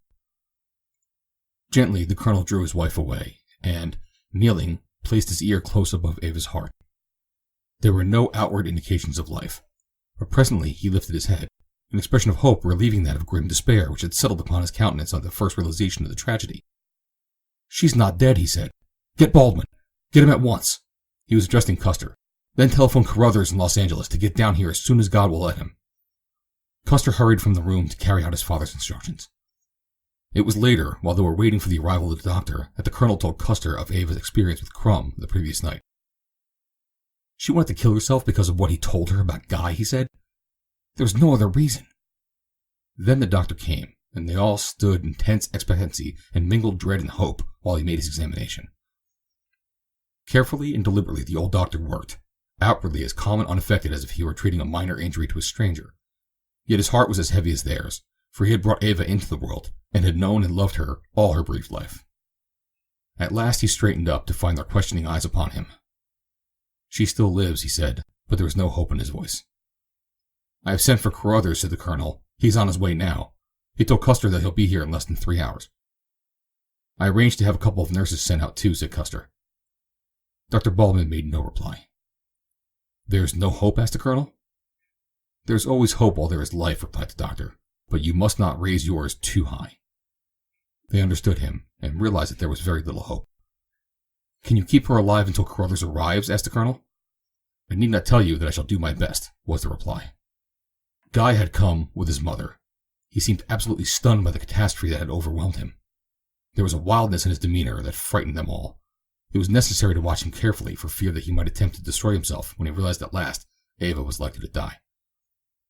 He insisted that they should tell him all the circumstances that had led up to the pitiful tragedy. For a time they sought to conceal a part of the truth from him, but at last, so great was his insistence, they were compelled to reveal all that they knew. Of a nervous and excitable temperament, and endowed by nature with a character of extreme sensitiveness and comparatively little strength, the shock of the knowledge that it was his own acts that had led Ava to self-destruction proved too much for Guy's overwrought nerves and brain. So violent did he become that Colonel Pennington and Custer together could scarce restrain him, and it became necessary to send for 2 of the ranch employees. When the deputy sheriff came to question them about the murder of Crumb, it was evident that Guy's mind was so greatly affected that he did not understand what was taking place around him. He had sunk into a morose silence broken at intervals by fits of raving. Later in the day, at Dr. Baldwin's suggestion, he was removed to a sanatorium outside of Los Angeles. Guy's mental collapse and the necessity for constantly restraining him had resulted in taking Custer's mind from his own grief, at least for the moment. But when he was not thus occupied, he sat staring straight ahead of him in dumb despair. It was 11 o'clock when the best surgeon that Los Angeles can furnish arrived, bringing a nurse with him, and Ava was still breathing when he came. Dr. Baldwin was there, and together the 3 worked for an hour, while the Penningtons and Shannon waited almost hopelessly in the living room, Mrs. Evans having accompanied Guy to Los Angeles. Finally, after what seemed years, the door of the living room opened, and Dr. Carruthers entered. They scanned his face as he entered, but saw nothing there to lighten the burden of their apprehension. The colonel and Custer rose. Well, asked the former, his voice scarcely audible. The operation was successful. I found the bullet and removed it. She will live then, cried Mrs. Pennington, coming quickly toward him. He took her hands very gently in his. My dear madam, he said, it would be cruel of me to hold out useless hope. She hasn't more than 1 chance in 100. It is a miracle that she was still alive when you found her. Only a splendid constitution, resulting from the life that she had led, could possibly account for it. The mother turned away with a low moan. There's nothing more you can do? Asked the colonel. I have done all that I can, replied Carruthers. She will not last long? Maybe a matter of hours, or only minutes, he replied. She's in excellent hands, however. No one could do more for her than Dr. Baldwin. The 2 nurses whom Custer had arranged for had arrived. When Dr. Carruthers departed, he took his own nurse with him. It was afternoon when deputies from the sheriff's and coroner's offices arrived from Los Angeles, together with detectives from the district attorney's office. Crumb's body still lay where it had fallen, guarded by a constable from the village of Ganado. It was surrounded by members of his company, villagers, and nearby ranchers, for word of the murder had spread rapidly in the district in that seemingly mysterious way in which news travels in rural communities. Among the crowd was Slick Allen, who had returned to the valley after his release from the county jail. A partially successful effort had been made to keep the crowd from trampling the ground in the immediate vicinity of the body. But beyond a limited area, whatever possible clues the murderer might have left in the shape of footprints had been entirely obliterated long before the officers arrived from Los Angeles. When the body was finally lifted from its resting place and placed in the ambulance that had been brought from Los Angeles, one of the detectives picked up a horseshoe that had lain underneath the body.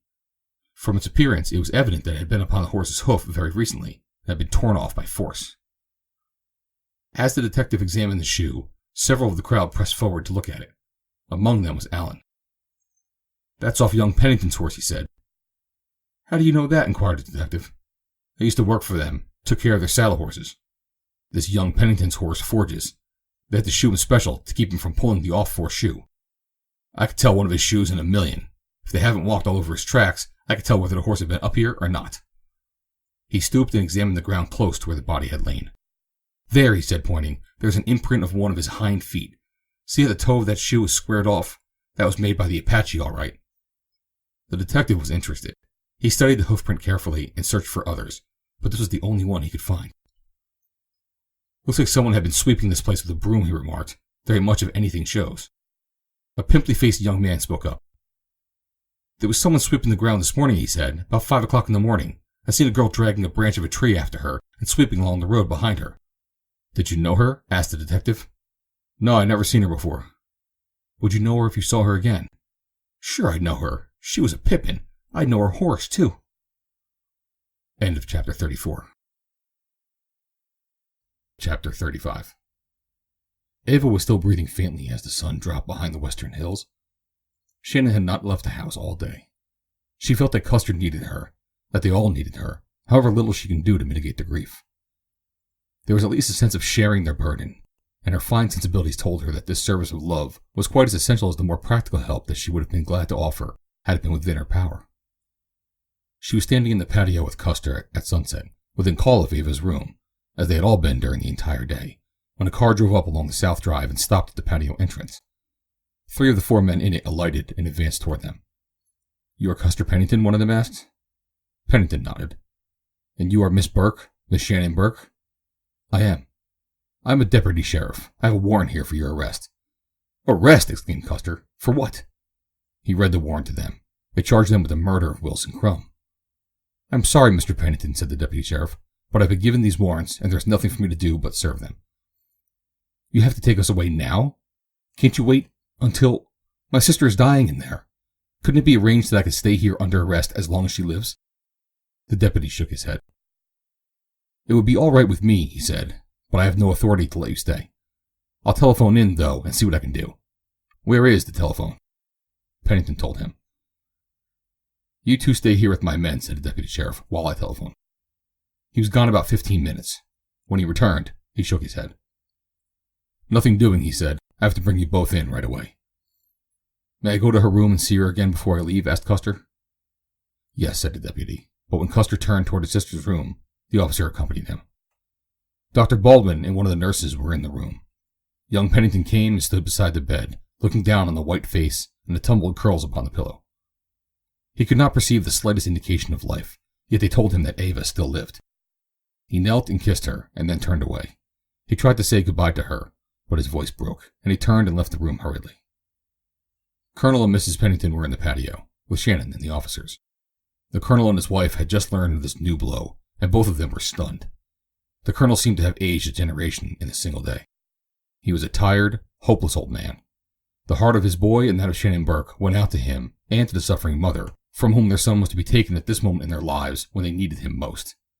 In their compassion for the older Penningtons, they almost forgot the seriousness of their own situation. At their arraignment next morning, the preliminary hearing was set for the following Friday. Early in the morning, Custer had received word from Ganado that Ava still lived, and that Dr. Baldwin now believed they might have some slight hope for her recovery. At Ganado, despair and anxiety had told heavily upon the Penningtons. The colonel felt that he should be in Los Angeles to assist in the defense of his son, and yet he knew that his place was with his wife, whose need of him was even greater. Nor would his heart permit him to leave the daughter whom he worshipped, so long as even a faint spark of life remained in that beloved frame. Mrs. Evans returned from Los Angeles the following day. She was almost prostrated by this last of a series of tragedies ordered, and it seemed, by some malignant fate, for the wrecking of her happiness. She told him that Guy appeared to be hopelessly insane. He did not know his mother, nor did he give the slightest indication of any recollection of his past life, or of the events that had overthrown his reason. At 10 o'clock on Wednesday night, Dr. Baldwin came into the living room, where the colonel and his wife were sitting with Mrs. Evans. For 2 days, none of them had been in bed. They were tired and haggard, but not more so than the old doctor, who had remained constantly on duty from the moment when he was summoned. Never had man worked with more indefatigable zeal than he to wrest a young life from the path of the Grim Reaper. There were deep lines beneath his eyes, and his face was pale and drawn, as he entered the room and stood before them. But for the first time in many hours, there was a smile upon his lips. "I believe," he said, "that we're going to save her." The others were too much affected to speak. So long had hope been denied that now they dared not even think of hope. She regained consciousness a few moments ago. She looked up at me and smiled. Then she fell asleep. She's breathing quite naturally now. She must not be disturbed, though. I think it will be well if you all retired. Mrs. Pennington, you certainly must get some sleep. And you too, Mrs. Evans, or I cannot be responsible for the results. I have left word for the night nurse to call me immediately, if necessary, and if you will all go to your rooms, I will lie on the sofa here in the living room. I feel at last that it will be safe for me to leave her in the hands of the nurse, and a little sleep won't hurt me. The colonel took his old friend by the hand. Baldwin, he said, it is useless to try to thank you. I couldn't, even if there were words to do it with. You don't have to, Pennington. I think I love her as much as you do. There isn't anyone who knows her who doesn't love her, and who wouldn't have done as much as I. Now get off to bed, all of you, and I think we'll find something to be very happy about by morning. If there's any change for the worse, I'll let you know immediately. In the county jail in Los Angeles, Custer Pennington and Shannon Burke, awaiting trial on charges of a capital crime, were filled with increasing happiness as the daily reports from Ganado brought word of Ava's steady improvement, until at last she was entirely out of danger. The tedious preliminaries of selecting a jury were finally concluded. As witness after witness was called, Pennington came to realize for the first time what a web of circumstantial evidence that the state had fabricated about him. Even from servants whom he knew to be loyal and friendly, the most damaging evidence was elicited. His mother's second maid testified that she had seen him fully dressed in his room late in the evening before the murder, when she had come in, as was her custom, with a pitcher of iced water, not knowing that the young man was there. She had seen him lying upon the bed, with his gun in its holster, hanging from the belt about its waist. She also testified that the following morning, when she had come in to make the bed, she had discovered that it had not been slept in. The stableman testified that the Apache had been out the night of the murder. He had rubbed the animal off early in the evening when the defendant had come in from riding. At that time, the two had examined the horse's shoes, the animal having just been reshot. He said that on the morning after the murder, there were saddle sweat marks upon the Apache's back, and that the off foreshoe was missing. One of the KKS employees testified that a young man, whom he partially identified as Custer, had ridden into their camp about 9 o'clock on the night of the murder, and had inquired concerning the whereabouts of Crumb. He said that the young man seemed excited, and upon being told that Crumb was away, he had ridden off rapidly towards Sycamore Canyon. Added to all this were the damaging evidence of the detective who had found the Apache's off foreshoe under Crumb's body, and the positive identification of the shoe by Allen. The one thing that was lacking, a motive for the crime, was supplied by Allen and the Pennington's houseman. The latter testified that among his other duties was the care of the hot water heater in the basement of the Pennington home. Upon the evening of Saturday, August 5th, he had forgotten to shut off the burner, as was his custom. He had returned about 9 o'clock to do so. When he left the house by the passageway leading from the basement beneath the south drive and the opening of the hillside just above the water gardens, he had seen a man standing by the upper pool, with his arms about a woman whom he was kissing. It was a bright moonlight night, and the houseman had recognized the two as Custer Pennington and Miss Burke. Being embarrassed by having thus accidentally come upon them, he had moved away quietly in the opposite direction, among the shadows of the trees, and had returned to the bunkhouse. The connecting link between this evidence and the motive for the crime was elicited from Allen in half an hour of direct examination, which constituted the most harrowing ordeal that Shannon Burke had ever endured, for it laid bare before the world, and before the man she loved, the sordid history of her life with Wilson Crumb. It portrayed her as a drug addict and a wanton. But, more terribly still, it established a motive for the murder of Crumb by Custer Pennington. Owing to the fact that he had laid in a drunken stupor during the night of the crime, that no one had seen him from the time when the maid entered his room to bring his ice water until his father had found him fully clothed upon his bed at 5 o'clock the following morning, young Pennington was unable to account for his actions, or to state his whereabouts at the time when the murder was committed. He realized what the effect of the evidence must be upon the minds of the jurors, when he himself was unable to assert positively, even to himself, that he had not left his room that night. Nor was he very anxious to refute the charge against him, since in his heart he believed that Shannon Burke had killed Crumb. He did not even take the stand in his own defense. The evidence against Shannon was less convincing. A motive had been established in Crumb's knowledge of her past life and the malign influence that he had upon it. The testimony of the camp flunky who had seen her obliterating what evidence the trail might have given in the form of hoofprints constituted practically the only direct evidence that was brought against her. It seemed to Custer that the gravest charge that could be justly brought against her was that of an accessory after the fact, provided the jury was convinced of his guilt. Many witnesses testified giving evidence concerning apparent irrelevant subjects. It was brought out, however, that Crumb died from the effects of a wound inflicted by a .45 caliber pistol, that Custer Pennington possessed such a weapon, and that at the time of his arrest it had been found in his holster, with his cartridge belt thrown carelessly upon its bed. When Shannon Burke took the stand, all eyes were riveted upon her. They were attracted not only by her youth and beauty, but also by the morbid interest which the frequenters of courtrooms would naturally feel in the disclosure of a life she had led in Hollywood. Even to the most sophisticated, it appeared incredible that this refined girl, whose soft, well-modulated voice and quiet manner carried a conviction of innate modesty, could be the woman whom Slick Allen's testimony had revealed in such a role of vice and degradation.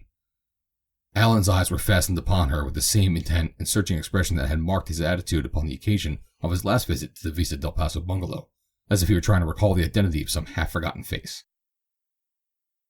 Though Shannon gave her evidence in a simple, straightforward manner, it was manifest that she was undergoing an intense nervous strain. The story that she told, coming as it did out of the clear sky, unguessed either by the prosecution or by the defense, proved a veritable bombshell to them both. It came after it had appeared that the last link had been forged in the chain that fixed the guilt upon Custer Pennington. She had asked, then, to be permitted to take the stand and tell her story in her own way. "I did not see Mr. Crumb," she said, "from the time I left Hollywood on the 30th of July last year until the afternoon before he was killed, nor had I communicated with him during that time.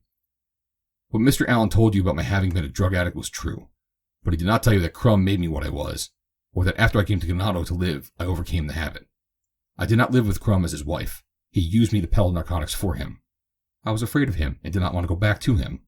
When I left, I did not even let him know where I was going. The afternoon before he was killed, I met him accidentally in the patio of Colonel Pennington's home. The Penningtons had no knowledge of my association with Crumb. I knew that they wouldn't have tolerated me had they known what I had been. Crumb demanded that I should return to him and threatened to expose me if I refused. I knew that he was going to be up in the canyon that night. I rode up there and shot him. The next morning I went back and attempted to obliterate the tracks of my horse, for I learned from Custer Pennington that it is sometimes easy to recognize individual peculiarities in the tracks of a shot horse. That is all, except that Mr. Pennington had no knowledge of what I did and no part of it." Momentarily, her statement seemed to overthrow the state's case against Pennington, but that the district attorney was not convinced of its truth was indicated by his cross-examination of her and other witnesses, and later by calling of a new witness. They could not shake her testimony, but on the other hand, she was unable to prove that she had ever possessed a .45 caliber pistol, or to account for what she had done with it after the crime.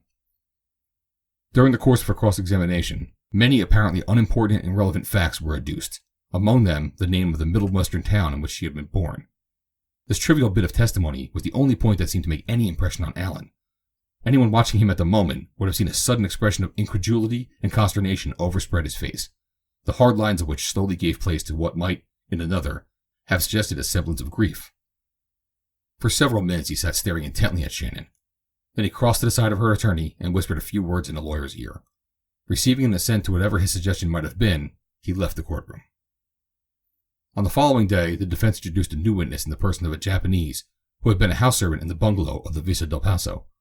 His testimony substantiated Shannon Burke's statement that she and Crumb had not lived together as man and wife. Then Allen was recalled to the stand. He told of the last evening that he had spent at Crumb's bungalow, and of the fact that Miss Burke, who was then known to him as Gossa Delore, had left the house at the same time he did. He testified that Crumb had asked her why she was going home so early, that she had replied that she wanted to write a letter, that he, Allen, had remarked, "I thought you lived here," to which she replied, "I'm here all day, but I go home nights."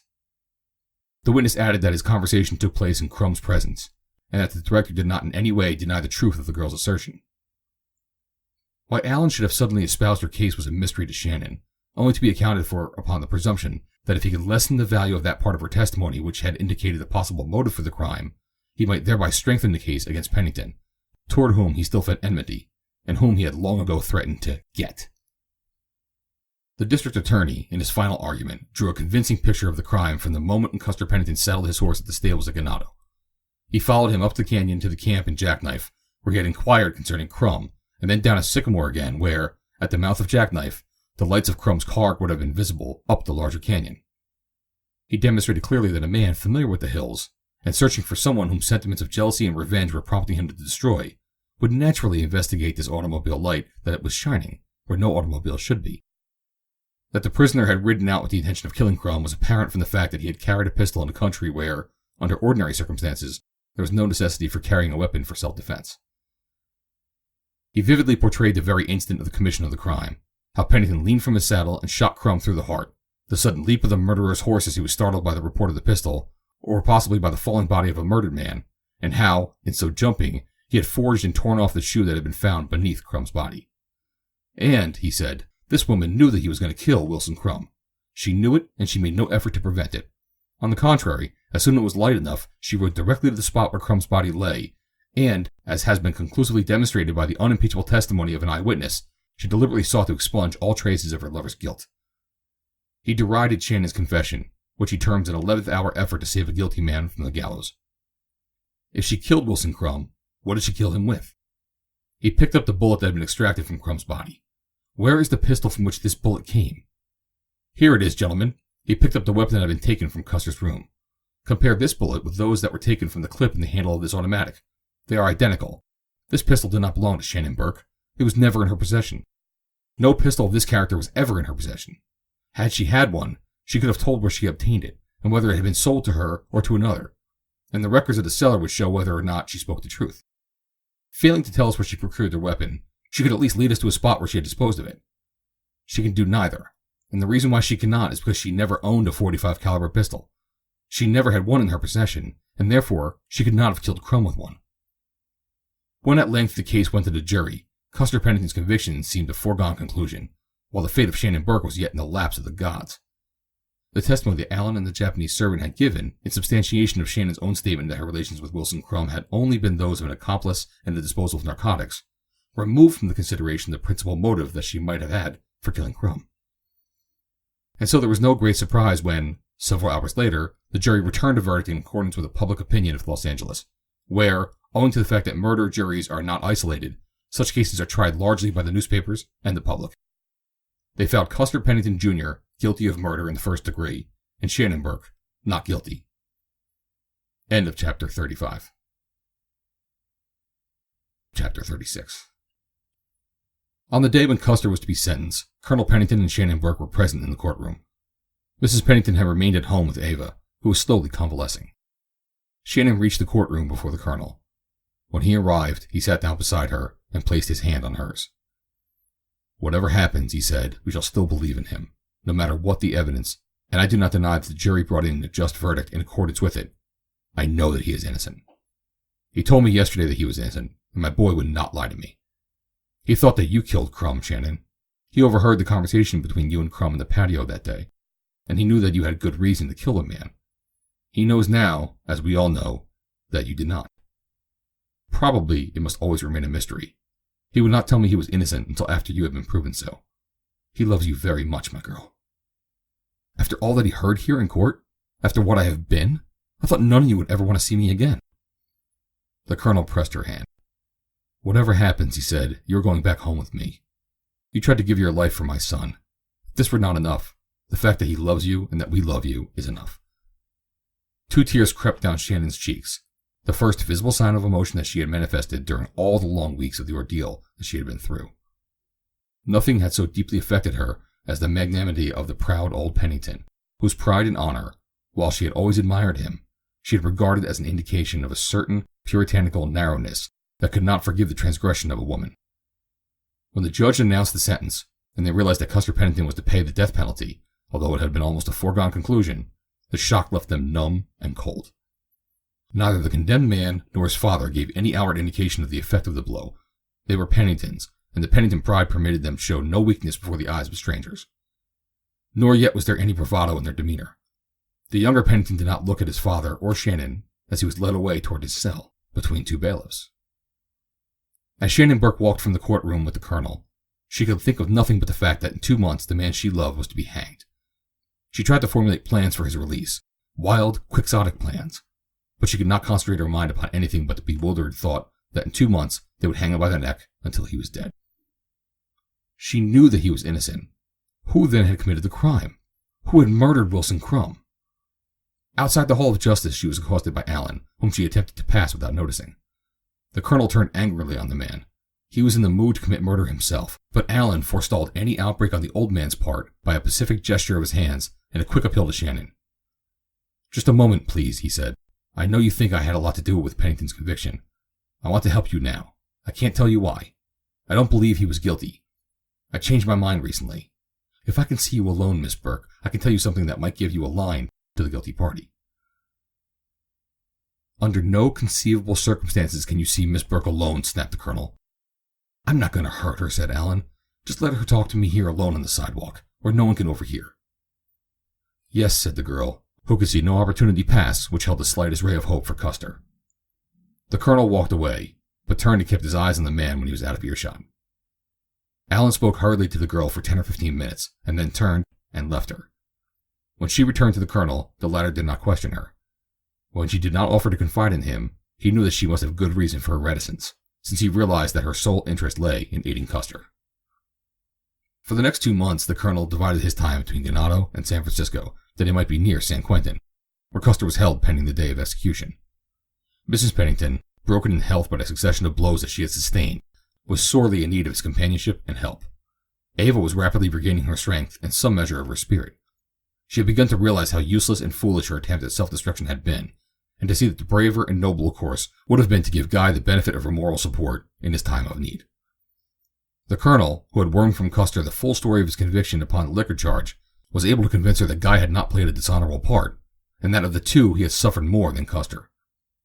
Her father did not condone or excuse Guy's wrongdoing, but he tried to make her understand that it was no indication of a criminal inclination, but rather the thoughtless act of an undeveloped boy. During the 2 months they saw little or nothing of Shannon. She remained in Los Angeles, and when she made the long trip to San Quentin to see Custer, or when they chanced to see her, they could not but note how thin and drawn she was becoming. The roses had left her cheeks, and there were deep lines beneath her eyes, in which they were constantly an expression of haunting fear. As the day of the execution drew nearer, the gloom that had hovered over Ganado for months settled like a dense pall upon them. On the day before the execution, the colonel left for San Francisco to say goodbye to his son for the last time. Custer had insisted that his mother and Ava must not come, and they acceded to his wish. On the afternoon when the colonel arrived at San Quentin, he was permitted to see his son for the last time. The two conversed in low tones, Custer asking questions about his mother and sister, and about the little everyday activities of the ranch. Neither of them referred to the event of the following morning. Has Shannon been here today? The colonel asked. Custer shook his head. I haven't seen her this week, he said. I suppose she dreaded coming. I don't blame her. I should like to have seen her once more, though. Presently, they stood in silence for several moments. You'd better go, Dad, said the boy. Go back to Mother and Ava. Don't take it too hard. It wasn't so bad after all. I have led a bully life, and have never forgotten once that I am a Pennington. I shall not forget it tomorrow. The father could not speak. They clasped hands once. The older man turned away, and the guards led Custer back to the death cell for the last time. End of chapter 36. Chapter 37. It was morning when the colonel reached the ranch. He found his wife and Ava sitting in Custer's room. They knew the hour, and they were waiting there to be as near him as they could. They were weeping quietly. In the kitchen across the patio, they could hear Hannah sobbing. They sat there for a long time in silence. Suddenly they heard a door slam in the patio, and the sound of someone running. Colonel Pennington! Colonel Pennington! A voice cried. The colonel stepped to the door of Custer's room. It was the bookkeeper calling him. What is it? He asked. Here I am. The governor has granted a stay of execution. There is new evidence. Miss Burke is on her way here now. She has found the man who killed Crumb. What more he said the colonel did not hear, for he had turned back into the room and, collapsing on his son's bed, had broken into tears. He, who had gone through these long weeks like a man of iron. It was nearly noon before Shannon arrived. She had been driven from Los Angeles by an attaché of the district attorney's office. The Penningtons had been standing on the east porch, watching the road with binoculars, so anxious were they for confirmation of their hopes. She was out of the car before it had stopped and was running toward them. The man who had accompanied her followed and joined them on the porch. Shannon threw her arms around Mrs. Pennington's neck. He is safe, she cried. Another has confessed and has satisfied the district attorney of his guilt. Who was it? They asked. Shannon turned towards Ava. It is going to be another blow to you all, she said, but wait until I'm through and you will understand that it would not have been otherwise. It was Guy who killed Wilson Crumb. Guy? Why should he have done it? That was it. That was why suspicion never directed toward him. Only he knew the facts that prompted him to commit the deed. It was Alan who suggested to me the possibility that it might have been Guy. I have spent nearly 2 months at the sanatorium with this gentleman from the district attorney's office in an effort to awaken Guy's sleeping intellect to a realization of the past and of the present necessity for recalling it. He had been improving steadily, but it was only yesterday that memory returned to him. We worked on the theory that if he could be made to realize that Ava lived, the cause of his mental sickness could be removed. We tried everything. We had almost given up hope when, almost like a miracle, his memory returned, while he was looking at a Kodak picture of Ava that I had shown him. The rest was easy, especially after he knew that she had recovered. Instead of the necessity for confession resulting in further shock, it seemed to inspirit him. His one thought was of Custer, his one hope that he would be in time to save him. Why did he kill Crumb? Asked Ava. Because Crumb killed Grace. He told me the whole story yesterday. Very carefully, Shannon related all that Guy had told of Crumb's relations with his sister up to the moment of Grace's death. I am glad he killed him, said Ava. I would have no respect for him if he hadn't done it. Guy told me that the evening before he killed Crumb, he had been looking over a motion picture magazine, and he had seen a picture of Crumb which tallied with the photograph he had taken from Grace's dressing table. A portrait of the man who, as she told him, was responsible for her trouble. Guy had never been able to learn his man's identity, but the picture in the magazine, with his name below it, was a reproduction of the same photograph. There was no question as to the man's identity. The scarf pin and a lock of hair falling in a peculiar way over the forehead marked the pictures as identical. Though Guy had never seen Crumb, he knew from conversations that he had heard here that it was Wilson Crumb who was directing the picture that was to be taken on Ganado. He immediately got his pistol, saddled his horse, and rode up to the camp in search of Crumb. It was he whom one of the witnesses mistook for Custer. He then did what the district attorney attributed to Custer. He rode to the mouth of Jackknife and saw the lights of Crumb's car up near El Camino Largo. While he was in Jackknife, Ava must have ridden down Sycamore with her meeting with Crumb, passing Jackknife before Guy rode back into Sycamore. He rode up to where Crumb was attempting to crank his engine.